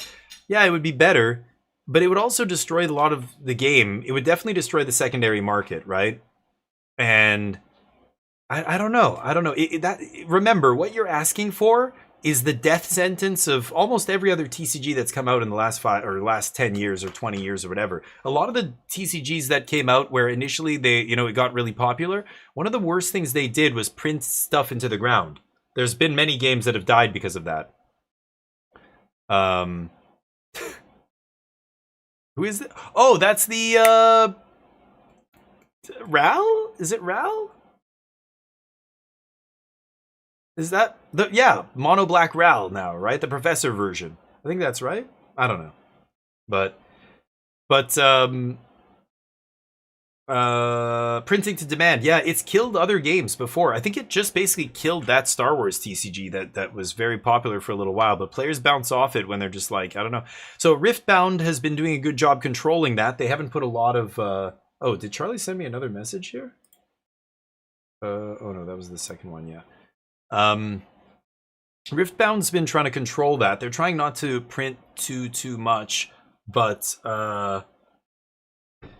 it's tough because people want to play the game, and but you can't like oversaturate, flood the market. Like, remember what happened with Chronicles?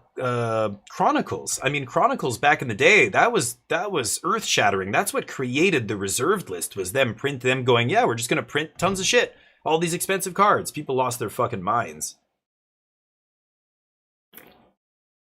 4 improvisation capstone, dear God. Teamer Omni, yeah, we did see Li Shiqian's on Teamer Omni. Or I think maybe it's not Teamer, maybe it's just 2-color Omni, but a couple Omni decks on the feature match already, yeah. Gundam, no, I've heard though, Gundam, like even Yu-Gi-Oh, all those other games are basically dead. I mean, Pokemon, people still buy Pokemon like crazy, but not to play the game. Nobody plays the game. Crispy, what's up? Everybody just wants to crack the packs, right, and try and win the lottery. But the other games, in terms of gameplay, like I talk to shop owners and stuff. I know a shop owner. I'm friends with the shop owner. And he tells me all the time, like, yeah, shop's packed. People are, they were crazy about this. And now it's like people are bouncing off it. It's just like, and then it keeps happening. Like Gundam, Weissman, Schwartz, those games. Yu-Gi-Oh! One Piece is still kind of staying afloat, but not as popular as it used to be. Flesh and Blood kind of dead. Nobody seems to want to play games like that. Like a bunch of those games, the Final Fantasy TCG and all that other shit. Digimon, I think that died out. I don't know. I haven't played Gundam. Right now, people are talking about Riftbound a lot. Riftbound's the most popular new game, and we'll see if it has legs. A couple of years ago, it was Lorcana. I think Lorcana, I don't hear a peep about anymore. It's basically donezo. And then last year, it was Star Wars, the Star Wars TCG. They're apparently doing another TCG, another Star Wars TCG or something. I don't know. But you hear, yeah, there's stuff coming. Cyberpunk TCG, I heard, is coming. Yeah, that's right. I don't know. It's so hard to determine which of these is going to have legs and which one is not. But in Magic, we're getting back to actual Magic. Like when people come up with new formats like Planar or, in casual, like there's a million. I remember when Tiny Leaders and Frontier and like all these other formats were going to be the next big thing that everybody said was going to be great. And it's just time after time after time. Nope. Pre-modern is probably the latest new one, and now, yeah, you hear about Planar. Planar's really interesting because it's not a split along set lines, it's a split along IP lines, which is very weird. It's the first time we've had a format where the sets we're not playing with are sets from outside of the Magic universe. That's a really weird line to draw to create a format, but sure. Oof, a lot of names not doing well in this team. Johnny Goodman. Arne's 4-2. He's got a shot. David Inglis, yeah, excellent player. He's the guy I think is my dark horse for like he's done so well for so long at the Pro Tour. He's qualified every single Pro Tour almost. Like he's just a mainstay, and yet he keeps just missing top 8. Like just missing. Like kind of like Jim Davis, to be honest. Like he's had such insane day ones where he's like 9-0 on day 1 and then just train wrecks on day 2 for whatever reason. Such a curse for him. I feel so bad, but More legs than Legacy. Well, Legacy's dead at this point. Legacy and Vintage are basically unplayable formats. Like, it's just impossible to get the staples. Only the US can really, and maybe Europe, some countries in Europe can actually host, you know, real Legacy tournaments, but usually they're very infrequent. Like, a monthly tournament would be tough outside of a very small group of players. Like, you know, to have a big GP level event, like, I don't think you can get enough players together. Like, in East Asia, like when I was over there, Legacy was almost non-existent because a lot of the staples just don't exist over there. They were never printed in those languages. They never made it over there. Like, in Japan, you could get some stuff, but that was it. It's really interesting, but...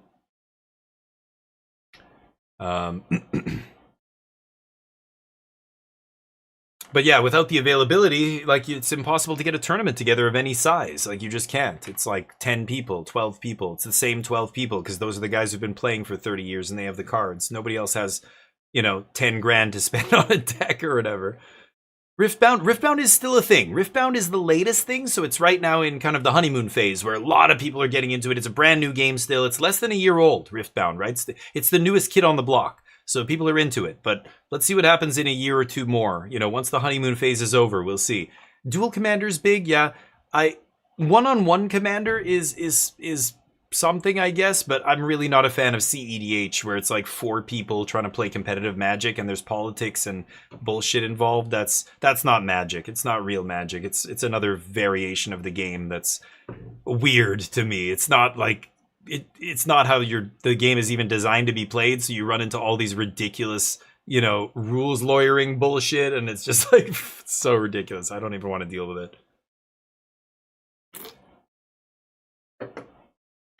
Pre-modern has more legs than Legacy. Yeah, we'll see. So Emperor is cool. Yeah, I remember playing Emperor back in the 90s. That was way before EDH was even a thing. But but yeah. Yeah, Emperor, yeah. Plane Chase is fun. Yeah, I like Plane Chase. I remember playing Horde. Like, people would come up, you know, Horde with the giant stack of zombie tokens, and it was like a PvE way to play Magic. Or what was the one they sold? Nemesis or Arch Enemy. Arch Enemy was one player was like it was like you versus 3 players. So one player would be like the bad guy, the Nicol Bolas or whatever. And the other 3 players would try, and it would be a 3-on-1 in Magic, which is very tough. And to balance the decks so that the person who's alone has, you know, some kind of way out of getting this. I can't remember what you were doing. What did they give the Arch Enemy deck? There was an Arch Enemy deck or something maybe that gave you help or something. But Plane Chase was like that too. Like, add some randomness in there. It's fun. Yeah, for casual stuff, that's cool. But can you imagine if they added a mechanic like Plane Chase to Standard? Like, some set that comes out is like, it's Star Trek. Star Trek's coming later this year, and look, we've got this new mechanic. So now when you play Standard, you're gonna have a separate pile of like 3 or 4 or 5 cards or whatever, and each other player's turn, each turn cycle, you flip one. Oh, you travel to blah blah blah planet. Now you're doing this. You know. That would be insane for Standard. It would be terrible. I know players would love that. It would be the worst fucking thing you could do for Standard. It would be just as bad as the dice rolling from AFR. That was a terrible idea for the same reason. Magic already has a lot of variance. You really don't want to add more variance to a game like Magic. It's got enough. It's got a really great balance between variance and skill. So adding dice rolling to a game with already a lot of variance is batshit. Just like adding a random deck of cards. Like, it's fun when you're playing Commander. You want crazy random shit to happen, but in one-on-one competitive Magic, like Miracles was even a crazy mechanic back in the day that was high variance. But you know, if they add something like that, oh, that would be so bad. But I don't know. I could see it happening. Mono green. Me and the boys played Penny EDH. Ever hosted would hide $2. What? What? You had to find, so you had to walk around. Oh, you were 10.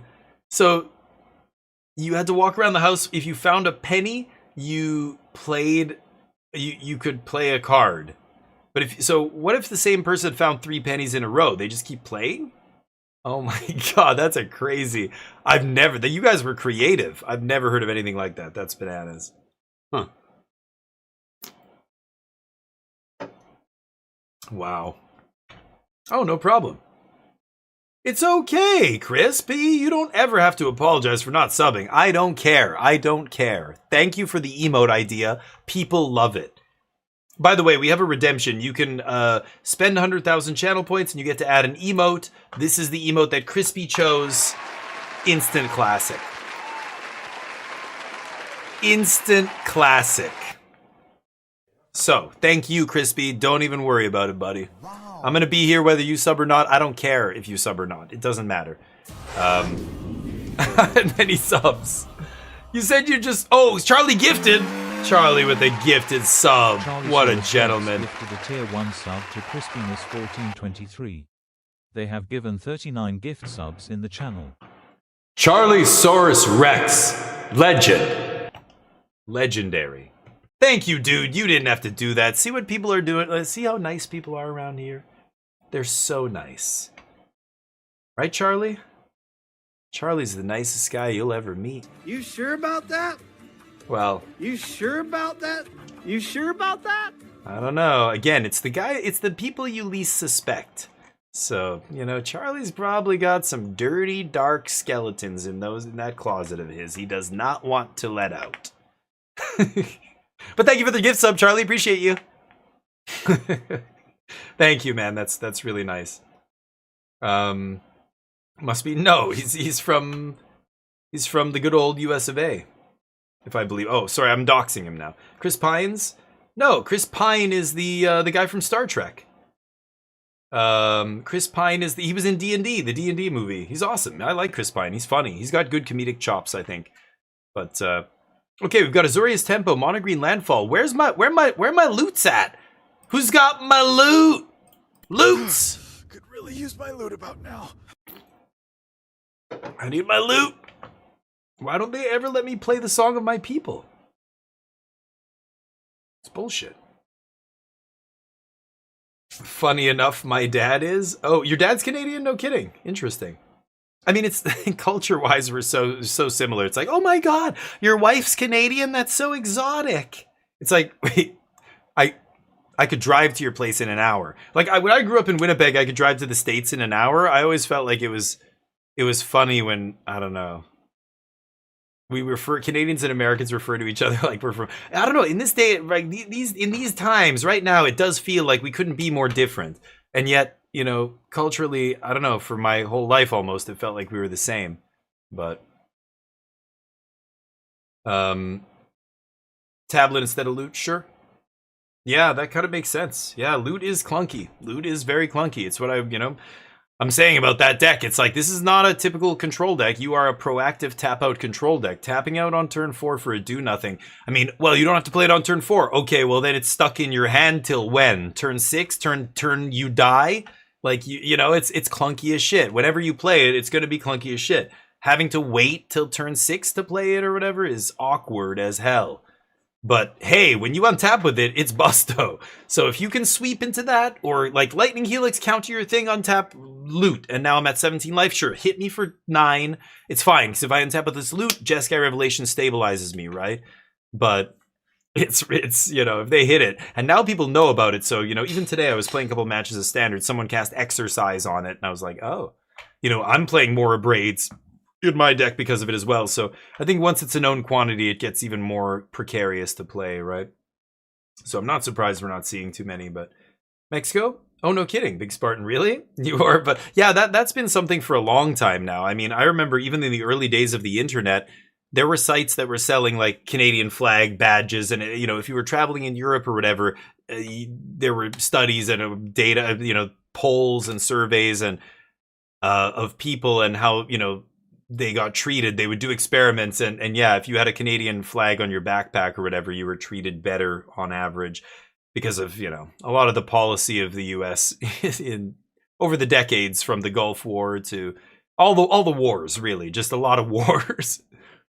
So a lot of resentful folks out there, which of course is stupid. Like, people, I would never judge an individual person on the actions of their government, for Christ's sakes, but At the same time, I mean, there were, you know, Americans got a bad rep in a lot of other countries for being loud, for being, you know, I remember being in Korea and seeing people go, "Why don't you speak American?" to somebody directly to their face in like a service industry type job. And it was just like, what the fuck are you? Are such a fucking moron.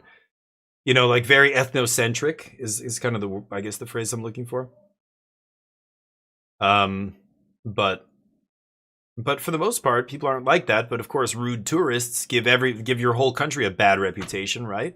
I've seen Chinese tourists do crazy shit. I've seen Portuguese tourists do crazy. I've seen, you know, it just takes a couple idiots to you know, and that's why you can't judge everybody based on that. But at the same time, like, enough people are rude enough that they you know, people get a reputation, right? So yeah. Fires have invented, yeah, a little bit. But at least Fires, it wasn't to do nothing, because you could Fires and then immediately play something for free, right? That was, you weren't just taking a turn off to do nothing. Loot is like, I'm taking a turn off here, and if I untap with this, I might win. If not, I'm in trouble maybe, or whatever. But, you know, Fires, you could double spell that same turn, which is way better, I think. But I don't think we're going to see Loot get banned from Standard like Fires did. So I think, yeah, Fires is the much better card. But similar mana. Fires was 4 mana, right? Triple red 1. So 4 mana. But yeah. Yeah, right. Could be a turn 6 play, but then it's just, you know, it's another clunky card. Like so it's a 6 drop. So look at your curve, put Loot at the 6 spot and go, oh god, like, you know, I've got too much top end here that doesn't do anything early enough in the game. That's the issue, right? Like, you can't, if you're saying you're going to play it on turn 6, well, then it's a dead card in your hand until turn 6. Like, imagine having multiple copies. You're going to be, you're going to have to tap out to play it and, you know, hope it sticks, basically, at some point. It was, yeah, 4 mana, yeah. Yeah, red 1, yeah. That is true, Big Spartan. That's something that comes up, like, I would say, I don't know, less than half the time. When I have a Loot in play, I'm almost never at 7 cards. It's very rare. But it does happen. Sometimes it does draw you a few cards. Once you get up to 7, it's easy to stay up to at 7 and just keep drawing with Loot. But, yeah, like, I would say most of the time I get the Loot out there, I'm untapping with like 3 cards or 4 cards. I'm very far from drawing with it. But it does come up. You're right. It was 3 colorless, 1 red? Oh, why did I think it was red 1? Oh, is it 3 colorless and 1 red? What card am I thinking of? I don't know what I'm thinking of then. I thought, I can't remember now. Maybe there's some other enchantment or whatever that's triple red 1. Well, it was a 5 color deck. The one I remember, the Fires deck was a 5 color deck. You were playing like green blue creatures. You were playing Kenrith, the whatever he's called, king or whatever, from Eldraine. So you had all of his abilities on tap. You were playing Karuga, I believe, as well. Back when companions were legal in Standard. What else was that deck playing? It was that kind of stuff. It was stuff with activated abilities. Like Kenrith was perfect because he let you use all your mana and still play free spells, right?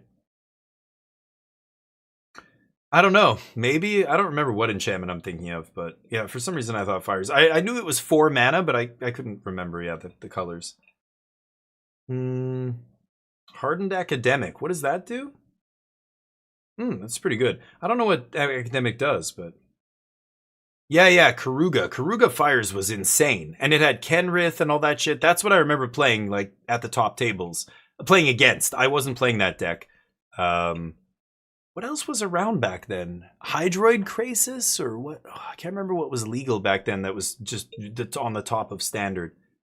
Flying Hate, discard a card for lifelink. Oh, so it's just free discard, unlimited. Yeah, that's interesting.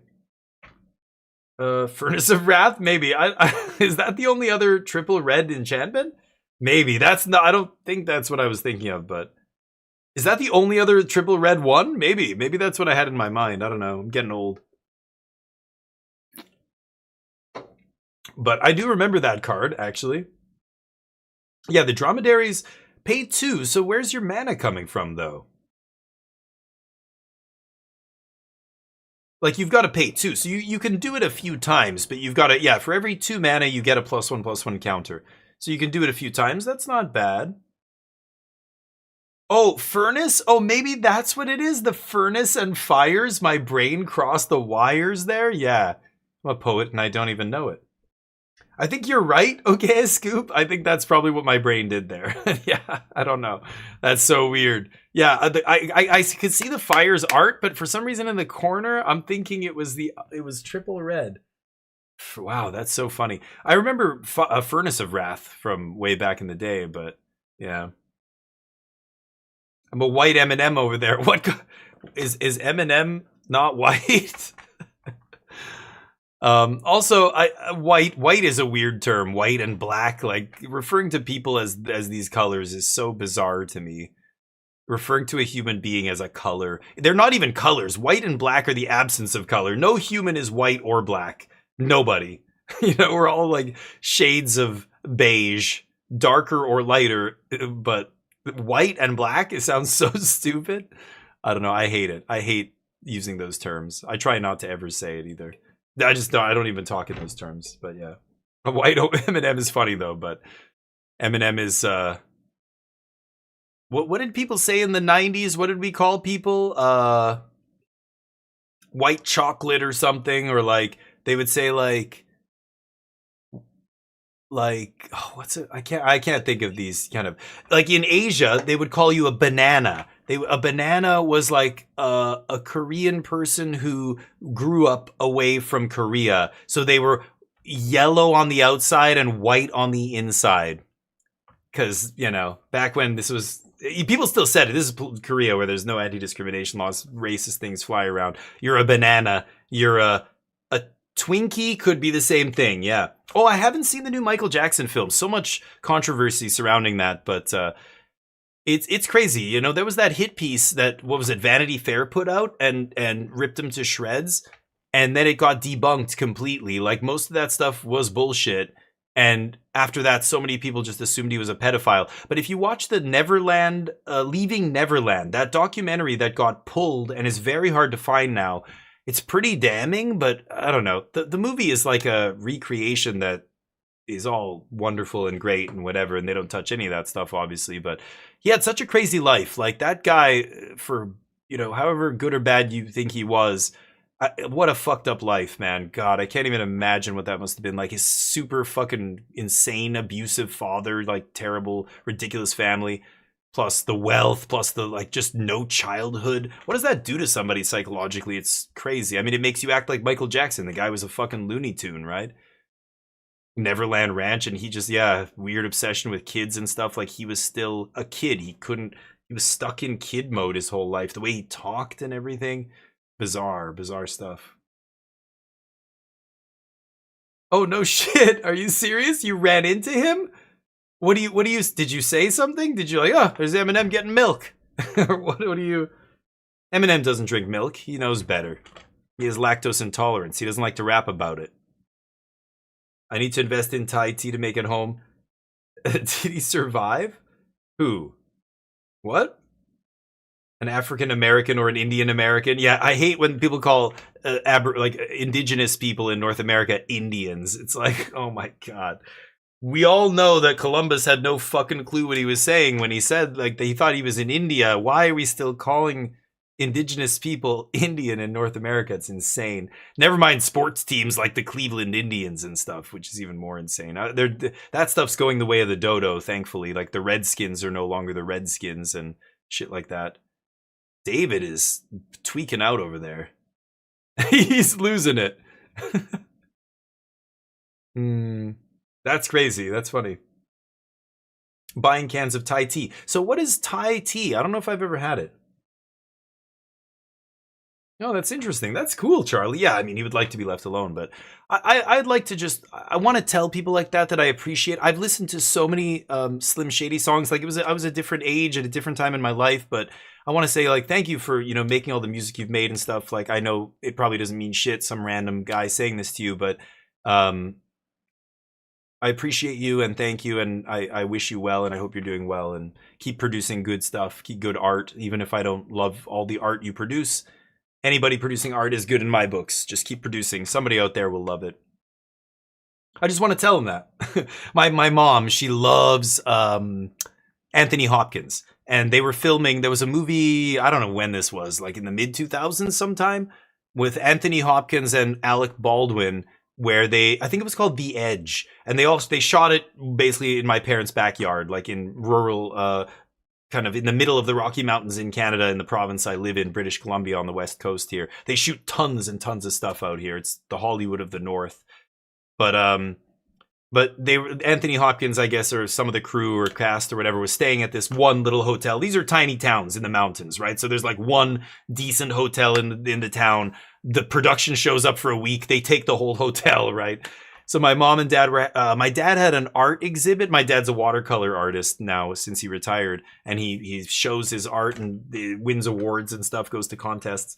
He was doing an art exhibit in the lobby of the hotel, and my mom was there, and they were waiting, and they were wrapping up, and out of the restaurant or whatever walks Anthony Hopkins, and my mom was just like saw him in the flesh and had to go up and say like, hi, oh my God, I just want to say I love your work so much and blah, blah, blah. Like, as long as you're chill like that, keep it short, just keep it concise. I really appreciate what you do. I know you get this a lot. Thank you. That's it. Don't ask for a fucking autograph. Don't ask for a selfie or some stupid bullshit. Never. Maybe, if you're lucky, if the moment is, if you feel like it's okay, if they seem like they're inviting, if they're not like giving you the vibe like, okay, okay, you know, maybe you can ask for a quick picture or something. But man, with some people, the way they act around celebrities, it's fucking embarrassing. They're just another person. They're just another human being. They're not like some mythical form made of pure energy descended from the heavens. But that's the way people act. It's batshit. Korea's really crazy for this. Like, celebrity worship over there is on another level. So celebrities just can't go out in public. Like, they're always, when they're in public, they're hidden, hood, sunglasses, hat, mask. Like, they go right from their van right into the building, and that's it. Like, there's tons of people, oh my God, like, and they just go right inside. Like, they can't go anywhere. It's crazy. I've asked celebrities this. I've worked with celebrities before, and I've said, like, what is it like when you come to Korea? Like, where do you hang out? And they're like, well, you can't. You go to like a private karaoke bar where it's like private rooms and the owner knows, and you go in the back door and, you know, all this shit. And I'm just like, fuck, man. And this guy's like, this was Daniel Henning, or Henny or whatever his name is, who, you know, he's not a big A-list actor, but he's really famous in Korea. And in the States, he's not that famous. So he's like, man, I love just going back home and like, people know who I am, but they're not like here. Like here, they just mob you. And I'm like, yeah, I can imagine. He's like, I can't. Like, he lives in the States, right? But when he comes to Korea for work, like, anybody sees him on the street, it's going to be a mob within 30 seconds. It's crazy. But, oh, black tea I love. Oh, with milk. Okay. Like Turkish tea and stuff like that, they mix with milk, right? Yeah, a bunch of teas like that. Oh, interesting. Cool. But it's expensive, you're saying. Thai tea. Yeah, that's cool, Charlie. Yeah, gotta be chill. Disappearing scientists, Heis? No. What are we talking about right now? In what field? Or do you have a link to an article or something? I'm curious. I don't know what disappearing means. Like, literally, like, they're disappearing, like, missing persons? Or they're just, like, quitting their jobs, like, or what exactly? You can link. If it's a garbage link, I might delete it, but yeah, I allow people to link. I expect people to not abuse it. Winnie Mandela. Oh, wow, crazy. Winnie Mandela? Like, is that somebody related to Nelson? The only Mandela I know is Nelson Mandela. You accidentally counterspelled them, Lily? Nice. Accidentally?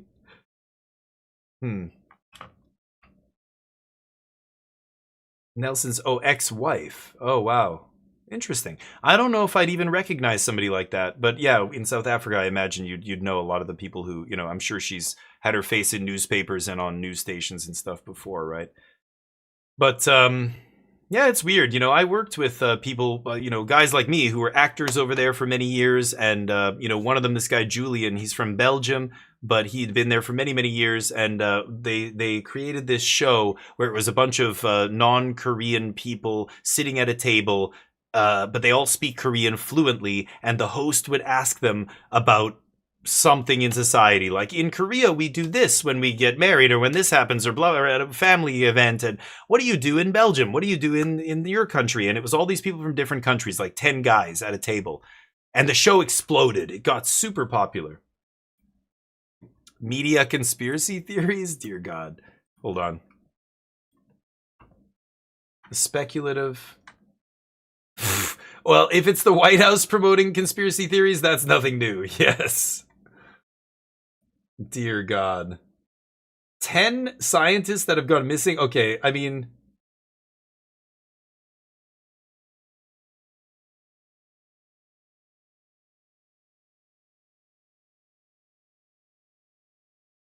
That's ridiculous, though. That could be totally coincidental. I wouldn't put any stock in this.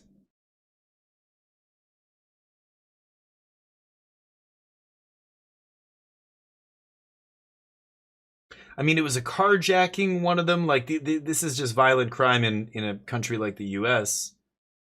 Were any of the deaths really suspicious? Anyway, I'm not going to look at all this article, but I can check it out after. I'm curious. That I think it's, you got to have a lot of evidence to connect a bunch of stuff like that. But 10 scientists in how many years? Like years and years? 10 years? Since mid-2024. Oh, since in 2 years. Okay. Yeah, I don't know. 10 is still not a lot considering there are tens of thousands of scientists out there, but they're saying they're all tied to some nuclear stuff. I don't know. I don't see how, like, again, the conspiracy theorists, what is the explanation for why? What is the motive? Why would you not, like, what you're saying these people have secrets that, like, they're the people you want to keep alive. They are running your nuclear program, right? If they're high-level nuclear scientists, why would you be killing your own? Or is it maybe some other country? Is that what is being implied? Some other country's assassinating, like, top scientists in the US or something? But carjackings and things like that, I think a lot of that is probably coincidental, but haven't heard about it, though. Aliens, yeah. Dude, the people who talk about aliens, like, did you see the head of FEMA talking about teleporting? Like, are you fucking kidding me? You are a lunatic. You belong nowhere near any of the levers of power. This guy should have zero responsibility. Teleporting? It's called alcoholism. You blacked out and you woke up in another place. Like, nope, teleported. No explanation how I got there. I swear to God, listen to this fucking guy talk about it. This is the head of FEMA, the guy who's in charge of the Federal Emergency Management Association or whatever it is. And he straight up says he's had out of body, or not out of body, he's been teleported 50 miles in the blink of an eye before, and he can't explain it.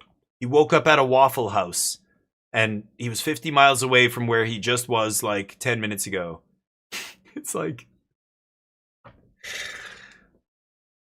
don't even know what to say. You know, like, there's always people spouting insane bullshit. But when they're the people in charge of very important, you know, aspects of the government and responsible for many people's lives, that's not good. That is, I don't want people who believe in fantasy to be in charge of my society. That is not good. That's why I never want to live in a religious state, right? Like, any Muslim majority country that base their laws off religion is batshit to me. But the US right now wants to base a lot of their laws off the Christian religion, and that's just as batshit. I don't know. You dream? Well, yeah, dreaming's great. In video games, I've teleported all the time. But, like, I mean, there's times where I'm driving and I get home and I go, holy shit, I was spaced out there thinking about something, and I'm pulling into my street. I don't even remember the last like 10 minutes of driving, but I'm not about to chalk that up to teleportation, for fuck's sakes. Like, what makes you jump to that? It's literally like your wife going, how the fuck did you end up there? And you realize, holy shit, I shouldn't have blasted that rock a crack, or whatever. I shouldn't have had that fifth shot of Malort at the bar. You guys ever have Malort? Dear God. Malort slogans were the best back in the day. My old business partner wanted us to import Malort to South Korea. We were like, no fucking way. We got what? He brought one bottle. It was the nastiest shit. I wake up every day in a dream. One day the dream will stop. Yeah, who knows? There's some theories out there that are so insane. Like when the universe we're living in now is one of the dimensions of another universe that when it was created, there were 10 dimensions. 2 of them were purely time dimensions. I don't even want to talk about what that means. I'm not joking. This is like a full-on, like, fleshed out scientific theory about the universe and what's out there and what we are and blah, blah, blah. Why? Why do we have gravity? Like, there's many theories that there's been multiple universes where the laws of physics and gravity and nothing lined up and they just collapsed. And then another one was spawned and another one. And so there's this one theory that, like, there was a universe at one point with 10 dimensions and a bunch of them kind of fell off and collapsed. And we're in one of them now that ends up only having 3 dimensions or 4 dimensions or whatever. And eventually this one's going to collapse. It's so bizarre. I can't even. Yeah. Are we in a dream? Are we in a simulation? I jokingly love to maintain that in 2014, was it? 2016? At the Large Hadron Collider in CERN in Switzerland or Sweden or wherever CERN is. This is a fact. This happened. In 2016, a rodent of some sort, I can't remember what they ended up saying it was, like a weasel or some animal from outside, a wild animal, got into the facility and chewed through a power cable that caused a massive shutdown at the CERN facility. You can go read this. This actually happened. Now, I believe that at that moment, we entered another timeline. That's when it all went to shit. I'm not kidding. You read about what they're doing at CERN and the quantum physics and all that shit. I'm pretty sure when this is how Half-Life starts. This is what happens. Power surge, cascade event, boom. And it happens so seamlessly. We all shifted into our whole reality shifted to a different timeline without anybody noticing. It happened so quickly, right? And that's it. And we keep going about our business, but now we're on a different path. We're on a different rail. That's my conspiracy theory, and I will stick to it, goddammit. We are in the wrong goddamn timeline. Look around. Soon. Hopefully. I don't know what we got to do to get it back.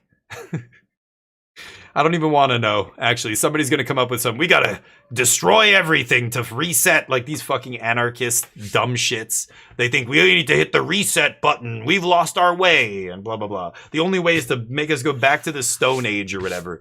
Dumbasses. Anyway. Yeah, maybe, Lily. Who knows? Solar flares. Oh, yeah, sure. Yeah, there was like a gravity flare that passed through the Earth as well at one point in like 2016. Like they could measure it, but... So basically, for like a split second in 2016, you were like slightly shorter than you would normally be. But I don't think anybody noticed. Maybe people with like acute, spinal pain or something noticed some shift in like pressure, or I don't know. It's interesting. Time's a made-up construct. Yeah, who knows? I don't know. Shit's crazy. That's all I know. I'm fascinated by this stuff. I think the universe is an incredibly fascinating place. But we are learning rapidly about how it works. But we got to stop tying things to fantasy. Until we have evidence of something, it doesn't, just because we don't have evidence doesn't make it true. You need evidence. And science has shown us the way forward. We know what works. Experimentation, research. When we do the same experiment 100 times and the result's the same, that's fact. We know it's fact. We can base things off that. I never got taller. Yeah, I'm not a tall guy either, but can't have it all, I guess. I don't even think, I think height is something that people in poor countries care about and older generations care about. Because again, when you were like malnutrition, you're tall, it must have good, whatever. It's like, and tall people on average earn more and all this kind of shit. I think that kind of stuff is changing rapidly, but I am not jealous of my tall friends. I'm very happy being not a super tall person. I don't want to be 6'4". And, men especially are just like, oh man, like whoever, some, Hollywood star or whatever, he's 6'4", he's like ripped and he's a big dude, super tall. Nah. You don't know what that guy's life is like. Dude can't even buy clothes. Bro can't even sit in a movie theater comfortably, let alone an airplane seat. Are you kidding? He's got to drive around some big ass car. He can't sit in a nice low sports car. They don't make them for people that tall. It's a giant pain. Look at Jeffrey, or what's his face? Jeffrey Clarkson, whatever his name is. Jeremy Clarkson from Top Gear. He's a tall dude. He's like 6'4" or something, right? 6'5". And he had tons of problem with all car. You get to see him getting in and out of cars. I mean, not to mention the fact that it puts a lot of stress on your internal organs. The bigger you are, your life expectancy goes down pretty dramatically the taller you get. People who are over 7 feet tall are probably never making it to 80 years old. Like never. It sucks. It's a very dark, sobering, thing to say, but a lot of reasons I'm fine. Just be happy with what you have. If you're a tall person, hey, great. You're not going to live to 80, but hey, at least you have to earn more money while you're alive, right? Or whatever. Don't bang your head too many times on everything and you might make it to 75. I don't know. Living in Asia really showed me the value of being not super tall. I'm very happy when I moved there. Man, I had friends who would smoke their head on the subway doors all the fucking time. Like everything's slightly smaller. And then you go to Thailand or Vietnam and places like that, it's really small. Like a bus in Thailand, the seats are so close together. Like if you're tall, you're stooping everywhere. You're squashed. The beds are smaller. Like everything's smaller. It's funny. A minute an hour were made base 66. Oh yeah, it has to do with math, right? Yeah, oh yeah. It makes sense. I mean, it's like the months of the year and all that being based on like why do we have 30 days in a month? Well, it's the lunar cycle. Like we base a lot of stuff off celestial bodies and things. Like, is that the best way to do it? Like the measurement of time should be our orbit around the sun. It's kind of just the easiest, like, the most easy for a primitive people to way to allow them to determine time. But now that we're much better, I mean, you've heard of those atomic clocks and stuff, right? Like that's really what we use now is these atomic clocks. But in everyday terms, we still speak in terms of days and months and years, and all of that is based on celestial bodies. I wonder if there's a better way someday that we should just switch over to this purely mathematical way to measure time that's just much better, more accurate. But can you imagine the cultural shift that would, you'd need a massive, like, I don't even know how you would get people to shift over to that. Like, it would just take generations of people. It would take forever to get people like me off the day, month, year cycle, right? I don't know. Yeah, god damn it. My province, where I live in Canada, they abolished it this year. The last daylight savings thing was the last one we're going to have, and I'm just like, thank God, this is fucking ridiculous already. And the fact that not everybody's on the same, like, wavelength, it's ridiculous, yeah. But everybody wants to be a special snowflake, like so many countries, Korea was like this for a long time, where you ask somebody how old they are, and they would tell you their Korean age.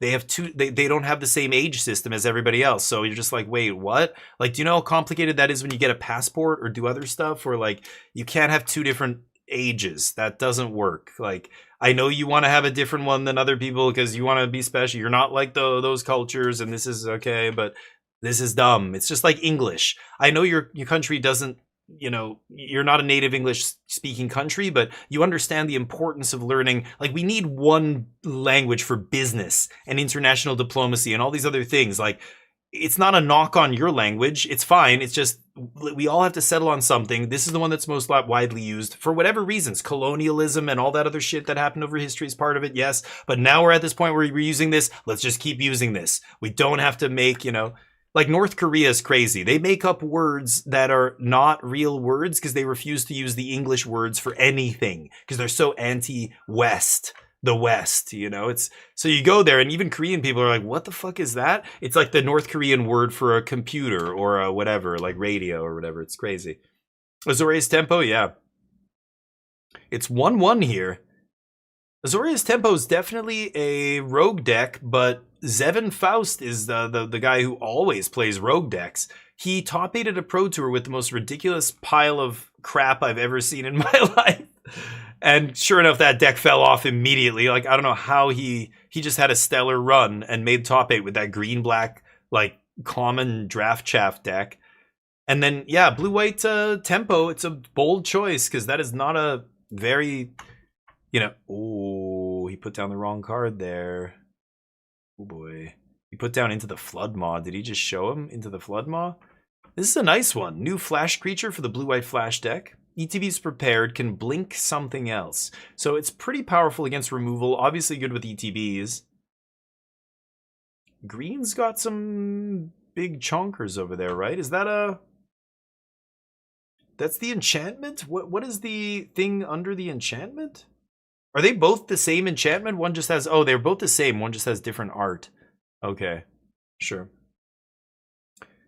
Can see why we have daylight savings as I watch my kids walk to the bus stop while it's pitch black out in the morning. I've lived in places like that. Yeah, going to school, it's pitch black at 7 in the morning. Yeah. And at 5 p.m. it's getting dark, 5:30. I know. I mean, can you imagine living in the Arctic Circle where you get like 3 months of summer or 3 months of daylight and, 3 months of darkness and that crazy shit? But the rest of the world following that is silly. I mean, I don't know. It gets weird. Yeah, I don't know. I'm not smart enough to come up with some better system. I don't know. But it does feel like the system we currently have is woefully inadequate, right? A rooster to start your day. Damn, old school. I like it. He's talking about his rooster sound alert. Of course. Rooster beer. Okay. Just a classic alcoholism joke. Hey. Malort. Those pants aren't gonna shit themselves. I swear to God, go try and find Malort. It's the best. Malort. Tonight's the night you fight your dad. I'll never forget some of those. They're so good. Malort. When you want to unfriend someone in real life.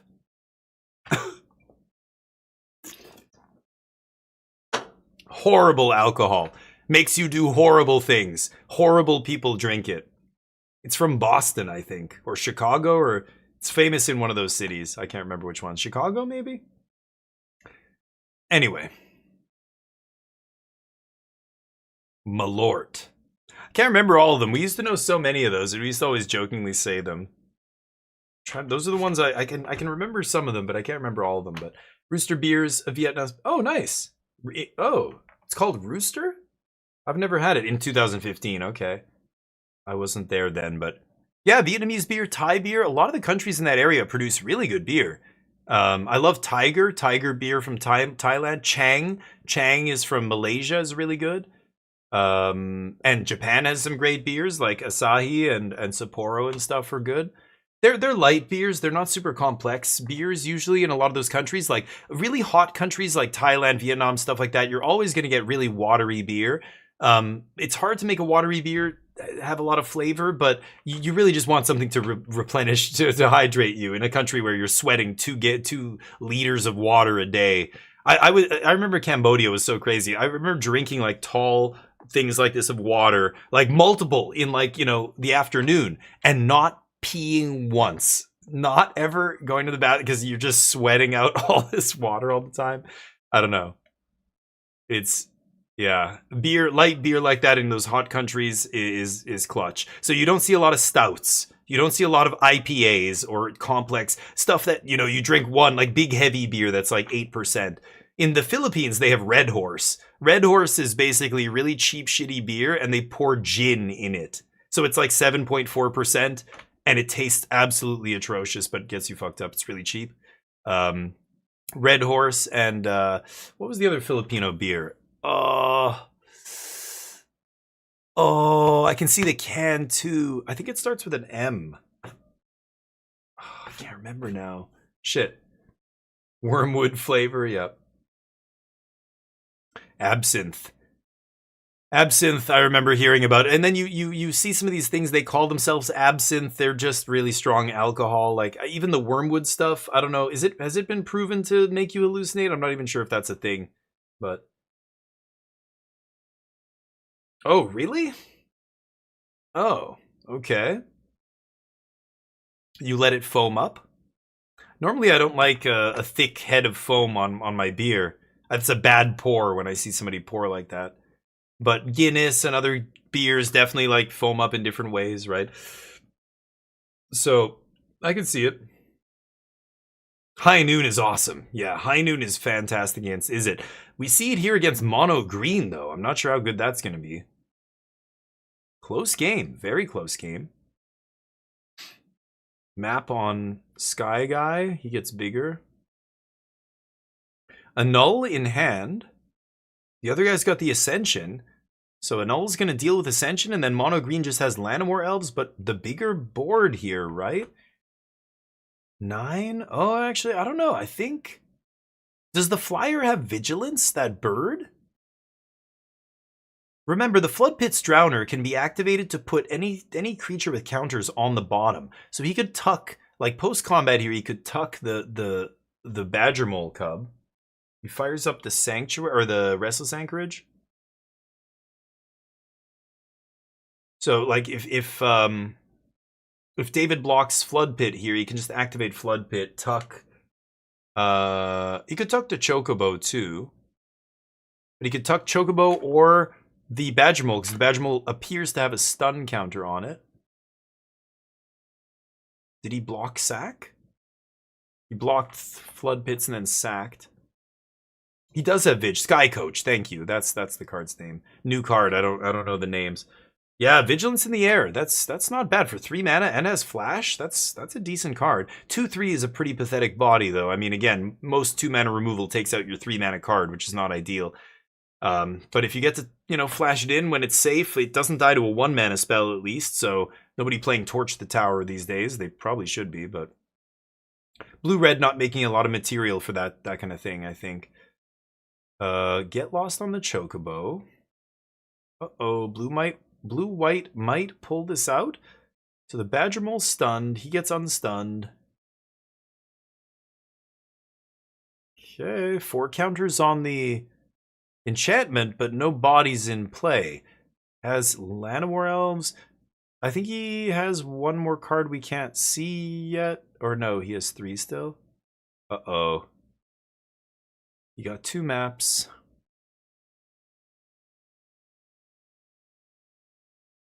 Uh-oh, David's in trouble. He plays Elves and Chocobo. He can make some land triggers happen. There's the Annul, and he's got it, yeah. I think David knew that Zevin had the Annul, and he's like, I know you have it, I know you have it. And like, I don't know, that's what it looked like to me, and then he just went for it. Can you use Graveyard Hate? No. You mean with the Earthbend trigger on the stack? Yes. So let's say you have Soul Guide Lantern, and then you destroy one of their lands that has Earthbend. The Earthbend land goes to the graveyard, and then, yeah, what Calper said, the trigger goes on the stack, and then you can, it has to be instant speed Graveyard Hate, but yes. Yeah. Yeah, the Insta-Blink is interesting. It's good. I mean, again, I said before, it blanks removal, it, gets you value off your ETBs, but you need 4 mana to do it? Like, yeah. I don't know, maybe. Flanker hit it, yeah. Yeah, right. You just checked? Okay, nice. Thank you, Stin. Did it? Oh, I missed it. You said it above there. Yeah, I did. I skipped over the thing because I was reading other messages, yeah. Seltzer. Foam keeps it fresher, Keith. Really? Keeps the beer fresher? So, wait a minute. You mean, like, it keeps the fizz from disappearing when there's a head of foam on the top? That kind of makes sense. Yeah, that makes sense. This guy's just like, why are you showing me on camera? I didn't agree to this. Yeah, the Insta-Blink is interesting. I would like to see how good that actually is, but nice. I know the top two of the top 3 there, and there's CFT Sock. Jack Potter's the guy I keep talking about. I got to play against him at Montreal RC. Li Shichan's a big name.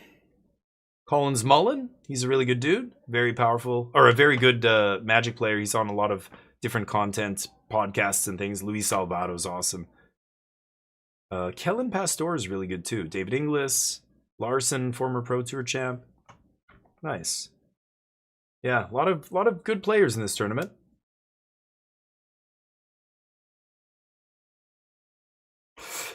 Stin, nope. Haven't seen shit.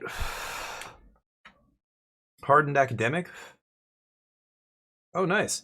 Discard your hand on turn 4 for 15? Oof. Is this in Alchemy still, or what are you playing, Lily? Maestro not doing well. Jim Davis is out there punching judges, apparently.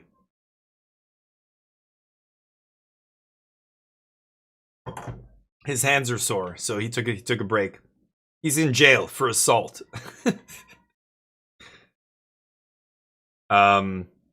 He's fine. He's fine. He's a straight white male. He'll be fine. In the US, that's all you need. You're going to be okay. What's the worst that could happen? He'll be out in 48 hours.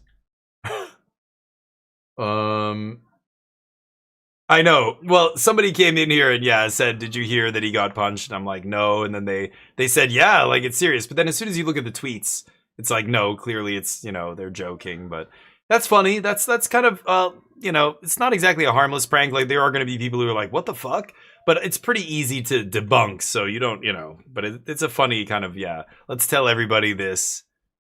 The thing that you tell has to be not too traumatic though, Like April Fool's is funny, but you don't call somebody up and go, "Hey, oh my God, my wife died today. Can you believe it?" And they're like, "What the fuck? Oh my God," like that's not funny.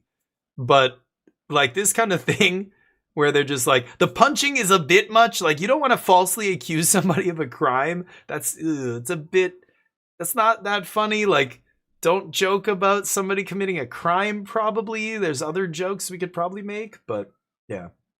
It stays in Vegas. Nice. Depends. You mean what? For what? Hey, some judges need to be punched, all right? You never had a bad call made against you? Just wanted to punch that like, no, honestly, I've never been in a situation where I wanted to physically attack anyone over a game, ever. I'm trying to think of the only times I've ever wanted to physically attack somebody are when I saw somebody attack somebody else. And I wanted to stop them from attacking somebody else. It's kind of like Neo. Look at this guy. Oh, look at that. Oh, yes, yes. Soon I will rule them all. I'm sorry. It's just the posture. His posture and that smile. He looks like he's ready to take over the world. It's funny. In defense, that's really it. Like I'm trying to think of a time when I wanted to be physically violent to somebody. It was only whenever somebody would just not stop being obnoxious or said or did something hateful and kept prodding. And I just wanted to deck this guy or whatever, but I never did. But that would be the only time when it's somebody provoking, someone. But that was only when I was young. Now nobody's been able to provoke me in a long time. Like with words, never. But if it's some physical, somebody attacks somebody else, I would break up a fight or whatever. Or somebody attacks somebody I'm with. But words could never drive me to violence. Never. I'm just impervious to that. There's nothing somebody could say to me. No racial or sexual or the most horrible thing they could imagine. They're gonna do whatever to my family or my ancestors. Or it's weird how some people have a trigger. Like if you hit that trigger, they lose it. I don't think there's any trigger that anybody could hit with me that via words that would make me lose control of myself. So it always baffles me when I see other people lose control over small things. And I'm just like, Jesus Christ. Like a game of Magic. I've seen people get like almost physically violent in shops over tournaments and stuff. Like you could tell they were just like, and you're like, looking at them for a second, like, are you fucking kidding me right now? Like, what are you gonna flip the table? Like, are you kidding? Poutine's overrated? Probably. It depends where you go. There's some places, like, you go out east in Canada and they worship poutine. It's definitely overrated there, but I quite like it. It is very delicious, but are you hanging out with people who are saying it's the greatest food of all time, Keith? Because that's, like, what are we talking right now? Are people you could definitely overrate poutine. And I've had a lot of poutine that was not very good, but I've had some poutine that was, like, right up there with really good stuff. But it is just, it's not a meal. I don't compare it to actual meals, right? Oh, somebody just got home.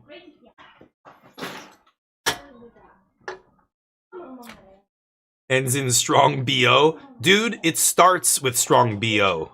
That's what gets it going. All those hormones flowing freely. People reverting back to their bestial forms. Their lizard brains taking over. God. Stinks in here and it's so fucking hot and I'm sweating. What? Yeah, no, go, your turn. It's your turn already. Go. God, this guy's not paying attention to the game. Oh, this guy fucking stinks. Oh, he's bumping me with his elbows. His fucking elbow's touching me. What am I? Yeah, what? It's my turn? Okay, god damn it. You know, this is this is the LGS experience that I think everyone should go out and enjoy. That's what it's always like. I mean, if it doesn't smell like funk, is it even a Magic tournament at that point? No, it's not. Now you're playing something, you're playing some clean ass game with good hygiene. Magic, it's not called Magic the Lathering, it's Magic the Gathering, gathering of funk. Sting your nostrils. It's a strategy. It works. It's a way to throw your opponent off. Make sure you don't cut your fingernails for about 2 weeks or 3 weeks before you play as well. It's what I see a lot of. Hell, don't even cut them for the Pro Tour. Fuck it. What if you do end up on camera? So what? If you don't love the real me, then you don't deserve me, or what's the bullshit that shitty people say? Because just they want an excuse to be garbage people. They just say shit like that. If you don't like me at my worst, you can't have me at my best or something. One of those kind of things. Dear God, take care of yourself. If not for you, do it for everybody else around you, please. Don't stink. Don't be gross. Like, don't, you know, clean your cut your fingernails, clean them. Not, you know. Yeah. Anyway, you're gonna be shuffling my deck. If you put your hands on my deck and they look like that, makes me very uncomfortable. Okay? I only want soft, clean hands handling my deck. Okay? It's not the biggest deck, but it gets slippery. And especially when it's sheathed. So handle carefully, cut your nails. Don't be gentle. A little goes a long way with a deck. Okay? For those of you who haven't handled a lot of decks in your life, trust me, I own one. And I owned many over the years. I don't know what I'm talking about now. I'm trying to draw. Anyway, let's just trying to keep that weird pseudo-sexual analogy going, but you know, I get unsolicited deck pics all the fucking time. You guys have no idea. I mean, I have a channel on my Discord for it. I guess that would make it solicited then. I'm kind of asking for it if I make a channel for deck pics, right? So, never mind. Okay. Interesting. 7 life. 7 life. You do. Yeah, that's the funny thing. People pay me to show me their deck picks. I don't know. Maybe I'm just, you know, I'm a good judge of decks. I can appreciate a good looking deck. All right. I get it. All right. You know. Symmetrical. A lot of 4-ofs.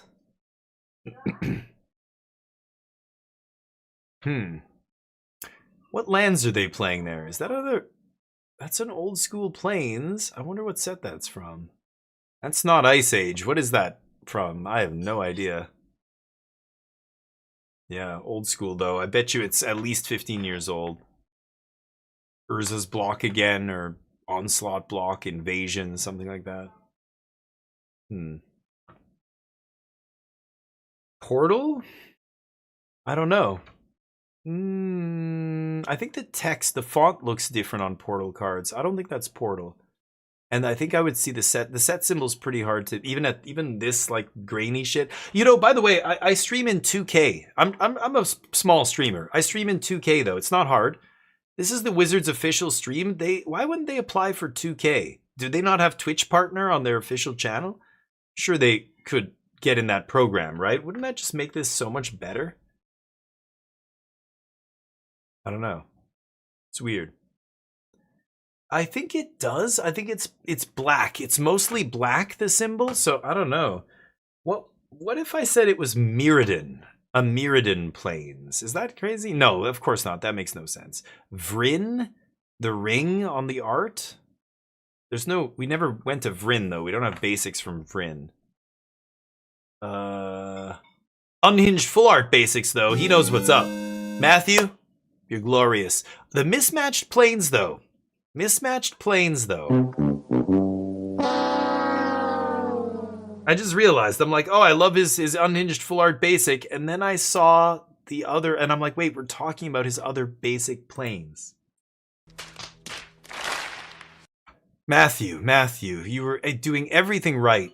You were doing everything right. And then the mismatched basics, one's full art, one's not. Like, some people just want to watch the world burn. The other basic, I think, looks like it's from the same set, but I don't know. That's their lucky unhinged planes to throw in there along with all their other basics. I don't get it. I like criticizing people's choices because they chose that, so very easy to criticize. I'm not usually trying to criticize the way, like, if it's something, if the way people look but it's by choice, totally with fair game, but not by choice, not fair game, right? But your choice of basics, I will crucify you over. But you know what I mean? Not rude at all. You decided to. It's like people's clothes. That haircut, you look fucking ridiculous. Totally fine. Totally acceptable to trash whatever you chose to, you know. Rich people, a lot of them have really bad taste. Really, really bad. But in Magic, that taste comes out in, yeah, the choice of basics, your sleeves, your a lot of stuff, right? Well, even the way they're dressed, their hairstyle, like a lot of it is, you know, you chose to, you know, whatever jewelry you're wearing or whatever. I saw one dude, I think it was the Turkish guy, had like some kind of bracelet, and you know, you see some wedding rings. I never wear a wedding ring. I've been married for 10 years this year, actually. And I never, I mean, I'm mostly working from home, but even when we go out, we rarely, and my wife's the same. When I was doing voice work, I couldn't wear a watch or a ring or anything in the studio, because if that bumps against anything, like sometimes I'm moving, and if I bump the table with my ring, it's loud as shit on a nice microphone like that picks up everything. So you just really shouldn't wear any jewelry at all. Jewelry, God, I keep saying, I used to say jewelry. That was one of the words I used to always say incorrectly. I think I got it from my mom. Jewelry. My brother says it too. Jewelry. Did you find it, Calper? Oh, you found it. What is that? Oh, it's a Mirage Planes, right? No. What? What is this from? The M is Arena League. Wow. Is that a super rare planes? Damn. I had no idea. That's crazy. Yeah, it must have been like one of those, like a Guru Land, basically, like given away during some promo, the arena. Back then, the novel Arena came with like a card, you know, like those kind of giveaways happened. Because that's 1996? Damn. Cool. That's got some pedigree, that land. But, you know, I guess you can't afford to have all lands from that. I don't know how expensive those are. But Arena Leagues, yeah. I never remember that. I mean, I would have been a kid still. I would have been 16 or 15, something like that. I was definitely playing maybe I was dying off by that point. I sold all my cards when I was 16 to buy a car. 1996, yeah, that's what I said. So I would have been 15 at that point. Weekly tournaments. Oh, wow. That's crazy. That's got to be a rare land then. Like, that's how the Guru lands kind of came out as well. Those kind of programs and things. And there's the unglued planes. Yeah, he just wants all the different basics. Yeah, it's funny. That's how some people are. No, there's no middle ground. You know, it's not like people are playing like 3/4 the same basic and then a couple are not. It's either every planes in my deck is different or they all are the same. It's so strange the way people's brains work. 3 different basic planes over there, yeah.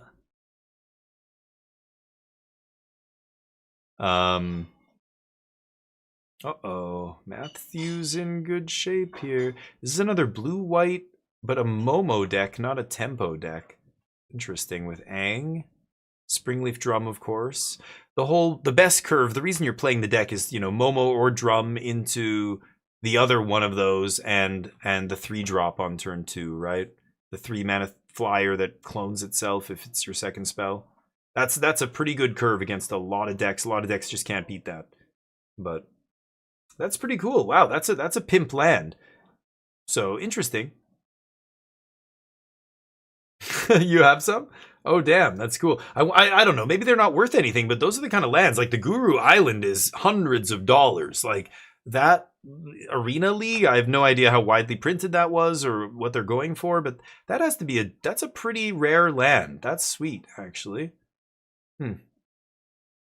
Sharpie my plates with the name Island. Nice. A blue player, huh? Yeah, I remember Sharpieing a lot of cards back in the day. And printing proxies and things like that. I still have, like, one of my dual decks is proxied, and I think I gave it to somebody, but my battle box was also proxied. We proxied a whole battle box. It was awesome.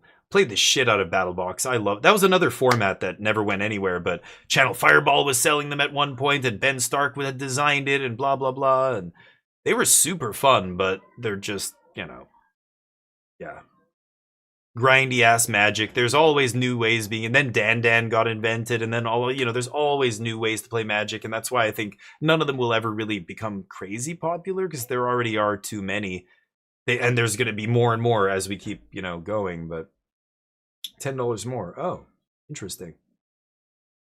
That's what you did? Yeah, I remember doing that, but we did that with Jester's Cap one time. We proxied, we just took a Plains or whatever and wrote Jester's Cap on it because we all wanted to play with one in our deck. We thought it was unfair that one of the people in our group had a Jester's Cap and nobody else did.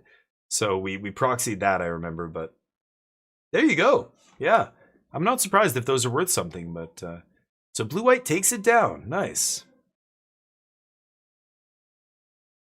See, that's funny. When I was making fun of him earlier, I'm glad I did, because he was doing it on purpose. His expression, he was like doing this, like to the guy. I don't know if he knew the camera was on him, but that's perfect. If the camera goes on me in a tournament like this, I am absolutely going to do something ridiculous.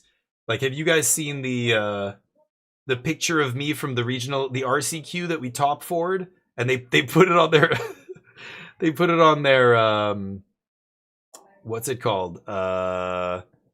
The Face-to-Face Games website. They wrote an article about the RCQ, and there's a picture of us, and I did the most ridiculous face I could to just mess up the picture, basically. I can't remember where that picture is now. It's gone.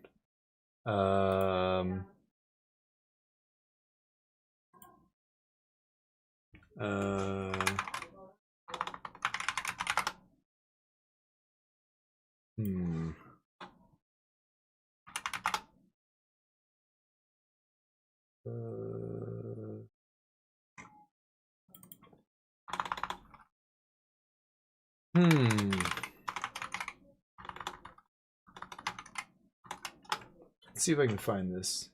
Oh, I found it. No, it's down? Oh, it's gone. The article's gone. Shit. I think I saved the picture, I'm pretty sure. Hold on.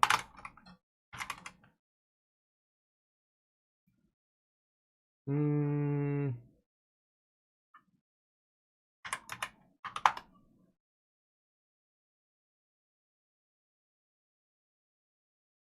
think I posted it.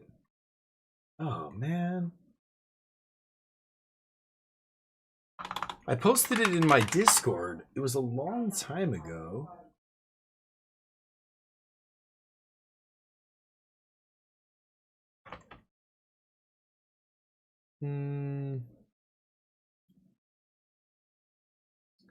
Oh, there it is. This guy is in the event. These guys ended up taking first, and then we got second. This was the RCQ from back then. And these guys took it down, and there's us. Yes! That's what I'm doing. And these guys had their Boutique Awesome shirts on. They're like on the same team from Montreal, and I'm just there like, hey, we top four, and I'm bad. If they ever let me on the feature match at the Pro Tour, I'm doing that shit. I'm just going to be like, Let's fuck. I'm having fun. I don't care about being serious, and I hope they don't try to interview me. I'm not doing any interviews or anything. I will derail the whole interview. It'll be hilarious. But when they zoomed in on him, he kind of went like this, and I'm like, oh my god, he looks like. And then I realized, okay, he was. I felt bad for a second. I'm like, I hope he's not just, you know, maybe he's got a posture spinal issue, and he, you know. But he looked just like exactly like some evil scientist as he's like shuffling. He was doing this. I think he was doing it on purpose. That's great. I like that. Play the conductor. I don't know. Which conductor is it? Conductor. You have the swamp. Cool. Do they have a DCI stamp though? The one I saw, the one that Calper linked, had the M from the. But this is Arena League. Oh, this is 2003. Wow, and that one's worth 20. So that guy's is from 1996. So the ones from the 90s are probably. How long was that program going? Shit. Yeah, the ones from the 90s have to be worth bank, right? So the new prepared card, but there's a couple, because you mean the 3-mana guy? Is that the conductor? A Sky Reach conductor or whatever he's called. Okay. Ooh, CFT Stock and Stoyer undefeated, and Jack Potter almost undefeated. 1 draw. Man, a draw. I wonder if that was limited. Got a draw in standard? That's so fucking crazy though. Getting a draw that early? It's really bad. Very interesting. I'm really rooting for Jack. He's the only player I've actually met. Ray Zhang, I think they misspelled his name because they used to spell it R-E-I. Now it's R-U-I. I don't know what's going on with that. Ray won the RC that I went to in Montreal. I was playing... Oh, no, wait. No. He was top 4 or top 8? They were top 8? I think, yeah, because... Yeah, I think one of the other guys, another Canadian dude I played against at the RCQ in Vancouver, I think took it down. But I remember Ray, I think, was top 8. They came up to Canada to play in that. But anyway. CFT, DeForza 5 and 2, nice. Good to hear. CFT could have changed their name. Oh, CFT Sock, you mean? Yeah, I was wondering, maybe that's what happened. Maybe they don't spell their name the same? Yeah, totally. Anyway, this guy's playing Secrets of Strixhaven that is added to the deck. The conductor. Conductor. Yeah, Sky Coach. It allows you to flicker Aang and Aven Interrupter to extend the High Noon lock by many turns, especially when paired with another card that I've added to the deck, Airbender Ascension, which you can use to reset the Sky Coach Conductor. Sky Coach Conductor also allows you to play the best card advantage card in Standard, Quantum Riddler, instead of having to rely on clunky cards like Enduring Curiosity to refill your hand. Okay, so yeah, you can nice. That makes sense. On the stack. And keep the scam the Riddler. Yeah, I wasn't really sure if I was going to play this deck or not, but Sunday night, the showcase results came out, and Prowess was pretty much everywhere. The High Noon deck really likes playing against any sort of deck that wants to cast a lot of spells or has a lot of sorcery spells that don't do anything to the board, you know, like Sleight of Hand. Last PT, it was Lano or Elves. This PT, it's Sleight of Hand. Yeah, that's about it. I'm pretty happy with my choice. We saw you win a crazy game 3 there. Can you kind of like walk me through some of your decisions, what happened? Yeah, so usually on the draw against Landfall, you can't really beat Elf into Ascension, but he kind of petered out after that. I was able to flash freeze his only threat, the Harmonizer, and barely stay alive with a timely both of my Avatar's Wraths. And like, very tight game. I think probably play that game 10 times. I win like once or twice, but I managed to just barely squeak it out with some nice top decks. Yeah. Very nice top decks and a nice win, Zevin. Good luck the rest of the tournament. I love it. You know, you can tell, you know, players remain undefeated. He's a little socially awkward and kind of just like, you know, nervous as hell, obviously. But you know he knows his shit. Like the way he's describing the way that deck plays out. Yeah, like that all makes sense. I love this idea of the High Noon lock. So what he's saying is, I didn't think about this. I'm like, High Noon in the main deck. Like, I get it if you think, you know, it's a great metagame call. 30% of the field is blue-red prowess. High Noon in the main, that's totally, I get it. But, I love this idea of, wait, if you blink it, you get to always play 2 spells. They don't. That is way more powerful. You get to play 2 spells on your turn, then you blink it, like it comes back in, and then it's their turn, and they get to play 1. And then you get rid of it until next end step. Like if you flash in that bird and then you bounce, the conductor bounces the high noon on their end step. It enters again on your end step. So essentially only they have high noon on them. Wow, fascinating. I've never seen high noon used like that. That is super cool. I want to try that because I've done stuff similar to that. I've locked people out in many different ways. Mindslaver locks back in the day, Mono Blue Tron, you know, Riptide Laboratory, bringing back like all kinds of crazy shit. But the high noon lock is really interesting. It reminds me of Modern, for example, locking people out with stuff like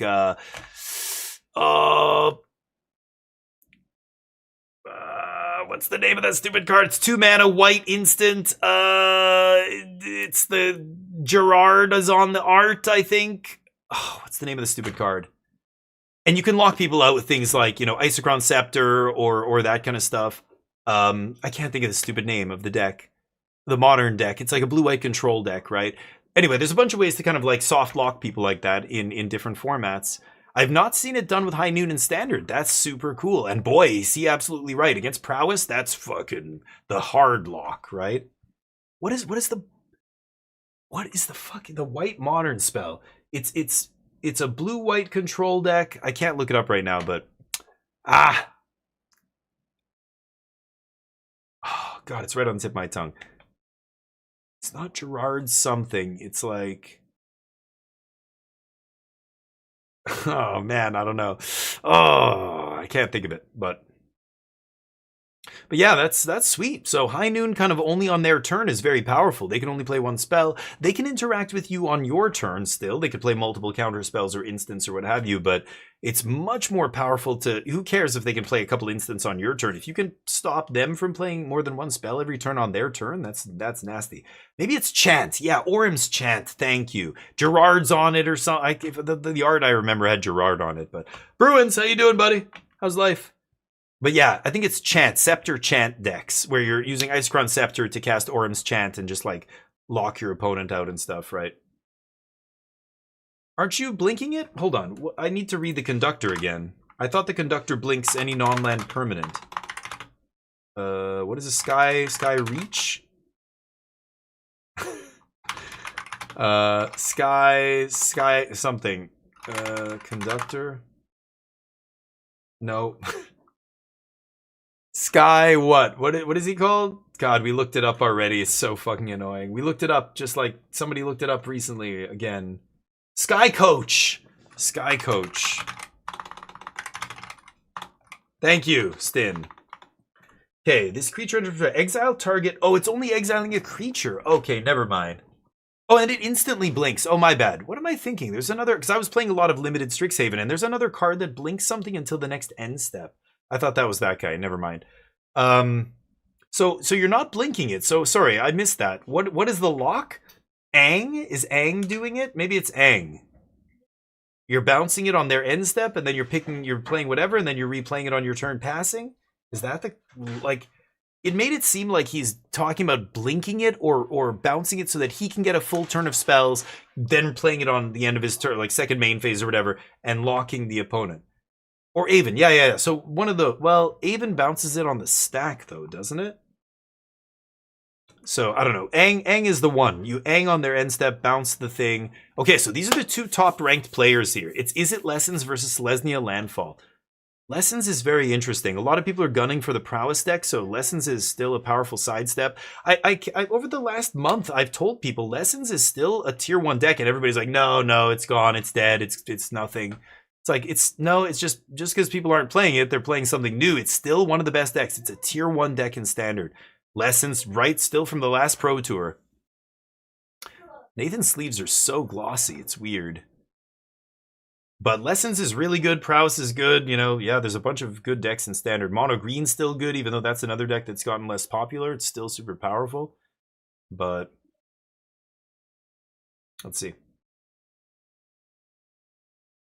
So what are the best options? The best cards in Nathan's deck are obviously, you know, the Gear Hulk, and Gear Hulk allows him to fetch Haywire Might, which is a way to deal with Artist Talent and Monument. Like, that's got to be one of the best cards in his deck here, right?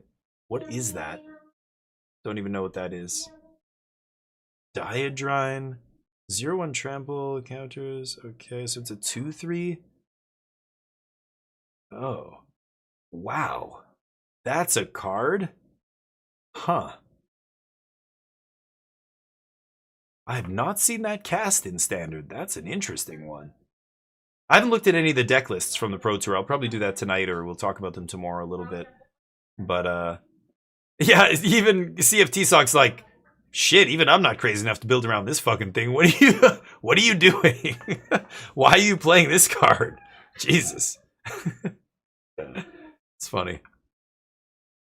Opponent plays a spell, you anger interrupter it. Oh, you're just countering their one spell a turn, right? Oh, I see. So you're not actually blinking the thing. Okay, that makes sense. Yeah, that probably makes more sense. Yeah, I see what you mean. But, well, it doesn't lock anything. It only locks it until you can, like, you're gonna run out of blinks, right? Like, you can do it a few turns in a row. That's probably all you need, though, right? If you can, like, do that 3 turns in a row, that's probably enough, right? So that's interesting. It's obviously very good against the prowess decks and stuff. But oh, are they playing Airbender's Ascension too? Not with Airbender's Ascension out. I don't even remember what that card does. It ETBs and blinks something, I think, but then I don't remember what else. Yeah. It does. It lets you reset the conductor. Oh, okay. So you can just infinitely get blinks? And what, the conductor blinks the ascent? No, conductor can only blink creatures, right? Blinks the Ang or something, and then the Ang blinks the Ascension? Yeah, okay, Scoop, it's because you're not a VIP, apparently. I don't know when that changed, but all I need is day mode. Nice, Bruins. Thank you, buddy. I could make you a VIP. You have 10,000 points, right? Redeem it, and then I can make it official. And then you can use the bot. I don't know. Maybe some permission changed on the bot site, MTG bot website. I have to go. I don't think that was an issue before, but I found giving people VIP status fixes it. Maybe I have to go and change whatever it's set to here, but redeem. There you go. Now join the club. You're one of us now. You'll never be able to escape me.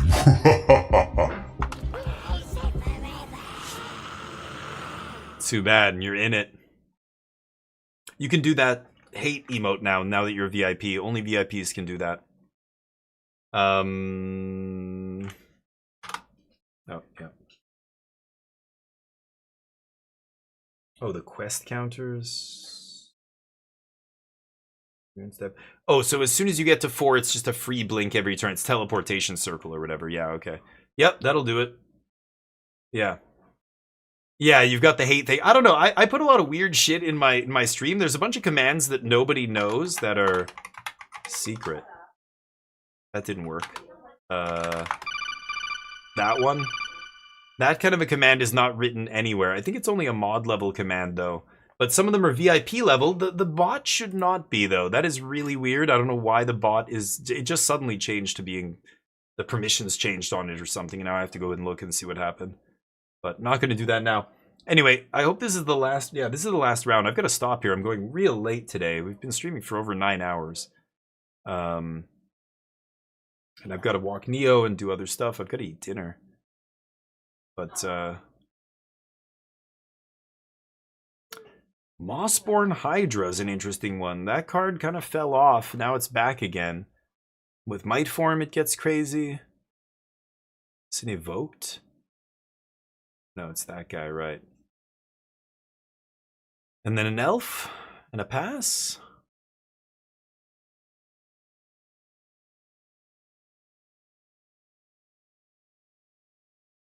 Trigger. Had a land drop as well. Those are promo Llanowar elves, right? If I'm not mistaken. I think I've seen those before. Oof, ancestral.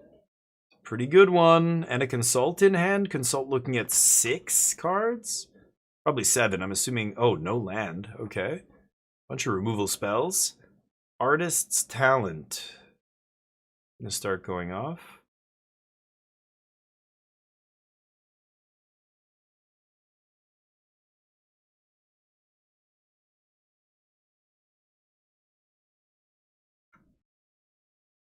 Demonstration on the Hydra. Trigger Artist Talent, discard, Hydra down.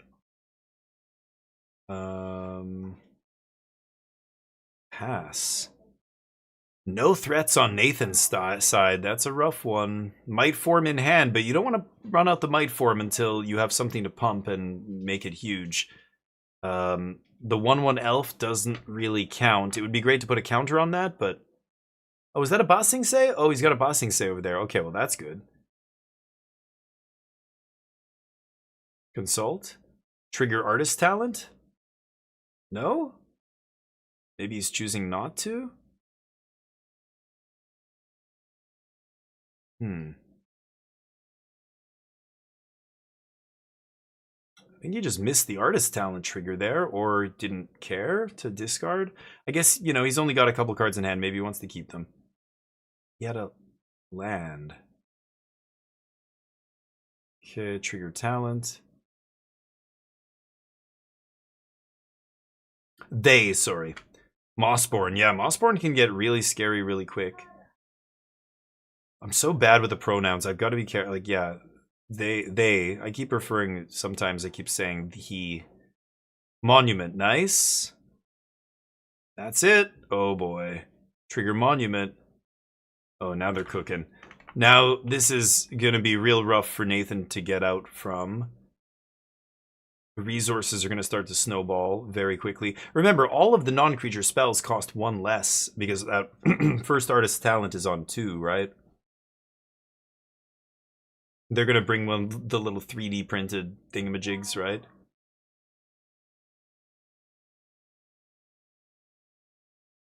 Nathan's got the Harmonizer. That gives him hope. Jams it. Resolves. Land. Double power. But man, the Fabled Passage with the 2 triggers. You need another creature to just win the game with here with Might Form and that Fabled with 2 triggers. Because the Fabled dies, comes back, trigger it again, comes back. You get 3 landfall triggers, like 2 extra triggers from that 1 land, which makes Might Form obviously insane. But Combustion Technique kills Might Form here, so Nathan didn't really have a choice. Had to run it out. I guess he's got 1 more Might Form in hand, though, right? And Ray's at 5? Ooh. Ray has to get their graveyard out of the way. It's way too close to the play space. Like, is that Consult in the graveyard? That was in the graveyard from, like, last turn, right? No, they're doing it now? Oh, sorry, that's on the stack? I can't even tell. Because they played one, yeah, last turn. I guess this is, yeah, the second Consult. Look at 6. Take 2.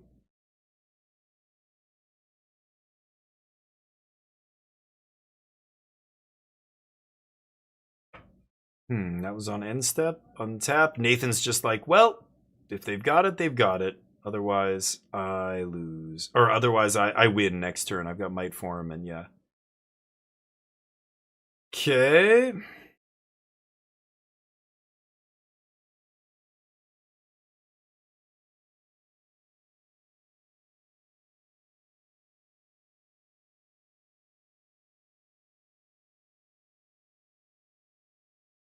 Okay. Drawing first, of course.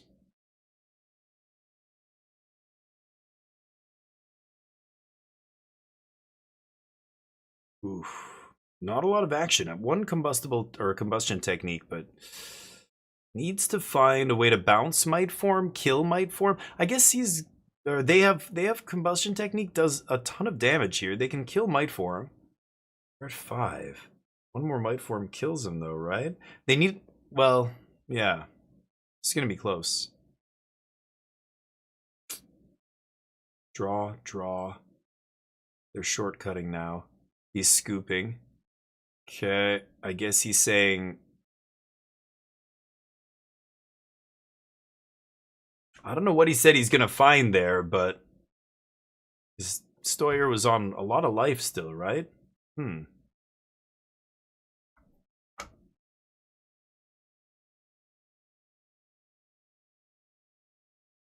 Okay. Elf on 1 on the play is pretty good. Are we going to see a cub? Oh, Ray just dropped a card face up there. The best players in the world. Yeah, it still happens every once in a while. You handle that many cards, you're bound to still fumble 1 or 2 here and there. It does feel awkward when you do it on feature match at the Pro Tour, though. But if you're an actual pro like Ray is, you know, Ray knows that Nathan's like, oh yeah, like, dude, don't. Yeah, I didn't even notice. I didn't notice it. It's funny. Crispy, what's up? How's that new vaporizer, baby? You working it in? Putting it through its paces? Granny down. But this is a great start for the green-white deck here, and they had to play this game because they won game 1. Big advantage in almost every matchup in Standard right now. But let's see what happens here. This is 3 cards left for green-white here. Bushwhack, Chocobo, and Harmonizer. So he doesn't have a land drop here for Harmonizer plus something. Doesn't have anything for Chocobo. So Nathan knows that, you know, what's her... oh, he goes Harmonizer, okay. He knows that Granny's going to try and come in here. Okay, Ray's got the red source now. But no lessons in the yard. Ooh, the demonstration. Pretty nice. Add it again. Draw, discard. Has another demonstration in hand.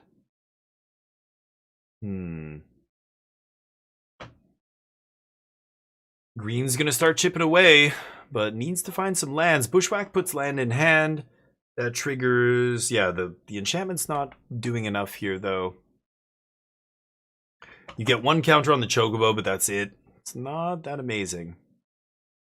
Gran, yep. Nice, Crispy. Love to hear it.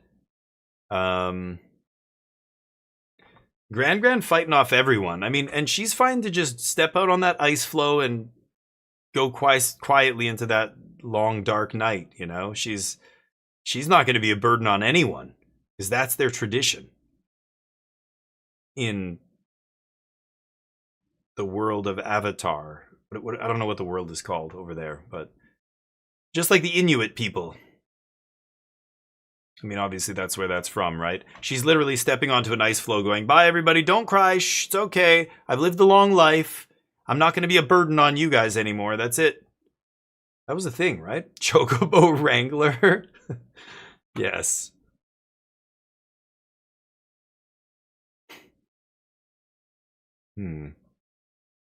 Consult? That's in the graveyard, okay.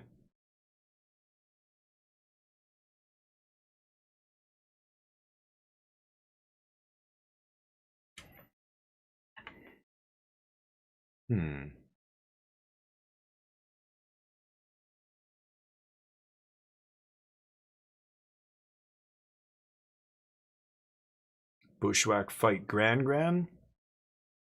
Get in for 3. So Nathan is empty-handed here. And Ray has 5 cards going up to 6. So, I don't know. This is close. I feel like, you know, Ray has a lot of stuff. Like, I think I'd be worried if I was Nathan here. Ray's life total is way too high for Nathan to kill Ray quickly. And if Ray can find an engine piece, here's the problem. Ray has no artistic talent and obviously no monument in play. So they need an engine piece here, and Nathan just needs to keep drawing gas. Any land that he finds now is going to be... okay, so he's going to go for the trigger. Okay. Any land that he finds here is going to be... I think the enchantment went up again, didn't it not? Oh, the monument off the top is nice. You know, Nathan's draws aren't all dead now because the enchantment's on 4. Yeah, the enchantment goes to 5. Oh no, he just played another land. I guess it went to 4 off the Earthbend land coming back in. Okay. So yeah, this is close. I mean, Nathan has the pressure but no cards. Ray needed an engine card, found Monument. Now Ray needs to start triggering this Monument.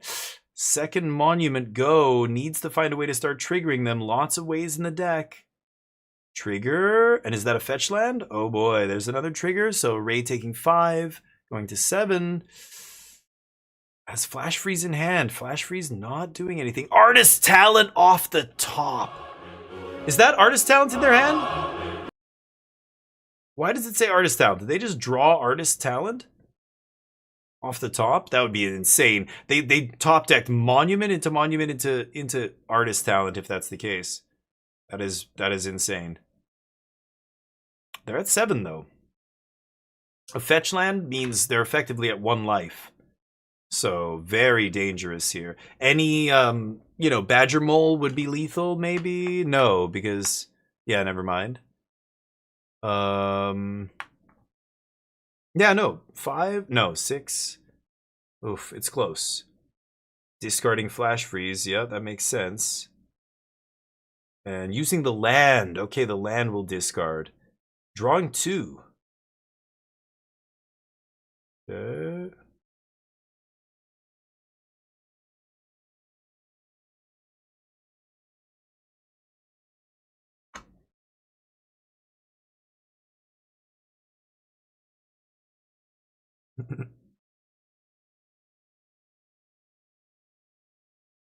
What are they talking about?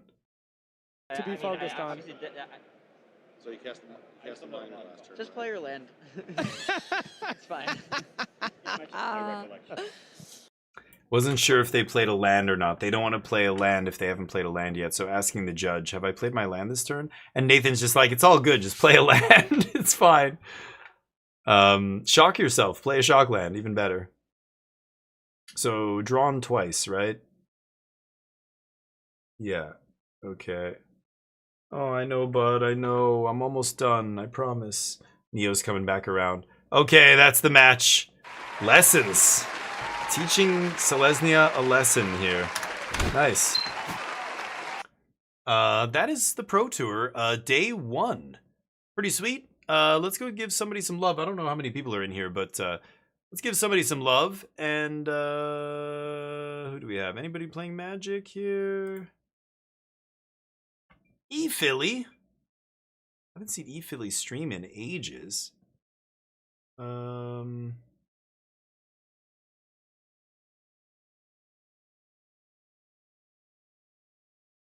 Mojo? Mojo's streaming? Let's give Mojo some love. It's been ages since I've rated Mojo. He's jamming some magic here. He's got the donkey VTuber thing, I think, going. I'm following tomorrow? What do you mean? Oh, watching the Pro Tour? Yeah, we'll watch some Pro Tour. We're gonna play other stuff as well, like during the draft. I like watching the draft portion, but then during the games, I'm gonna play something else and then probably come back and watch the standard. I like watching the standard matches, but I don't need to see all the limited games. Like they don't I love the draft part. I love seeing how they're picking and seeing the way the deck turns out, but then I don't care about the games. So I'll tune back in for standard, and I love getting the updates. I don't know if you heard, Overlord, but Jim Davis punched somebody in the face, punched a judge in the face apparently, which is crazy. You should go check it out, see if you can watch the video. Well, I'll leave it to you to get to the bottom of it. All right, have a great evening, everybody. Have a great weekend if I don't see you. Otherwise, join me tomorrow for more Pro Tour. Wrong sound effect. Peace.